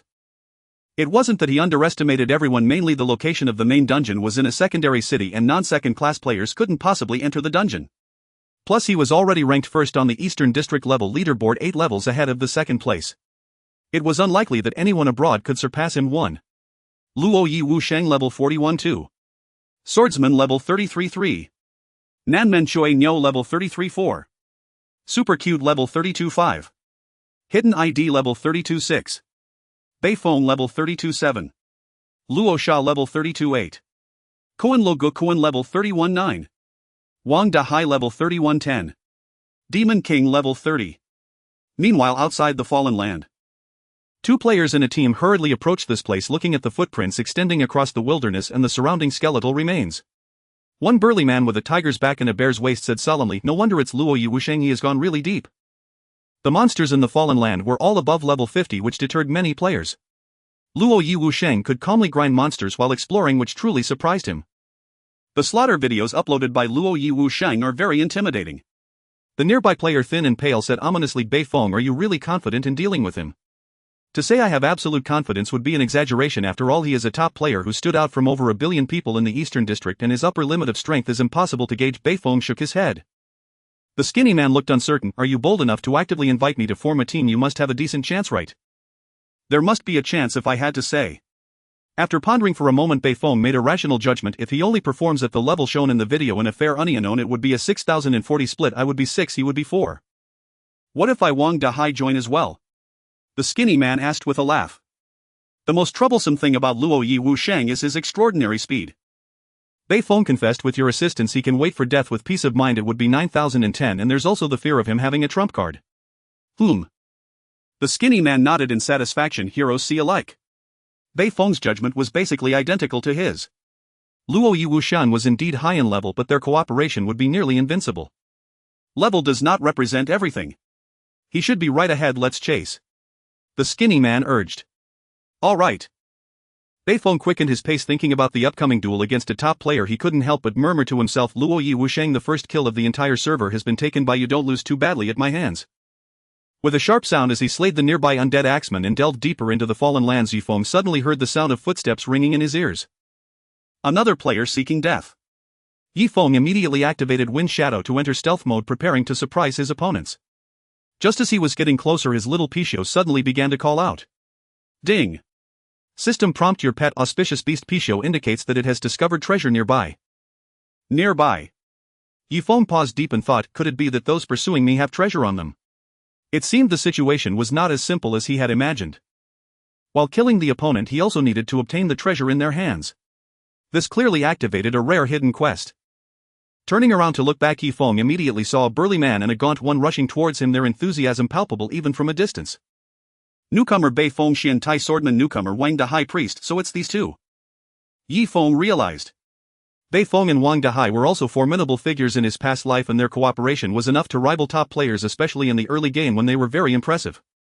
Ultimately, both had risen quickly, relying mainly on the talents they obtained at the start.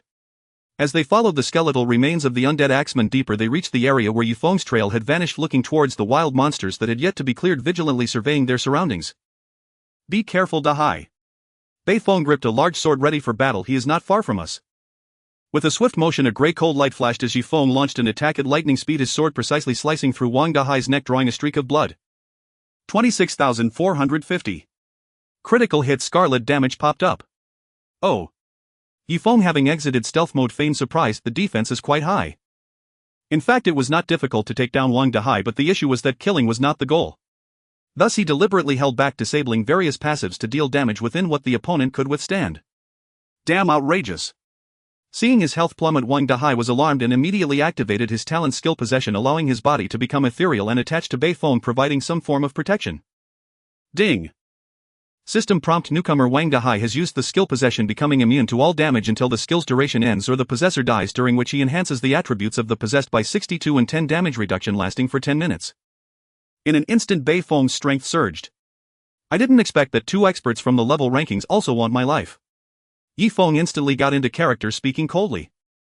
Bei Feng gripped his hefty sword as if facing a formidable opponent who wouldn't be tempted by the bounty hanging over your head.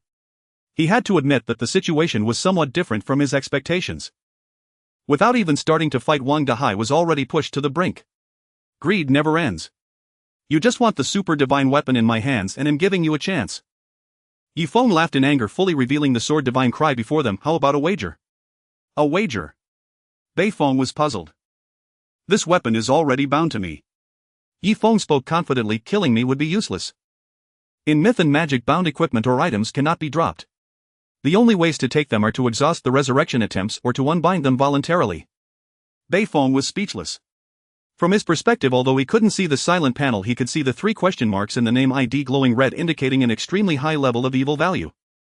The higher the evil value, the higher the drop rate upon being killed. However, if it's bound equipment, he would need to kill 3 times and he might end up making clothes for others. What are we betting on? Bei Feng asked. You each put forth your most precious item from your bags to wager against me. I will unbind and we can have a grand gamble. Yi Feng revealed his intention. Hearing this, Bei Feng and Wang Dahai exchanged glances, not rushing to respond. The other party seemed a bit too confident. If you don't want to bet, that's fine. Yi Feng took a step back. Come on. Wait. Bei Feng raised his hand to stop, his eyes flickering. Right now we are in the early stages of an alternate world with no valuable items. I only have one great item. I only have a grade. Wang Dahai added. Are you sure that's the most valuable treasure you have? Yi Feng retorted. I'm an honest person. Deceiving me will cost you. I absolutely didn't deceive you. Bei Feng asserted. Alright, let's start the spar. Yi Feng urged. Spar mode was a special setting between adventurers. In this mode, even if one was killed, there would be no penalties. Alright. Bei Feng readily agreed. Upon reflection, he felt it was a good deal. If his estimation was incorrect and he couldn't defeat the other party, exchanging in a great item for a life was definitely worth it. Ding. System prompt. God Defiler Silent Leaf challenges you to a spar with the following requirements. If Silent Leaf wins, he will receive Life Enlightenment, a great item, and Healing Spell, great skill. If Bei Feng and Wang Dahai win, they will receive the equipment Divine Cry, super divine level. Do you agree? Yes. Both agreed in unison. Betting 2 junk items against a super divine weapon was a great deal. 3, 2, 1. Ding. System prompt. Spar begins. Die. As the countdown ended, Bei Feng unhesitatingly charged at Yi Feng, swinging his large sword. Ding. System prompt. You have used the skill Chasing Shadow, increasing movement speed by 80. The enhancement from Divine Cry raised Chasing Shadow to a higher tier, stacking talents to equal a 160 increase in speed. With a glimmer of green light in his eyes, Yi Feng swiftly sidestepped to avoid the incoming weapon, thrusting his sword forward. Bei Feng, quick on the draw, instinctively raised his sword in defense, blocking the attack with the broad blade. Clang. The sound of metal clashing rang out. However, before Bei Feng could retaliate, Yi Feng lunged at his neck with his sword, executing the meteor sword technique. Damn, such a fast attack speed. Bei Feng was horrified in his heart, unable to block in time. The blade pierced through his throat. 4,608. Simultaneously, continuous damage was also inflicted by Yi Feng. 4,000. Poison damage 200. Burn damage 1885. True damage 810. Bleed. Yi Feng was not surprised by the amount of damage. Wang Dahai could provide 10 damage reduction, and Bei Feng's innate talent Indestructible could negate 50 damage, a total of 60 damage reduction, along with a staggering 62 boost to all attributes. This was likely their confidence to challenge him. In simple terms, although the two combined were not particularly impressive, they had enough resilience. Unfortunately, they encountered their nemesis. What the hell? Bei Feng nearly popped his eyes out, decisively retreating to take medicine, while Wang Dahai as a priest frantically healed him. A single sword strike took away 20 of his health. 60 damage reduction. This is truly a 60 damage reduction. 2,240. 500. 7,695. Can't keep up with the healing. Wang Dahai was on the verge of tears. Calmly stepping back a distance, Yi Feng lamented, why did you have to run into me? Even with a 60 boost to attributes, today's adventurers typically had around 5,000 to 6,000 health. They couldn't even withstand mere poison damage. With this, how could they find trouble with him? Watching his health plummet like a bloodbath, Bei Feng was utterly bewildered. Why did you have to run into me? Just one hit. Brother, I just gave you one hit. And then. I'm dead. Thud. 3 damage numbers, green, red and white, flashed across his body as Bei Feng collapsed to his knees utterly bewildered. Truth be told, before stepping forward to issue the challenge, he had imagined countless scenarios. Fierce battles. Narrow dodges. Hard-won victories. None of it happened. One careless stab and the screen went black. Ding. System alert, congratulations. You have won the sparring match and acquired Life Enlightenment Rank A item and Healing Art Rank B skill. The moment the match concluded, Bei Feng revived once more, while Yifeng's inventory gained 2 new items. Life Enlightenment Rank A. Description: gently awakens the slumbering heart. Effect: grants a 30 increase in enlightenment for 10 minutes. Healing Art Rank B. Description: overflowing with restorative power. Effect: restores health equal to 400-150 of attack to a target unit. Requirement: Priest. Clearly neither wished to gift him truly valuable treasures, so they deliberately wagered items of little use to themselves. Yifeng glanced at Bei Feng's grim expression and asked cautiously, is this truly the most valuable thing in your inventory? Is that unacceptable?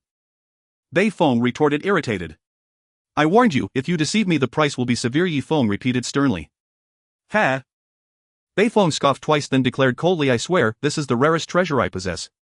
Then let me test that claim. Yifeng relaxed visibly and smiled warmly. I trust you both implicitly. Ha! Wang Dahai and Bei Feng exchanged stunned glances. What did he mean to test it? Pixiu. Yifeng summoned his divine familiar. Chirp chirp. A grayish-white Pixiu burst forth from the earth radiating golden light, then shot a brilliant beam straight toward Yifeng. Ding.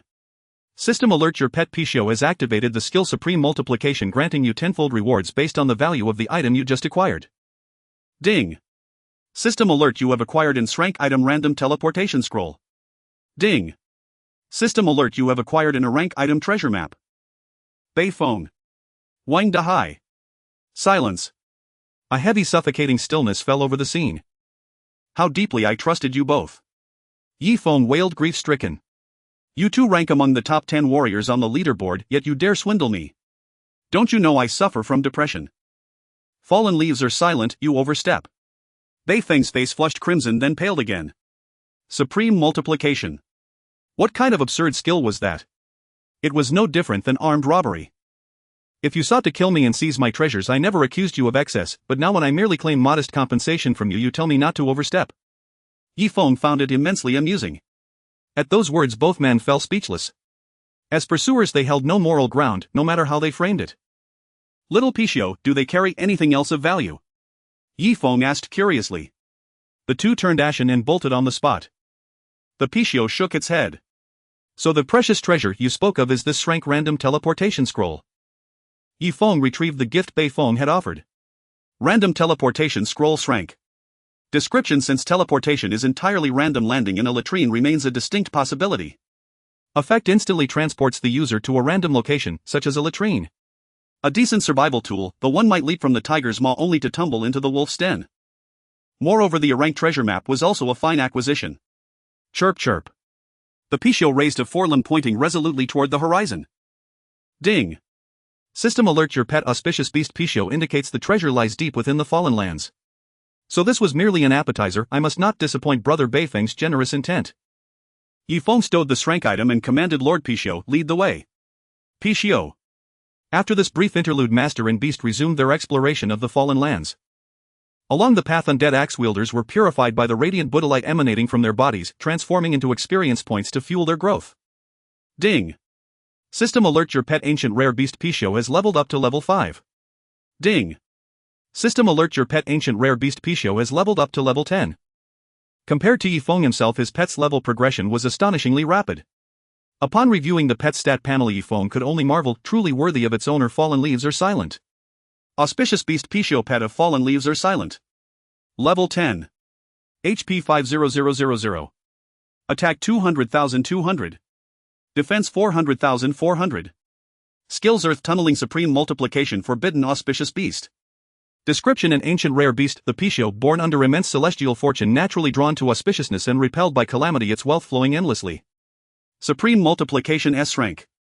Description: merely doubling is insufficient, only supreme multiplication reigns supreme. Effect: grants tenfold additional treasures from the opponent calculated from the value of any single item acquired by the user or their master within a given time frame. Restriction: does not activate during trade-based interactions. Cooldown 3 days. Forbidden Auspicious Beast S-Rank. Description: it's auspicious N. Yifeng had yet to witness the full might of Forbidden Auspicious Beast, but supreme multiplication had already proven invaluable. Most crucially, its scope knew no bounds. If an item was willingly handed over, it counted as acquisition, so why shouldn't seizing it oneself qualify just the same? The Wind God of Heresy could master both swordsman and assassin techniques, and among the latter existed a particularly unique method: stealing. Ahem, retrieving. First retrieve, then trigger supreme multiplication. Would joy itself not multiply tenfold? The thought sent Yifeng's pulse racing. He longed to learn the skill instantly. Alas, it was reserved for post-second ascension. He would have to wait. Guided by the Pishio, Yifeng arrived at an unassuming cave. Activating Wind Shadow Step, he slipped inside, while the Pishio led the way via earth tunneling, their coordination flawless. Following the winding pitch-black passage, Yifeng soon reached the inner cavern and lifted his gaze to behold a colossal spider weaving dense glistening webs across the walls. Crimson Shadow Spider, Gold Tier Boss. What treasure could a Gold Tier Boss possibly guard? Last time even the ornate chest required an Obsidian Tier Boss as its sentinel. Yifeng stood uncertain, brow furrowed. Chirp chirp. The Pishio gestured insistently for him to advance. Without hesitation, Yifeng pressed onward, circumventing the Crimson Shadow Spider, and soon encountered a crouching hulking tiger whose sheer presence exuded overwhelming menace. Resplendent Tiger, Obsidian Tier Boss. Ah, I see. Yifeng awakened from his confusion. This cave ran far deeper than anticipated, its end lay well beyond easy reach. He skirted past the resplendent tiger with bated breath, tiptoeing along the farthest edge, then entered the third chamber. Frostblood Wolf, Spiritier Boss. Must I go deeper still? Seeing the Pishio gesture onward, Yifeng felt increasingly trapped. If discovered inside the cave, with bosses guarding every exit, he would surely perish. No choice, I'll risk it. After careful deliberation, Yifeng withdrew the lower-level Pishio into its storage space and advanced alone. Exerting every ounce of stealth, he confirmed the Frostblood Wolf slept soundly, then crept past its field of vision, heart-pounding, and moved deeper. Aquatic Serpent, Earth Tier Boss. Yifeng frowned upon seeing the slumbering aquatic serpent. An Earth Tier Boss lay far beyond his capacity to bypass undetected. What now? After prolonged hesitation, Yifeng summoned the Pishio back into the rest zone between the two bosses and gritted his teeth. How much farther to the treasure? The Pishio shook its head. Then I'll risk it again. Yifeng resealed the Pishio and drew a deep breath, then activated Wind Dash, launching forward like an arrow loosed from a bow, streaking past the aquatic serpent in a blur. Whoosh! The aquatic serpent snapped open its eyes, jolted awake. Ding! System alert, your stealth has been detected. Roar! Howl! Bosses from earlier chambers likewise sensed the intruder. Yifeng ignored them all, dashing like the wind, until he finally reached the deepest recess of the cave, where at the far edge of sight gleamed a cerulean orb. Without pause, Yifeng snatched the cerulean orb with one hand while clutching the random teleportation scroll in the other, securing both within his inventory. Fate had run its course. Farewell. Wait. Just as he raised the scroll to tear it open and flee, Yifeng paused, then withdrew the corrupted orb still in his possession from the Dragon Realm Guardian's unfinished quest and conceived a wildly audacious idea. Flee. Why flee at all? I am the gatekeeper now. Rumble, rumble. From the cavern's passageway, countless bosses charged forth in furious pursuit. As gatekeepers by nature, they would never tolerate anyone bypassing their trial through deceit. Thud. At the edge of the passage, Yifeng activated the demonification pearl. Grey mist surged forth as he transformed into a deep abyss demon. His skin paled to ash gray, his nails turned jet black, and bony wings unfurled from his back, rendering him a vision of malevolent dread. Deep abyss demon, ye golden to your boss. Undeniably, Yifeng had advanced with astonishing speed. Once capable only of assuming a silver tier boss form, he now soared far beyond the threshold. Roar! The azure serpent lunged first into the tunnel, followed swiftly by the frostblood wolf and the striped tyrant tiger, all storming in together. Scanning the chamber, they found only one thing amiss: the sacred azure pearl, long entrusted to their vigilance, had vanished, replaced by a lone deep abyss demon. Howl. Roar. Ah! Yifeng mimicked their cries, bellowing with theatrical ferocity. The beasts fell silent, staring blankly. Sensing something deeply amiss, they encircled Yifeng the moment the final guardian boss entered the chamber, eyes sharp and predatory, scrutinizing him from every angle. I'm one of you. A fellow guardian. Yifeng the aggrieved spread his palms wide, offering proof he bore no trace of the stolen treasure. In truth, the Azure Pearl truly was not on him. At the very brink of catastrophe, he had entrusted it to his pet. Yet his protestations met only with deep suspicion. The monsters exchanged wary glances, unconvinced by his words. Though their intellect fell short of human measure, instinct warned them this deep abyss demon was unnatural, yet the oppressive aura of his demonic bloodline restrained them from acting rashly. Chirp chirp. At the precipice of eruption, a grayish-white Picho burst from the earth, clenching the Azure Pearl between its jaws, then vanished beneath the soil, once more racing unmistakably toward the cavern's exit. Instantly every boss pivoted, fangs bared, claws unsheathed, as they surged after the Picho, sensing its trail with uncanny precision, determined to unearth it from the depths. Halt, thief! Ye Feng thundered behind the pack, voice blazing with righteous fury. Return the sacred pearl I've guarded for 1,000 years, now. The Picho froze, silent. Whoosh! The azure serpent, strongest among them, struck without hesitation, its maw gaped wide, unleashing a torrent of water so devastating it shattered bedrock upon impact. Yet still the Picho eluded capture, for even before combat began it had already been drawn into its master's pet dimension. Howl. Roar. Ah! Frustrated and thwarted, the guardian bosses roared in unison, fury boiling, vengeance denied. Only when Yi Feng's voice grew hoarse did they finally disperse, sullen, resigned, returning each to their appointed posts. Equally weary, Yi Feng abandoned pursuit and strode toward the first gate outside the cavern. Strange. Where had the Picho gone? Yi Feng, the deep abyss demon guarding the first gate, pondered in bewilderment.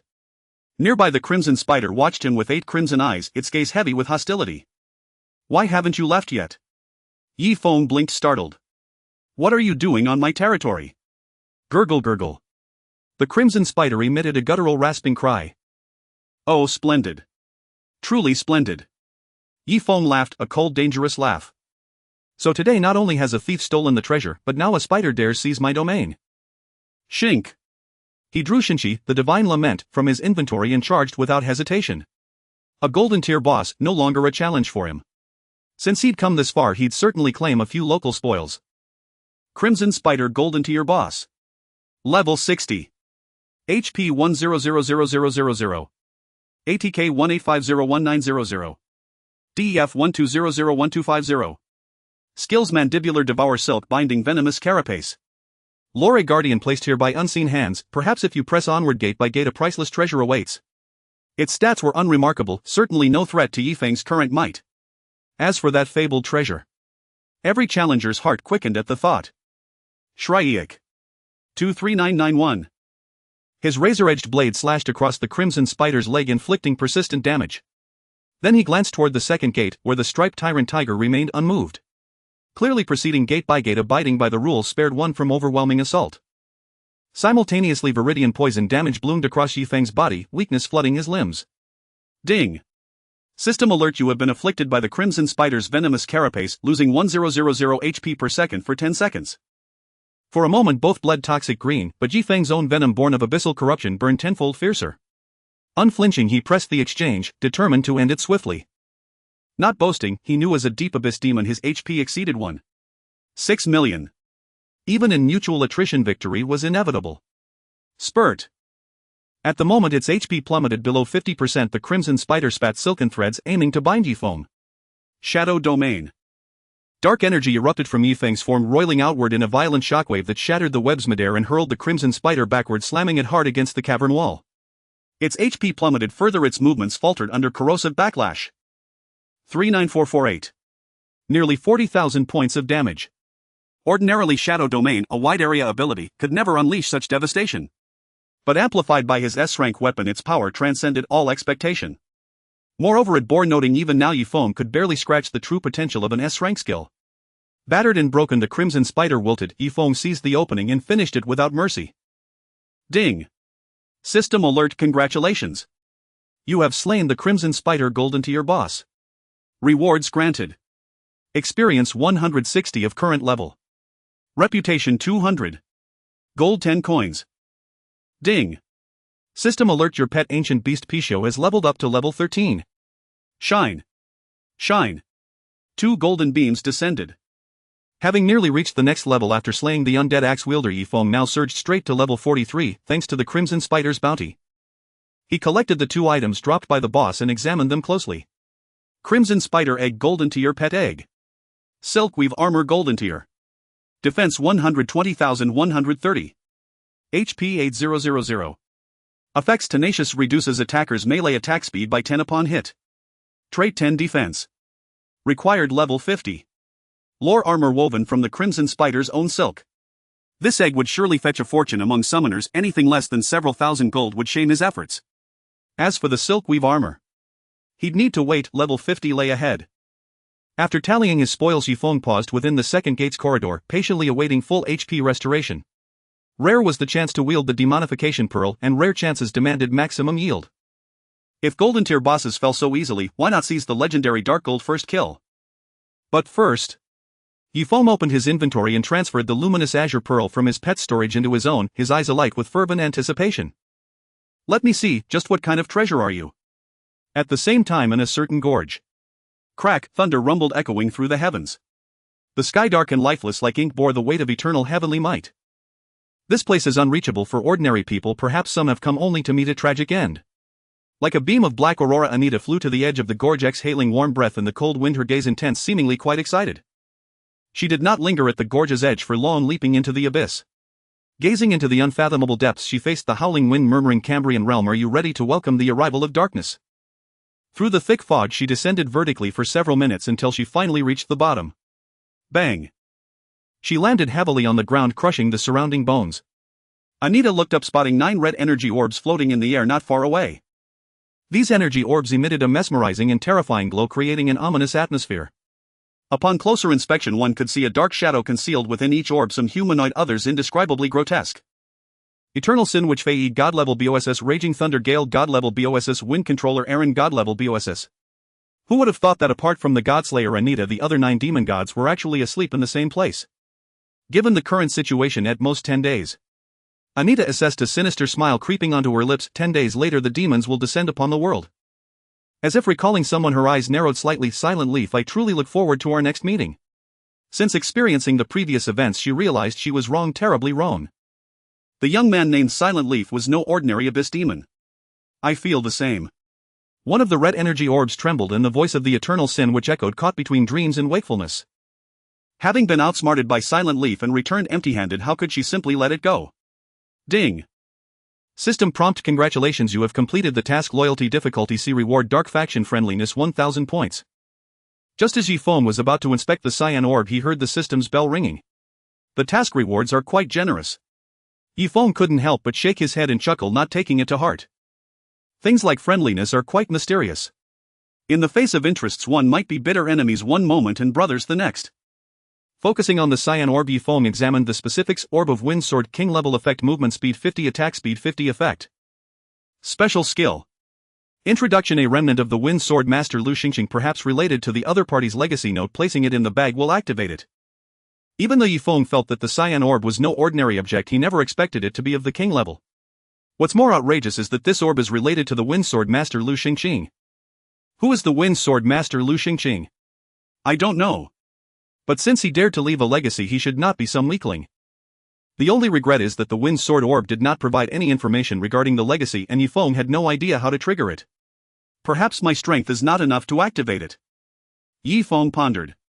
This orb should have only been obtainable after defeating a land-level BOSS, yet he managed to take it early. Perhaps he was still lacking something. Thinking of this, Yifeng did not mind. Regardless of the legacy, the bonuses provided by the Wind Sword Orb were already quite satisfying. Roar! Not far away, a colorful great tiger seemed to sense something, waking from its rest, issuing a warning cry towards Yifeng. Don't rush. Yifeng signaled it to relax, honestly saying, just hold on a bit longer, I still need to strengthen myself before I hunt you. I allow you a few more minutes to rest. As he spoke, he stepped back a few paces. The colorful great tiger. Taking out the Evil God Orb and Demon God blood from his bag, Yifeng urged, quick, drink it, the taste might not be great, but it's good for your body. Gulp. The already starving Evil God Orb immediately began to devour the Demon God blood. Suddenly Anita at the bottom of the gorge felt a strange discomfort in her heart and wondered, it's happening again. Previously she remembered being sealed within a red gem, experiencing a bizarre sensation as if her flesh and blood were parting. Could it be that Silent Leaf is messing around with my blood? Anita was uncertain. She initially thought Yifeng would use her Demon God blood on a super divine weapon to cause destruction, but the subsequent developments did not align with her expectations, rendering her efforts useless. Not knowing the reason, Anita shook her head and chuckled, surely he wouldn't dare. Would devouring Demon God blood benefit the still weak abyss demon? Yes. But the energy contained in the demon god blood is immense. With Yifeng's current strength, any attempt to devour it would undoubtedly lead to death. Ding. System prompt: congratulations, you have successfully used the Evil God Orb to absorb the rare bloodline of the Godslayer Anita, enhancing the Wind Evil God class strength, and the Godslaying power pseudo has evolved into Godslaying power. Feels good. Putting away the Evil God Orb, Yifeng eagerly opened the skill panel to check the enhanced version of Godslaying power. Godslaying power passive SS level introduction. Godslaying power is Anita's ultimate skill, the capital that allowed him to dominate the dark faction and become a demon god. Skill effect: your attacks inflict damage to enemies, which will additionally carry Godslaying power, causing enemy units to take damage equal to 300 of their own attack power per second. Godslaying power deals true damage, ignoring defense and shields, duration 10 seconds. Although the level remains unchanged, the enhancement is substantial.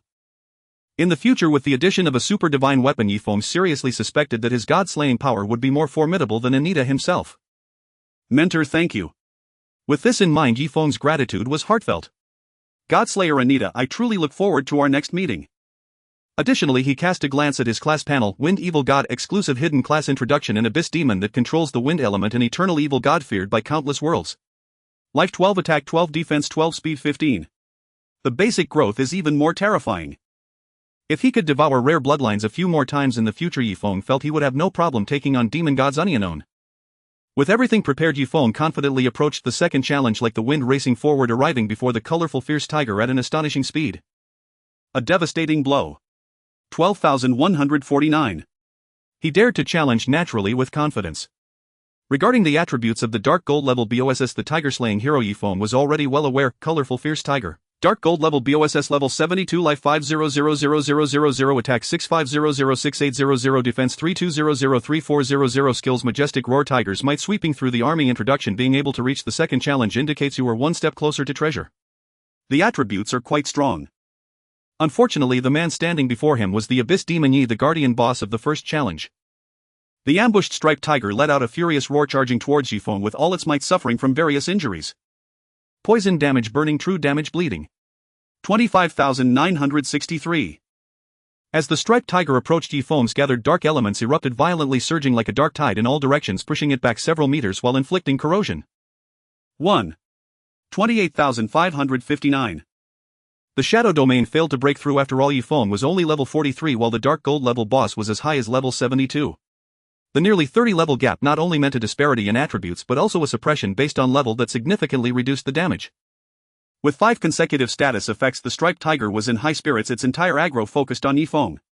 For a moment its attack was even fiercer, but Yifeng moved like the wind, elusive and unpredictable, deliberately dodging after landing a successful armor-piercing strike. With a total speed increase of 1137, Yifeng was inherently in an unbeatable position against the dark gold level boss. The only reason the striped tiger would lose was simple. Yifeng broke through its defenses. At this stage, possessing various extraordinary passive skills meant that for Yifeng, breaking its defense was tantamount to certain death. 80. 60. The health line dropped rapidly. Even with the striped tiger's health at 5 million, it could not withstand nearly 3,000 points of continuous damage per second. When its health dropped to half, it suddenly roared, sending shockwaves that made Yifeng's eardrums thrum. Ding. System prompt: the striped tiger used the skill Tiger Roar of the World, reducing your attributes by 10 for 1 minute. That's something. Yifeng's expression grew serious. A 10 reduction in all attributes would lower his speed to 1023. Even if he had a 9,999 out of 10,000 chance to still outrun the striped tiger, it couldn't be denied that there was still a 1 in 10,000 possibility of being caught. The success rate was too slim to be optimistic. Whoosh. After using Tiger Roar of the World, the striped tiger radiated rock elemental energy, subsequently condensing a circular energy resembling sword chi that rotated outward. Ding. System prompt: the striped tiger used the skill Sweeping the Army, dealing 120 damage based on its own attack to all enemy units within a 20/20 range. In the narrow cave, there was nowhere to dodge the area damage. Yifeng braced his weapon to forcefully block the impact, then aimed an armor-piercing strike at the striped tiger. As of now, there were indeed limited means available. I hope the 2 active skills learned from the second job transfer are powerful enough. Whoosh. With a single strike to kill the wild monster, Beifeng was enveloped in golden light, quickly checking the level leaderboard, his expression improving significantly, finally back in the top 10. When a player dies, not only do they lose 1 resurrection chance, but their level also drops by 1. Fortunately, he teamed up with Wang Dahai, which gave him a significant advantage. Otherwise, given the competition in the Eastern District, it would be very difficult to re-enter the top 10 in a short time. Where's your Jiu E Kai? Wang Dahai, who was following him, couldn't help but tease. Beifeng's confident demeanor before facing the silent leaf was still fresh in his memory. Don't bring up things that shouldn't be mentioned. Beifeng's eye twitched, replying resentfully, who would have known his sustained damage was so outrageous. He had indeed watched the video of Silent Leaf defeating the shrimp soldiers and felt it was still within an acceptable range, but he never anticipated that the actual confrontation would end in mere seconds. A single hit and it's over. Is this the terrifying aspect of ranking first on the leaderboard? Russell. Suddenly Beifeng heard footsteps and turned to look, only to see a handsome young man striding over, wielding a spear with steady steps. His white robe billowed in the wind, exuding the aura of a great general. Emerging from obscurity, Southgate Braggart, spear god level 30. Upon seeing the newcomer, Beifeng's expression changed slightly, as if facing a great enemy. Southgate Braggart, what brings you here? The young man before him was ranked third on the leaderboard. To stand out among the billions of players in the Eastern District, his strength was undeniable. No need to be nervous, I'm not here to cause trouble for you. Southgate Braggart replied casually, I just heard that you went looking for Silent Leaf and I came to ask how strong he is. You already have a hidden class and still want to find trouble with Silent Leaf? Beifeng was filled with suspicion. It's not about causing him trouble, I just want to take this opportunity to seek some guidance from him, but the Fallen Land is indeed too far, it would be a waste of time to go there. Southgate Braggart spoke frankly, you fought against him and it seems you lost. How long did you last? How long did I last? Can I say I was one shot? Slightly lacking. Wang Dahai took over the conversation, replying, in the end I couldn't withstand his ultimate sword strike and regrettably lost. A close defeat. Understood. After receiving the answer, Southgate Braggart turned to leave. Are you going to cause trouble for Silent Leaf? Beifeng pressed on. Without looking back, Southgate Braggart said proudly, we can talk more about it later. Fighting you would be a close win, I'm afraid I don't even qualify to compete with me. Beifeng and Wang Dahai exchanged glances, both speechless. The guy just wanted to save face but unexpectedly gave you a reason to show off. Who do you think has a better chance of winning in an unknown between Southgate Braggart and Silent Leaf? As he watched Southgate Braggart leave, Wang Dahai couldn't help but gloat. Jiu E Kai, I guess. Beifeng analyzed, if Southgate Braggart is strong enough there might still be a chance. Ding. Global announcement, congratulations to player Silent Leaf for becoming the first player to defeat the Dark Gold level BOSS special announcement. Ding. Global announcement, congratulations to player Silent Leaf for becoming the first player to defeat the Dark Gold level BOSS special announcement. Hiss. The sudden announcement made Beifeng gasp, perhaps a single sword from Silent Leaf could leave him with several thousand health missing. Whether he can win or not, Southgate Braggart must have some awareness. Wang Dahai felt somewhat embarrassed. It was obvious that his earlier remark was a good-natured boast, but if Southgate Braggart sought his own demise, that would be maliciously gullible. Blame it on him, not on me. Ding. System prompt, congratulations, you successfully killed the Dark Gold level boss Striped Tiger, rewards level 3, reputation 300, gold 200. Ding. Tilde system prompt, congratulations, you defeated the Dark Gold level boss Striped Tiger. As the first player to do so, you receive an additional reward, free attribute points 50, reputation 1000, rare skill physical whip. Swish swish swish. 3 beams of golden light fell and Yifeng's level reached 46. When it comes to leveling, killing bosses is indeed the fastest way. Allocating the free attribute points as usual into speed, Yifeng picked up the equipment dropped by the Striped Tiger, then opened his inventory to check the rewards given by the Dark Gold first kill system, physical whip, passive S grade, description, come on whip me. Skill effect. Body whip, passive S class. Description, come on whip me. Skill effect, within 10 seconds after taking damage, restore 10,000. 2 health per second. Extra effect, each time you take damage there is a certain chance to trigger counterattack, returning 5 of the damage taken to the attacker. Cooldown time 30 seconds. Required class, melee class. Why is everything passive? Yifeng was both amused and helpless. To be honest, he felt that he had reached an unparalleled height in passive skills. Ding. System prompt, do you want to learn body whip, passive S class? Yes. Yifeng decisively chose to agree. Ding. System prompt, due to the characteristics of Wind Evil God, the skill you learned body whip has advanced to victory against enemies. Ding. System prompt, due to the additional effect of the weapon God's Cry, the skill victory against enemies has reached SS class. Opening the skill bar, Yifeng immediately noticed a significant increase in skill strength. Victory against enemies, passive SS class. Description, be careful, I'm about to counter you. Skill effect, within 10 seconds after taking damage, restore 20,000. 5 health per second. Extra effect: each time you take damage it will definitely return 10 of the damage to the attacker, and there is a certain chance to trigger revenge, allowing you to counter the opponent's skill with 80 effectiveness. This passive has no cooldown. Cooldown time 30 seconds. Note: if the skill used by the opponent is of a higher grade than victory against enemies, it cannot be countered. Note: due to insufficient strength, the skill's effectiveness has not yet reached its standard. Yi Feng was almost stunned by the changed extra effect. It definitely returns damage and has a certain chance to counter the opponent's skill with 80 effectiveness. Doesn't this mean that if someone uses a skill to hit him, he might be able to return the skill to the opponent? That's outrageous. Yi Feng looked at the extraordinary weapon in his hand, his heart surging. Once his strength was sufficient, if he raised the grade of victory against enemies to SSS class, he believed its power would be even more terrifying. After that, Yi Feng left the cave and cancelled his demonic state. Under normal circumstances, the natives would not easily trouble adventurers, otherwise if god-level powerhouses came after them they would have more than enough lives to spend. However, in a demonic state possessing a boss panel, he was uncertain whether he would be classified as a native. Moreover, since his identity as an abyss demon was not publicly disclosed by the two factions, why should he rush to expose himself in front of players? Continuing to explore the Fallen Land, after a short while he saw new undead monsters. Unlike the undead axemen, they were not naked but wore tattered old armor, towering at over 3 meters tall, wielding bronze greatswords with imposing presence. Skeleton Captain Elite Monster. Level 60. Health 500,000. Attack 18001850. Defense 10501120. Skills: Fearless Pain, Greatsword / Brutal Charge. Description: a high-quality skeleton that has escaped the lowest tier of undead, highly favored by skeletal female soldiers. Yi Feng, with his past life experience, understood this very well. Brothers Silent Falling Leaves is here. Before Yi Feng could challenge, thousands of players rushed in groups. Why come to seek death? Yi Feng was somewhat speechless but did not avoid the battle. In fact, posting his battle video against Bei Feng online would make many players hesitate to attack him, but after deliberating for a moment he decided not to publish it.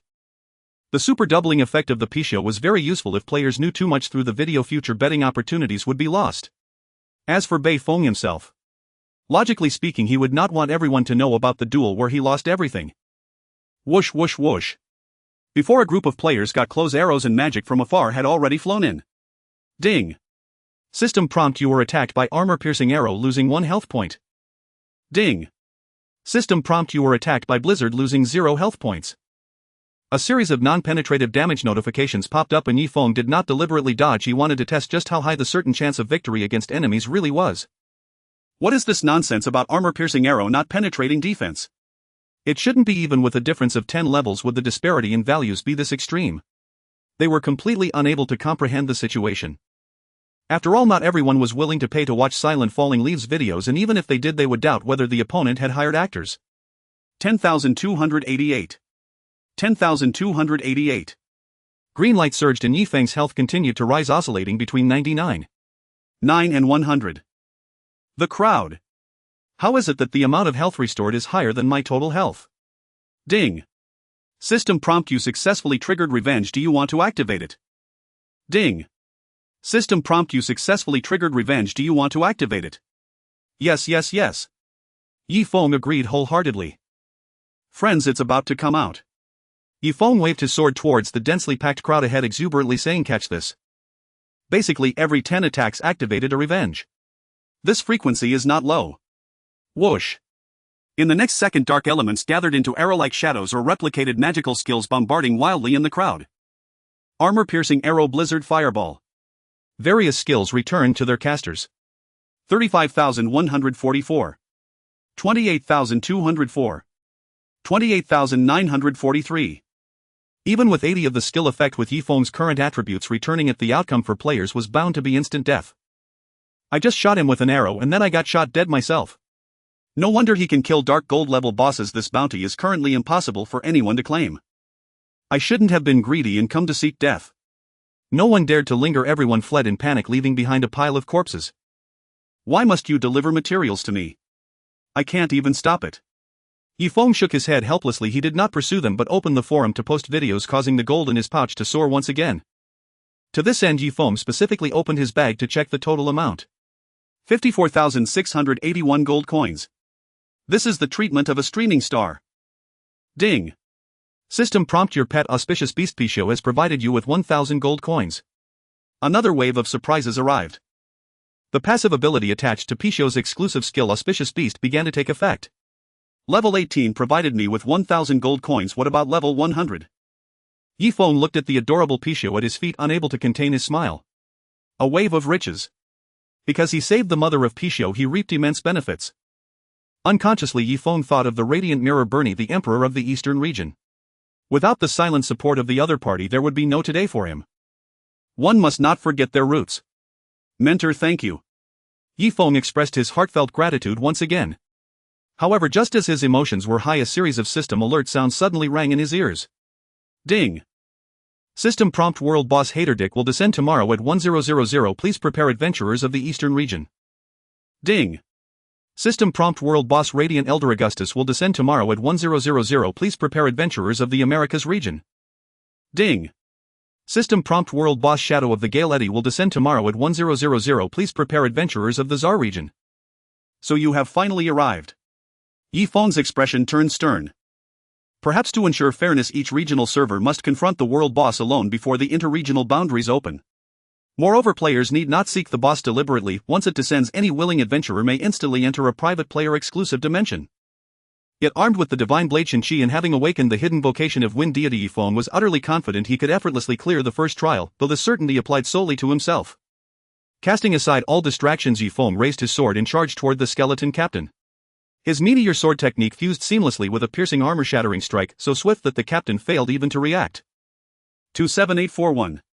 A staggering damage value flashed into view. The title Blasphemer granted a 30 damage boost, synergizing with Shen-Chi's innate 50 final damage amplification, elevating Yi Feng's ordinary attacks to the destructive magnitude of certain A or even S-Rank skills, an astonishing feat. Human. This place is no domain for your kind. The skeleton captain roared in fury, brandishing his bronze greatsword and cleaving downward with lethal intent. Leave your life here. Miss.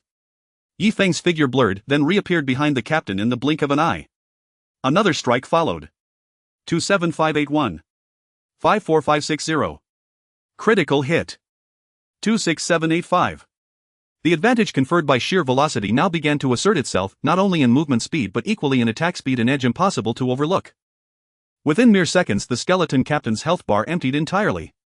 Spare me, he suddenly pleaded. I shall bestow upon you my most favored skeleton maiden soldier.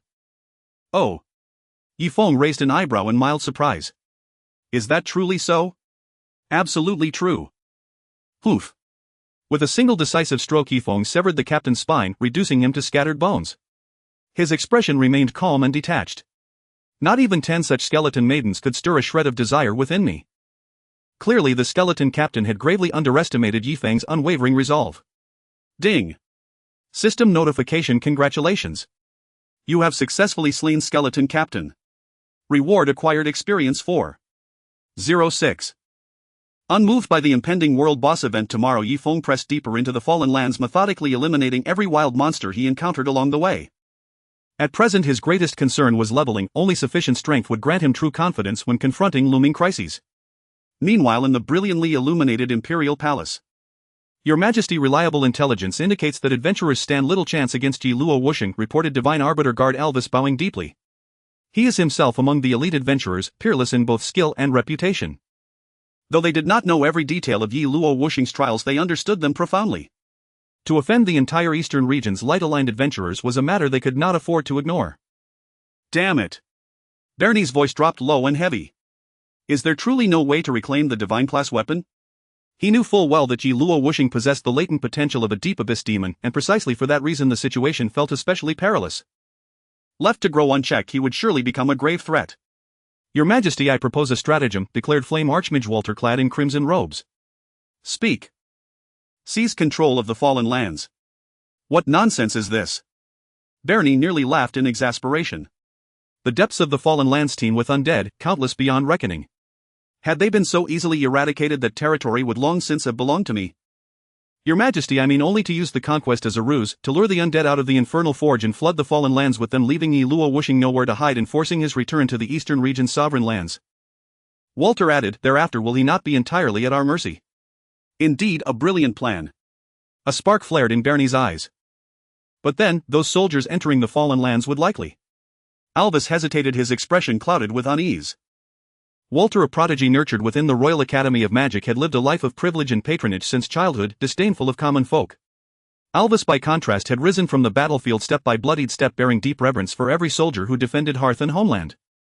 To sacrifice soldiers' lives merely to force Ye Luo Wuxing back into light-aligned territory, how could his conscience bear it? A cold glint flickered in Bernie's gaze. I spoke out of turn. Alvis quickly apologized. Alvis, it is not that I value soldiers' lives less. Bernie softened his tone, offering reassurance, but time waits for no one. You understand my meaning. This humble servant dares not presume. Every decision rests solely with your majesty. Then proceed exactly as Walter has advised. Bernie's resolve was absolute. The sooner the better. These past 2 days a vague sense of foreboding has haunted me. Perhaps calamity draws near. Yes, your majesty. Ding. Global announcement: the fallen lands unclaimed for 10,000 years have long served as sanctuary for fugitives and criminals. In righteous fury, the sovereign summons heroes across the realm to undertake a momentous endeavor. Ding. Global announcement: registration opens tomorrow at 1000. 3 days hence the sovereign shall lead the Imperial Army in person to assault the fallen lands alongside Eastern Region forces. Ding. Global announcement: main quest: the Fall War has commenced. A major event. The sovereign himself leading the charge. Looks like players are just here for flavor.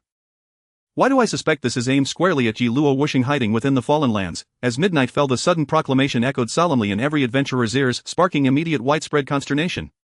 With a few swift slashes, Yi Feng felled the skeleton captain, then paused to listen to the global announcement, reflecting inwardly.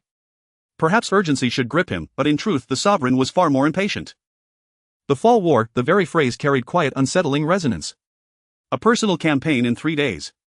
A faint icy smile curled Yi Feng's lips. The cost may prove heavier than you can endure. Afterward he resumed grinding. Not until dawn did he reach level 48, then sought a secure corner to eat dry rations and drifted into deep slumber. The next day. Sunlight bathed the land. The world boss must drop exceptional loot. Only one appears, and distribution will inevitably fall to top-tier players. Most of us will be lucky to gain experience alone. Who knows? Perhaps someone might snag a rare find. As humanity's irreversible transition into this otherworldly realm solidified, all were forced to accept reality, many even growing increasingly immersed in this game-like existence. At least so long as their resurrection count remained unforgone. Ding. System notification: World Boss Haterdick is about to descend. Would you like to enter the designated trial zone? Yes. Countless adventurers eagerly awaited this decadal event. Shua shua shua. In an instant, adventurers across the world dissolved into radiant white light, flashing in waves, vanishing from their realms and reappearing within isolated dimensions. They found themselves upon a desolate, lifeless plain stretching endlessly beneath a storm-racked sky, lightning splitting the gloom in relentless succession. Ding. System notification: you have entered the map trial realm special dimension. When millions entered simultaneously, the silence shattered under a cacophony of voices. Where is the world boss? Puzzled, they scanned left and right, no monster in sight. Crack. A thunderclap reverberated, then hundreds of meters above ground an eerie vortex materialized, midair, dark, abyssal, terrifying, and slowly expanding. The boss had arrived. Anticipation surged. Every eye strained upward, desperate for a glimpse. 10 meters. 100 meters. The vortex continued swelling until its diameter reached 500 meters, then halted. From its depths erupted a creature of unimaginable scale. Boom. Under the gaze of countless spectators, the world boss descended, creating a massive shockwave that sent dust swirling away. It felt as if the heavens were collapsing and the earth was splitting apart. Hundreds of players met their demise, their bodies shattered by the violent tremors. Everyone was left speechless, as if the scene had frozen in time. Who could have imagined that a boss requiring a 10-diggy strategy would be so enormous? Ha ha ha. The world boss stood over 400 meters tall, its body a dark purple as hard as if forged from steel. Its form resembled that of a human, yet it was far more fearsome and brutal, wielding a massive purple sword, its fierce expression declaring, "Answer is I who will obliterate your civilization." Hater Dick, world boss, level 60, health 1000000, attack 30003200, defense 12001400, skills death stomp, infinite hatred, thundersea, boiling, description: spending a lifetime hating the world, tirelessly destroying civilizations, this is the source of his joy. Hiss, many players gasped, overwhelmed by fear. This was not a being that normal players could provoke. Bang. He swung the purple sword down upon the earth, cleaving through a multitude of stones and taking a handful of players with him. 30,144. 25,758. 62,150. Critical hit. A deluge of damage numbers appeared, leaving all players in disbelief. Values reaching 20 or 30,000 were already beyond what they could bear at this stage. How could this happen? If I had known, I wouldn't have gotten so close, losing my life for nothing. Countless players transformed into Souls War expressions of regret, having underestimated the so-called strength of the world boss. Or perhaps in their view the world boss's first descent, no matter how formidable, should have its limits. Ha ha ha. Like an invincible giant, the hater slaughtered all in his path, his blade stained with human blood, sneering, "It seems this world is quite weak, there isn't even one capable fighter among you." Although he was the first world boss to appear, he had already annihilated several civilizations. Those players grew too slowly, merely becoming lambs for slaughter. 1. 17. Miss. Magic and arrows rained down. His body continuously registered negligible damage, and even weak attacks were easily evaded. Spread out, create space for the top players to exert their strength. Feng Ye shouted, his heart heavy. The strength of the world boss far exceeded what ordinary players could handle. In this world, striving to survive will grant you power that rivals the gods and demons. The key is to survive. Put. Suddenly a spear pierced the hater's large foot, drawing blood. 5,570. The hater in pain looked down to see a human wielding a silver spear, inflicting damage upon him. Rookie Nanmen Chui Nyo, spear god seeking death. The hater lifted his foot, preparing to stomp down heavily, but the latter nimbly retreated, narrowly avoiding the terrifying stomp, frowning, "It seems millions may die before we can take him down." Winning is certainly possible. However, the losses will be catastrophic. You want to escape? The hater immediately stepped forward, each footfall capable of crushing several players, leaving deep footprints. Take this. Wang Dahai, embodying Beifeng, swung his sword at the hater's heel, breaking through the hater's tough flesh. 4,550. Is that all the strength you have? The hater didn't even glance at him, continuing the pursuit of Nanmen Chui Nyo, ignoring Beifeng. "Once I kill him, I will deal with you." Damn it. Beifeng's scalp prickled. "You're smarter than you look." If both sides could pull the hate towards each other, the losses could be minimized, but the hater seemed to have no concept of hate value and preferred to take them down one by one. Swish! Suddenly a sharp arrow pierced the hater's knee, causing him to sway dangerously, nearly falling over. 3,789. Don't lose your formation, everyone, wear him down slowly. A plain-looking young man drew back his bow and encouraged, "We will surely wear him down eventually." As he spoke, he shot another arrow aimed directly at the hater's lower body. Rookie Jing Yi, deadly archer, you dare shoot here, you bastard. The hater hurriedly dodged, abandoning the chase of Nanmen Chui Nyo, turning his wrath towards Jing Yi. "You have enraged me. Quick, help me block." Jing Yi hastily fled. Swish, swish, swish. Everyone simultaneously activated skills to defend against the hater, but the latter disregarded them, recklessly advancing and injuring Jing Yi until he stood before him, stomping down. Die. Boom. Dust flew and the ground shook. Defenseless. The hater scoffed.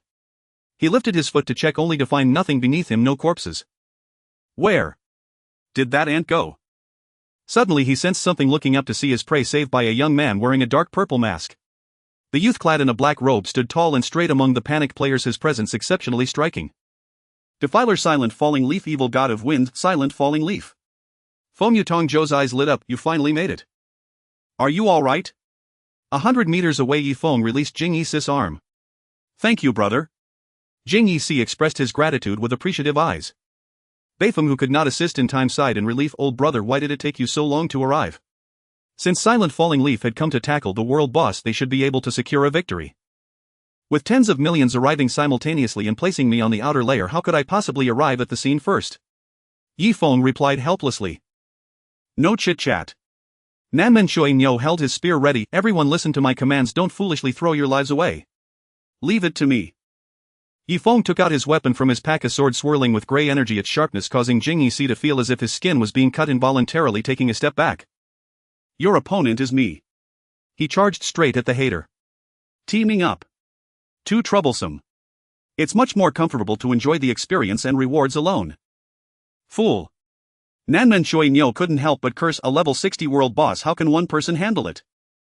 Whoosh, like a gentle breeze, Yifeng's blade struck just behind the hater's ankle, the grey sword light carving a breathtaking arc. Sizzle. In the next moment, the hater's skin split open, blood gushing forth as he staggered back several steps, nearly falling over. 31,569. Ant seeking death. In pain, the hater raised his foot to stomp down on Yifeng, enveloped in an overwhelming momentum, but the latter easily evaded, only caught by the gust of wind. Ding. System notification: you have successfully triggered revenge. Do you wish to activate it? Yes. Yi Feng chose to agree, delivering a kick to the hater's heel, directly toppling him over, landing on his back in a most awkward position. Players nearby in the trial land felt a chill run down their spines. They had never witnessed such a scene. It was as if an ant had tripped an elephant. In everyone's view, the hater's health plummeted rapidly, various ongoing damage effects causing him immense suffering, yet he couldn't even touch the shadow of silent falling leaf. Beifeng, didn't you say he barely won? Nanmen Shuinyou's expression was stiff. The scene before him was almost unbelievable. Don't say anything reckless. Beifeng corrected him. What I said was that he couldn't evade his fatal strike. Such is the truth. His words were unquestionably accurate, certainly not empty rhetoric. Nanmen Shuinyou could not evade his fatal strike. So every sword is a guaranteed kill, huh? In the chaos of the trial ground, witnessing Yi Feng as if possessed by a deity, the haters were thrown into disarray, leaving countless players dumbfounded. The strength of the top-ranked is even more absurd than what we saw in the video. Is this technology at work? Yi Feng is incredibly impressive. The hater, who had suffered continuous setbacks, gritted his teeth. Rising from the ground, his body surged with thunder, his face contorted in rage. Prepare to face my wrath. The opponent's speed was too fast, slippery like an eel, while his own size became a fatal weakness. If this continued, the consequences would be unimaginable. Everyone retreat quickly. As the hater was about to unleash a powerful move, Feng Ye hastily warned and quickly distanced himself. Upon seeing this, Beifeng, Jingyi, Nanmen Shuinyou and others all retreated simultaneously. As dense currents of electricity wrapped around his body, the hater's massive frame shook. The thunder elements erupted, sending shockwaves in all directions, creating a sea of thunder that affected a radius of 1,000 meters. Ding! System prompt: Hater Dick used the skill Thunder Sea Eruption, dealing 200-250 damage based on his own attack to all enemy units within a 1000-1000 range, with a high probability of inflicting paralysis, rendering them unable to act. Swish, swish, swish. Many players who couldn't escape in time were instantly taken away, their bodies charred and collapsed, emitting thick smoke, leaving only their souls to enter spectator mode. 44,659. Damage popped up on Yi Feng, a tingling pain coursing through his skin, his health dropping nearly a quarter. Ding! System prompt: you have successfully triggered revenge. Would you like to activate it? Good heavens, triggering a decisive victory in succession. You really are something. Yes. Yi Feng's penetrating strike landed on the back of the opponent's heel, and at the moment of agreeing, black currents surged around him.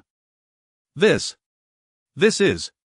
The hater, who hadn't yet had time to counterattack, was taken aback. Prepare to face my wrath. Yi Feng exhibited the same technique. The black thunder elements exploded, covering the hater's lower body in a sea of thunder, leaving it mangled. 32,667. Meanwhile, the hater was stunned into immobility by the current, his body shaking violently. He spat out two words in utter frustration: paralyzed. End. Seizing this opportunity, Yi Feng decisively struck. Under the continuous damage, the hater's final health was completely stripped away. The crowd. This is it. You will never know how terrifying what awaits you in the future truly is. The hater's massive body crashed to the ground in his dying moments, his eyes filled with unwillingness. This moment is merely a futile struggle. With that, he breathed his last. Ding!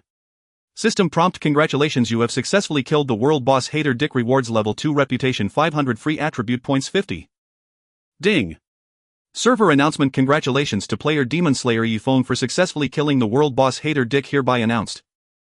Ding! Server announcement: the estimated next time the strategy will open is in 10 days, please prepare. Swish. Swish. Two beams of golden light scattered. Yi Feng's level officially reached level 50, meeting the requirements for class promotion. At the same time, the many items dropped by Hater Dick were right beside Yi Feng, and he immediately reached out to collect them. Did we win? This was just the first world boss. In stark contrast to the previous fervent atmosphere, many players' emotions were quite low. Adventuring in another world is no joke. The first world boss required top experts to contend with. How could the second, third, and the unknown number of subsequent bosses be resisted? During the period, if there was even one failure in the strategy, it could lead to total annihilation and quite possibly the extinction of their clan. Is the gap really this vast?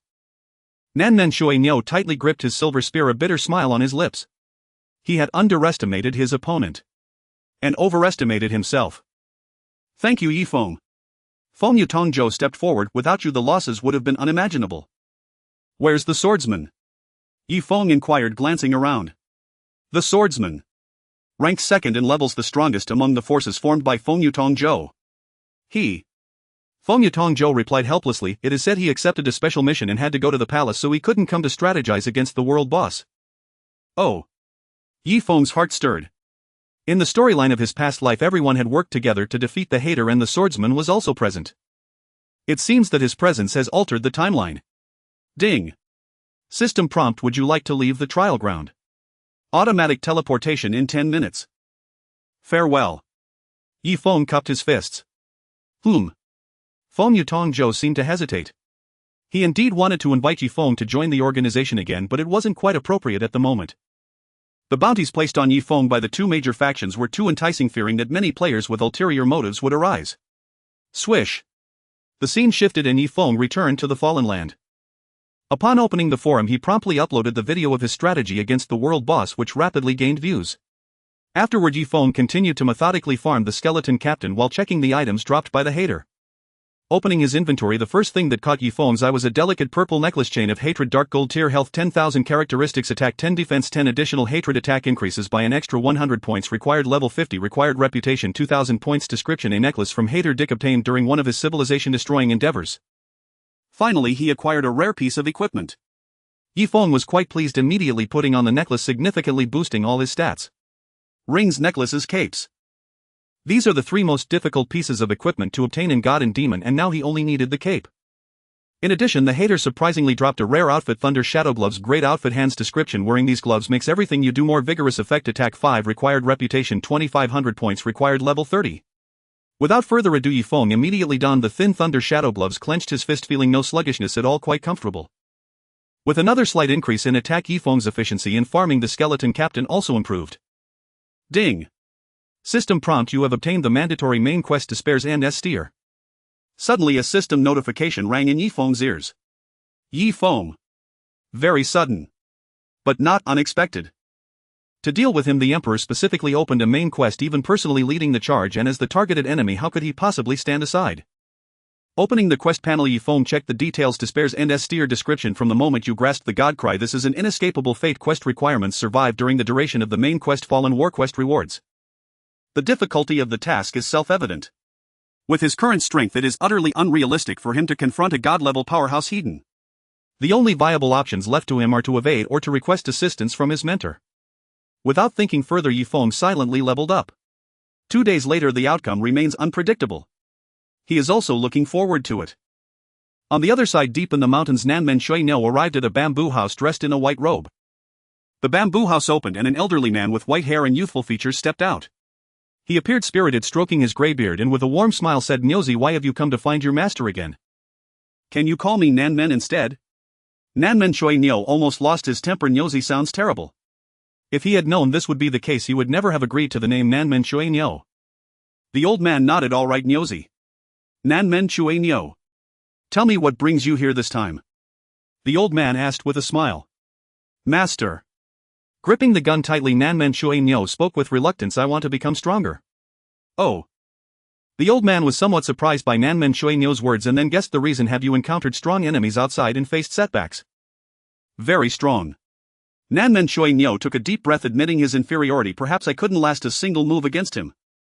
Hearing this, the old man's expression slightly tightened. "Of the same level. He is about 10 levels higher than me." "I thought so." The old man felt relieved. If one is defeated at the same level, that would be terrible. Perhaps even those of the same level could be easily defeated. Nanmen Shui Niu speculated. "Nyozi, do not let others' strengths overshadow your own." The old man said sternly, "Think carefully about what his advantages are and I will help you analyze it." Advantages. Nanmen Shui Niu thought for a moment and honestly replied, "He is fast, at least 3 times faster than me. He is at least twice as fast as an ordinary player, yet he still lags behind his opponent by 3-fold. This gap is terrifying. In battles between experts, even a 20 increase in speed is extremely noticeable, let alone 300. Ha! The old man was momentarily dazed. Right, he also possesses an exceptional sword. Nanmen Shui Niu continued. "I knew there must be an issue." The old man sighed in relief, chuckling, "Let me tell you this, the weapon in your hand specifically meant for a gun god has yet to reveal its true power. Once its might fully unfolds, perhaps the gap between you will be reversed." "Are you saying this gun?" Nanmen Shui Niu's eyes lit up as he carefully examined the silver gun in his hands. He understood what his master meant. "Mum." The old man nodded with a smile, remaining silent. He initially did not want to reveal the truth to his disciple so soon, but now it was necessary to boost his morale. Is this gun a transcendent weapon? Ha! The old man was dazed again. The sword in his hand is transcendent. Nanmen Shui Nyo stated bluntly. Your thinking is flawed. The old man stood with his hands behind his back, reprimanding. Do you think it's good or bad for someone to obtain a transcendent weapon too early? This.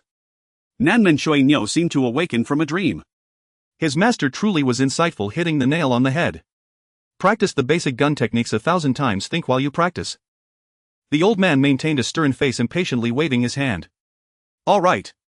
Watching Nanmen Shui Nyo practice gun techniques in front of the bamboo house, the old man's expression was complex. In the future you will surely understand my good intentions. He roughly understood who Nanmen Shui Nyo regarded as his rival. Silent leaves. The disciple of the Dragon Domain's guardian, the possessor of the abyssal demon bloodline, rumored to have an SS-level talent, fortuitously recognized as the master of a transcendent weapon, and even had an ancient beast as a pet. Damn it. It was like stacking buffs. As time passed, 2 days quickly flew by. In just 2 days Yufeng's level soared from 50 to 55. The further he progressed, the harder it became to level up. Additionally, the monsters in the depths of the Fallen Land had stats that were all question marks, leaving Yifeng with too few areas to grind, which indeed affected his leveling speed. Moreover, facing hostility from the Emperor, it would be impossible to say there was no pressure at all, and he could not be unprepared. The sun blazed, scorching the earth. Unbeknownst to when, the open plains outside the Fallen Land were filled with armies. Looking around, heads were clustered together, soldiers lined up neatly, and the solemn, murderous atmosphere made it hard to speak loudly. In the area closest to the Fallen Land, countless players stood ready, but they were far less trained than the locals. At the forefront, riding in the Emperor's exclusive carriage, Bernie held a sharp sword, his expression dark. The army was pressing forward. The flames of war were about to ignite. Your Majesty, gathering all the elite forces from the dynasty and the 4 first-level main cities here, isn't that a bit of an overreaction? Alvis ventured to suggest. Burnous' eyes were filled with a chilling, murderous intent as he retorted, if I had summoned all 4 lords of the first-level main cities last time in Wuying City, would it have come to this? Alvis was left speechless. I would rather overreact than repeat past mistakes. Bernie gazed towards the Fallen Land, sensing the thick aura of the undead enveloping it. Rest assured, I will not deploy elites to confront the undead. He summoned the elites mainly out of fear of unforeseen circumstances. For instance, if the Dragon Domain's guardian intervened again, or if the Dark Faction's demon god lurked in the shadows, these were all factors to consider. Your Majesty. A lord of a first-level main city respectfully announced, the time has come. Good. Bernie pointed his sword forward. Attack. Kill. Instantly thousands of soldiers surged towards the Fallen Land like a tidal wave, the sound of battle shaking the heavens.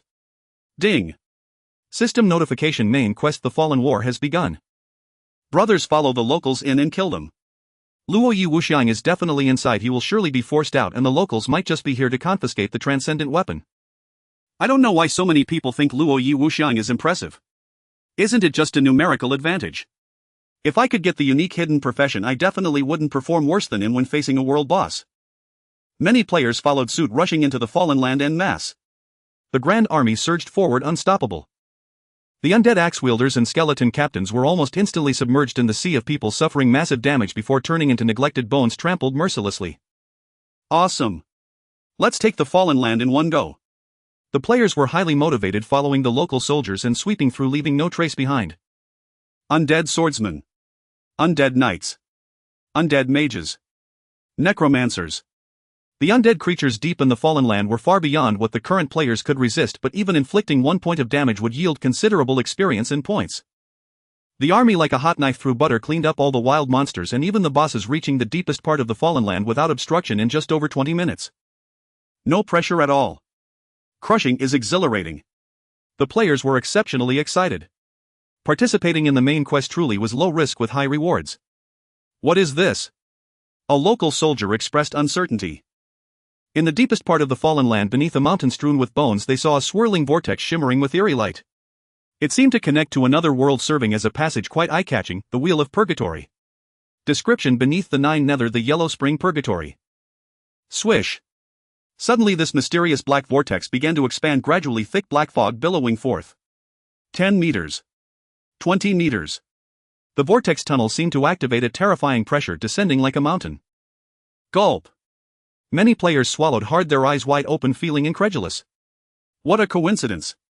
Not long ago they had also seen a similar vortex. Boo! The sound of hooves thundered like thousands of horses galloping towards them. In no time a grim pale head emerged from the vortex, the flames of its soul burning fiercely within its skull, fearsome and terrifying. Standing in a hidden corner, Yifeng gazed intently, his expression unchanged. Should I say this is the end of the beginner phase, or that the beginner phase has just begun? Within the mysterious wheel of purgatory, as the pale white skull emerged, it left all the natives and adventurers momentarily stunned.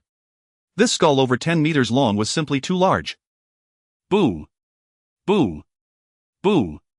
It stepped out from the wheel of purgatory, each step causing the ground to shake violently as if heralding the approach of danger. Moments later it fully descended into the Cambrian realm, its massive form resembling a small mountain, filling the view, erupting with a deafening roar. Roar! The dragon's cry was deafening, transforming into waves of sound that stirred up sand and stones, causing countless casualties. Undead bone dragon. Level. Life. Attack. Defense. Skills.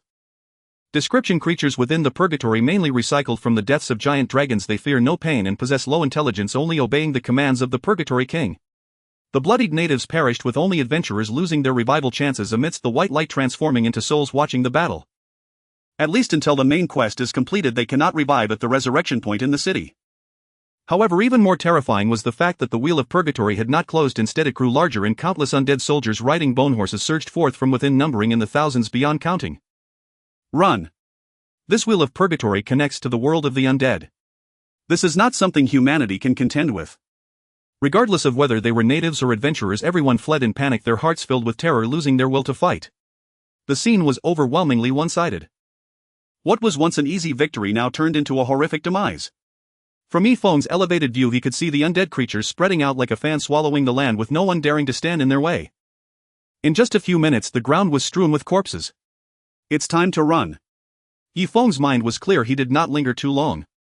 Finding a way out and successfully completing the main quest was of utmost importance. Though the undead creatures in purgatory were terrifying due to the restrictions of the rules, they were not yet qualified to enter the Cambrian realm, at most remaining in the fallen land. Whoosh! Just as Yifeng prepared to turn and leave, a giant eye suddenly appeared within the massive wheel of purgatory, with purple pupils radiating a strong intent to kill and an aura of terror. In the haze, Yifeng felt as if those eyes were staring directly at him. Whoosh! Without hesitation he took off running. No need to speculate, who knows if they're watching me. In any case, one more glance would yield unimaginable consequences. Boo! Suddenly a massive purple hand extended from the wheel of purgatory, seemingly capable of infinite reach, reaching for Yifeng. Get the hell away! Yifeng did not look back, knowing that a certain powerful being had ill intentions toward him. Fortunately, he was quite confident in his speed, activating Wind Shadow to enter a stealth state. In the blink of an eye he was 100 meters away, sprinting toward his destination. Outside the fallen land. From a distance, seeing the undead bone dragon and the sky-blocking hand, Bernie's expression turned grim. This place is truly untouchable. Had it been possible to incorporate it into the Empire's territory, he would have acted long ago. However, with the presence of the Wheel of Purgatory, no one dared to provoke it, thus leaving this area outside the Empire's order and ungoverned. The master of that hand possesses unimaginable strength. Walter revealed a look of shock. Bernie suppressed his emotions, saying calmly, "Do not worry, they cannot leave the fallen land, they pose no threat to us." Boo! It was as if they had touched an invisible barrier. The purple hand's movement froze, unable to grasp Yifeng any longer. Yifeng felt a sense of relief. Just as imagined, he was already at the edge of the fallen land, and the creatures of purgatory could not cross the line. Damn it! A rumbling voice exploded. The purple hand did not retreat, instead transforming into a fist that struck the invisible transparent wall with great force. Boo! Boo! Boo! Each punch reverberated with a deafening sound, causing the very fabric of space to tremble. Undoubtedly he was trying to break through the restrictions of the rules. Crack! A crisp sound echoed as if glass had lightly shattered. Ah! Yifeng's expression changed slightly as cracks appeared clearly not far from him.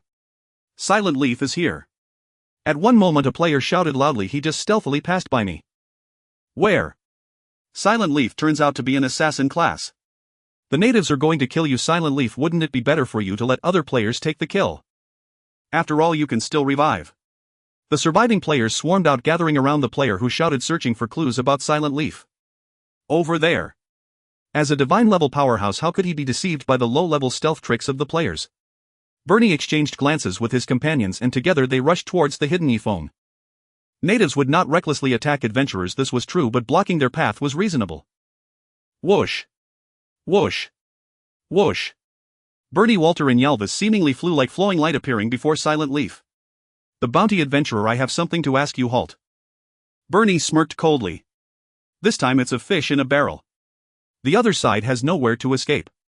Faced with the obstruction, Silent Leaf had no choice but to stop and was struck by stray arrows breaking stealth. Die. Players rushing from behind appeared excited. I beg you, don't struggle anymore, let me get a unique hidden class. Clang, however, as that player initiated the attack, his great sword struck a silver shield, bouncing him back.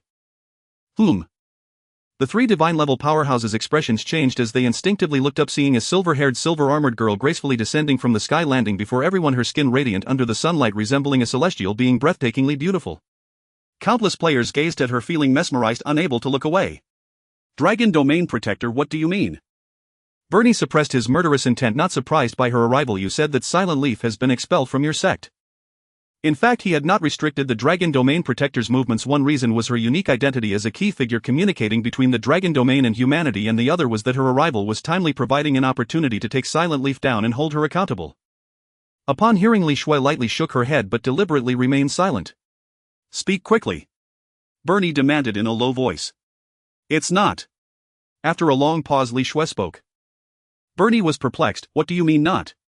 As he waved his hand in the air, Silent Leaf's game ID instantly transformed. Newly emerging rascal, blood shadow assassin, don't let your own people deal with each other. Li Shui said earnestly, he is not Silent Leaf. Everyone. You. I. Bernie's breath caught, nearly feeling his heart stop. A surge of rage shot to his brain as he glared at the adventurer wearing a purple mask, squeezing out 3 words through gritted teeth, you bastard. Find him quickly. Bernie roared, his emotions nearly spiraling out of control. He shouldn't have gone far. After saying that, he shot an angry glare at Li Shui. The simple effect of the mask couldn't fool a divine-level powerhouse. It was evident who had executed the swap. Unfortunately, there was no evidence. As the crowd dispersed in search of clues, Li Shui looked up at the blazing midday sun, her silver eyes shimmering with confusion. Where are you going? She can indeed help deceive for a moment, but it can only last for a moment. The time left for the silent fallen leaves is quite limited. Back on the carriage, Bernie was anxious. You little beast, you can't escape. He had mobilized so many forces, already sealing off the surrounding area with high-ranking soldiers stationed everywhere. Even with Li Shui's assistance, he wouldn't escape the net he had woven. About 5 minutes later, a soldier reported, Your Majesty, he has revealed his whereabouts in the Tianqing grassland. Very good. Bertie's spirit jolted and he commanded, pursue him. What could he possibly want in the Tianqing grassland? Walter wondered in confusion. Could it be that he wants to escape the borders? Tianqing grassland. This was the central area connecting the eastern district with other national districts, with a border separating the two regions. With his current strength, how could he possibly cross the border? Yarvis shook his head. Walter frowned, anxious. Then that's strange. Regardless of his intentions with the elite soldiers of the eastern district at my command, I can sweep through all. Bernie said coldly, the fallen lands can no longer be his sanctuary. Everyone. Crack. A crisp sound interrupted his orders. In the distance, a purple hand continued to strike at the void's barrier, more and more cracks spreading, even extending into the heavens above, creating a shocking scene. Li Shui's pretty face was solemn. Can even the rules not stop him? Using the lives of soldiers to provoke the wheel of purgatory is truly unwise. Yarvis' expression was heavy. I sense a terrifying monster is about to descend upon the Cambrian realm. I can no longer afford to care. Bernie's face was gradually darkening and he gritted his teeth, saying, I want to reclaim my divine weapon, let's go. He could see the chaos approaching. But there was no turning back now. With 1,000 troops at his command, he felt as if he was being silently forced into a corner by the fallen leaves. Rumbling. The army surged forward, heading straight for the Tianqing grassland. Countless unwilling players followed closely behind, eager to explore. Meanwhile, the purple hand continued to bombard the void, shaking the world. Ding. System prompt, you have entered the map Tianqing grassland. The pleasant scenery quickly retreated as Yifeng exerted all his strength to run across the grassland. Beep beep. The demon sent a message, brother, I tried my best. Thank you. Yifeng responded gratefully. Having the fellow assassin the demon disguise as him in the dark nether robe and the evil god mask to draw attention, along with his mentor temporarily concealing his aura, he had the chance to cross layer upon layer of defenses and escape. It's worth mentioning that he wasn't afraid the demon would get greedy. The evil god mask was his exclusive equipment. The demon could wear it, but it wouldn't have any actual effect. The main reliance was still on his mentor's empowered support. Just be careful. They are already coming for you. Then let them come and go without return. The demon was stunned by Yifeng's words. No way. The Light faction had 3 divine-level powerhouses teaming up. How could they come and go without return? Adventurer, please wait a moment. A guarding soldier discovered his trail and hurriedly chased after him. We suspect you are a spy from an enemy nation, please come with us. Yi Feng couldn't care less about them and just kept running. The further he went, the more soldiers pursued him. Initially there were one or two, but soon it escalated to thousands surging towards Yi Feng like a tide. Fortunately, Yi Feng's current speed was enough to rival that of a spirit-level or even earth-level. Ordinary soldiers couldn't catch up. At one moment a canyon appeared in his sight, spanning like a heavenly moat with no end in sight. Sensing that he was not far from his destination, Yi Feng activated Shadow Chase, increasing his speed even further. Before an ending, people always tend to instinctively enter the final sprint phase. In midair, 3 divine-level powerhouses flew in quickly, surpassing the many soldiers and surrounding Yi Feng, leaving him no chance to escape. The situation took a sharp turn. Meaningless struggle. Bernie smirked, waiting for the adventurer to behead Yi Feng. Even if the latter could resurrect, it would be of no use. Because at this moment the silent fallen leaves did not belong to the light faction nor to the dark faction. After dying and being reborn, he had nowhere to hide. He had to stop and confront the Emperor at close range, his expression inscrutable, not looking back at the vast army covering the grassland. Rumbling. Suddenly the sound of hooves echoed from behind Bernie. Bernie's expression changed slightly as he turned to look, seeing a long canyon ahead with a dense mass of cavalry surging in from the other side, and more than one force was charging to the canyon's edge, glaring from hundreds of meters away. Demolishing Spear, Kofir, Divine Level BOSS, Indestructible Rock, Lucius, Divine Level BOSS, Lightning, Phantom Belt, Divine Level BOSS. Divine Level Powerhouses. A large number of Divine Level powerhouses had gathered here. What do you mean by this? The unexpected situation left Bernie's expression very grim. He had never imagined the situation would escalate to such proportions. This person is extremely wicked. We are here to assist the Emperor of the Eastern District. Demolishing Spear, Kofir looked handsome, his emerald green eyes filled with greed as he spoke with lofty words. After saying that, they decisively used the power of divine level powerhouses to leap over, for the sake of the divine weapon, what was crossing the border against the agreement. Buzz. A faint golden border appeared as they approached, becoming an obstruction. Boom, boom, boom. Various terrifying methods bombarded the edge of the border, a riot of colors mixing, causing the winds and clouds to change. Yi Feng observed this scene, remaining indifferent. Before the adventurer's level reached the standard, breaking the border was far more difficult than imagined. Seeing this, Bernie felt slightly relieved and attempted to swing his sword at Yi Feng. Ding. System prompt: this adventurer has not provoked you. If you forcefully attack, you will face rule sanctions. Clang. The sharp sword halted just before Yi Feng's eyes, a mere hair's breadth away. This damned rule. There is no place for you in this world, Bernie said coldly. Yes. Yi Feng sighed deeply. In today's world there is no place for me. Die for me. The player at the forefront shot arrows from a distance. Whoosh, the arrow flew swiftly. Bang. However, it was intercepted by a large hand before it reached Yi Feng's chest, coming to a steady stop. Miss. A symbol representing immunity to damage popped up. The archer. Damn. It can be like this. If you want to kill me, it's pointless to rush. Yi Feng shook his head, patiently offering a hint. At the very least, you need to exhaust my stamina with thousands of people first, then think of a way to seize the last hit.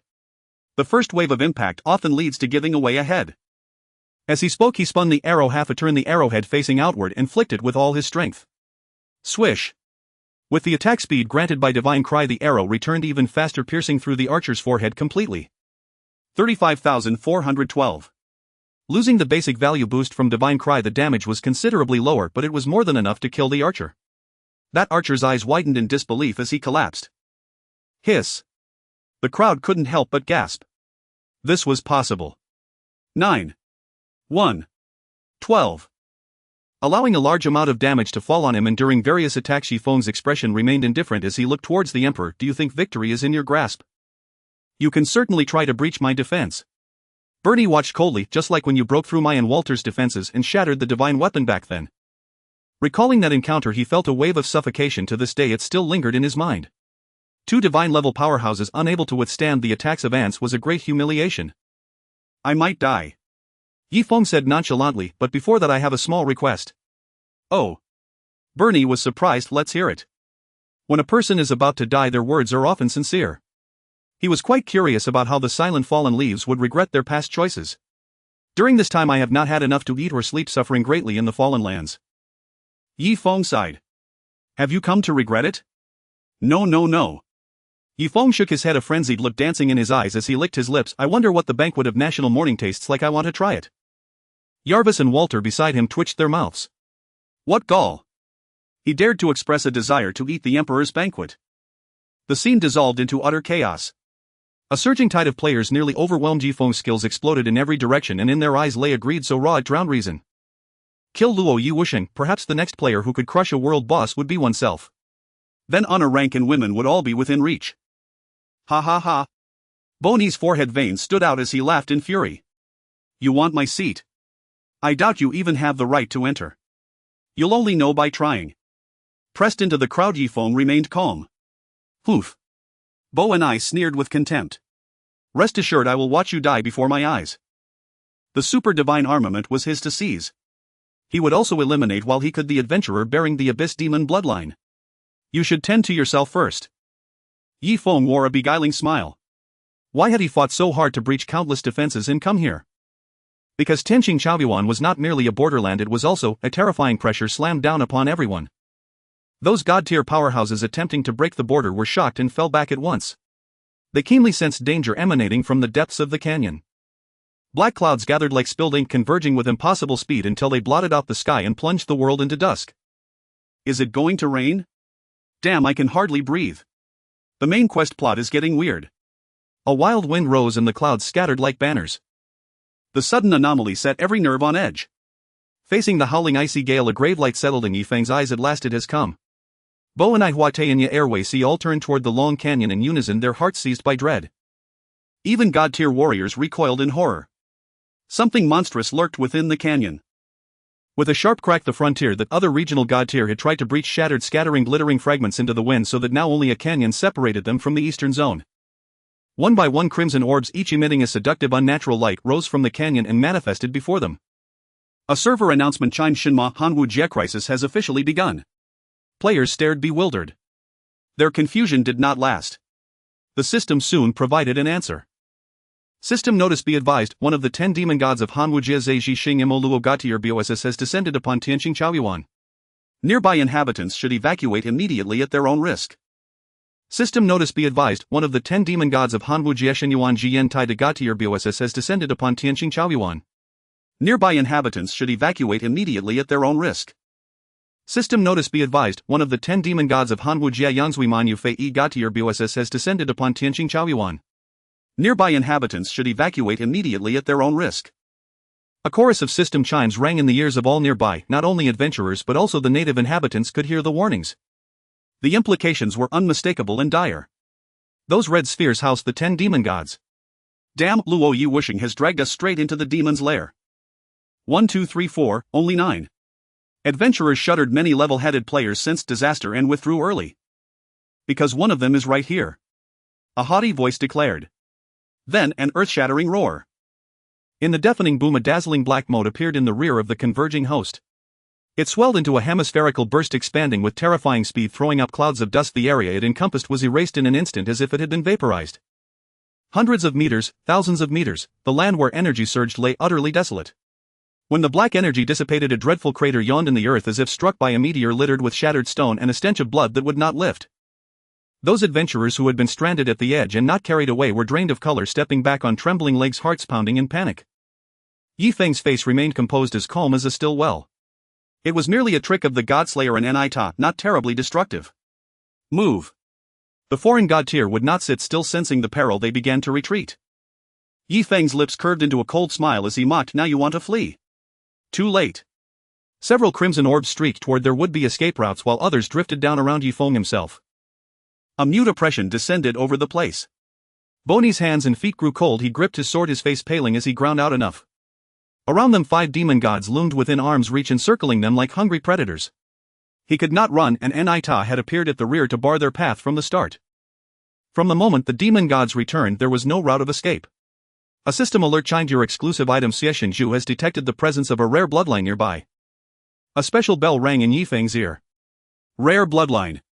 Not particularly, there were many of them everywhere.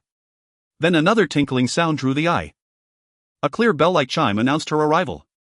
A witch in a black dress, bells tied at her ankle, floated in. She moved with languid grace, a delicate black umbrella balanced against her alabaster shoulder, resplendent in her appearance. Her red agate-like eyes shone with an uncanny luster. Every gesture stole heart. She looked at the youth she had pined for day and night, smiled with seductive charm, and said with affection, Luo Yi Wusheng, we meet again. Her voice was sweet-threaded with faint delight. Is that so? Yi Feng's expression was indifferent as he turned to her and asked, "Did you miss me?" She paused to consider, then nodded with a smile. Yes. More than that, she had longed for him to the edge of madness. Since their last meeting, when her active vessel had been left in ruins and every struggle proved futile, she had carved the name Luo Yi wishing deep into her heart. What surprised her most was waking to find him already before her, as if heaven had prepared this gift. Her heart fluttered at the sight. "If you missed me, that is enough." Yi Feng nodded with satisfied calm. "I hope you keep that rare fragile feeling." Their intimate banter left the other god-tier onlookers looking awkward and perplexed. And Nita's brow furrowed as she demanded, "Yangzui Manyu Fei Yu and Luo Yi wishing, don't misunderstand." Before Fei Yi could reply, Yi Feng answered first, "It was nothing more than a chance meeting in a small grove after we parted last time." He spoke with a wistful look as if recalling an extraordinary night. "That evening we both acted on impulse." "You?" And Nita's face went ashen, her heart breaking into pieces. "Bah!" The Eternal Sin Sorceress wrinkled her delicate nose, her tone gradually turning cold, sharp-tongued. "Next year on this very day will be your day of demise." "Is that so? As long as it's not true, that's good." Anita breathed a sigh of relief, her shattered heart healing once again. "Do you really care?" Yi Feng smiled confidently. He was not surprised that the other side could kill him. After all, he had taken the initiative to appear on the Tianqing grassland, provoking the demon god. "I know where your confidence comes from." The Eternal Sin Sorceress did not rush to take action, saying, "You think you have 3 lives, so dying once doesn't matter, am I right?" "That's one reason." Yi Feng raised his index finger, then extended his middle finger. "And the second reason?" "Oh." The Eternal Sin Sorceress was surprised. "Do tell." "The second reason," Yi Feng said softly, "you can't bear to." In truth, he was indeed powerless, or rather he had a way to escape, but the risk was too high, so he decided to give up. Continuous teasing caused the corners of the Eternal Sin Sorceress' mouth to slowly droop, her eyes filled with a chilling, killing intent. "If your last words are just this, I express my regret." Silent falling leaves. "Although I admire your courage, but..." Beside them, Anita couldn't wait any longer and threw a heavy punch at Yi Feng, her momentum like a dragon. "Please die." Watching the fist grow larger in his eyes, Yi Feng remained unmoved. Perhaps, as the Eternal Sin Sorceress said, his only confidence was that he had 3 lives. As for the random teleportation scroll, its grade was too low. If it were S grade, he would consider using it, but now it was likely to be a waste of a tool. One must know that the Eternal Sin Sorceress wielded the powers of time and space, which even divine-level powerhouses could not escape. Perhaps just as he stepped away, she would activate time reversal, leaving him to wait in place for death. Thus this would conclude. Clang! Suddenly a sword light like snow fell between Yi Feng and Anita, piercing through Anita's fist, causing her to crash down awkwardly onto the ground. Boom! The earth shattered, spiderweb-like cracks spreading hundreds of meters away, forcing other demon gods to retreat. That's the second reason. With one foot on Anita's head, the silver-haired girl looked down upon all coldly, stating, "Your mentor is right beside you and is extremely protective." Swish! A silver shield enveloped Yi Feng, protecting him from the swirling gusts. The Dragon Domain Guardian. The top powerhouse of the Light Camp. There's still a chance. Bertie's eyes brightened, regaining hope. "Walter Yalvis, follow me to break through." Yes. Together with the other 2 divine-level powerhouses, Bernie immediately charged out, only to be blocked by the demon god, falling into a fierce battle. Boom! Boom! Boom! Terrifying impacts erupted in midair, colorful elements coalescing into a mass. Ding! System prompt: you have received the shield applied by the Dragon Domain Guardian Li Shui. This shield has a resilience of 30 of the caster's life force and lasts for 1 minute. Mentor. Yi Feng's expression changed. "I told you not to come." With the 10 demon gods teaming up, they were practically invincible.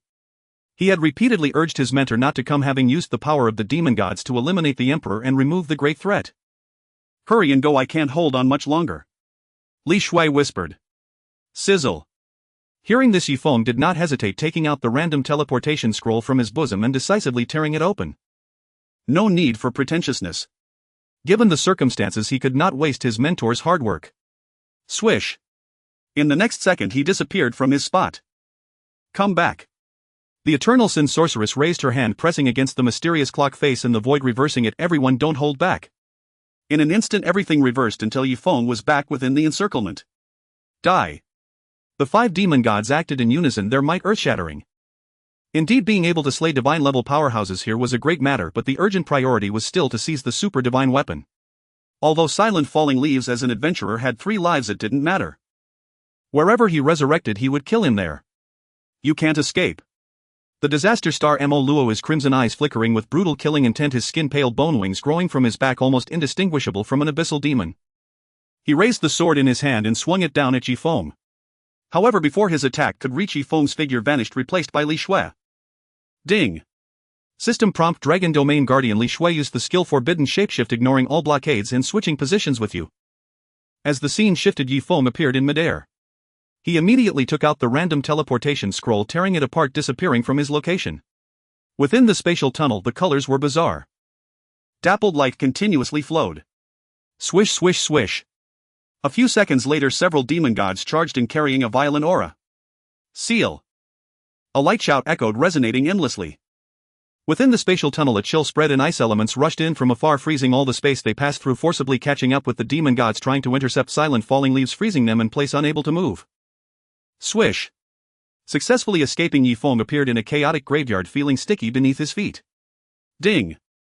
System prompt: you have entered the map Bone Mountain. Feeling something slippery underfoot, the stench of decay invaded his nostrils. Yifeng hurriedly looked down, seeing his right foot stepping into a corpse's chest cavity, and he couldn't help but breathe a sigh of relief. That was close. It turned out to be a rotten piece of meat, and he thought it was a dung pit. Pulling his foot out, Yifeng immediately distanced himself from the area to prevent the demon gods from following through the spatial tunnel. Tianqing Grassland.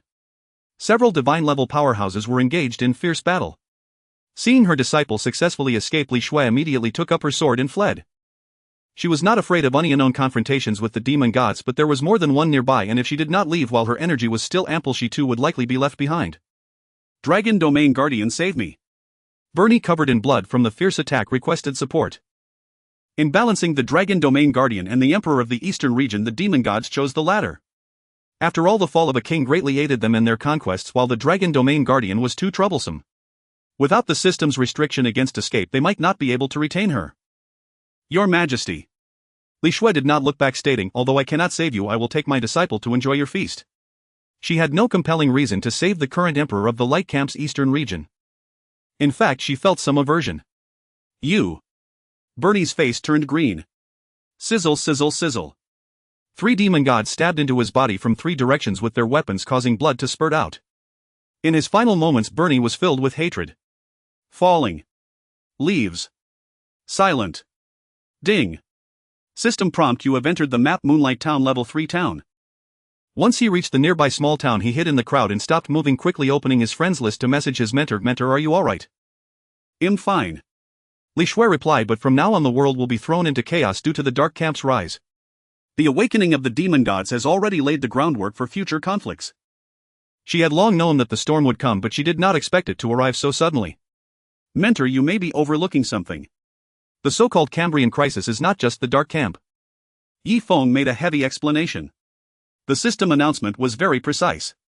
It was not a dark riot but a Cambrian crisis. Li Shui.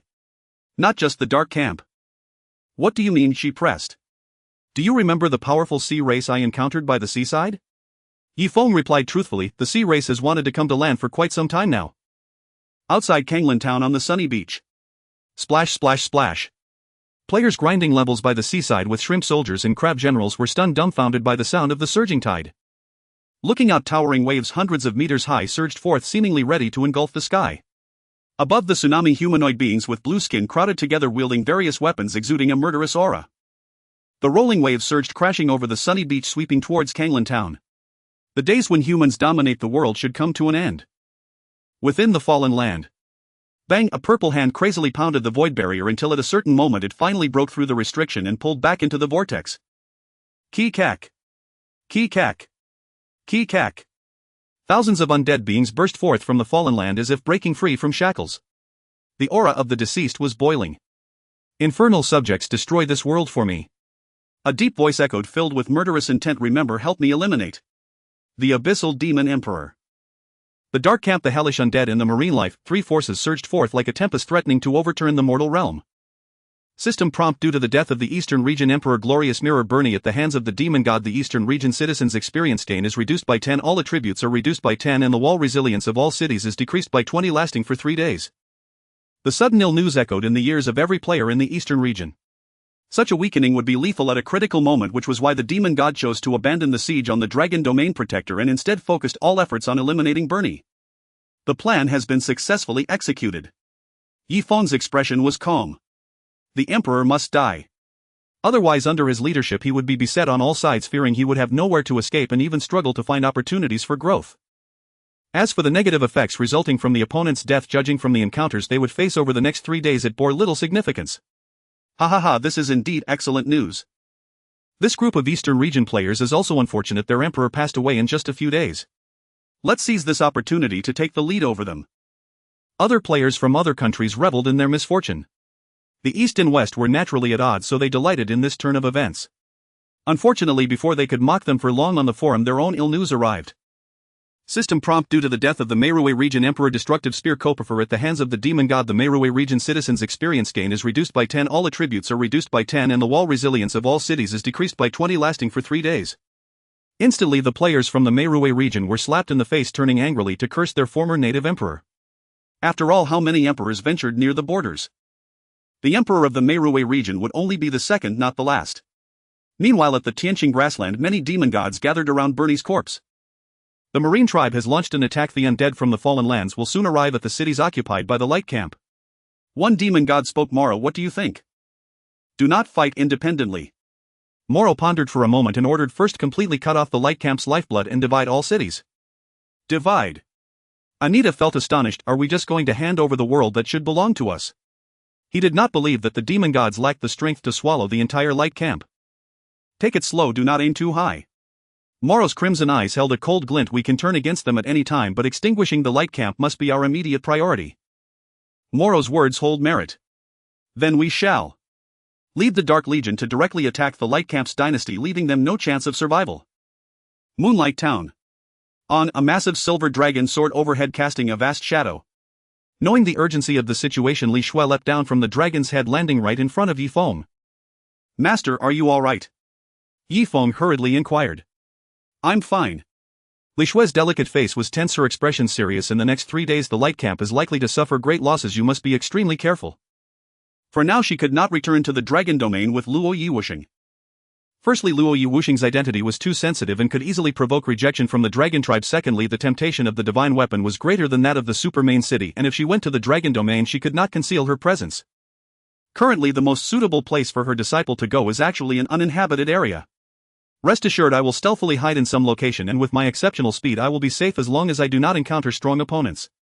Yi Feng felt a warmth in his heart. Regardless of the circumstances, this master genuinely cared for her disciple, and he did not want her to be caught up in troubles. Li Shui nodded slightly, seemingly sensing something, and turned to look toward the outside of Mingyue town. Jia Jia. Jia Jia. Jia Jia. On the distant horizon, countless undead creatures rushed forward, densely packed to the point of inducing claustrophobia. System prompt: please note Mingyue town is under monster siege. The indigenous residents and adventurers within the town must work together to resist. Monster siege so sudden? It should be considered a small event. The players in the town were invigorated, rolling up their sleeves to head outside the town, intending to farm more monsters for experience. Evacuate to the central territory, but do not approach the cities. I believe the light camp will surely preserve a spark. Li Shui urged, then flew into the air, planning to return to the dragon domain. She knew that Mingyue town was doomed to fall, and her actions would likely expose her whereabouts. All right. Yi Feng nodded. Master, you must also be careful. Lingering in midair, Li Shui did not turn back, slightly turning her exquisite side profile to nod in acknowledgement, then returned to the back of the silver dragon and swiftly flew away. In fact, she had many unresolved questions.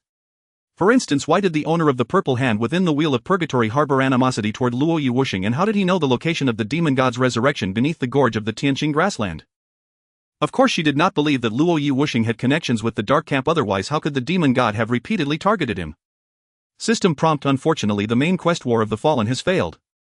Damn it. The main quest has failed. Is that even allowed? On the forum, many players who treated the other world as a typical game cursed loudly, never imagining that the main quest could fail. After all, according to habitual thinking, even if the officials used backdoor means, they would usually allow everyone to complete it smoothly, followed by a celebration. Watching his master depart, Yi Feng exhaled a breath of stagnant air. The War of the Fallen has failed. This was not surprising. This battle was destined to be a loss. However, his deliberate attempt to divert the crisis was undeniably thrilling. Should I consider this as completing the task? Yi Feng murmured to himself. Seemingly in response to his inquiry, a melodious system notification chimed. System prompt: congratulations, you have completed the task End of Despair SS rank and received the reward ultra rare S rank skill Unyielding Grasp. Ye foam. Is that it? This is all. No levels, no reputation, no gold, nothing but a skill book. Suppressing his urge to complain, Yifeng hurriedly opened his bag to check, where he found a dark purple skill book quietly lying within, shimmering with lightning-like radiance, looking quite splendid. Unyielding Grasp S rank introduction: life and death are transient like the moon in the water. Untouchable, exquisite in discernment. Skill effect: accumulate overwhelming power to counterforce, immobilizing the target and dealing 200 damage based on one's own attack. This attack is guaranteed to hit. Note: the specific control time depends on the strength of both parties. Limitations only for professions with special elemental force. Cooldown time 1 minute. Yifeng couldn't help but gasp in cold air. This skill truly deserves to be categorized as ultra rare S rank, as it even included a guaranteed hit feature. I learned it. System prompt: congratulations on successfully comprehending the ultra rare S rank skill Unyielding Grasp. System prompt: due to the additional effect of the weapon Divine Weeping, the skill Unyielding Grasp you learned has reached SS rank. Immortal Grip SS grade. Synopsis: existence and non-existence like the moon reflected in water. Untouchable: the essence lies in discernment. Skill effect: condense overwhelming power to counter force with force, rendering the target immobile and dealing 400 damage based on one's own attack. This attack will definitely hit. Note: the exact control time depends on the strength of both parties. Additional effect: within a certain extent one can forcibly control the actions of any unit with strength. Restriction: limited to professions with special elemental powers. Cooldown 40 seconds. Note: due to insufficient current strength, the skill's intensity has not yet reached its proper level. It must be said that the skill tier 1 granted by the God Cry is indeed extraordinary. From S grade to SS grade, the Immortal Grip increases damage by 200, and it comes with remarkably absurd additional effects. The only uncertainty is to what extent can this certain degree actually be achieved. 6656. Suddenly a bright red damage notification appeared above Yifeng.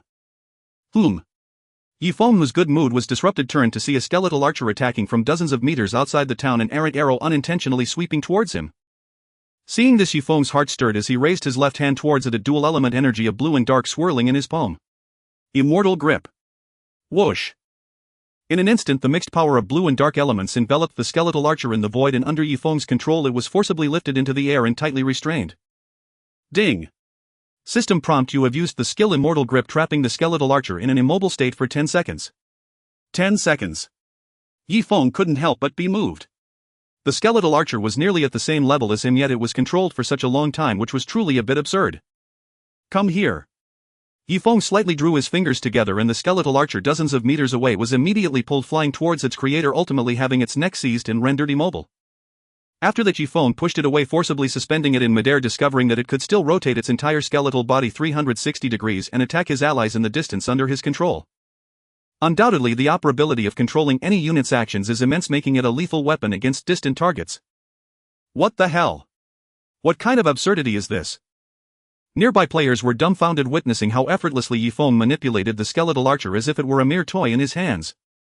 Die. Experiment concluded. Yifeng clenched his palm completely shut. Boom.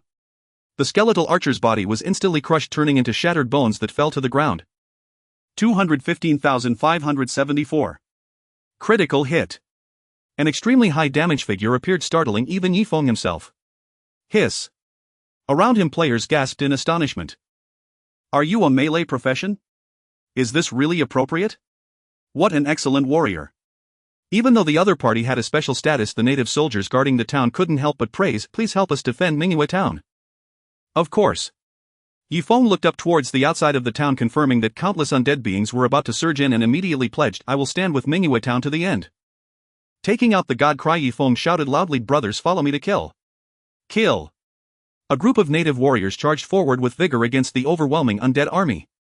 Taking this opportunity, Yifeng activated Wind Shadow to enter stealth, racing towards the back of Feng town, also opening the bustling forum to post a single word.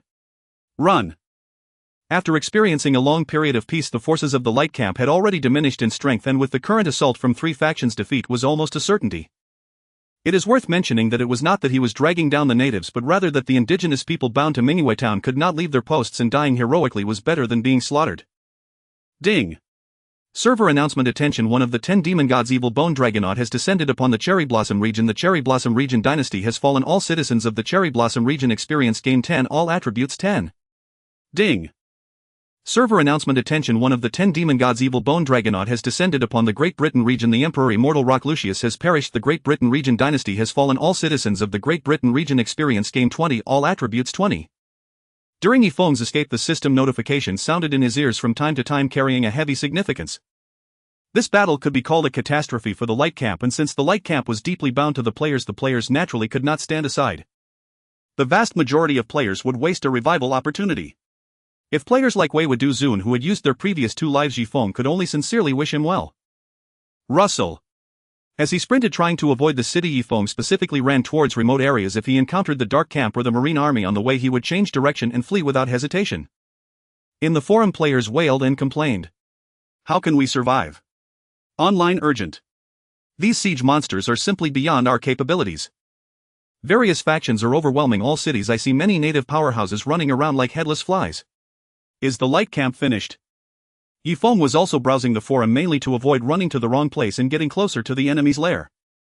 Now that war raged everywhere, it was estimated that most of the Light Camp cities would fall. The only way to survive was to run to places with sparse population until the remnants of the Light Camp could stabilize somewhere. As for where to run to survive, Yifeng was also unsure. Compared to his past life, this life had an additional undead force, making survival more challenging. The Fallen Land was no longer a safe zone. In the following few hours, the dynasties of various national regions were invaded, emperors perished, and players faced various punishments. It seems Brother Bernie is not alone on this journey. Yifeng sighed. This major event affecting the entire Cambrian realm, he did not know how history would record it, but he indeed had a good opinion. The online game, the whole server feast. Buzz. Suddenly Yifeng felt something trembling in his package, accompanied by a system reminder. Ding. System prompt: your Wind Sword Pearl can be triggered. Do you wish to activate it immediately? Note: after activation you will enter a special space. The Fallen Land. Outside a hidden cave, a pale and haggard-looking man descended from the sky like a meteor crashing down, yet he landed lightly and hurriedly stepped into the cave. Wind Manipulator Orin, God level BOSS. He was like a gust of wind. The demon clad in blue armor crossed several checkpoints without alarming the monsters, easily reaching the secret room only to find it empty. The blue pearl had vanished. Where is the pearl? Where is my Wind Sword Pearl? He truly did not expect that after sleeping for so long, the celestial grade water dragon guarding outside had fallen to a mere earth grade, allowing others to take advantage of the opportunity. I would never have thought that someone could enter the Fallen Land, discover a hidden cave, and obtain the Wind Sword Pearl. Orin's eyes glinted with murderous intent, gritting his teeth. Damn it!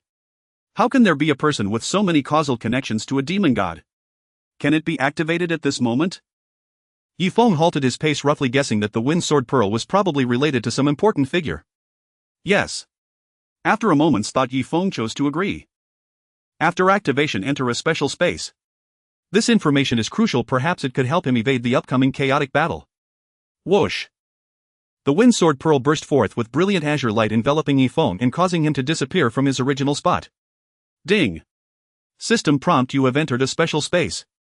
The scene shifted abruptly. Yifeng arrived at another map. Looking around, the chirping of birds and the fragrance of flowers filled the air. The scenery was beautiful and the surface of the nearby lake sparkled with shimmering waves. Tranquil and serene. It felt like a paradise on earth. Beside Yifeng, an old man, half transparent as if only a soul remained, appeared with a look of astonishment. Who are you? Where is Orin? Orin. After a brief moment of confusion, Yifeng understood that the Wind Sword Pearl was related to the so-called Wind Manipulator Orin. Hello, sir. After organizing his thoughts, Yifeng spoke honestly. To be frank, Orin sent me to see you. Then Orin is your beloved kin brother. Impossible. The elder blurted out upon hearing Yifeng's reply. Given Aaron's profound reverence for my legacy, he would never surrender it so readily to another. Legacy. Yifeng instantly recognized the figure before him, Qingfeng Sword Sovereign Lu Xingqing. Yifeng's heart was as clear as a still lake. He smiled faintly. Elder sir, people change. Aaron and I share a bond forged in life and death trials, and he holds me in high esteem, which is precisely why he entrusted the Wind Sword Pearl into my hands. He was already something of a celebrity in the Hanwu realm. From the very first glance, the elder's demeanor suggested profound ignorance of the outer world, an advantage Yifeng intended to exploit fully. I refuse to believe it. Lu Xingqing's expression turned sharply skeptical. Did you steal the Wind Sword Pearl, you impudent whelp? What would it take for you to believe me? Yifeng sighed inwardly. You know full well how formidable the guardian beast of the Wind Sword Pearl is. I could never have seized it by force. Produce evidence. Lu Xingqing insisted, his voice edged with doubt. If Aaron truly sent you, how could he possibly neglect to provide even a single token of identification? Though reasonable, his suspicion remained unshaken. Must one be this cautious? Where then lies the most basic human trust? Exasperated, Yifeng improvised. He said, you'd understand everything the moment you laid eyes on me, no further words needed. No proof. Don't blame me when I turn hostile. Lu Shengqing sneered. Yifeng's eyes narrowed slightly. What if I told you I wield the divine slaying power, would that suffice as proof? Isn't divine slaying power Anitra's ultimate art? Lu Shengqing recoiled in astonishment. Anitra and I bonded at first sight, brothers in spirit. Yifeng spoke with effortless fluency. He even taught me techniques reserved exclusively for Dark Fist masters. As he spoke, he demonstrated, leaving Lu Shengqing torn between belief and disbelief. Ah, right. As if struck by sudden recollection, Yifeng added, the Eternal Sin Sorceress and I are quite close, we've even ventured together into secluded groves. Impossible. Lu Shengqing bristled, his mustache quivering, his eyes bulging. The Eternal Sin Sorceress could never favor you, let alone accompany you to. It's true. Doubt having shattered his credibility, Yifeng, the avid video editor, produced right before the Elder's eyes an audio clip of the Eternal Sin Sorceress. Shall we choose this place then? Her voice unfurled, melodious, languid, intoxicating. I can hardly wait. Your body, your weapon, they drive me utterly mad. Hand it over. Lu Shengqing froze, stunned, speechless, his heart shattering into fragments. Clearly the sorceress's allure remained potent, another soul ensnared. Yifeng sighed inwardly yet outwardly licked his lips with theatrical relish. The sorceress's flavor is truly exquisite. Silence.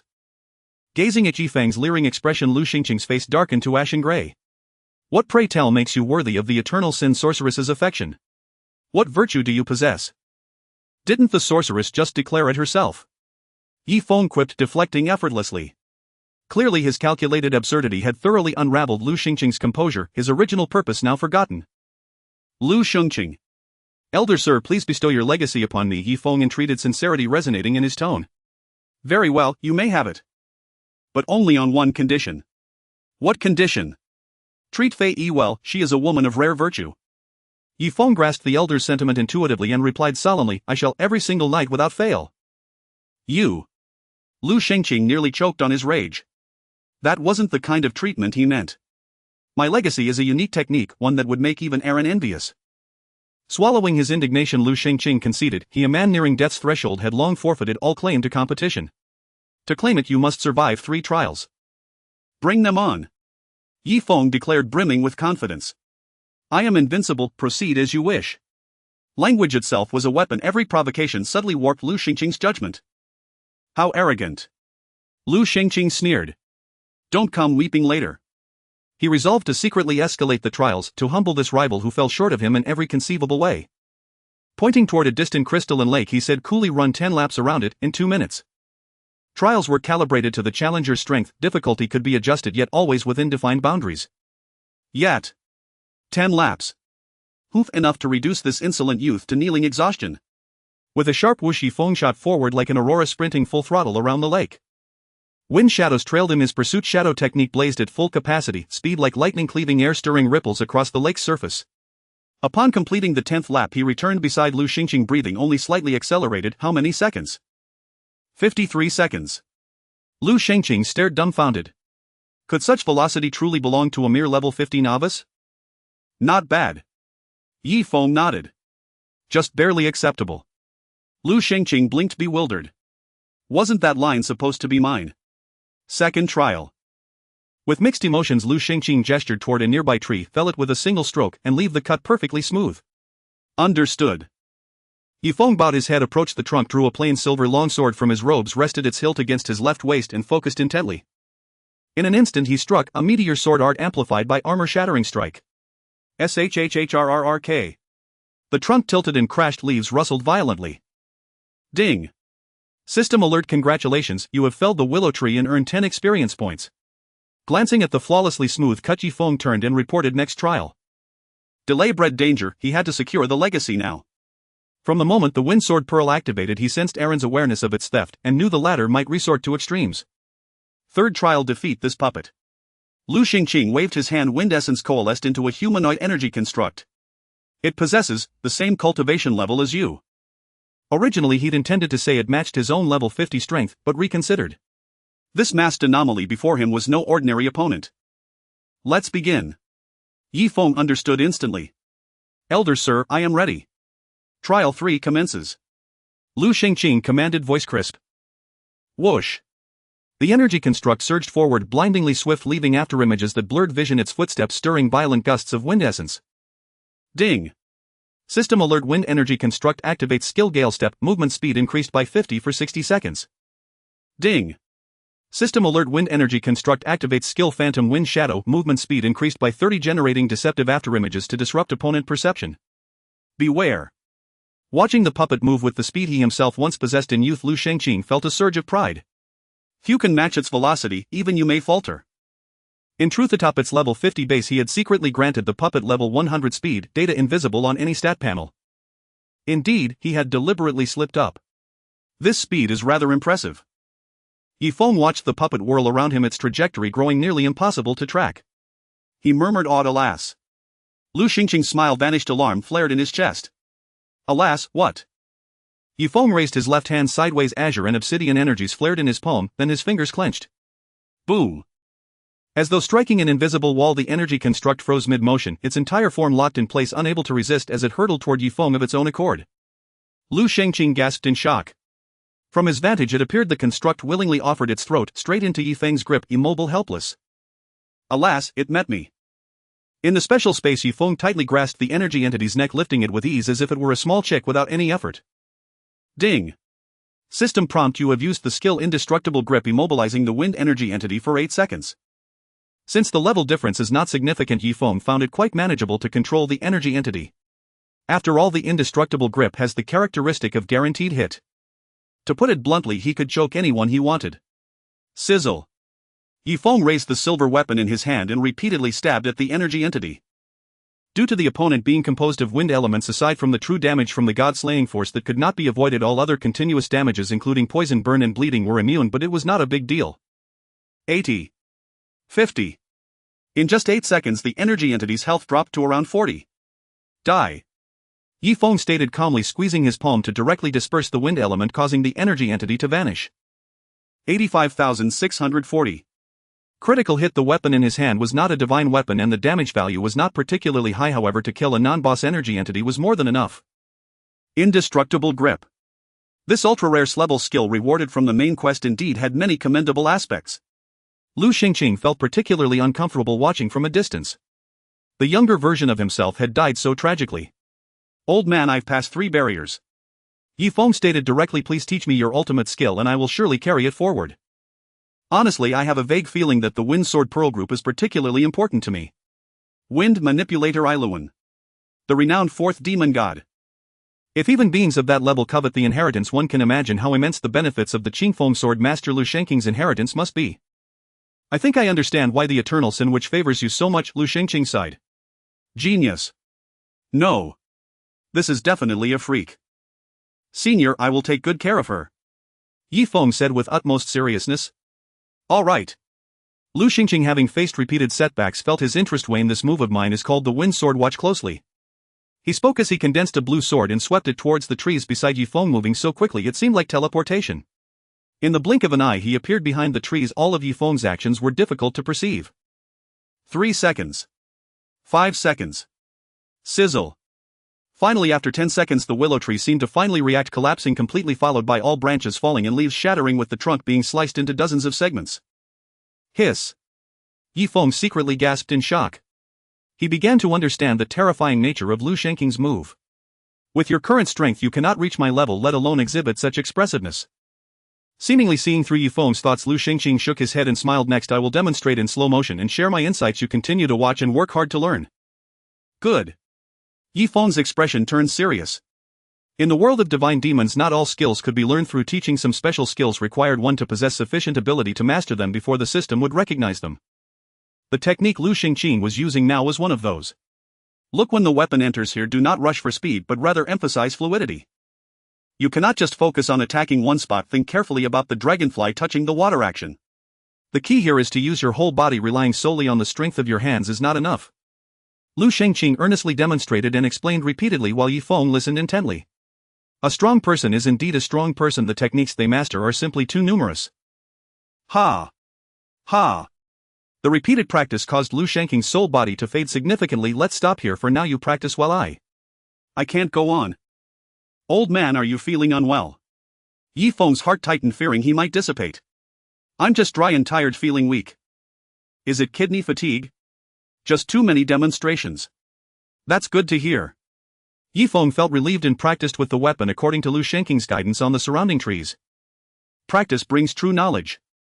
To ensure he learns the wind sword as quickly as possible, he devoted himself wholeheartedly to the task, even utilizing the SS level skill of high-quality human learning.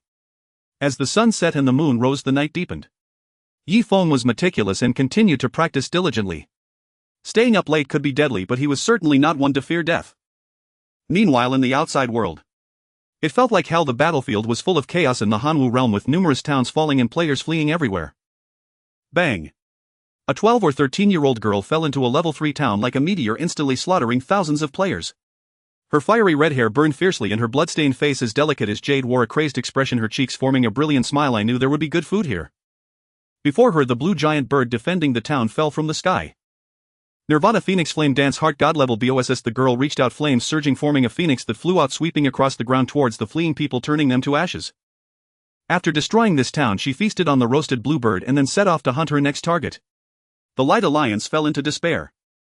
Various national empires fell, with people fleeing and evading the demon god's pursuit. After enduring 3 whole days of intense suffering, the flames of war gradually subsided. This massacre turned the vast majority of cities into ruins. In the special space. Sizzle. Sizzle. Sizzle. Yi Feng floated like a ghost, slicing a tree into 3 segments. Not bad.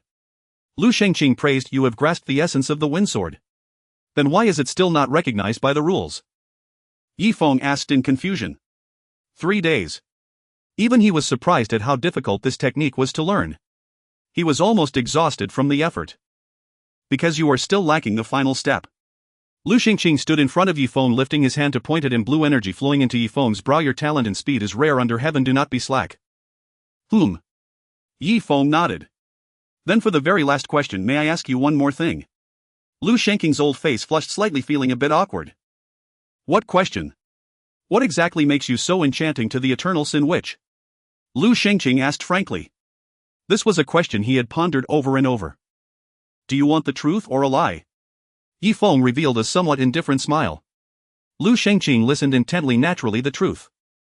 Weapons. Yi Feng replied. Lu Shengqing's mouth twitched as his gaze involuntarily fell to Yi Feng's legs. Is your capital quite substantial? Divine. Yi Feng nodded slightly, offering another hint. Swish. Suddenly a space distorted several meters away from them, forming a blue vortex, and a pale-faced man stepped out hurriedly. He wore blue armor and had a slender build, seemingly having expended much energy to reach this place, thus panting heavily and appearing very fatigued. Ailuan, what brings you here? Lu Shengqing asked in astonishment. This special space he had opened was extremely difficult for outsiders to enter, even for demon gods. Seeing Lu Shengqing's wind element power connect with the silent brow of falling leaves already reaching the final step of inheritance, Ailan's eyes widened and he shouted to the heavens, you brat. Ding. System prompt. Congratulations, you have successfully comprehended the skill. Both Lu Shengqing and Yi Feng were taken aback by Aaron's foul mouth. Who exactly are you? Lu Shengqing quickly reacted, turning to glare at the exceptionally talented youth beside him. Seeing Aaron's attitude, he instantly realized he had been deceived. I am the master of countless living beings. Yi Feng declared solemnly. To be honest, this statement was somewhat modest. In fact, he was the master of billions of living beings, but he generally would not reveal this to outsiders. Ding. System prompt. Congratulations, you have successfully comprehended the skill Whispering Winds Rank. Ding. System prompt. As you are the first adventurer to comprehend in rank skill, you receive a reward 100 free attribute points, 2000 reputation and 100 gold coins. Ding. System prompt. Due to the additional effect of the weapon Divine Weeping, the skill Whispering Wind you have learned has reached S rank. Oh ho. So comfortable. Yi Feng felt an immense satisfaction. This trip truly was profitable for him. It was indeed a 2-day stay within the Wind Sword Pearl. Thank you, senior. I will remember your kindness today. Yi Feng clasped his fists in gratitude. Regardless, Lu Shengqing had indeed provided immense help by a twist of fate. As the blue energy transfer concluded, Lu Shengqing's soul became even weaker, as if it would dissipate with a mere gust of wind. However, in light of such an outcome, he appeared somewhat regretful. It's over. The inheritance was given to the wrong person. Whoosh. With a flash of blue light, the enraged Aaron appeared before Yi Feng. Die for me. Swish. However, before his fist could fall, Yi Feng had already vanished into the special space and the entire space began to collapse from the edges like fragments falling apart. Huff! Huff! Aaron gasped for breath, unsure whether it was exhaustion or anger or perhaps a combination of both. His heart bled. He had waited so long serving Lu Shengqing in life as if he were his father just to obtain his inheritance. Unexpectedly, upon awakening, he was met with such terrible news. Lu Shengqing, are you an idiot? Aaron cursed furiously. Lu Shengqing's expression fluctuated after a long while. He finally exhaled deeply, completely letting go. His soul slowly dissipated. It has come to this, it is beyond my power to change it. Giving it to him is fine, he is more outstanding than you. In fact, Luoya Wuxing would have left this place early on had he not lent a helping hand, otherwise Luoya Wuxing would have at least died once. Since the mistake was made, one could only go along with it, otherwise the inheritance that belonged to him would be severed. You! Pooh! Aaron was so furious that he felt a rush of blood to his head, his vision darkening as he spat out a mouthful of old blood. Luoya Wuxing, I will not let this go. Swish! Upon exiting the special space, Yi Feng's vision shifted back to the location he had entered, where he was greeted by a swarm of undead. Their soul flames glowed blue within their skulls and their grey-white skeletons supported tattered armor as they wielded rusted iron swords, wandering aimlessly. Undead Swordsman Elite Monster Level 65 Health 600000 Attack 20002150 Defense 12001310 Skills Undead/Basic Combo Description: Soldiers who harbor lingering resentment turn into undead after death. Their only goal is to take you along with them. Such attributes have already exceeded the typical player's capacity to cope. Having endured 3 rough attacks in a row, he was unsure what the situation would be like for the Light faction 3 days later, or whether they would still be alive. Kee-cack! Kee-cack! Kee-cack! Upon sensing the presence of living beings nearby, those undead swordsmen immediately launched their attacks. Drawing out the misty divine weeping, Yi Feng executed a fluid 3-sword strike against the nearby undead swordsman. 29,240. 29,475. 28997. No skills were used. Each strike was nearly a triple hit. And this is the immense power brought by Whispering Wind. Whispering Wind passive S-Rank description: the ultimate skill of the Clear Wind Sword Master Lu Shengqing. Even the 4th demon god covets it for its astonishing attack speed. Active skill not available yet. Passive effect: all normal attacks will definitely trigger a double hit with a 75 chance of triggering a triple hit, a 20 chance of triggering a quadruple hit, and a 5 chance of triggering a quintuple hit. Can grow. A truly overpowered skill that can be said to have drastically elevated Yi Feng's combat power. From then on, his normal attacks were no longer normal attacks. With the advantages brought by increased movement speed and attack speed, the strength of Whispering Wind would continue to amplify in the future. Moreover, this was not even the true strength of Whispering Wind. He would never achieve the astonishing prowess of the Clear Wind Sword Master cutting down a willow tree. Additionally, the effects of the active skill are highly anticipated. Bang! Facing the onslaught of undead swordsmen from all directions, Yi Feng suddenly stomped his right foot, causing the shadow domain to erupt and sending them all flying backward.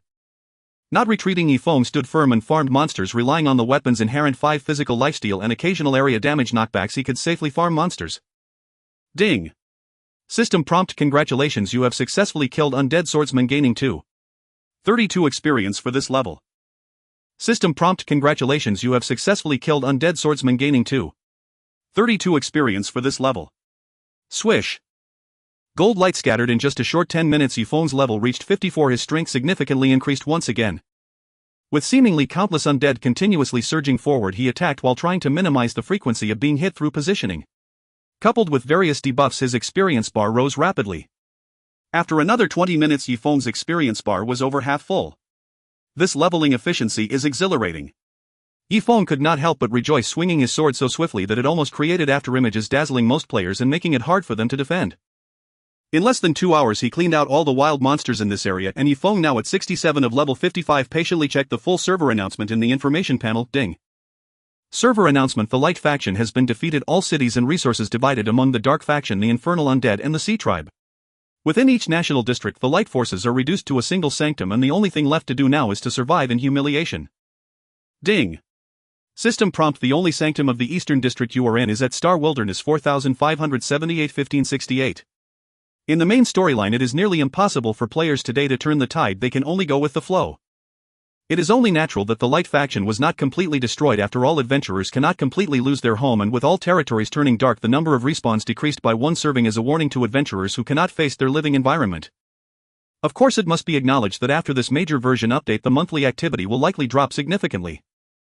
Rourke, just as Yifeng was contemplating what to do next, a silver dragon with wings large enough to cover the sky flew over from a distance, and a girl in a flowing robe atop the dragon looked majestic. Yifeng's eyes lit up. The mentor has come to pick me up. The silver dragon paused briefly, picked up Yifeng, and continued its flight, soaring straight into the high sky, disappearing above the clouds. Li Shui raised her hand to cast a protective shield for her disciple, shielding him from the biting cold winds of the high altitude, and asked, "Are you alright these past few days?" "I'm fine." Yifeng replied, taking out some bread and taking a few bites, smiling, "I'm eating well, drinking well, thank you for your concern, master. These past few days have been an unprecedented catastrophe for the Light faction." Li Shui sighed. "Fortunately, my dragon domain is deep within the snow region, protected by powerful formations, making it difficult for ordinary beings to approach. Otherwise the consequences would be unimaginable." "Master, where are we going next?" Yifeng asked curiously. "To the Star Wilderness." Li Shui turned to look at him and blinked. "Didn't you say you wanted to have a feast with the Emperor?" Unable to tell if the master was joking or serious, Yifeng grinned. "Isn't that inappropriate? The natives of the Light faction will surely come after me. A starving camel is still bigger than a horse. Even if the overall strength of the Light faction has diminished greatly, it is not something I can provoke at this moment. The relationship between the Emperor and the dynasty is inseparable, there's no escaping it, and you will surely die." Li Shui shook her head and explained, "With me helping you, the hatred of the Light faction towards you may not be as great as you imagine." "So you mean to suggest that I return to the Light faction?" Yifeng frowned slightly. "A bow once drawn cannot be retracted. If he were to rejoin the Light faction, he might be targeted. Whether you join or not, I won't force you," Li Shui smiled. "At the very least, the past grievances should be officially laid to rest, otherwise you won't have a place in activities that belong to adventurers, will you?" "I understand." Yifeng exclaimed, "Thank you, master." Just as the guardian of the dragon domain said, he and the Light faction must resolve their past grievances, otherwise he might be excluded from many activities and even have nowhere to accept tasks. This would severely affect his leveling progress. Subsequently, Yifeng opened the forum, and what greeted his eyes was a chorus of wails and complaints. "The main storyline has turned out this way, and we have to conquer the world boss every 10 days afterward. How are we supposed to survive? This other world is forcing you to become stronger with all your might. Why hasn't Falling Leaf been heard from for several days? Old G, say something. We're here." The silver dragon dived down into a densely populated wilderness. Ding. System notification: you have entered the map Star Wilderness. Star Wilderness Safe Zone Introduction: the only sanctuary in the Eastern District. If this place falls, the Light faction will face eternal doom. The sunset was ablaze with fiery clouds. Yifeng looked down and saw tense bonfires and wounded soldiers everywhere, with countless civilians dragging their weary bodies about. The few buildings here were hastily erected and very rudimentary. This scene bore a resemblance to returning to the novice village. Leaping off the massive dragon, Yifeng opened the forum to report his safety. "Thanks for the invite." Yifeng updated a message on his homepage. "I'm in the wilderness, just dismounted from a giant dragon." The location he arrived at was the core area of the Light faction, far from the areas accessible to players, so no one would come over to ask questions. "What should we do next, boss?" A player asked immediately. "We're at the end of our rope, there aren't even any places to level up. We can't even defeat the weakest undead creatures, and the Sea Tribe forces are far away from the Star Wilderness with no teleportation formations in between. These past few days have indeed been torturous for players. Even if you want to grind monsters and level up, there's nowhere to go, and you can only obediently hide in the Star Wilderness. Don't panic, I'm going to meet with the higher-ups of the Light faction right now. You'll soon find out what we should do next." Yifeng replied and then closed the forum. Pat pat pat. Soon a burly Yalvis accompanied by a group of soldiers surrounded him. Clang. Upon seeing Falling Leaf, Yalvis immediately drew a large sword from his bag filled with murderous intent. "Falling Leaf, do you dare to appear before me again?" "Put down your weapon." Li Shui's tone was unyielding. "Guardian of the Dragon Domain, don't go too far." Yalvis' expression was grim. "Yalvis, there's no need for us to resort to weapons." A clear female voice came from behind the soldiers. The numerous soldiers quickly stepped aside, respectfully revealing a beautiful woman in battle robes stepping forward. A sheathed sword hung at her waist, and her features were delicate yet resolute, exuding elegance and composure with a unique charm of leadership. Princess Xia, Celestial level, BOSS level. Health. Attack. Defense. Skills. Introduction: the daughter of Bernie, the Emperor's cherished jewel, possessing outstanding leadership skills and formidable strength, she serves as the highest commander during the decline of the Light faction. Yalvis muttered under his breath, "But your highness, what my father has done is indeed a bit outrageous." Xia gazed at Yifeng with her azure eyes, her expression serious. "I don't want to hypocritically disguise anything. Falling Leaf is an excellent adventurer, why must we be enemies with him?" Faced with the prince's stubbornness, Yelvis had no choice but to sheath his great sword. Falling Leaf, my father is also acting out of desperation, I hope you can understand. Zia's beautiful face was filled with solemnity. Yi Feng nodded. I came this time hoping to put the past behind us. Then are you willing to rejoin the light faction? Xia asked. Ding. System notification. Do you wish to join the light faction? No. Yi Feng decisively chose to refuse. Joining the light faction might not be a good thing. Many people in the light faction likely despised him, and the damage from the title Defiler of the Divine could be affected. Upon receiving his answer, Xia frowned slightly, feeling regretful. Do you not wish to? Whether to join or not will be considered later, Yi Feng said ambiguously. I cannot make a hasty decision. I hope your highness can understand. You make a valid point. Xia gave Yi Feng a meaningful glance and agreed. When I officially take over my father's responsibilities, I will lift the bounty on you, and as an apology I will give you a gift. Do not decline it. Thank you, your highness. Yi Feng certainly would not refuse a benefit and couldn't help but sigh in his heart that this princess had quite a bit of skill. To accept favors is to be indebted. It seems to be the case. Since we are turning hostility into friendship, I will also attend your father's funeral. Li Shui suddenly interjected with a mischievous tone. Yi Feng. Master, you're quite the conversationalist. All right. Xia did not refuse. Do you wish to pay respects to my father? That is only right. Yi Feng chuckled awkwardly. Under the princess' lead, everyone arrived at a mound where Emperor Bernie was memorialized. Your Majesty. Yi Feng took a step forward alone, deeply touched as he patted the gravestone, sighing, I have come to see you. Li Shui. Everyone.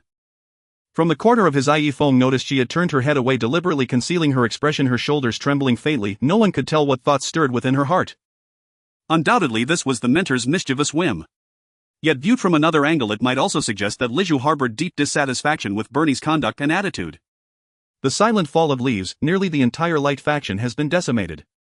Their future prospects will be exceedingly grim. Do you have any sound counsel? Xia's gaze held layered meaning as she earnestly sought Yi Feng's opinion. Though in a certain sense he was her father's killer. In the alchemical crucible chamber he seized the divine tier weapon. On the Starlight Prairie he orchestrated a proxy assassination.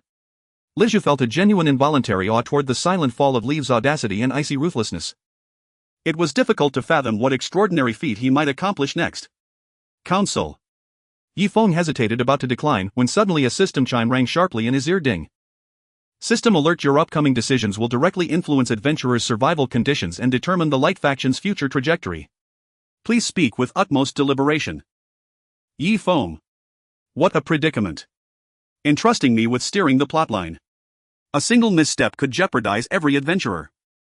Sensing Yi Feng's hesitation, Xia spoke with solemn gravity. Silent fall of leaves, you are an adventurer yourself and thus best understand adventurer instincts. We humbly beg your guidance. Very well, I'll offer a few brief suggestions. Yi Feng nodded in assent. In truth, he had already discerned the princess's unspoken intent. The light faction stood on the brink of annihilation, its situation dire, yet adventurers capable of resurrection remained numerous. She hoped he would devise a strategic framework to unify them into disciplined combat forces, not scattered aimless individuals. Please share your thoughts. Xia listened with sincere respect. Li Zhu and Yarvis leaned in attentively as well. Taking a slow, steadying breath, Yi Feng uttered two words: events. Events. The others paused, startled. The simplest, most effective way to consolidate adventurer strength is through generous rewards. Yi Feng elaborated confidently. Leverage incentives to spur their initiative and drive. As a player himself, he would never betray his own kind. What did this make him? An advocate for player welfare. For instance, achieving specific level or power thresholds grants tangible rewards. Yi Feng stated plainly, completing designated objectives yields rare coveted prizes. Ah, I see. So you mean establishing clear goals for adventurers? Xia mused thoughtfully. Precisely. But... A faint flush tinged the princess's cheeks. Her tone grew awkward. As you can see, our current state makes it nearly impossible to allocate sufficient resources for adventurer cultivation. Her words were no mere evasion. Defeat had cascaded like an avalanche. Most treasured artifacts now rested in the hands of demon gods and sea clans. A ranking system could be implemented, ensuring rewards vary by placement rather than granting identical prizes to all who meet baseline criteria. Yi Feng shook his head candidly. As for whether resources suffice, that lies within your purview. Since His Majesty forged the divine tier weapon, he must have prepared contingency measures. He refused to believe Bernie had foreseen the light faction's present collapse. Surely reserves existed, hidden but intact. I understand. A subtle chill ran through Xia's thoughts as she pressed further. What sort of event would resonate most deeply with adventurers, and yet reflect our sincerity? You've asked the right person. Yi Feng, the veteran game designer, could not suppress a faint knowing curve at the corner of his lips. What event appeals most to adventurers? Needless to ask, it's the one where he inevitably claims first place. Earlier he'd advocated for players' selfless service. Now they'd voluntarily yield victory to him, reciprocal benefit. Clearly everyone stood to gain a brighter future. Thereafter Yi Feng and Xia engaged in a thorough insightful discussion on event design, both enriched profoundly by the exchange. Ding! Server-wide announcement: with the Light Faction weakened, Princess Xia pledges her resolve to rally righteous souls against the chaos-wrought tyrants. Adventurers are urged to join without delay. Ding! System alert: special event 7-day martial trials has commenced. Damn, 3 days of waiting and finally it's here.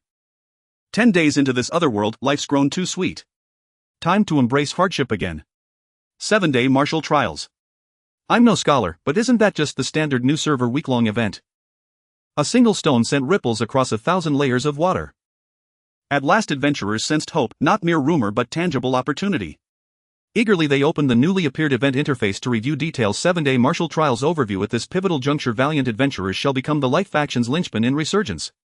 Event I: Extreme Challenge Gauntlet, comprising extreme speed, extreme damage, extreme eliminations and extreme healing. Higher rankings yield superior rewards. Event 2: Dungeon Speedrun at Sanctum of Divine Arms, completion times determine rankings. Top finishers receive premium rewards. Event 3: Level Ascension rankings, final standings after 7 days determine reward tiers. Event 4: Quest Mastery rankings based on total quests completed during the event with corresponding rewards awarded post-conclusion.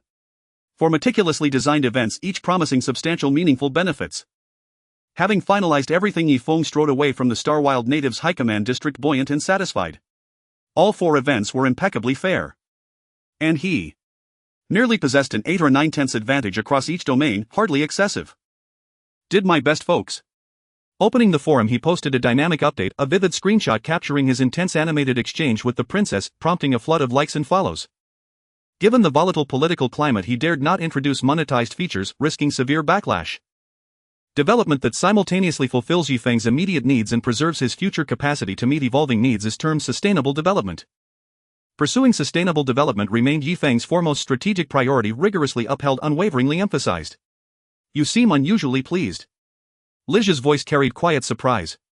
Yi Feng's expression shifted instantly as he turned to face the girl behind him, calm and composed. Mentor, you're still here. Months of video production had honed his emotional regulation to mastery, his facial expressions now flowed with effortless control. Liju bit her lip, hesitating before speaking. There's something I wish to discuss with you. Personal matters. Yi Feng's demeanor sharpened subtly. Yes, let's find a secluded spot to talk. Agreed. Yi Feng straightened his posture, radiating integrity. You choose the location, I am ready anywhere. Then let's speak atop the dragon's back. Ha! Yi Feng recoiled, stunned. Was it truly that thrilling? Deep night, high above the clouds. A silver dragon spread its wings and soared through the sky, 2 figures standing opposite each other upon its broad back. Master, what matter is so urgent and so secret? Yi Feng's expression remained calm and composed. Li Shui's clear silvery eyes flickered with hesitation. I'll tell you, but you must swear never to speak of it to anyone else. As if burdened by an unspeakable dilemma, 2 delicate blushes bloomed across her porcelain cheeks beneath the moonlight's gentle glow, ethereal, breathtaking. You have my word, I stand with you always. Yi Feng declared resolutely. His extraordinary early advantage among gods and demons owed entirely to his master's guidance, a truth he understood more deeply than anyone. He would not hesitate even to fall lifeless at her feet should duty demand it. Well, could you perhaps share some reliable ways to earn coin? Li Shui confessed plainly. Having watched her disciple speak so confidently before, she'd found herself entertaining a rather unorthodox notion. Yi Feng fell silent, disappointed yet unsurprised. Master, are you truly in dire need of funds? Desperately. It seemed the question struck straight at her core. Li Shui winced, rubbing her temples. The dragon's rations are exorbitant, and with the Light Alliance collapsed, our supply routes have vanished. You understand. Yi Feng nodded, comprehension dawning. The Light Alliance now struggled for survival, let alone provisioning the Dragon Realm. Li Shui's predicament was all too evident. Surely you've kept some reserves? Yi Feng asked, perplexed. We've been scraping by even in ordinary times. Li Shui frowned, irritation flaring. That accursed predecessor, the last Dragon Realm Guardian, chose me as heir. What a cruel joke. The revered and titled the Dragon Realm Guardian performed little more than the role of a celestial steward, forever rushing from place to place to tend the great dragons. Why then did dragons obey their guardian without question? The answer was simple: disobedience meant starvation. Ways to earn coin. Yi Feng narrowed his eyes thoughtfully and offered a suggestion, voice laced with quiet camaraderie. What if we raided the Dark Alliance's supply depots? Should I cross that line, the Dragon Realm itself would face annihilation, becoming the target of every faction? Li Shui gently shook her head, extending a slender snow-white hand. Or, might you repay me just a portion first?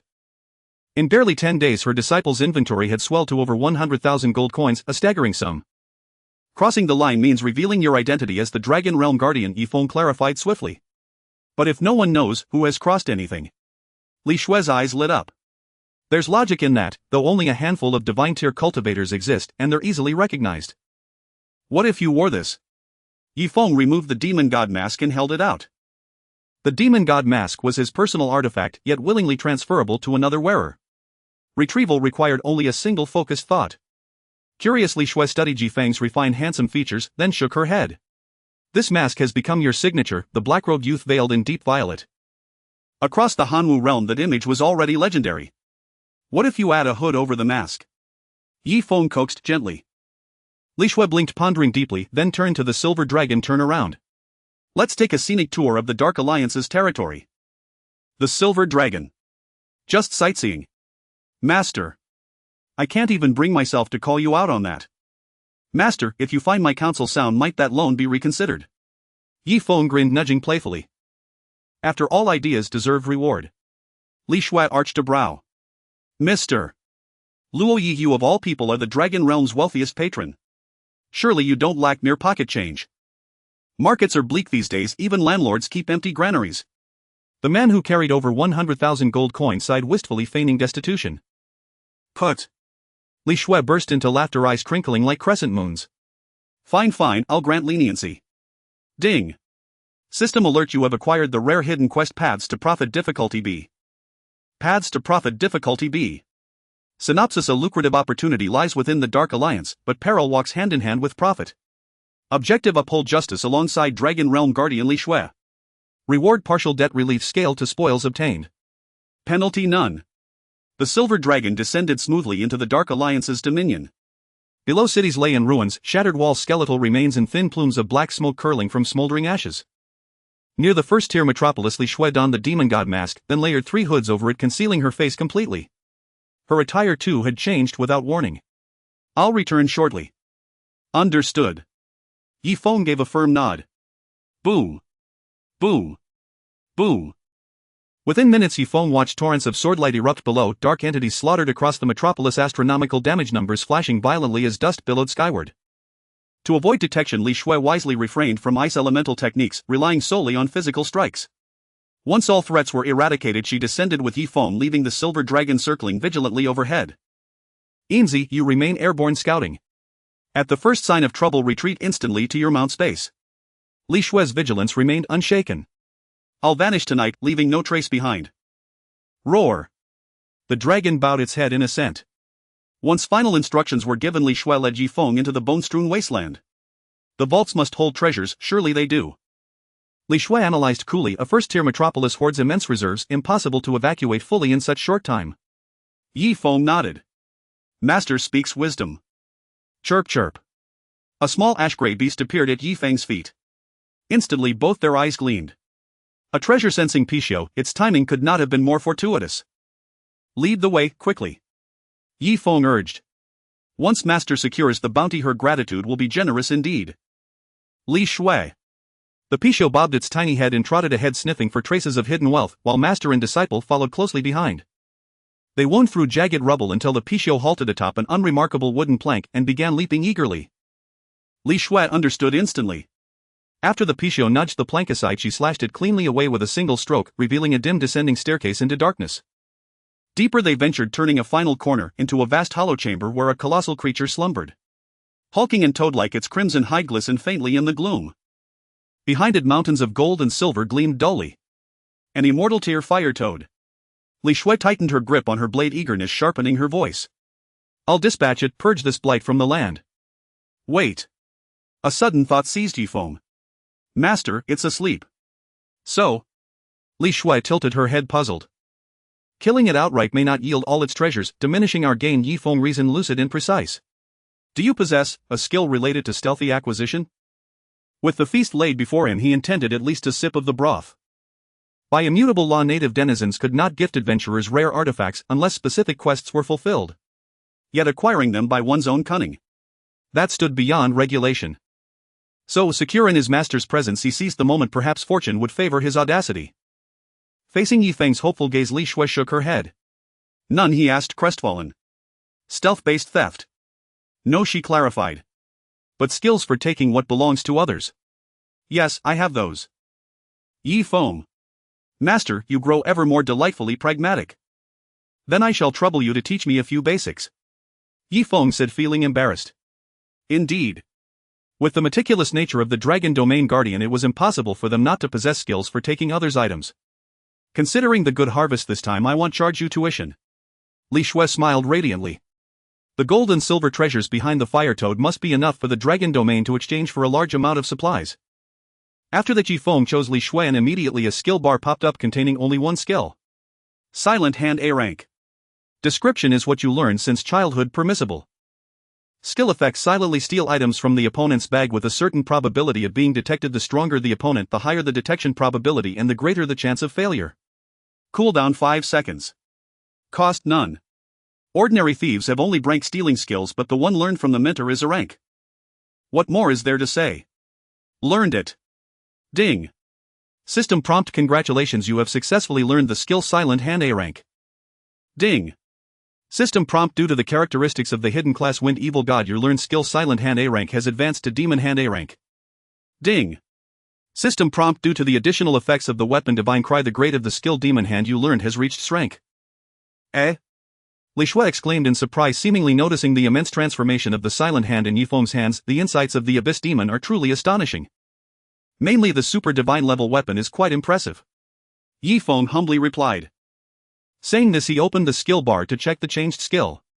Demon Hand S rank. Description: demon, stop right there. Skill effect allows action while stealing items from the opponent's bag, reducing the probability of detection. Additional effect when used simultaneously with demon speech: success rate 20. Cooldown 3 seconds. Compared to Silent Hand, Demon Hand excels in all aspects. It allows movement while stealing, vastly superior to the stationary theft.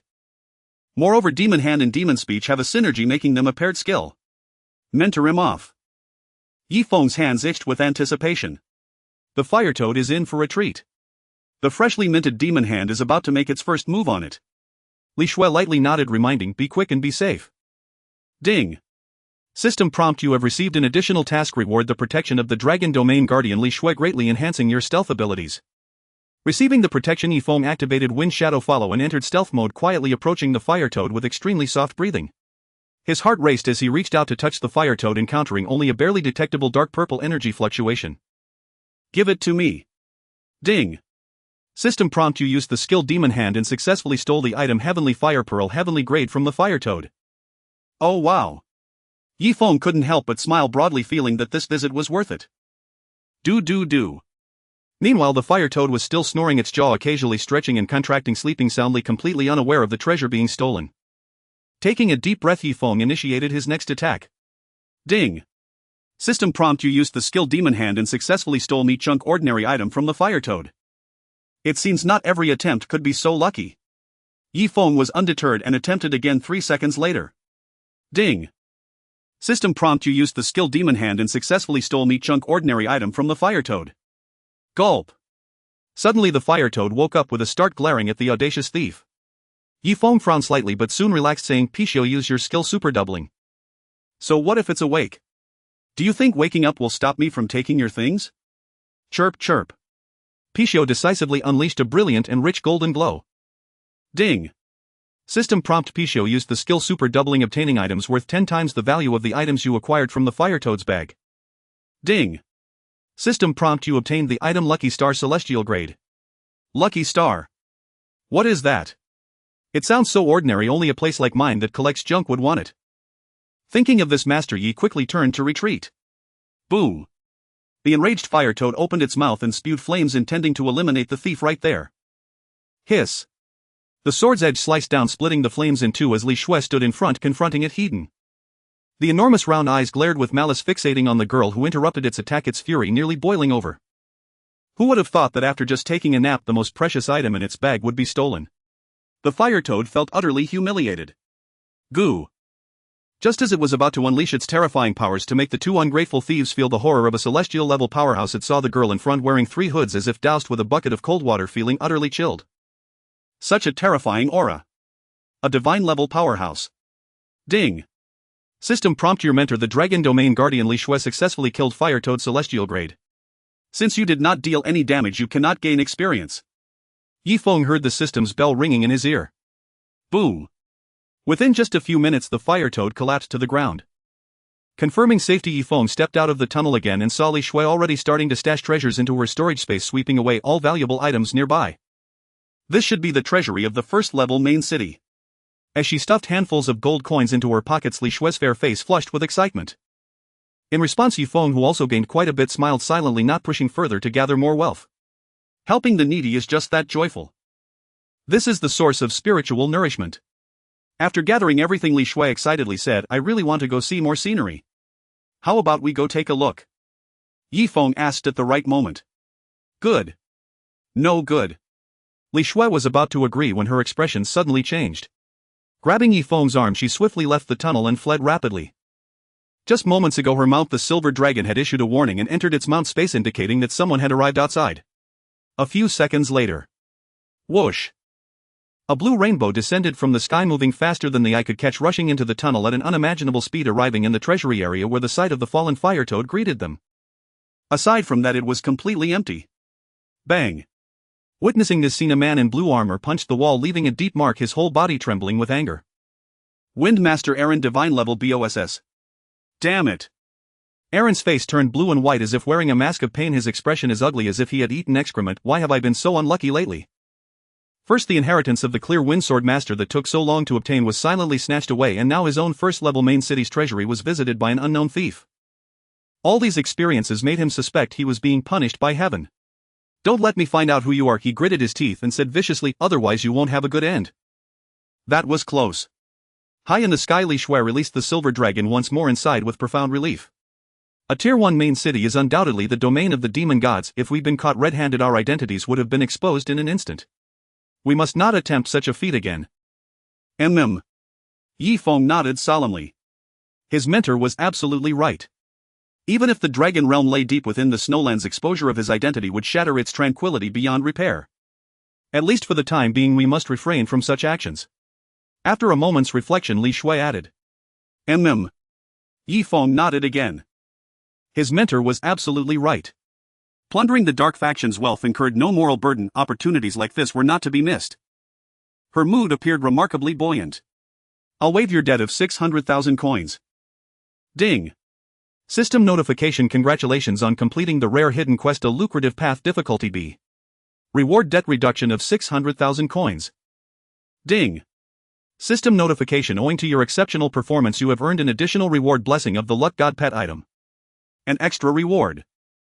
Yi Feng was overwhelmed with delight and immediately opened his inventory to inspect the item. Blessing of the luck god pet item.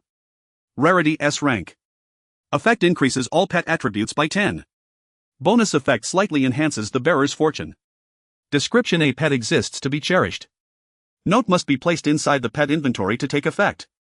Fortune may seem elusive and intangible, but you will soon discover that after gaining the allegiance of an auspicious beast, serendipity begins to favor you in subtle yet undeniable ways. Li Shui glanced at the Pichot blinking up at her with large innocent eyes beside Yi Feng's feet and smiled faintly. Thank you, mentor. Yi Feng promptly placed the blessing of the luck god into his pet inventory. To speak plainly, while certain endeavors carried narrow margins of safety, such as earlier stealing artifacts from the fire toad, the odds of acquiring valuable loot or being discovered both hinged significantly upon fortune. Chirp chirp. The Pichot expressed its gratitude toward Li Shui as well. By the way. Judging the moment opportune, Yi Feng withdrew Shenqi from his inventory and spoke with grave reverence. The soul of the Pichot's mother is bound to my weapon, but she is no sword spirit.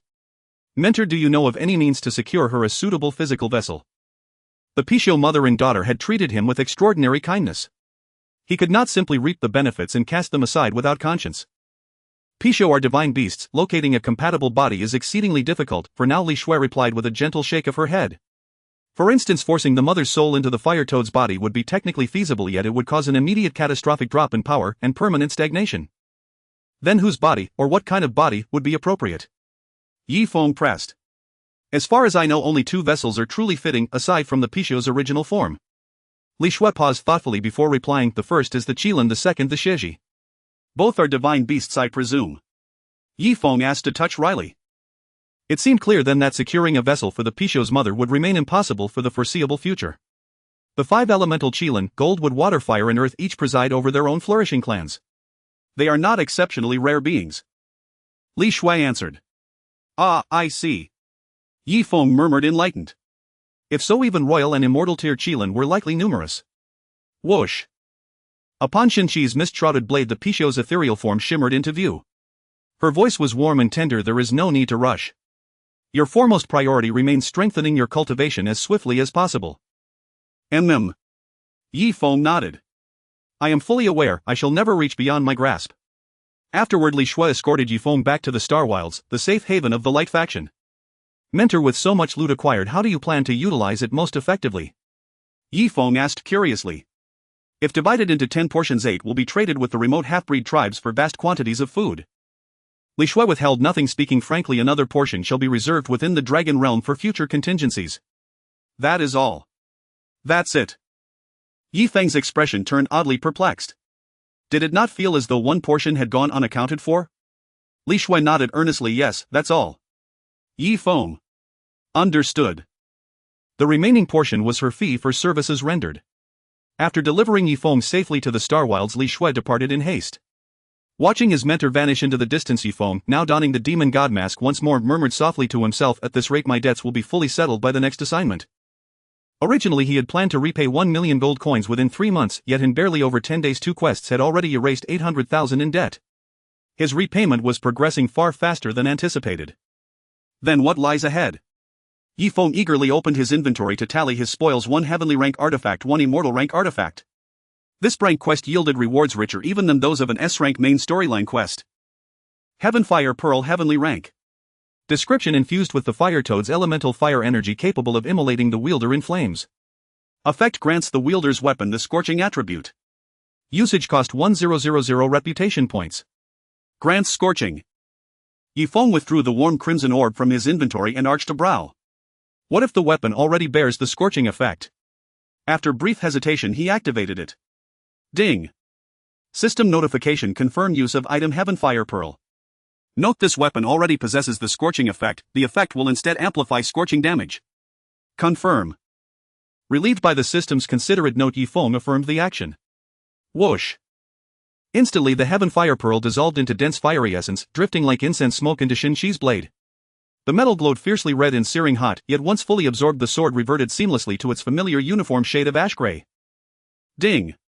System notification: you have used the Heaven Fire Pearl, dramatically enhancing the scorching effect bound to your weapon. Without delay, Yi Feng inspected his weapon's appended attributes. Appended attribute: scorching, attacks inflict burning damage draining 5000 HP per second for 10 seconds, stackable up to 2 times. Scorching damage had increased tenfold. With 2 stacks active, its lethality rivaled even venomous afflictions.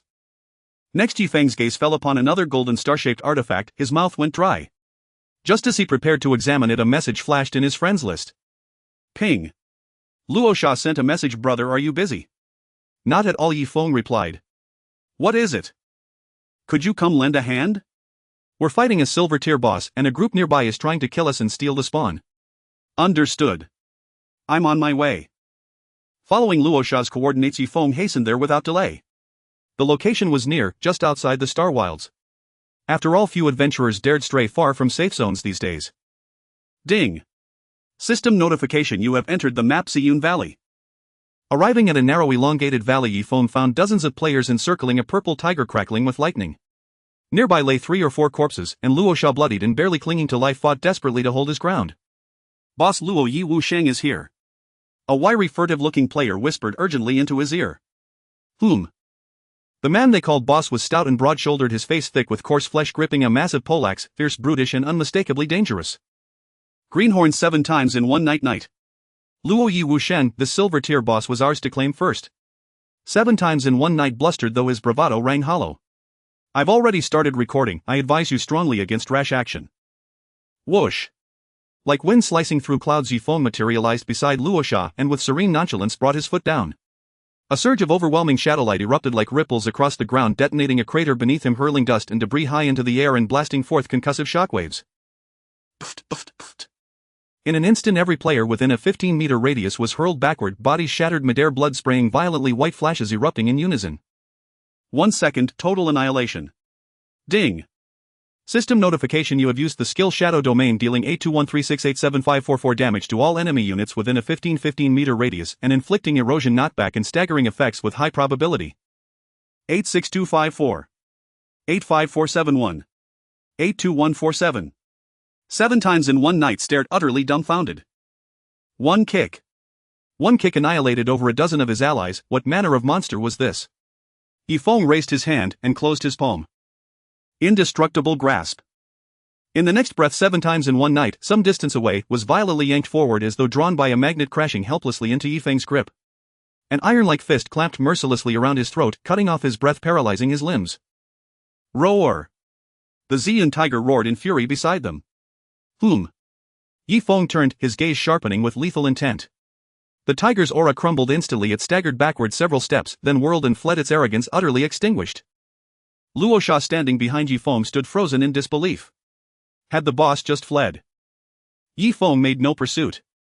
Instead, he hoisted 7 times in one night like a squawking chicken, staring impassively into the man's terror-stricken eyes, and spoke, voice calm and devoid of inflection. Speak. Who commanded you to do this? Inside the purple cloud valley, devastation lay everywhere, with dust swirling in the air. Several bodies, lifeless and scattered, painted a horrifying scene drenched in blood. Manipulate. Gazing into those abyss-like eyes, Yichi, trembling like a sieve, exclaimed in fear, what manipulation? I don't know what you're talking about. Brother Luo Yi, why such words? The nearby Rakshasa was completely bewildered. The first sentence from Luo Yi Wusheng left him utterly dumbfounded. As the situation for the forces of light turned dire, all players were forced to stay in the star wilderness. Frustration and despair overwhelmed them, making killing and monster hunting a commonplace occurrence, and he unfortunately found himself in the midst of it. After all, no one wishes to sit idly by. If one's strength does not improve should such events happen again in the future, one would be like a lamb to the slaughter.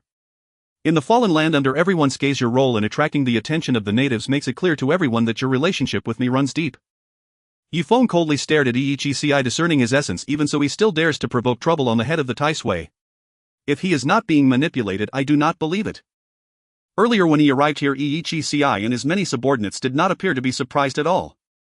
In other words, they anticipated his arrival. Perhaps they only did not expect him to come so quickly, leaving them unable to deal with the Rakshasa. I really don't know what you're talking about. Yichi still wanted to stubbornly resist. Gah! His grip tightened. Yifeng choked him, his face turning ashen, struggling yet bound and unable to move an inch. 200. 500. 2,000. The suffocating life points of Yichi plummeted rapidly, yet he refused to divulge any information. Do you think dying once is the worst that can happen? As if seeing through his thoughts, Yifeng exposed, if you don't speak, I will take 3 of your lives. Immediately Yichi looked at Yifeng with disbelief. The threat in his words was overwhelming. I'll talk. I'll talk. Falling to a critically low health state, Yichi quickly changed his tone, cold sweat streaming down his back. He was frightened. Would Luo Yi Wusheng hunt him down? He had no courage to gamble. You have 1 minute to explain clearly. If there is any omission, I will have a long talk with you. Yifeng released him, and as Yichi fell to the ground, he gasped for air, feeling as if he had snatched a life back from the hands of death. It was Yifan Fengshen who manipulated me. Yichi confessed truthfully, not daring to hide anything. I just accepted his money to help him deal with the Rakshasa. Damn. The Rakshasa was furious, unable to suppress his anger. How could that bastard be so narrow-minded? He still had some impression of Yifan Fengshen. He was a member from the previous God-Slayer dungeon team who, after a dispute with him, attracted the attention of the Abyss Demon and was resolved with a few strikes, losing the chance to share in the spoils. Unexpectedly, that person still harbored resentment. No. Yifeng shook his head, making a calm judgment. The mastermind is definitely not that kind of small fry. As he spoke, the two turned their gazes back to Yichi. I'm telling the truth. Yichi turned pale and hurriedly knelt down to plead, brother, spare my life, I won't dare again. Poof. A sword severed his head and Yifeng coldly stated, "Don't come to provoke me again." "Thank you, brother." Ichi's soul did not dare express any discontent, rather feeling a sense of relief from escaping death. To be honest, after watching Luo Yi Wusheng's silly video, he thought the other was an easygoing character, but he did not expect that after genuinely offending him the price would be so heavy. "Brother, I'm sorry I've implicated you." Yifeng sent him a teen request. The Rakshasa chose to accept unfazed. "No need to be polite, I act alone and all these corpses are theirs." "It's good if there's no problem." Yifeng ventured deeper into the Purple Cloud Valley. Roar! Seeing Yifeng approaching the Purple Cloud Tiger, its ferocity overcoming fear, opened its massive jaws to pounce. Unbreakable grip. Yifeng raised his hand and made a grasp, and the Purple Cloud Tiger, seemingly offering itself, experienced what Ichici had and was completely subdued. Rakshasa. This skill has issues. Ding. System notification: congratulations, you have successfully killed the silver level boss Purple Cloud Tiger, gaining 5 experience and 50 reputation points. With the passive enhancement of Whispering Wind, every attack by Yifeng triggered combos along with continuous damage exceeding 35,000 per second. The Purple Cloud Tiger only held on for a few seconds before it ascended to the afterlife. With several pieces of silver level equipment dropped, Yifeng shoved them to the Rakshasa and then returned alone to the Star Wilderness. Who could the mastermind be? Yifeng couldn't guess the answer, feeling it was likely someone he had never met before. Late at night. The market in the Star Wilderness was brightly lit. On the street, Yifan Fengshan was holding a woman's waist, reveling in his triumph when he noticed Luo Yi Wusheng approaching from a distance. "Luo Yi Wusheng, this is a safe zone." Yifan Fengshan's heart raced and he hurriedly shouted loudly. Yifeng did not slow his pace and continued to approach quickly. "Don't come over." Seeing the figure exuding a murderous aura, Yifan Fengshan retreated rapidly, his heart racing and his breathing becoming uneven. A person's name, a tree's shadow. The reputation of Luo Yi Wusheng among players had reached an unimaginable level. Very few dared to offend him, so he specifically subcontracted the task of dealing with the Rakshasa to Ichici, not expecting the latter's mouth to be so loose. Seizing Yifan Fengshan, Yifeng plunged straight in survival or destruction. Inside a spacious tent. Closing the chat window, the instigator, who learned the details from his subordinate, stood up involuntarily, pacing back and forth, feeling lost. "Luo Yi Wusheng, how could what I did so carefully be detected by you?" Originally he intended to resolve the Rakshasa discreetly using a common conflict approach, but Luo Yi Wusheng's swift reaction truly caught him off guard. He had just set the plan in motion and the other party immediately began to counter. This was absurd. "However, if you want to drag me out, it will likely be as difficult as ascending to the heavens." He sneered inwardly, feeling some secret pleasure in hiding. "Just wait and see, more interesting events are yet to come." This time his plan was meticulously crafted, flawless. Even if the other party was nearly unbeatable among players, it would be impossible for him to. Poof. Suddenly a sharp grey sword pierced through the tent, the grey mist surging, particularly eye-catching. The man. In an instant his expression froze. Sizzle. The sword slashed down, immediately tearing a hole in the tent, revealing a man in black wearing a dark purple mask, his green eyes filled with chilling, killing intent. Hide and seek is over. On a moonless night of murder, with the wind howling like a firestorm, the area where the people stayed was eerily quiet compared to the bustling market. Stepping into the tent, Yifeng scrutinized the man before him, who appeared to be on high alert, and coldly remarked, "Quite cunning." In fact, locating the other party had indeed taken him quite some effort. The reason behind this was the numerous intermediaries involved in the process. To put it simply, Yifan Fengshan had taken 200 gold coins to handle the matter, but out of fear of provoking him, he transferred the task of dealing with the Rakshasa for 100 gold coins to a certain one knight 7 times, who also had his own superior. Yifeng then found Yifan Fengshan's superior and discovered that he was also being manipulated, having received a total of 1,000 gold coins, and he too had a superior. Layer upon layer of subcontracting, like a game of passing the parcel, involved a total of 7 or 8 parties. Of course, during this elaborate process of tracking down the party, he did not come away empty-handed. Considering that those intermediaries had shown signs of remorse, Yifeng graciously allowed them to keep the kickbacks they had taken, adding up to at least 10,000 gold coins. "I never expected you could find them in such a short time." The man's expression turned slightly grim. The efficiency of the other party was indeed rather alarming. With an air of calm, Yifeng inquired within the tent, "Tell me, as the player ranked 10th on the leaderboard, why do you specifically target me?" First steps into the world: Demon King, Evil Eye, level 48, life 135470, attack 860893, defense 466487, skills combo Evil / Heart of Corruption, Despair, Assassination, Abyssal Gaze. Demon King. The owner of this game ID indeed ranked 10th on the leaderboard and possessed a hidden profession. However, he had never encountered this individual in his previous life. The man known as the Demon King was of average build, around 30 years old, clad in purple armor with a long scar running across his face. "Why?" He revealed a sinister smile. Because when I obtained my hidden profession I accepted a special main quest, and this quest has but one requirement. To deal with me. Yi Feng frowned. He had a rough understanding of the identity of the Demon King. It seemed that for the Dark Faction's demon gods, killing him had already become a main quest. Clever. The Demon King pulled out a purple sword from his chest, its blade shimmering with a violet glow exuding an alluring malevolence. I initially wanted to take my time and enjoy this, but since you've seen through me, let's get straight to it. Clang. He swung the sword directly at Yi Feng, and a pair of enormous purple eyes appeared behind him, their pupils black as if from an abyssal gaze. Mentor, grant me your strength. Kill him. The owner of those eyes let out a hoarse-piercing cry, fixating its gaze on Yi Feng. At the same time, the strength of the Demon King surged tremendously. Ding.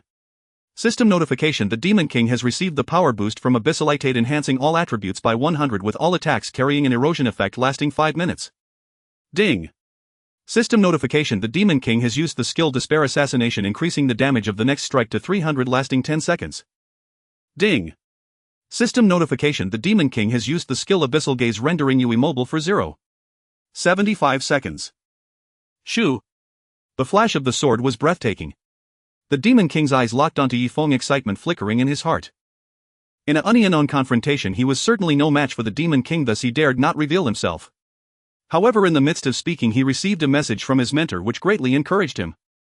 He could not see the panel of the Abyssal Demon, but he possessed the unique hidden profession no less formidable than his opponent, and with his attributes doubled he should be able to secure a stable victory. Come on. This strike will pave the way for my bright future.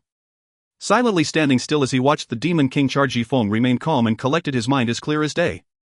The second demon god, Abyssalitate. Without a doubt the figure standing behind the Demon King possessed a terrifying strength, and the enhancement granted at this moment was not to be underestimated. Unfortunately, you still have a long way to go. Yi Feng smirked mockingly. He raised his left hand, intertwining dark green and azure elements. Unyielding grasp. Boom. In the next second the Demon King's forward momentum halted as though he had crashed into an unbreakable wall, and a gigantic hand faintly visible in the void seized him. Ding. System notification: you have been struck by the skill Unyielding Grasp from the Blasphemer Silent Leaf, becoming immobile for 3 seconds. Caught in place, the bewildered expression of the Demon King revealed his shock. How is this possible? Shoo! Yi Feng swung his sword, triggering a 4-hit combo through the passive wind chant, inflicting 4 bloody gashes that left the Demon King in tatters. 32,788. 32,450. 68,884. Critical hit 34587. A group of demons couldn't take me down, and you actually think you can kill me? Yi Feng couldn't decide whether to admire his audacity or mock his foolishness. The excitement in the Demon King's eyes vanished, replaced by numbness. 17,000 damage per second plus over 30,000 in continuous damage. Is this the power of the first place on the leaderboard? Had it not been for the 100 boost to all attributes he wouldn't have lasted even a second. Kill him. The phantom of Abyssalitate behind the Demon King roared, and those enormous eyes burst forth with even more intense purple light. A mere level 50-something ant dares to stir up waves before him. Ridiculous. Ding. System notification: the Demon King has received the power boost from Abyssalitate, fully restoring his status immune to all negative effects, enhancing all attributes by 200 with attacks carrying an erosion effect lasting 5 minutes. Boom. Breaking free from the grasp of Unyielding Grasp, the nearly defeated Demon King's health surged back to full, and he once again swung his sword at Yi Feng, looking deranged. No matter how strong you are, I have demon gods backing me. Shoo. He struck heavily at Yi Feng's shoulder, and Despair Assassination erupted. Ding. System notification: you have been hit by the Demon King's skill Despair Assassination, losing 56,142 life points. In an instant Yi Feng's health dropped by nearly 1/5. 14,949. 14,949. However, before the Demon King could regain his confidence, Yi Feng's injuries rapidly healed, the effects of countering and overcoming coming into play, expected to recover fully in 4 seconds. Ding. System notification: you have successfully triggered the revenge effect. Would you like to activate it? Is that all? Yi Feng remained expressionless. Feel free to put in a little more effort. If he truly wanted to simply kill the other party, he could have easily crushed him the moment Unyielding Grasp was activated, but he chose not to.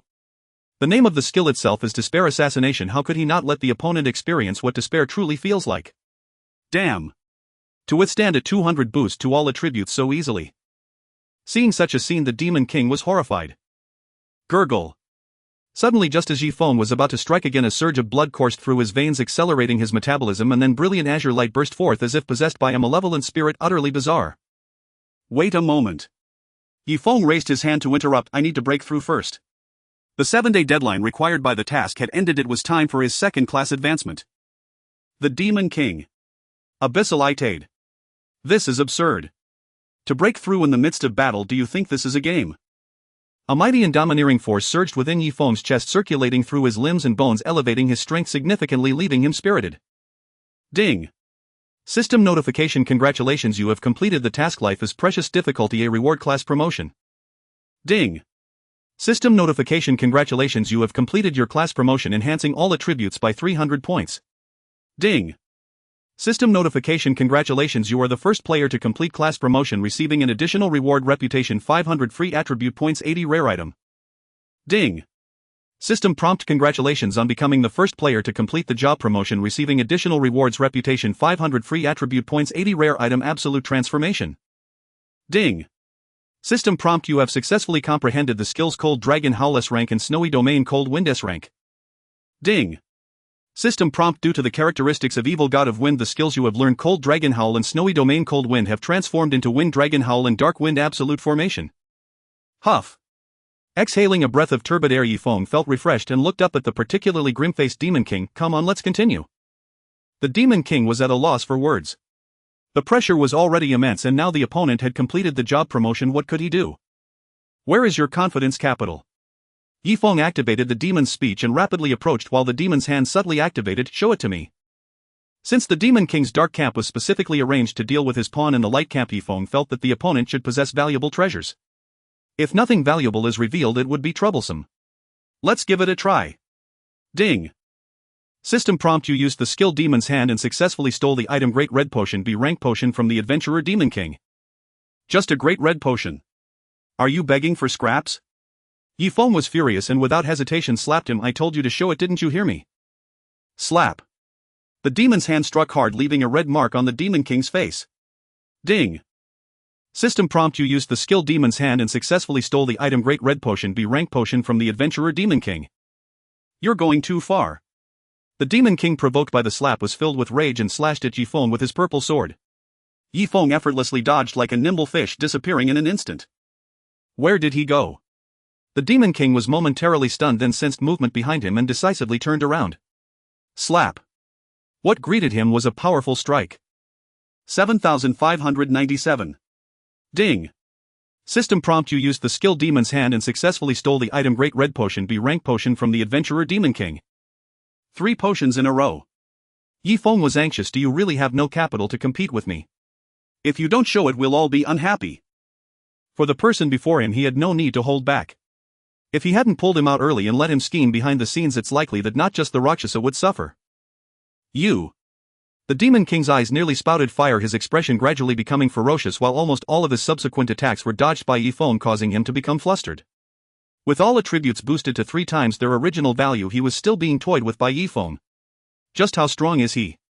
Enough. The pair of purple eyes behind the Demon King could no longer watch and said, be careful, he is stealing. Ding.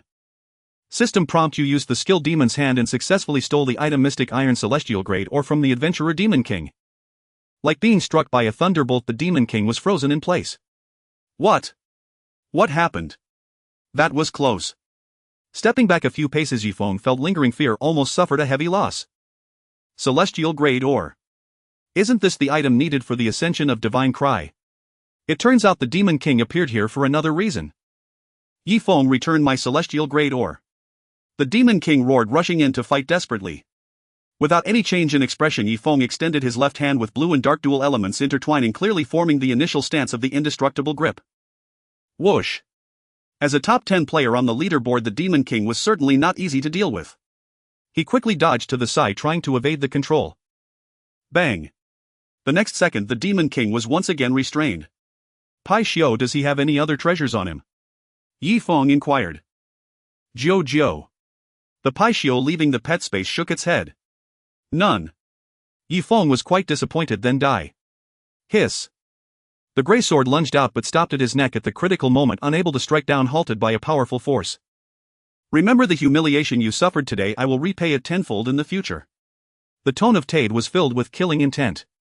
He had to admit that he had underestimated Yi Feng's strength among adventurers.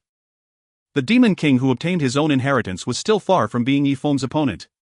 Nodding heavily, the Demon King who escaped death by the intervention of the second demon god said, "Mentor, I remember." "That's good." Tade smiled, "Come to my side first." Whoosh! Suddenly purple energy enveloped the Demon King's body. Ding! System prompt Abyssal. Tade used the skill Banish Spatial Transfer, which will instantly transfer the target unit to himself in 10 seconds. "Yi Feng, when we meet next time I will ensure you have no place to bury your body." The Demon King glared at Yi Feng with resentment, wishing he could flay him alive. This plan against Yi Feng was a total failure. Not only did he lose a large amount of gold coins, but he also had the celestial grade or taken away. This fact simply shattered his mentality. Retrieving his weapon, Yi Feng raised his left hand, the elements in his palm still shimmering with a mesmerizing dual glow. "Let's not wait for next time, let's meet in the next life." As he spoke, he suddenly clenched his fist. The lasting effect of the indestructible grip was not over. The opponent's life and death were still in his hands. Puff! Flesh and blood splattered. The tremendous power instantly crushed the entire body of the Demon King. 285,668. Critical hit. Exceptional damage popped up. Yi Feng discovered that although this move had only a guaranteed hit characteristic, it seemed to hide an exceptionally high critical hit rate. In the eastern district within the imperial city Abyssal, Tade donned red armor, his purple hair dancing wildly and his purple eyes devoid of spirit, as if only his body remained here, his soul long lost. At a certain moment his spirit jolted and purple light shot from his eyes as he returned. Whoosh! In front of him a pile of rotten flesh was teleported over, gushing with blood, having already become a corpse. Yi Feng! Tade seethed with rage, his fists involuntarily clenched. "You are indeed harder to deal with than I imagined." Whoosh! Suddenly a blue energy descended from the sky. "Eh?" Aaron exclaimed in surprise. "Tade, what has made you so angry?" It was just a miscalculation in the plan to have adventurers deal with adventurers. Tade reined in his anger and replied calmly, "No problem, everything is still under my control." Aaron nodded. "That's good." He knew well the strength of the second demon god. With him taking action, Yi Feng would likely not live for many more days. "I heard you encountered a thief, is it true?" Suddenly recalling something, Tade couldn't help but ask. "Of course it's false." Aaron's expression slightly changed, but he quickly regained his composure, shrugging nonchalantly. "A petty thief came to my territory to wreak havoc, and after I taught him a lesson he fled in disgrace. How could there be a theft? Everything is under my control." "That's true." Tade did not find it surprising. He knew well the strength of the fourth demon god. With Aaron taking action, what could a petty thief do besides surrender? In a residential area inside a tent. Tap tap tap. Not long after the occurrence of a killing incident, Princess Xia, clad in a battle robe, hurriedly arrived with Yalvis. Killing within the safe zone is an atrocious act that must be dealt with publicly to serve as a warning. "What are you doing here?" Upon seeing that the culprit was Yi Feng, a hint of surprise flashed in Zia's beautiful eyes. "It's nothing, I just killed an adventurer who had defected to the dark camp," Yi Feng explained. "He is a disciple of the second demon god, the Eye of the Abyss Ted." The names of the demon gods are not a secret anymore, and even their ranking has been widely circulated among adventurers. 1. The Star of Calamity Moro. 2. The Eye of the Abyss Ted. 3.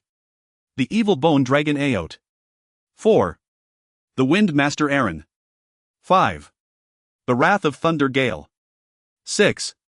The Eternal Sin Witch Fei. 7. The Rebirth Phoenix Yenwushin. 8. The Dark Count Meyer. 9. The Godslayer Anita. 10. The Soul Manipulator Anna. Undoubtedly those who enter the top 10 ranks of the demon gods are all god-level BOSSES, far beyond what the current adventurers can contend with. Yalvis' expression turned serious. The demon gods have actually set their sights on adventurers. He could sense that there was indeed a residual aura of the demon gods in this place. It seems that Falling Leaves' silent words were not unfounded. Yes. Yi Feng nodded. Damn the dark camp. Xia gritted her silver teeth, her fair face filled with anger. It seems they are willing to do anything to push the light camp to the brink. Yi Feng. In fact, it was not entirely for dealing with the light camp, the main reason was. Exactly.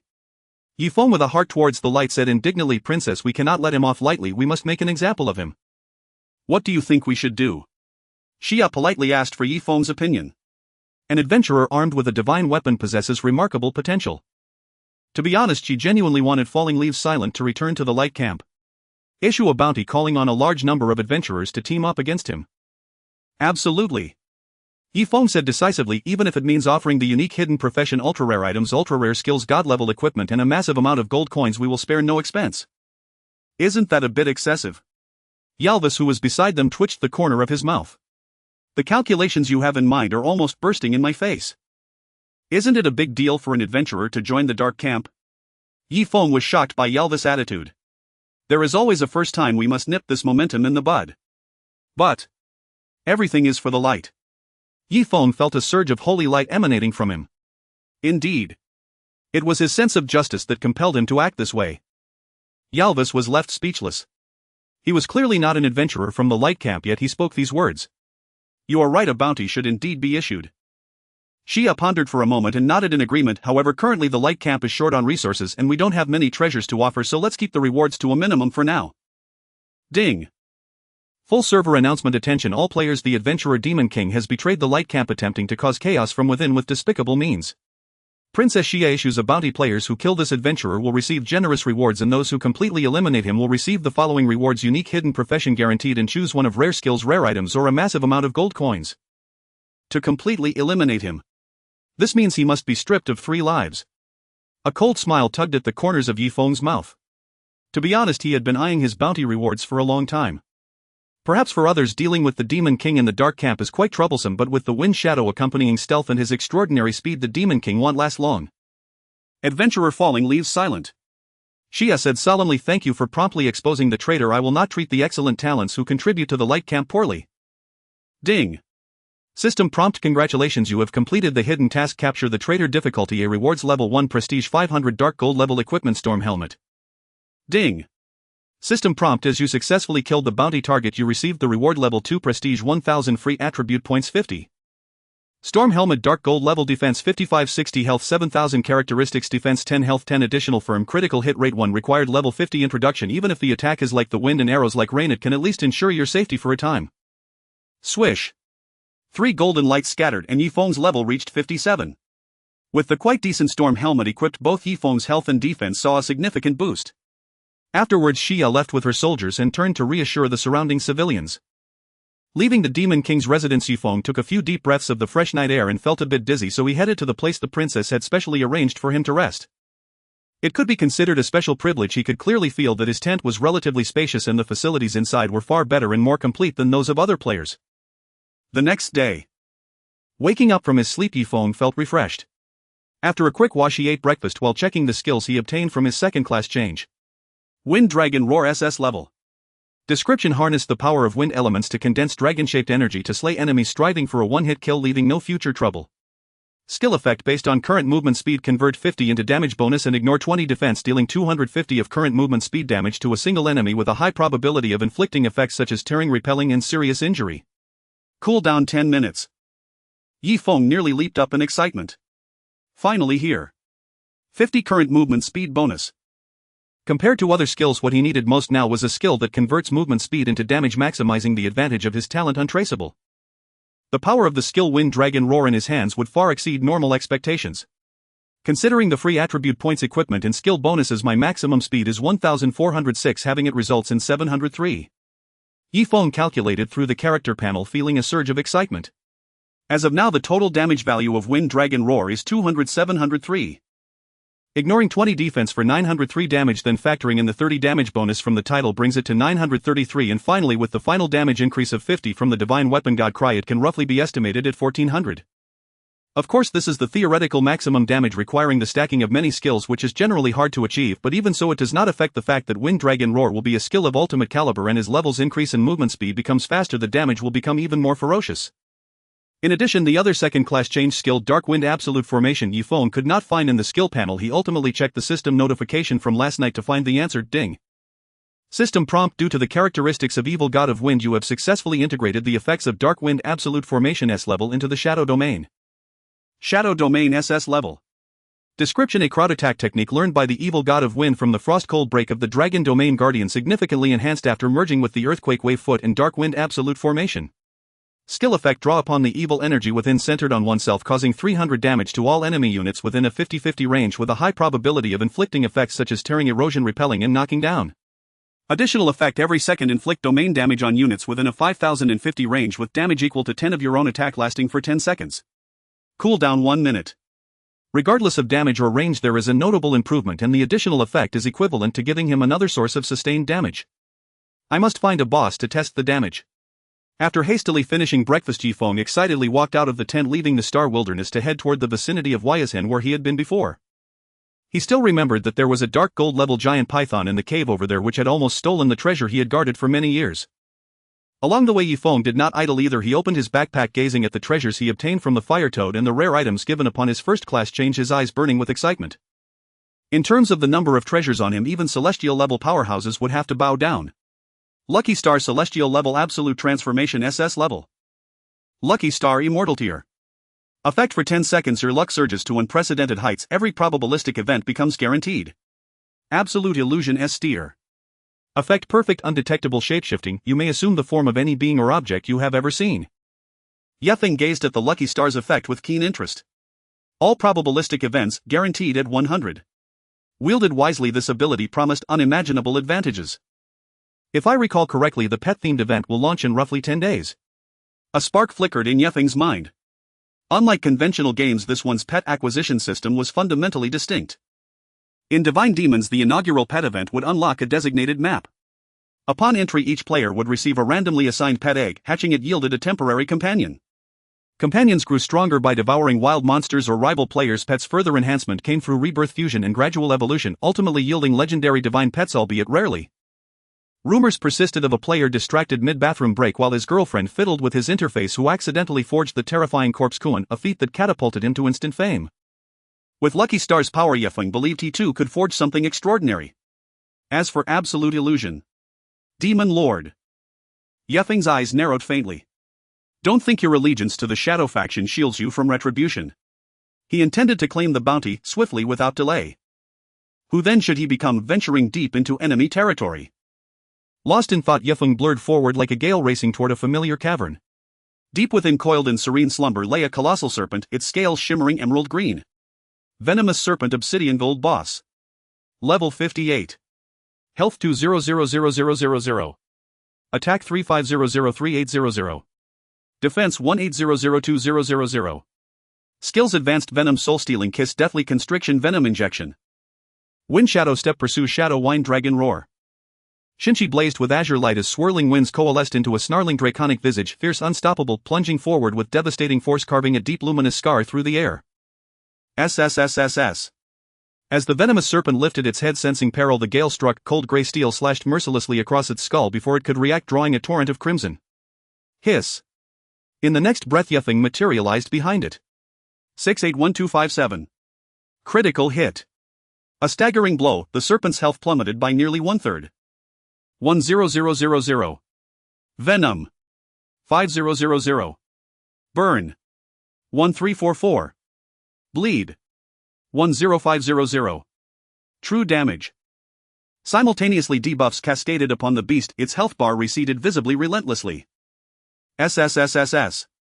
Enraged by the ambush, the venomous serpent bared its fangs and lunged, jaws wide, dripping venom aimed straight at Yifeng. Indestructible grasp. Yifeng raised his left hand and clenched, binding the serpent in place motionless for 3 seconds. Without hesitation, he unleashed meteor sword art, blades flashing like storm-driven rain. Nearly every strike landed thrice, tearing deep gashes across the serpent's hide, flesh parting beneath steel. By the time the serpent broke free, its health had dwindled to 20%. After a final feeble thrash, its massive body collapsed, unstoppable, inevitable. The battle ended in under 10 seconds. Ding. System alert: congratulations on defeating the Obsidian Gold boss, Venomous Serpent.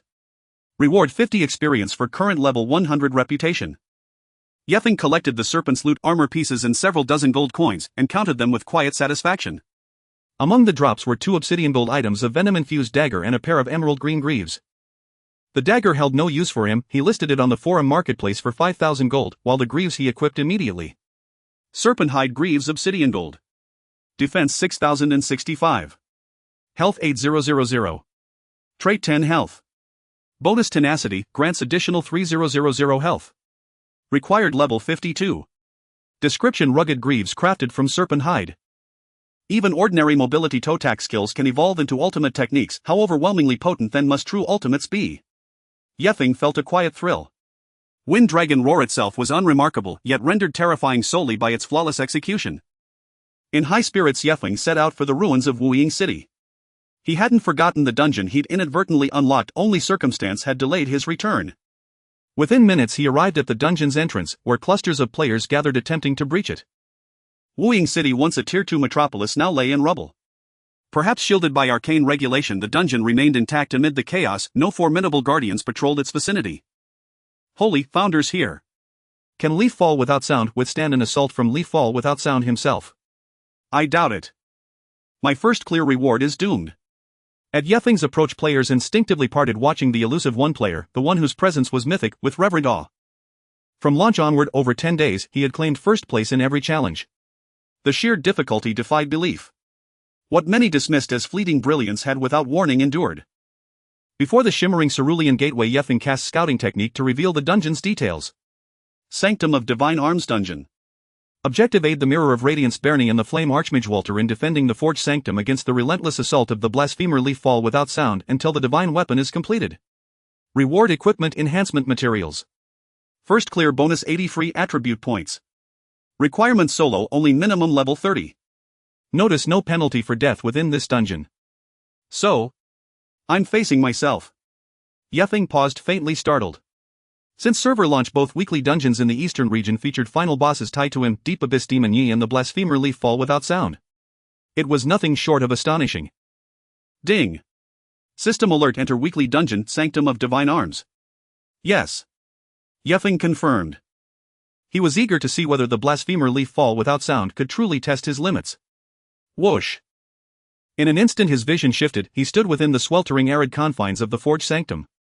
Before him, floating above the molten crucible, hovered two swords, one obsidian black, one radiant white, the Demon Blade of the Heavens and the Saint Blade of the Spirits.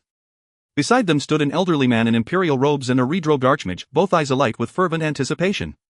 Mirror of Radiance Bernie NPC. Flame Archmage Walter NPC. Clearly within this dungeon they existed merely as scripted non-player characters, offering no aid to players. Sensing intrusion, the two turned, then froze stunned at the sight of Ye Feng. Ye Feng. A wondrous encounter. In the dungeon, Ye Feng saw the deceased emperor and the missing weight once again. Ye Feng waved his hand in greeting, awkwardly chuckling. Theoretically, this should be our first meeting, right? Bernie shook his head with a smile. Sorry, I just saw you and it reminded me of someone named the Godslayer Silent Leaf. You look quite similar to him. Perhaps it's just a coincidence. Ye Feng speculated. Wade agreed wholeheartedly. That must be it. What do I need to do? Ye Feng quickly shifted the topic. He always felt it was strange to talk about himself with these two. Soon the two divine weapons will merge into one, but during the process many monsters will surely charge in from the secret passage. You need to stop them from disrupting the forging ritual. Bernie patiently explained the requirements. Can you do it?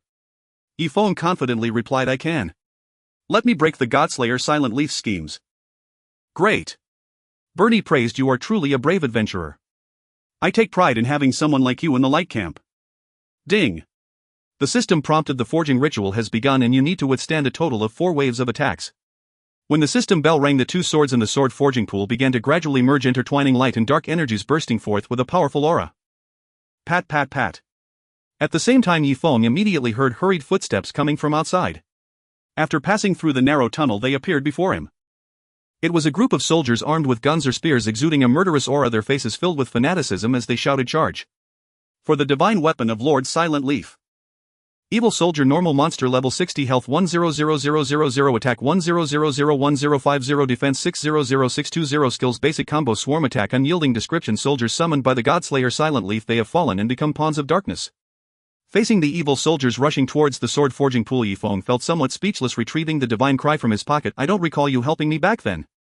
As he spoke, he stomped his foot, activating the shadow domain. Dark energy surged and directly sent all the evil soldiers flying, meeting their demise. 100,000. 100,000. 100,000. The damage appeared in perfect unison. Instantly slain. With the basic attributes of the evil soldiers, they simply could not withstand Ye Feng's attack. Seeing the first wave of the enemy's assault so easily repelled, both Bernie and Wade were momentarily stunned. Noticing the weapon in Ye Feng's hand, Bernie expressed uncertainty. Your weapon feels oddly familiar. It's nothing. Glancing at the two divine weapons merging, Yifeng nonchalantly raised the grey blade in his hand and casually replied, "Just picked it up off the street." Bernie. 2 minutes later, the evil soldiers launched their second wave of attacks. Though their attributes were slightly higher, they still could not withstand Yifeng's kick, easily passing through. Adventurer, be extremely cautious for the third wave. Wait, warned, I sense an incredibly terrifying aura approaching. Oh.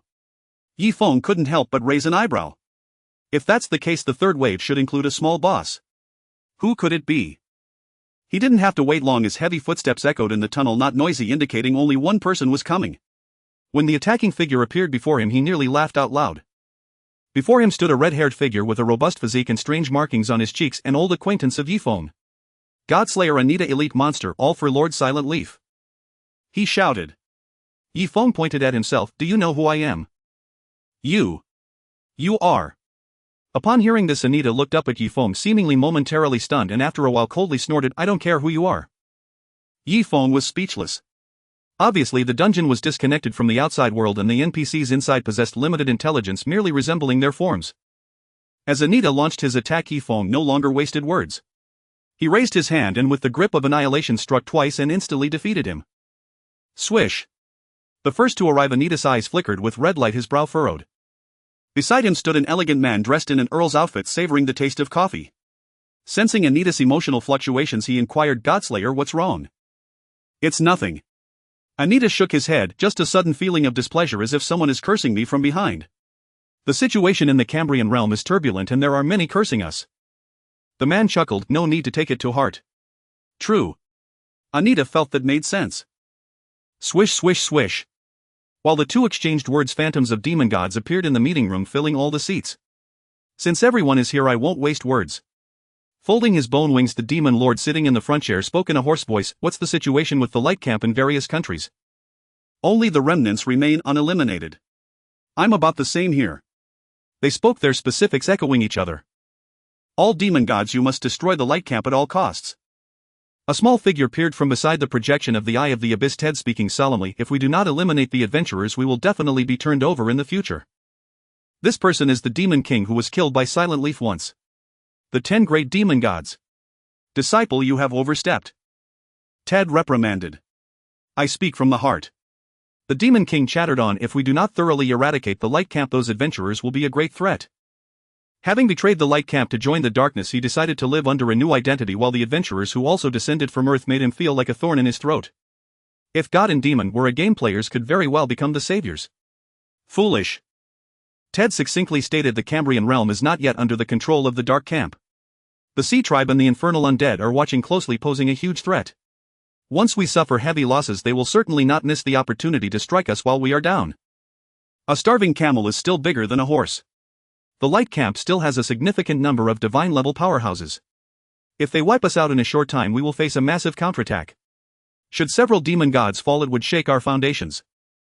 Otherwise, how could we allow the Light Camp to have any breathing room?" The Demon King was left speechless. He had thought the Dark Camp was just one step away from ruling the world, but the situation was far more complicated than he had imagined. "At the very least, we should completely uproot the Light Camp in the Eastern District." The Demon King's eyes were filled with hatred and he felt unwilling. Silent Leaf deserves to die. For the owner of that name he hated to the core. At the same time, he was filled with immense fear. From the moment the Light Camp issued the bounty, his unease had been extraordinarily strong.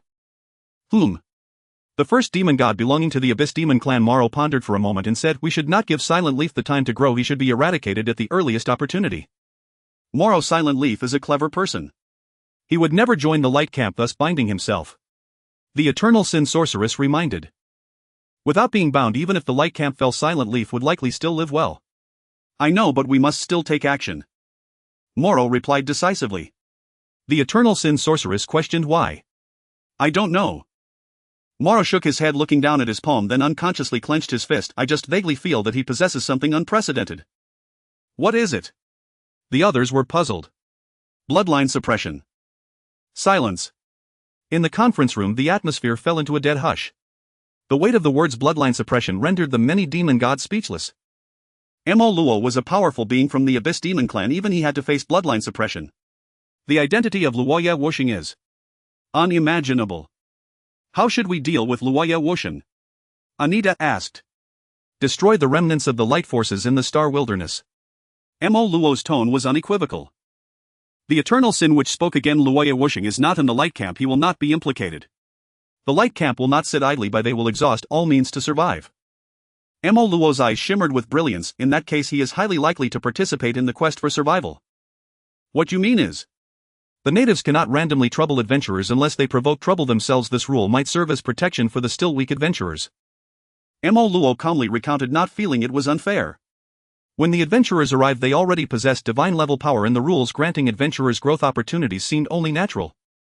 But Mo Luo shifted his tone, sneering, adventurers causing trouble for other adventurers is not restricted by the rules. Letting Luoye Wuxing grow freely is absolutely impossible. To seize the divine weapon they had already torn their faces and drawn swords on the day he awakened, leaving no room for reconciliation. Adventurers causing trouble for other adventurers. Swish, swish, swish. The numerous demon gods paused slightly, then unanimously turned their gazes towards the only adventurer present. They somewhat understood the first demon god's plan. At this moment there happened to be a good pawn available. Ding. System prompt: congratulations, you have successfully killed Godslayer Anita. Elite Monster Experience 10. Picking up the numerous equipment enhancement materials dropped by Anita, Yifeng patiently awaited the fourth wave of onslaught. Adventurer, be careful. Bernie warned Luoye Wuxing is cunning and may not attack from the front. Oh.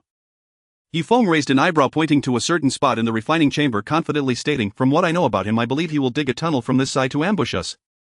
Why do you say that? I guessed. Arriving at the tunnel excavation site, Yifeng stood ready. Boom. Suddenly chunks of earth exploded and a young man wearing a dark purple mask appeared before Yifeng.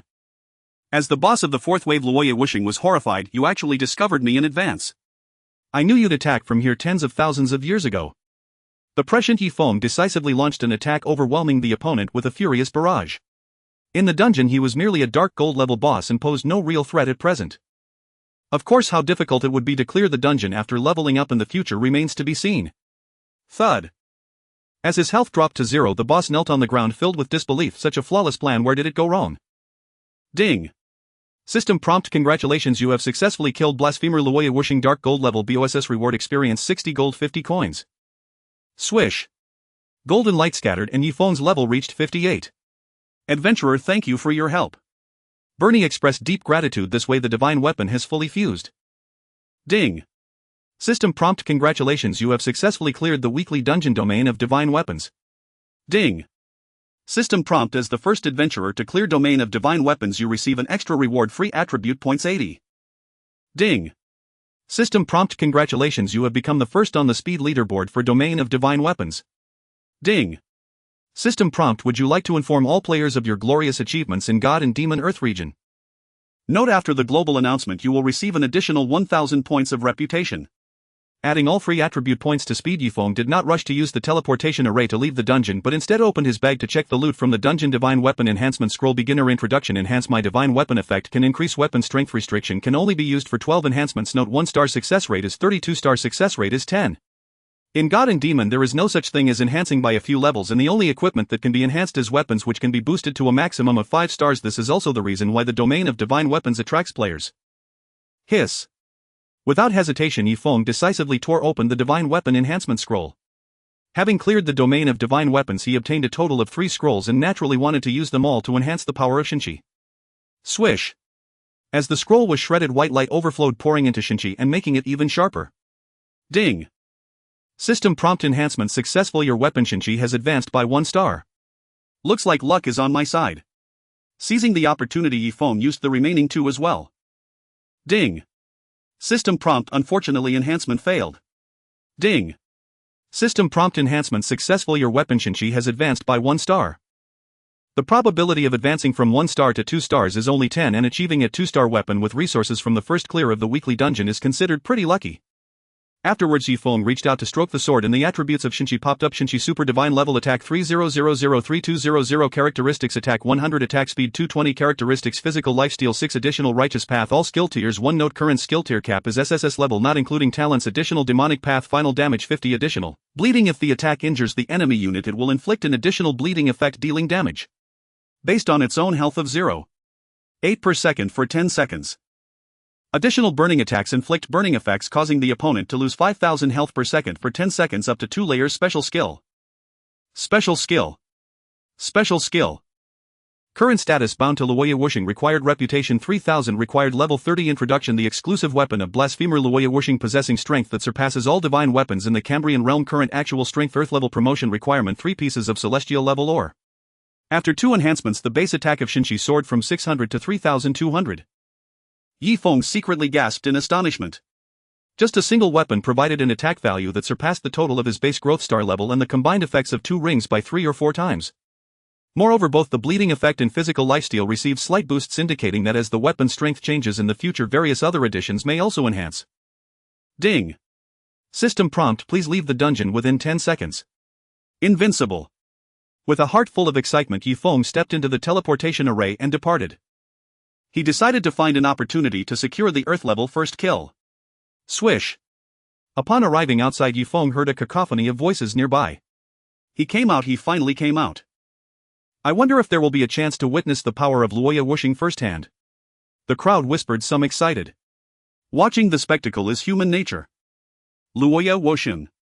A calm and powerful voice rang out.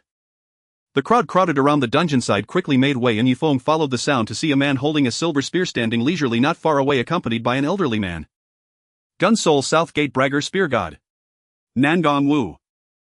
You are looking for me. Yi Feng was astonished. Nanmen Chui Niu.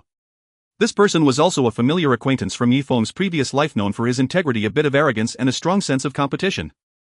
Nanmen Chui Niu tightened his grip on the silver spear and stated straightforwardly, I am here to challenge you to a duel. Excitement danced in his eyes. Fallen leaves silent, and still a formidable opponent indeed. After undergoing rigorous training from his mentor, he was eager to see how much of a gap remained between himself and his opponent. Casting a glance at the seemingly amiable elder beside him, the understanding Yi Feng added, you came with your mentor to challenge me to a duel. Do not misunderstand. The elder smiled kindly, stroking his gray beard. I am only here to observe the match, I will not intervene. Are you certain? Yi Feng questioned with skepticism in his expression. Even if I strike ruthlessly, you will not help. Nanmen Chui Niu's mentor was no ordinary person. The strength implied by the title of Spear God was evidently immense. Absolutely not. Even if I were to make Nanmen Chui Niu cry out in anguish, you still wouldn't help. No. I would not. The elder paused for a moment and then awkwardly provided an answer. Even if I were to trample Nanmen Chui Niu underfoot, outputting my attacks directly onto his face and severing his head to use as a ball to kick around, placing it in my home as a chamber pot, you would still not help? Yi Feng repeatedly inquired. In the face of a legendary god-level powerhouse, he had to lower his voice and show respect. How could he dare to be even slightly disrespectful? He was like a mute eating bitter herbs with grievances he could not express. Nanmen Chui Niu. Surely not, I only came to challenge you. Why are you treating me this way? The elder's expression darkened, looking somewhat displeased. You brat are deliberately provoking me, aren't you? At this crucial moment, he naturally had to step in to save Nanmen Chui Niu. The seemingly nonsensical words from the other party clearly saw through his thoughts, deliberately teasing him. I knew it.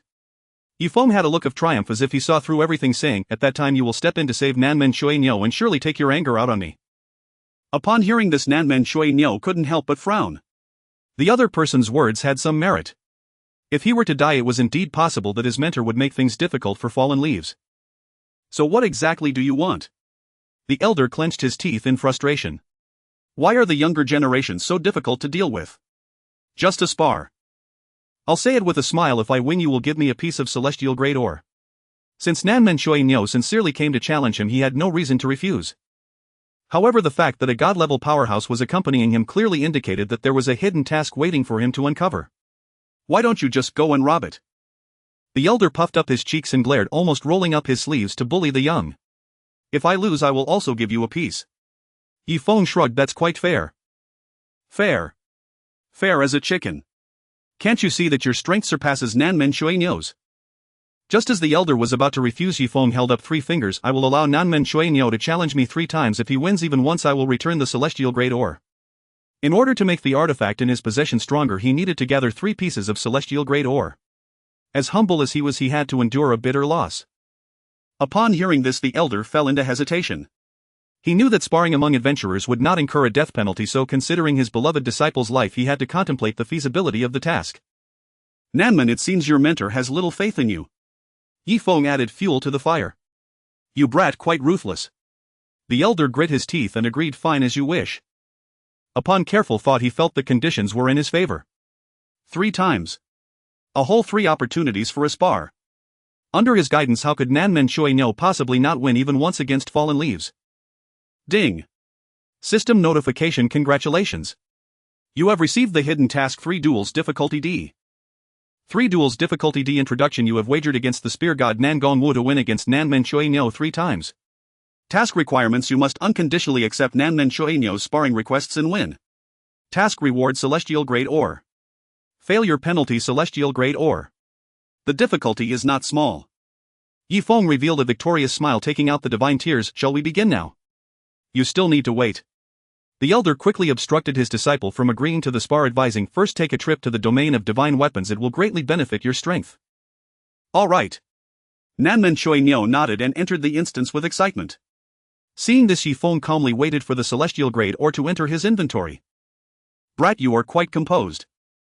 Looking at the unfazed Fallen Leaves, the elder attempted to apply pressure. Nanmen Shuai strength is not as simple as you imagine, otherwise I would not let him challenge you. Who knows, he might even be the one to achieve the first clear in the domain of divine weapons. As he spoke, he couldn't help but reveal a smug expression. He knew very well the talent of his disciple, and it was no exaggeration to say that he was a rare martial arts genius in 100 years. Glancing at the self-satisfied elder, Yi Feng opened his information panel and chose to agree. Ding. Server-wide announcement: congratulations to player Fallen Leaves for successfully clearing the instance domain of divine weapons, hereby announced. Ding. Server-wide announcement: congratulations to player Fallen Leaves for successfully clearing the instance domain of divine weapons, hereby announced. Nangong's face instantly darkened. About 10 minutes later, Nanmen Shuai exited the instance brimming with confidence. Come on. Did you clear the domain of divine weapons? Nangong Wu pressed. Nanmen Shuai shook his head, not yet. Then it's hopeless. The elder shook his head inside. Nanmen Shuai added, but by coincidence I grasped that one move at the end. That move. The elder exclaimed joyfully, as expected of my disciple with unparalleled comprehension. You actually grasped that move. Is it ready yet? Yi Feng urged. What was this move or that move? The task's difficulty remained unchanged. Come on. Ding. System notification: Spear Soul Nanmen Shuai Spear God has initiated a spar with you. Will you accept? Yes. Yi Feng agreed. Time waited for no one. He practiced the Wind Sword for 3 days, and the Wind Sword Pearl, and his level gap with the players had narrowed, so he needed to speed up. Finally, a good show to watch.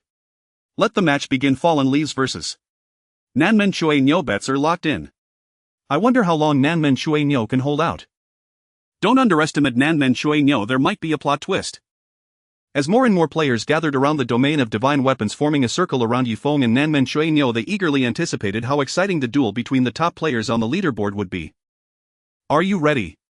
Yi Feng asked from 10 meters away. Bring it on. Nanmen Shuai stood ready, fully focused. Whoosh. In the next moment, Yi Feng suddenly charged forward, moving as fast as a flash of lightning, closing the 10-meter distance in the blink of an eye, a chilling light cutting through the air. Still as a maiden, swift as a cunning rabbit. Holy cow. The elder's eyes nearly popped out, so fast. Even as a god-level powerhouse, he could not help but be awed by Yi Feng's displayed speed. He was only in his 50s. Are we going to face off directly? Nanmen Shuai remained calm under pressure, without hesitation thrusting his spear forward, a glimmer of cold light flickering with a phantom of a silver dragon coiling around the spear, enhancing its might and presence. Ding. System notification: Spear Soul Nanmen Shuai has used the skill Mountain Shatter. Next attack power 50, attack speed 200, damage 200, and has a high probability of piercing effect. The spear shot out like a dragon, dazzling to behold. Nanmen Shuai directly unleashed his determined ultimate move, locking onto the nearby Fallen Leaves. Miss. However, he only felt Yi Feng's figure shift slightly, effortlessly dodging Mountain Shatter, the torrent of energy approaching him as the sword infused with wind elements morphed into a ferocious dragon's head, opening its gaping maw to pounce on him, the sound of slicing air resembling a dragon's roar. Unstoppable, overwhelming. Ding. System notification: Heretic Fallen Leaves has used the skill Shadow Pursuit, movement speed 80, lasts for 1 minute. Ding. System notification: Heretic Fallen Leaves has used the skill Wind Dragon Roar, ignoring 20 of your defense, dealing 1050 damage based on its own attack, and has a high probability of inflicting effects such as tearing, knocking back, and severe injury. Note this damage is only an estimate, all is subject to the actual situation. Watching the Wind Dragon grow larger in his sight with nowhere to escape, Nanmen Shuai expression froze. This isn't fair. A tempestuous dragon of wind swept across the battlefield. Shriek! With a single stroke of the blade his head was severed. Without the slightest suspense, Nan Manchuinia's head tumbled to the ground, his body collapsing instantly into lifeless ruin. 15743300. A crimson 7-digit damage value finally appeared, delayed yet staggering. The crowd of onlookers stood frozen in disbelief, unable to regain their composure. One strike, instant annihilation. Damage exceeding 1 million. Yi Luohuaxing's famed sustained damage stacking techniques, renowned across the realm, had not even begun to take effect. Ding! System notification. Congratulations. You have defeated Spear Soul Nan Manchuiniu in sparring. Yi Feng, however, felt no surprise at all. This foray into the divine weapon realm had elevated him immensely. The star tier enhancement bestowed upon his divine sorrow weapon granted attack power so absurd it bordered on the surreal. Should a critical strike land, even a low-level dark gold boss would fall in an instant. Blasphemer Yi Luohuaxing Wind Deity. Level 58. Health 334880. Attack 993810422. Defense 19211962. Skill Shadow Pursuit Meteor Sword Art Source of Venom Armor Shattering Strike Wind Dragon Roar Wind Shadow Escort Demons Whisper Demons Grasp Shadow Domain Godslaying Power Victory through Superiority Unbroken Grip. Reputation 7870. Revival Count 2. Suddenly recalling something, Yi Feng stumbled backward and collapsed onto the ground, heart still pounding with residual dread. Phew, that was close. I nearly lost. The onlookers stared in silence. You nearly lost. How could that be? I see. A perceptive observer exclaimed, eyes alight with sudden clarity. Both unleashed their ultimate techniques, either could have slain the other instantly. Had Yi Luohuaxing failed to evade Nan Manchuinia's mountain-shattering thrust, would the match have ended in a draw? Surely not. The sword strike was overwhelming. I too long to stand as strong as they do. Alas, my supreme bone was extracted in infancy. Others murmured varied reflections. After the sparring concluded, Nan Manchuinia, now resurrected, touched his neck gingerly, his face pale. Though merely a friendly duel, the sensation of death had been terrifyingly real. Nanman, that spear thrust was extraordinary. Yi Feng praised sincerely. Nan Manchuinio blinked, bewildered. It was. Never underestimate your skills simply because you couldn't overcome me. Yi Feng spoke solemnly. It is the sheer disparity in raw stats. Against peers of equal level I am invariably lethal. That actually makes sense. Recalling the implausibly massive damage number, Nan Manchuinia found himself convinced, and confidence rekindled. Next time I will not suffer such a crushing defeat. No one remains atop the peak forever. Strive diligently, someday I may well fall before you. Yi Feng offered earnest encouragement, then gently clapped Nanman's shoulder before turning toward the elder. Truth be told, he genuinely feared the quest's excessive ease might compromise its rewards. Young man, you won with remarkable ease. Nan Gongwu's stern face darkened. He suddenly regretted succumbing to the youth's provocation. He saw clearly the gulf between his disciple and Yi Feng was not merely wide, it was chasm deep. To win now was beyond mere difficulty, it was unthinkable. Not easy at all. Yi Feng declared with perfect gravity. Just now my backside nearly split in two. What? Your backside nearly split in two? Nan Gongwu recoiled in shock. Then what, pray tell, is the difference between that and being unharmed? Elder sir, a man of your kindness and grace surely wouldn't begrudge a single celestial tear, or for your disciple's sake. Yi Feng chuckled softly, shaking his head. I know well the extraordinary bearing of a celestial tier master. You judge people rather astutely. Hearing this, the elder's demeanor softened instantly. He stroked his beard, his countenance radiant with benevolence and celestial serenity. Ding! System notification. Quest reward acquired. Violet Thunder Crystal Celestial Tier. Another celestial tier, or secured. Yi Feng accepted the prize with quiet satisfaction. Now, with just a few more strategic acquisitions, perhaps from an unsuspecting source, he would possess all materials required to ascend Divine Sorrow to its next tier. Yet just as Yi Feng prepared to take his leave, an unusually resonant system chime pierced his ears. Ding! Ding! Server-wide announcement. Light endures, but darkness refuses surrender. In 5 days the Shadow faction shall launch a full-scale assault upon the Star Wilds, seeking to eradicate the last vestiges of luminescent forces in the eastern region. Ding! System notification. Main story quest. The Hour of Judgment has been activated. Yi Feng. Compared to his past life, this world had diverged wildly. Only days had passed, and already the Shadow faction moved again. They press relentlessly. Peace seems impossible. Nan Gongwu frowned, glancing at Nan Manchuinia, who had just regained his footing. Let us return, for intensive training. Yes, master. Nan Manchuinia's expression hardened with resolve. The Star Wild's coming siege left no room for neutrality. Adventurers could not remain spectators.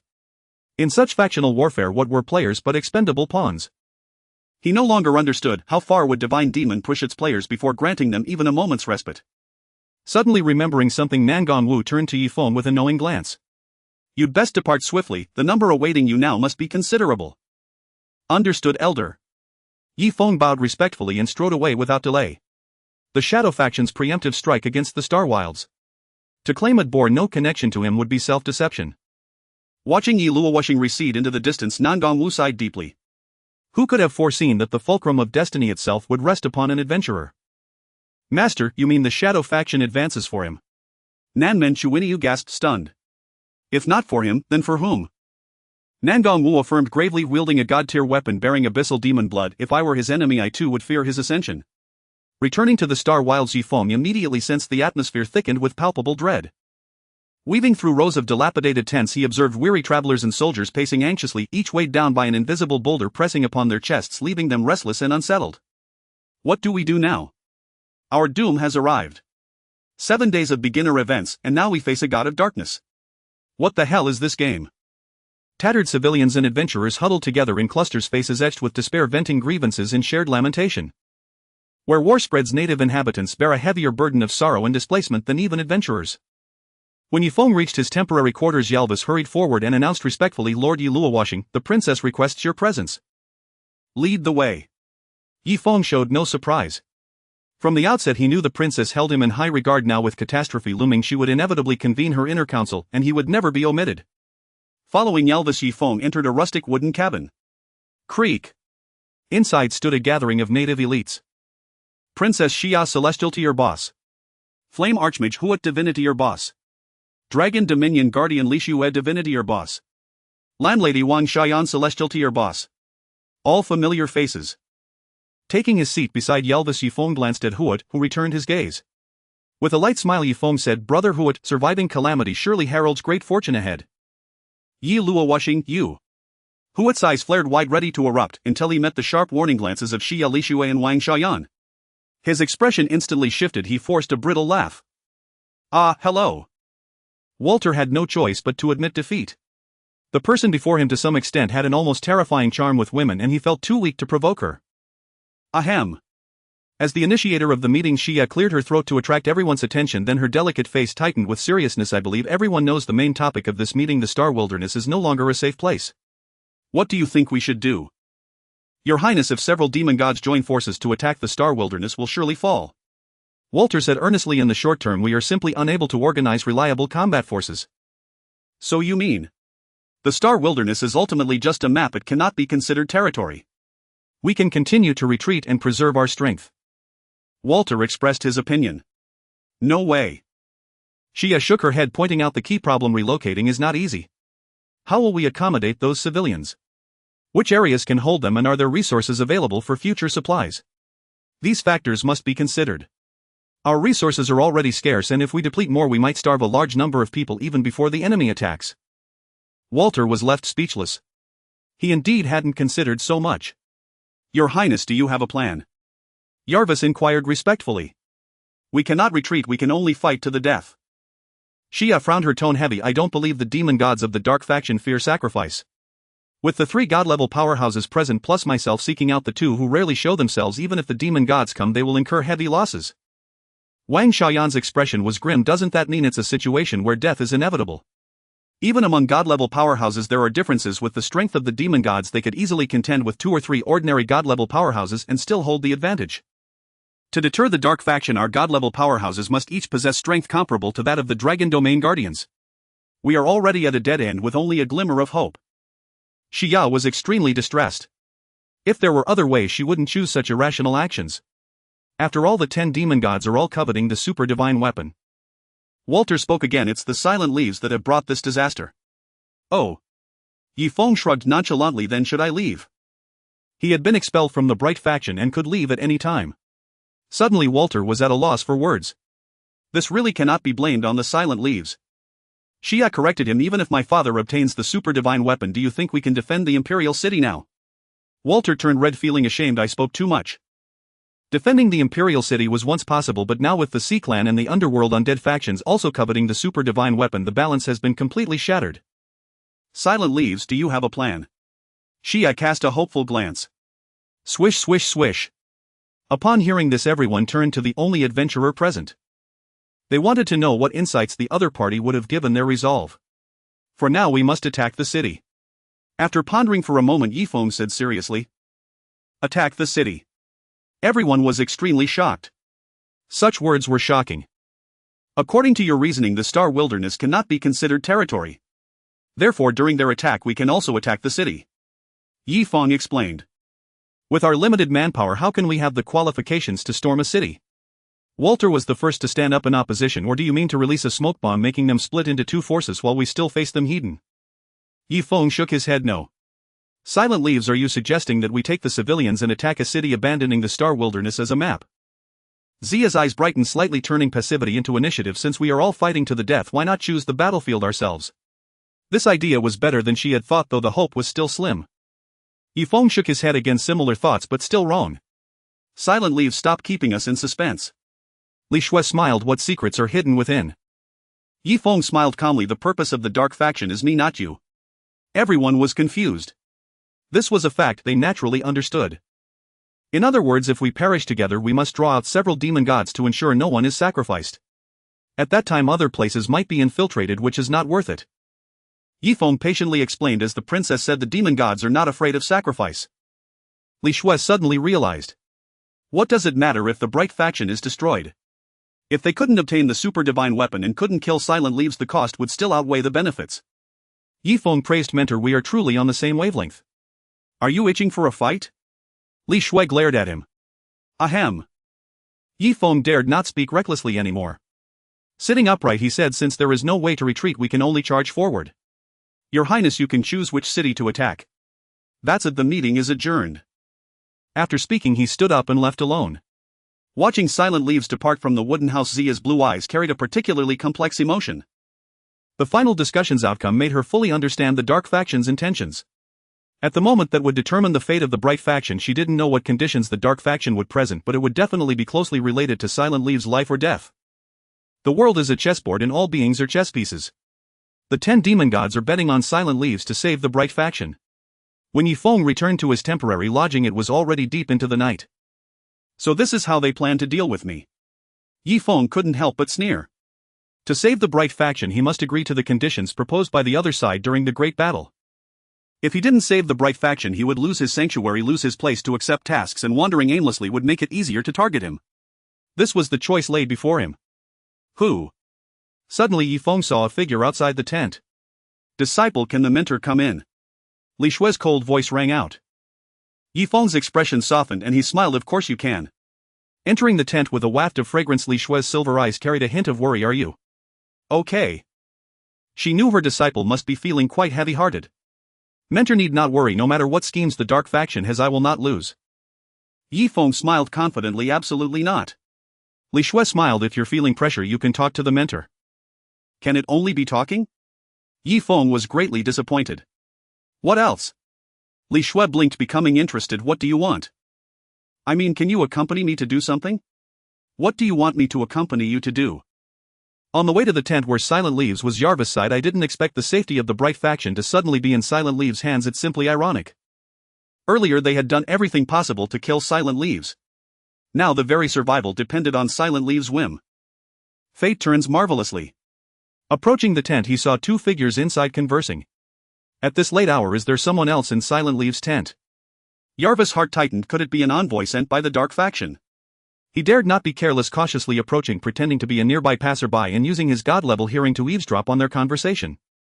Mentor, my good mentor, we won't be discovered. Let's play again.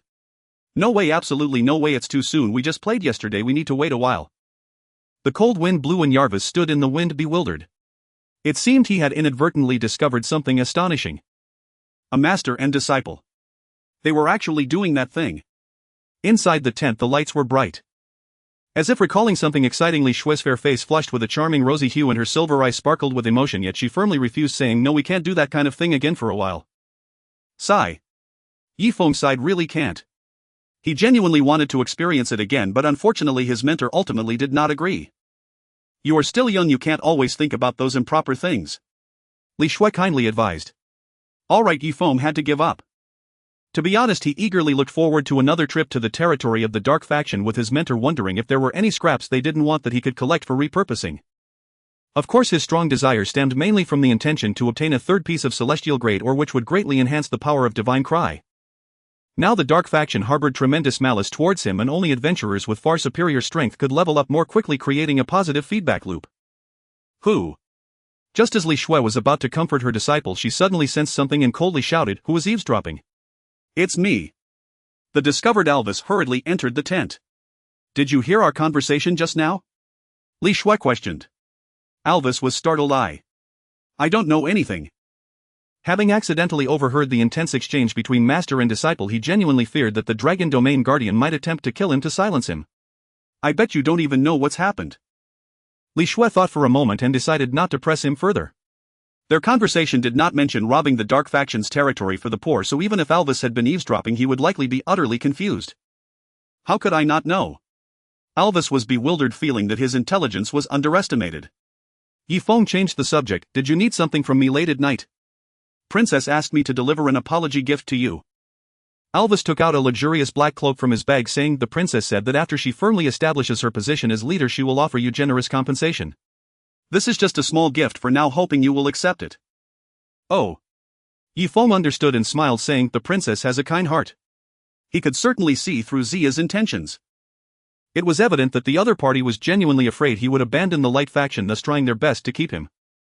Reaching out to accept the black cloak, Alvis handed over. Yi Feng examined its attributes. Cloak of the Hero, Spirit Grade, Life 40000, Defense 300320, Traits Life 20, Defense 20, Additional Fearless Attack 10, Special Skill Expert Handling Beginner, Required Level 68, Required Reputation 1000, Description: Silent as falling leaves. I sincerely express my apologies on behalf of my father. The attributes can be considered top-notch among spirit grade items, and it even comes with the Special Skill Expert Handling, which can reduce the required level by 10, making it just right for equipping. I accept the cloak," Yi Feng said solemnly. The Light Faction would of course save those they could save. There were three main reasons. First, the Light Faction could help him alleviate the pressure from the Demon God. Second, he was currently at a low strength and needed a safe haven. Third, players in the Eastern District who lost their power affiliations would likely suffer significant losses, and he couldn't just stand by and watch. Each of these reasons was crucial. But the most important reason was that his mentor was also part of the Light Faction. Ding! System prompt: congratulations on completing the hidden task. The final choice, difficulty A. Your suggested opinions have been adopted by Princess Xia. You received the reward level 1 Cloak of the Hero, Spirit Grade. Swish! Golden light scattered and Yi Feng reached level 59. Then he'll go back and report the situation first. Alvis' expression turned serious as he prepared to leave. He solemnly bowed to Yi Feng, saying, "Silent as falling leaves, please forgive my previous offense. A soldier's duty is to obey orders." Yi Feng nodded. "I understand." "Alright, I won't disturb your rest any longer." Alvis turned and left. After he departed, Li Shui said, "You should rest while the mentor has also left." Wait. Looking at the back of the Dragon Domain Guardian, Yi Feng couldn't help but call out. Li Shui turned back, her clear eyes casting a questioning gaze. "Mentor, I hope you take care of yourself and prioritize your safety," Yi Feng sincerely said. He didn't know how the next battle would end. "Alright."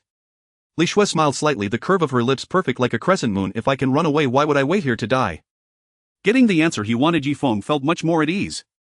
The next day. The sky was clear and the breeze was gentle. After a simple breakfast, Yi Feng set off for the training ground of the 7-day event. As one of the planners for the many events, how could he not personally experience it and enjoy the happiness brought by the activities with the players? Damn it, I got surpassed in the rankings again.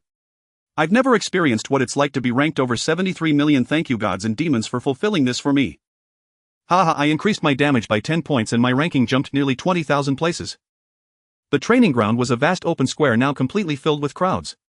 As far as the eye could see, heads bobbed up and down with countless people moving about.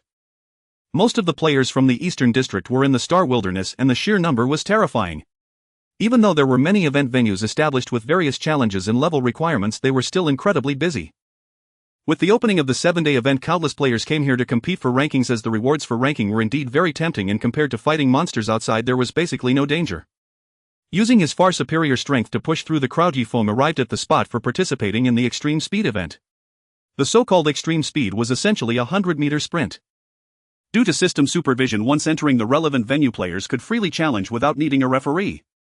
Standing at the starting line, Yi Feng warmed up a bit. Many players noticed that the top-ranked player was present on site and immediately called their friends. Everyone come see. Silent as falling leaves is challenging extreme speed. Where? Players whose attention was elsewhere immediately turned their heads searching for the location of Silent as falling leaves. A player famous for his speed and known as a top expert. Everyone was particularly curious about what Silent as falling leaves record might be.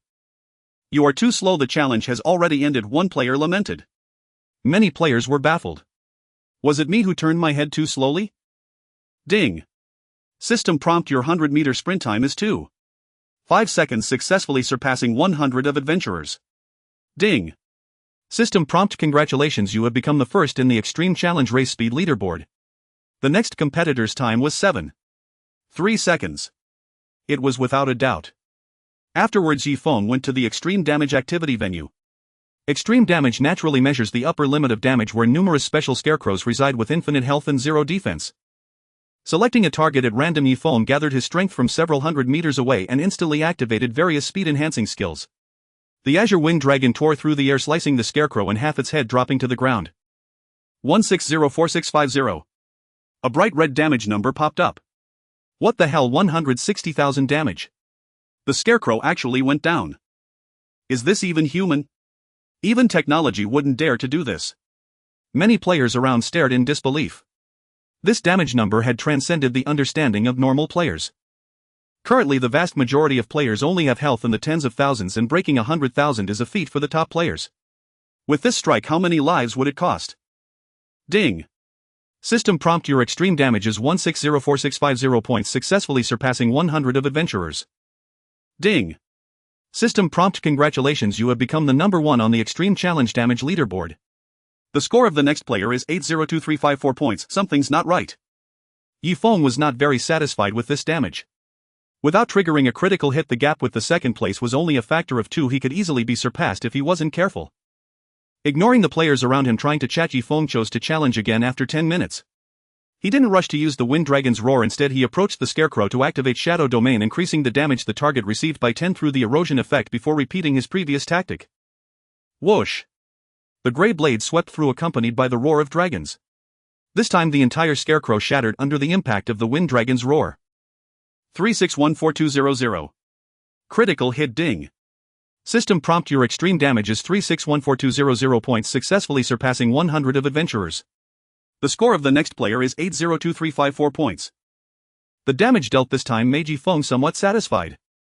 Whether this damage could maintain his first place was uncertain. He could only do his best and leave the rest to fate. After completing the second challenge, Yi Feng headed straight to the location of the extreme kills. Still scarecrows, but they possessed attributes equivalent to elite monster undead axemen, except they wouldn't attack and were easy to slaughter. Shadow Domain. Entering the scarecrow's territory, Yi Feng stomped down, creating a wave of energy that affected the entire area without exception. He then brandished his weapon, cutting down one scarecrow after another, immediately using his AoE skill as soon as it cooled down. 5 minutes later, time expired. Ding. System prompt: your extreme kills are 1014 scarecrows, successfully surpassing 100 of adventurers. Ding. System prompt: congratulations, you have become the number 1 on the Extreme Challenge kills leaderboard. The score of the next player is 153. 3 first places in a row. I feel like a dog supporter mixed into a newbie event. It's only been a few days since the start, can't you be a bit more discreet? Numerous players gathered around to watch, and the numbers were increasing. After all, he was a renowned figure, an absolute tier 1 player with a fame so high that almost everyone wanted to catch a glimpse of him. After completing 3 extreme challenges, Yi Feng hurriedly went to challenge the last one, Extreme Healing. Suddenly everyone felt confused. Isn't that specifically tailored for priests? The sun was high and the sky blazing hot. Under the scorching sun, Yi Feng arrived at the Extreme Healing activity venue and surveyed his surroundings. He could see many priests still working hard to cast healing spells on themselves, with several male players watching nearby.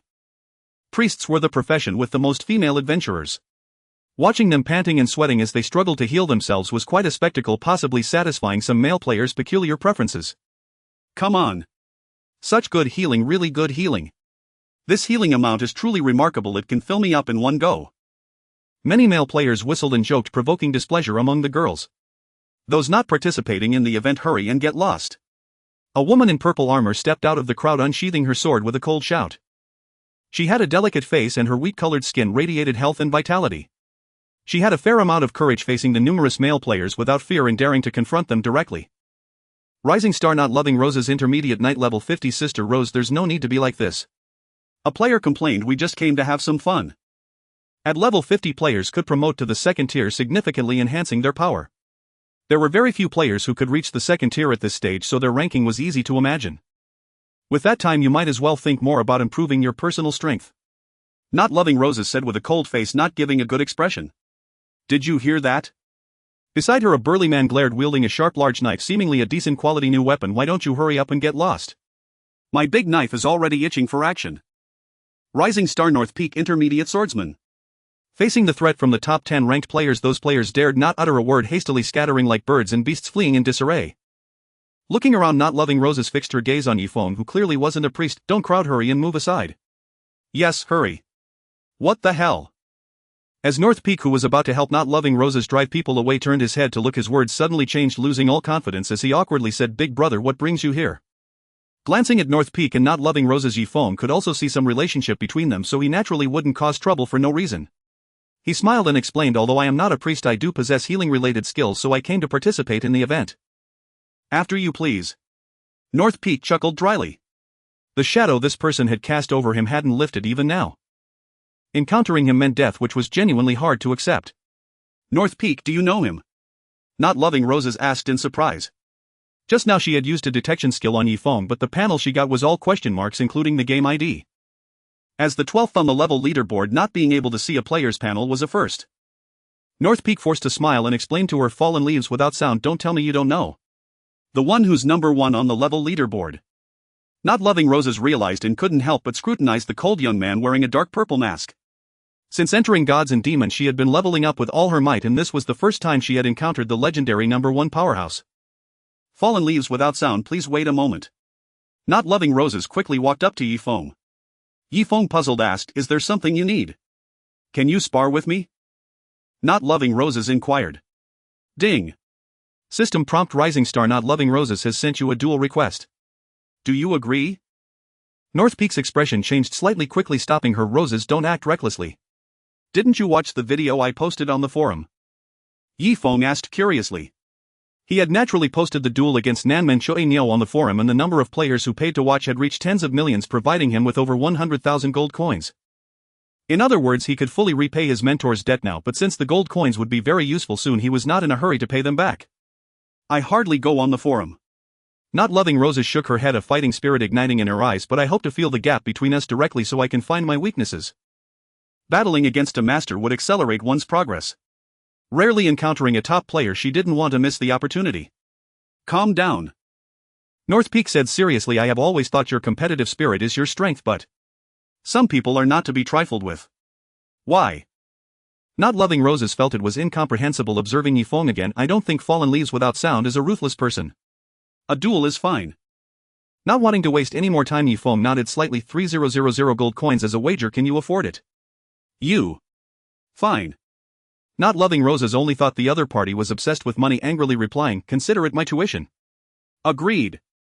Yifeng chose to agree to the duel. Sigh. After failing to persuade her, North Peak sighed and stepped back a few paces. He truly did not want Not loving Roses to challenge Fallen Leaves without sound. Anyone else would be fine.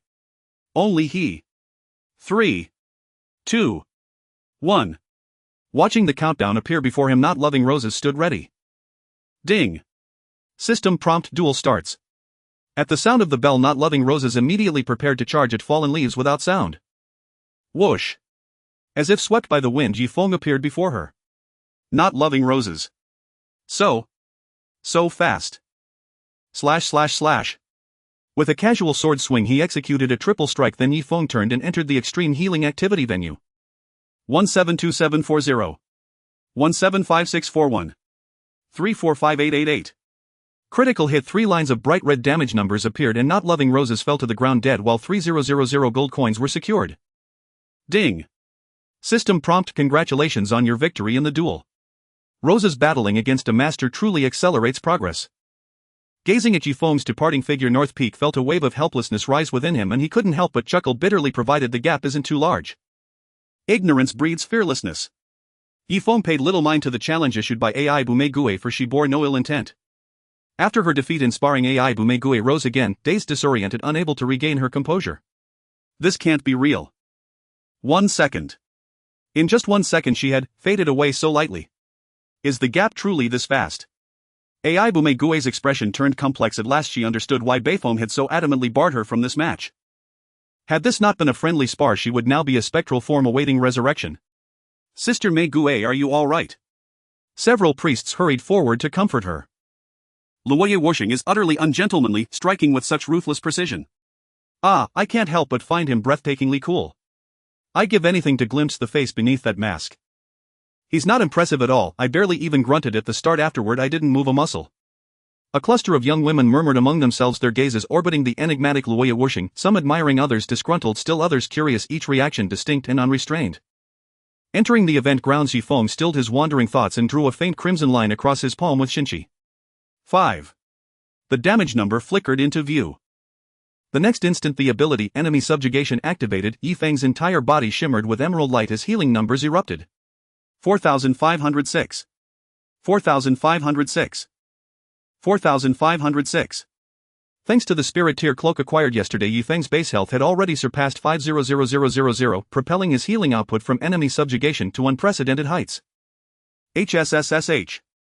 Seeing the staggering healing figures flash above Luoye Wuxing, many priests gasped audibly. Over 4,500 health restored per second. 410 consecutive seconds. Such cumulative healing dwarfed even the finest priest's capabilities. It's absurd. Some male priests paled, shaking their heads with wry hollow laughter. Luoye Wuxing topping the speed, damage, and kill leaderboards was hardly surprising, but brother, must you also claim first place on the healing board? Once 30 seconds elapsed, Yifeng sliced once more across his already healed palm, triggering the passive healing effect of enemy subjugation, which recharged every 30 seconds. Unlike peak damage, which measured a single burst, peak healing tallied total restoration over 1 minute. Why the event designers chose this metric, Yifeng had no idea. He'd have to ask the organizers. Ding. System alert, your peak healing output is 90120 points, surpassing 100 of all adventurers. Ding. System alert, congratulations, you have claimed first place on the Ultimate Challenge Tournament healing leaderboard. The runner-up score stands at 72354 points. Compared to his dominance in the other 3 categories, his lead in healing remains narrow, the sole metric where rivals might yet overtake him. Having swept all 4 leaderboards, Yifeng turned and walked away amid a sea of stunned gazes. Once beyond the clamor of the event grounds, he headed toward the quest bulletin board. The 7-day martial contest awarded spirit tier equipment to each category's champion. Most of his current gear remained golden tier, with only a few pieces ascended golden tier. A full set of spirit tier equipment would widen the gulf between him and other players dramatically. Oh, Luoye Wuxing. As Yifeng scanned the bulletin board for suitable quests, a familiar voice chimed beside him. Lifting his gaze, he saw a woman in her 50s or 60s approaching, simply dressed, steps firm, radiating an aura of raw, unyielding strength that warned against provocation. Landlady Wang Xiaoyan, immortal to your boss. Aunt Xiaoyan, what brings you here? Yifeng asked, genuinely surprised. Wang Xiaoyan waved dismissively. Don't ask. With adventurers flooding in to take quests, someone has to supervise, preventing disputes. Light-align forces are critically understaffed these days. Even my own duties have been put on hold. May I ask, what is your primary occupation? Mahjong. At that her enthusiasm dimmed. She sighed, dejected. With chaos engulfing the realm and towns nearly razed, there's no Mahjong to play, and my title as landlady has become little more than irony. We'll reclaim every inch of our territory. Yifeng reassured her. Our hopes for a better life rest squarely on your shoulders, young man. Wang Xiaoyan gave him a long, knowing look before saying, since you're here for a quest, I'll assign you one. Ding. System alert, hidden side quest successfully discovered. Yifeng's eyes lit up. Please tell me. Could hidden quests simply drop into his lap like this? Indeed, having masters watching over him at every turn felt effortless and sublime. There's a traitor among your ranks, isn't there? Wang Xiaoyan declared without hesitation. Eliminate him and I'll count it as 10 completed quests, with a generous reward. Ding. System alert, accept hidden side quest, the price of betrayal, difficulty A. Yes. Yifeng accepted without hesitation. The bounty on the Demon King was already substantial. Even without the quest he would have hunted the man down. Now fortune offered a perfect convergence. Ding. System alert, you have obtained hidden side quest, the price of betrayal, difficulty A. The price of betrayal, difficulty A. Synopsis: a traitor walks among you, justice must be swift and absolute. Objective: eliminate adventurer Demon King. Penalty none. Reward substantial experience 10 quest completions random spirit tier equipment. This is the maximum possible reward tier, Landlady Wang remarked meaningfully, then strode off briskly as distant players erupted into argument rushing to mediate. Having secured the quest, Yi Feng departed the Starwild Expanse. The task would be no small feat. Killing the target was simple, but locating him, that was the true trial. With most territories in the eastern region now under Dark Align control, tracking down the Demon King was akin to seeking a single grain of sand in the ocean, nearly impossible. Drawing a blank, Yi Feng opened the official forum and searched for all posts referencing the Demon King, sorted chronologically. For leaderboard dominations, no wonder the Demon King was utterly humiliated by Luoya Wusheng. Demon King, I am your father. Seductive croupier with divine curves, live dealing online. Scrolling methodically through keyword match threads, Yi Feng finally paused at a vitriolic post accusing the Demon King, written by a rogue who, while looting chests across the map, had unluckily stumbled upon the Demon King grinding monsters and been cut down in mere strokes. The kill location was Moonlight Meadow. Yi Feng's eyes sharpened. Activating Wind Shadow Step, he slipped into stealth and set off toward Moonlight Meadow. The post had been published just hours ago.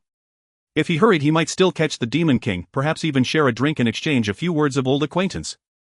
Meanwhile, in Moonlight Meadow, Shink. With a single slash, the Demon King felled a swift leopard. Golden light flared around him as he ascended to level 51. Truly worthy of the second Demon God's legacy, remarkable indeed. A smug grin spread across his face as he opened the level leaderboard. 1. Luoya Wusheng LV. 59. 2. Swordsman LV. 52. 3. Nanmen Shui Nyo LV. 51. 4. Super Cute Little One LV. 51. 5. Hidden ID LV. 51. 6. Demon King LV. 51. 7. Luosha LV. 50. 8. Jingye Si LV. 50. 9. Feng Ye Tongzhou LV. 50. 10. Beifeng LV. 50. In just a few short days since receiving the Demon God's inheritance, he'd surged from 10th to 6th, confident he'd soon surpass even the top contenders. Yet, Luoya Wusheng. His expression darkened as his gaze locked onto the name soaring far above the rest. His fists clenched involuntarily. Truth be told, his leveling speed bordered on preposterous. After the main quest Fallen War, the ensuing world-shaking upheaval took 3 full days to subside. Though catastrophic for ordinary players, elite-ranked adventurers actually gained levels during that chaos.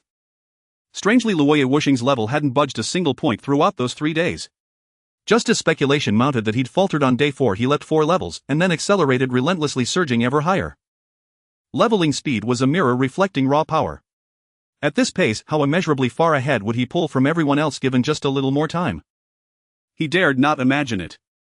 Yet your moment of triumph ends here. The Demon Lord sneered. Once I earn the recognition of the 10 great demon gods, your era will vanish swiftly and irrevocably. Rustle. Suddenly a faint skittering sound broke the silence. Who's there? Startled, the Demon Lord whirled around only to find a newly spawned swift leopard. His suspended heart sank gently back into place, relief washing over him. Damn it. He cursed inwardly, chiding himself for his jumpy nerves. He had to admit, the psychological toll of leaf fall silence was real. Even his bravado now carried a tremor of caution. Clutching his violet longsword, he resolved to vent his frustration upon the swift leopard. Rustle. Another irregular, unsettling footfall echoed nearby. Who's there? Cautious as ever, the Demon Lord turned again, only to face empty air. Warm sunlight bathed the land in golden serenity. A gentle breeze stirred the emerald grass, weaving a tranquil, idyllic scene. Nothing seemed amiss, yet the Demon Lord remained utterly vigilant, every nerve taut. That footfall had been real, not illusion. A thief was stalking him, hidden somewhere close. Could it be the underling he'd slain earlier? Unable to pinpoint the intruder, he resorted to provocation. Dare you show yourself, or are you too cowardly even for that? Hiss. In the next instant, a razor-sharp whistle sliced through the air from behind. Proud of his elite reflexes as a top-tier player, the Demon Lord instantly tracked the sound, pivoting downward and backward with a triumphant grin. I've found you. His words died mid-breath. At the very edge of his vision appeared a black-robed youth, robes flaring like dark flame. His face was veiled by a sinister mask, in his hand gleamed a sword wreathed in ashen mist, and before it surged a roaring azure dragon head, its overwhelming force locking unerringly onto the Demon Lord's position. Wind Dragon Roar. Paralyzed, ice-cold, utterly defenseless, the demon lord's face contorted in primal terror and disbelief. Are you some kind of demon? He had never imagined, even deep within the Shadow faction, he could become prey to Leaf-Fall Silence. A gust swept past. His body collapsed into ruined flesh torn beyond recognition. Ding! System alert, congratulations! You have successfully eliminated Adventurer Demon Lord. Ding! System alert, you have eradicated a menace to the realm. Reward granted, level 2 reputation 1000, free attribute points 50. Ding! System alert, your rare subquest The Price of Betrayal difficulty A has been completed. Visit the NPC landlady Wang Xiaoyan to claim your reward. Effortless. Instantaneous annihilation. Shimmer. Shimmer. 2 golden beams descended. Yifeng ascended to level 61, widening the gap between himself and the second-ranked player. Ha! He exhaled slowly, then gazed at the demon lord's mangled remains, brow slightly furrowed. Looks like I'll need to kill you again, properly. Only a true final death would yield the immense coveted rewards. Though the mere elimination granted valuable free attribute points, it still fell short of expectations. Leaf-Fall Silence, you'll pay for this. The demon lord's soul form burned with venomous hatred, teeth clenched as if he longed to flay Yifeng alive. Why should I wait? Yifeng stood unruffled, voice cool and detached. Just tell me where you are, I'll come for you now. Silence. The demon lord was speechless. Revealing his location meant certain death. Oh. Fine. A sudden spark lit his mind. He shifted tactics. I'm inside Tianlin City. Dare you come challenge me? Go on, I beg you. He decided to disclose his whereabouts to Leaf-Fall Silence. With only one life remaining, he dared not venture out to grind monsters. Staying near the demon gods for protection was his only option, so why fear anything at all? Did Leaf-Fall Silence truly dare confront a demon god face-to-face? You think I won't? Yifeng arched a brow. Tianlin City. The imperial capital of the eastern region and the very lair of the demon gods. That proximity to the demon gods was precisely what emboldened him. Ha ha ha. He laughed wildly. Keep bluffing. If you don't show up, you're a dog. Shimmer. White light flashed, the demon lord vanished, resurrecting safely back in the city. Yifeng paused briefly, then a sharp glint flickered in his eyes. A gentleman never delays vengeance. Tianlin City, it is time. The demon lord's bounty was critical. His unique hidden class and rare artifacts could prove invaluable. Of course Yifeng would never act recklessly. Even if the demon lord slept, ate and breathed under the demon god's very shadow, Yifeng remained confident he could strike and vanish without trace. Re-entering stealth, he began his arduous journey across mountains and valleys toward Tianlin City. En route, Yifeng opened his friend list and messaged Long Yu, Guardian Master. Which demon gods currently hold court in Tianlin City? 3 in total. Abyssal I, Ted Eternal Sin, which Fei Yi and Godslayer Anita Li Shui replied truthfully. As a peerless divine tier cultivator, she possessed intimate knowledge of both sides' battle strength. Understood, Yifeng typed. Thank you, Master, I know what to do. Li Shui grew curious. Why ask? Life is too quiet. I thought I'd pay them a visit, for fun. After exchanging reassurances with his master, ensuring he'd take no unnecessary risks, Yifeng navigated treacherous terrain, moving with deliberate care toward Tianlin City. Others might struggle to locate Tianlin City, but with memories of his past life, Yifeng knew its approximate coordinates. Meanwhile, deep within the imperial palace, Ted the Abyssal Eye, his mentor, sat enthroned in darkness, radiating malevolent aura. Hearing his disciples report, he frowned. You say Leaf-Fall Silence hunts you, and may enter Tianlin City? Yes. The demon lord shuddered, still shaken. Master, please remain beside me these next few days, I cannot bear this dread. He was truly afraid, terrified of that masked demon. With only one life left, even the smallest misstep could mean oblivion. Staying near you is possible, Ted chuckled wryly, but do you truly believe he can even find Tianlin City? That's true. The demon lord nodded in agreement, his master's logic held weight. In the vast eastern region, how could a newcomer, here barely 10 days, possibly know where the imperial capital lies? Ted scoffed. Ding. System alert, you have entered the map Tianlin City Supreme Metropolis. With astonishing speed, Yifeng reached the outskirts of the imperial capital in roughly 2 hours. Before him rose a colossal citadel, majestic, awe-inspiring, like a slumbering titan. Its towering ramparts loomed with impregnable grandeur, exuding solemn strength and inviolable authority. At this moment, Tianlin City's gates were sealed tight, guarded by sinister dark creatures who barred all unwelcome intruders.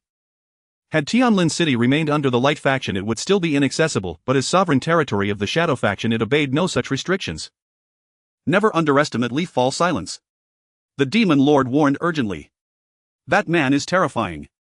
One strike, one kill. Instinct whispered that the leaf-fall silence he'd encountered in Moonlight Grassland was far more formidable than before. Hoof. Ted snorted dismissively. What is there to fear? Merely reliance on a god-tier weapon. Tianlin City is heavily fortified, swarming with dark entities. A mere level 60 adventurer wouldn't even find the door to enter. Yifeng had never intended to breach the city hidden. Instead he slipped to a secluded corner of the wall observing patrol patterns for a long while until he discovered a narrow concealed passage. Now. With clarity of purpose he placed Shinchi, the divine sorrow, beneath his feet and activated Undying Grasp to command the blade. Shimmer. Instantly Shinchi lifted him skyward. Within limits the ability allowed direct control over any entity through sheer willpower. The adaptability of Undying Grasp surpassed even his own expectations. At optimal altitude Yifeng leapt onto the battlement, stowed his sword and descended swiftly and silently, entering Tianlin City undetected. 3 demon gods, I have come to play with you. In Tianlin City dark creatures wander everywhere, bizarre in shape and powerful far beyond the current player's capabilities. Having successfully infiltrated the city, Yifeng dared not let his guard down. Relying on stealth he patiently sought out their patterns of movement, crossing the streets at the safest moments. This was not a simple task. Without the unyielding grip one could hardly avoid the gaze of those dark creatures. After 2 hours of effort he arrived at his destination, the Imperial Palace. As the center of the super main city, even though it showed signs of decay amidst the war, its opulence and luxury could not be concealed. Yifeng looked up admiring the splendid decorations and scenery, with palaces standing tall, red walls and yellow tiles resplendent in gold. With utmost caution Yifeng took a deep breath and plunged into the depths of the palace. Friends from afar surely must be enjoying themselves. Ding. System prompt: you have entered the map Tianlin City Imperial Palace. Ding. System prompt: as the first non-dark faction adventurer to enter the Imperial Palace you have earned 500 reputation points. Great. I even got 500 reputation points for free. Yifeng entered the expansive palace complex searching for the whereabouts of the Demon King. Compared to the outside there were fewer dark creatures inside the palace, allowing him a wider range of movement as long as he did not attract the attention of the demon gods. I still have to take risks and explore. Yifeng felt considerable pressure. With his strength, if he got close to the demon gods he would likely be detected. However, he dared to come because he had the capital, the generous reward from being the first to undergo the second transition absolute transformation SS grade. Description of flawless transformation: what you want to become is entirely up to you. Effect: after use you can transform into any being or object you have encountered undetectable by outsiders. Yifeng believed that the effects of an S-grade item could not be easily seen through by the demon gods. Taking out this unique rainbow card from his chest, Yifeng chose to use it. Ding. System prompt: you have used the item Absolute Transformation, gaining the ability to transform into any being or object you have encountered, which lasts up to 24 hours. Ant. Yifeng pondered for a moment and made his choice. Theoretically, the smaller the transformed being, the harder it would be to detect. Swish. In the next moment a radiant light enveloped Yifeng and he quickly shrank down, transforming into a mere ant. Whoosh! Swift as an arrow the ant charged into the palace without hesitation. He calmly searched through room after room. Oh. At one moment he joyfully discovered a treasure hidden beneath a bed in a room, exquisite treasure chest, A grade. Description: there is a chance to open spirit grade equipment and a grade or lower items. Chests often exist in inexplicable places, that's the nature of an open world. Without hesitation Yifeng activated his unlocking skill to open the chest and check the treasures inside. Ding. System prompt: you have obtained a common item, use tissue. Ding. System prompt: you have obtained a common item, use tissue. So many tissues. Could it be that the owner of this room usually just throws tissues under the bed? Yifeng was greatly disappointed. Please don't tell me that this precious chest only yields such garbage. Ding.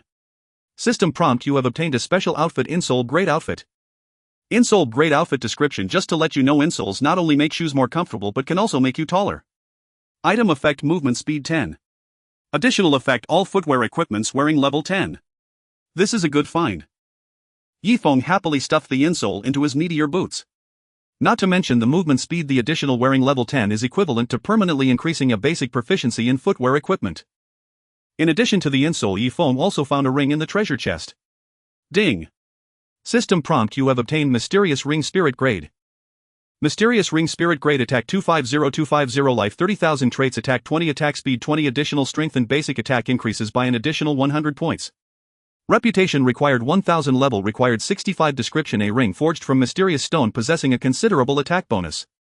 A very good spirit grade ring, far superior to the 2 golden grade rings on his hands. The only downside is that it requires a level as high as 65 and he is still 4 levels short of wearing it. After putting away the mysterious ring and confirming that the treasure chest was empty, Yifeng cautiously left the room and continued with his plan. The first task remains to slay the Demon King. This will not change. Although the duration of absolute transformation is long, the palace is also vast and he must seize the time. At one moment Yifeng entered a room through the gap in the door and found someone inside. There was a tall figure clad in bright red armor with strange black patterns etched on both sides of the face, adding an air of wickedness. God Slayer Anita, Divine Grade BOSS. Oh no. So this is Anita's room. Yifeng's heart tightened as he confirmed that the Demon King was not nearby and quietly slipped away. Who? Suddenly Anita awoke from his meditation, keenly sensing something unusual in the surroundings. This is bad. As Yifeng returned to the doorway, his heart dropped as he sensed something was wrong.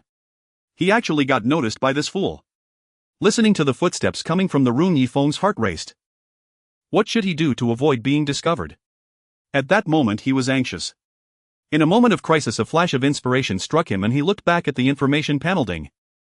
System prompt: you have used the item Absolute Transformation, gaining the ability to transform into any being or object you have encountered, which lasts up to 24 hours. It seems this item didn't say that transformation could only be done once. This means that within the duration I can change at will. Kala. The door opened and Anita was momentarily taken aback. In his view, a pale and slender man appeared dressed in blue armor, his expression calm as if he had come specifically to find him. Wind Controller Aaron, Divine Grade BOSS, what do you want? Anita asked, puzzled. Aren't you supposed to be sent to another national area by Mulro due to the theft of supplies in the Eastern District? The appearance of the fourth demon god surprised him. I have been pondering deeply.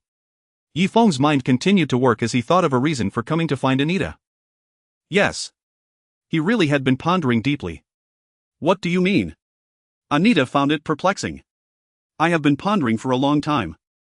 Yifeng exhaled gently, looking at Anita with a questioning gaze, and coldly said, ultimately I think the most likely culprit who stole my supplies is you. No one could have stolen all his resources without him noticing, especially at the precise moment he was away apart from those familiar faces on his side. Who else could it be? Could it be that it was himself? You must be kidding. Outside the room, two demon gods faced each other sharply. Do you have any evidence that I stole your supplies? Anita's expression was grim. How dare you come here to slander me without any reason? At that time you were the only one with a motive. Yifeng declared earnestly. Anita retorted impatiently, what motive do I have? Forcing me out means you'll have more time with the Eternal Sin Witch in the Eastern District. How could you even think that? Anita's tone changed slightly. To be honest, he did feel a bit pleased about Aaron going to another country. Suddenly he realized something and glared at Yifeng, disbelief flickering in his eyes. Are you also? Exactly. Yifeng unabashedly spoke in Aaron's name. Even if the Eternal Sin Witch and Silent Falling Leaves passed through the grove, I wouldn't mind at all. Poof. Anita snorted coldly. How could the Eternal Sin Witch have ever had relations with Silent Falling Leaves? So you mean she still preserved her first time? Yifeng continued the conversation. Do you really think the Eternal Sin Witch is a promiscuous person? Anita waved his hand impatiently. I don't want to discuss this with you. If you think I stole your supplies, then find evidence. After saying that, he closed the door, refusing to entertain any guests. How dangerous. How damn dangerous. Yifeng felt a lingering fear and immediately turned to leave. This action was indeed very risky. If Anita decided to attack him, no matter how well he disguised himself, he would be instantly killed by a single punch. Leaving the palace, Yifeng was about to turn back into an ant when he suddenly froze in place. At this rate, he feared he wouldn't be able to find the Demon King before his transformation time ran out. Rather than treading on thin ice, it would be better to risk it all and strive for survival. With this thought in mind, he transformed into Anita. I have come to see the demon god. On the way, when encountering incredibly strong monsters, they would respectfully bow and greet him. Yifeng nodded slightly and stepped lightly into the luxurious palace, which was likely the demon god's residence, trying not to engage in unnecessary conversation to avoid revealing any flaws. Entering the unfamiliar area, Yifeng boldly strode in. Unfortunately, he was not as lucky as before and did not encounter any leftover treasure chests. However, just when he thought he was temporarily safe, a warning bell suddenly rang. Ding. System prompt: please be aware the Defiler Silent Falling Leaves is very likely to enter the Tianlin City Palace. Ding. System prompt: please be aware the Defiler Silent Falling Leaves is very likely to enter the Tianlin City Palace. Has my cover been blown? Yifeng frowned and hurriedly searched for the whereabouts of the Demon King. The palace is too vast. Who knows where that kid has run off to? But theoretically, encountering a demon god could lead to encountering the Demon King. As long as he got close enough to strike, even divine-level powerhouses wouldn't be able to react in time. Exchanging life for life is a profit. If he could successfully escape using absolute transformation, it would be a huge gain. Chirp chirp. As Yifeng approached a certain room, he heard the voice of the Pisho. Ding. System prompt: auspicious beast Pisho indicates that there are special restrictions ahead preventing entry. Another demon god's residence. Yifeng felt a chill in his heart and clasped his fists. I seek to meet Anita. The lack of a response confirmed to Yifeng that the other party was not currently in the room. Gulp. Suddenly a frantic thought popped into his mind. Pisho, is there a way to break in? The demon god's room must have treasures. If he couldn't kill the demon king, exchanging an S-level item for a B-level outfit and spirit-level equipment would definitely be a loss. The Pisho left the pet space and shook its little head at Yifeng. Can't get in.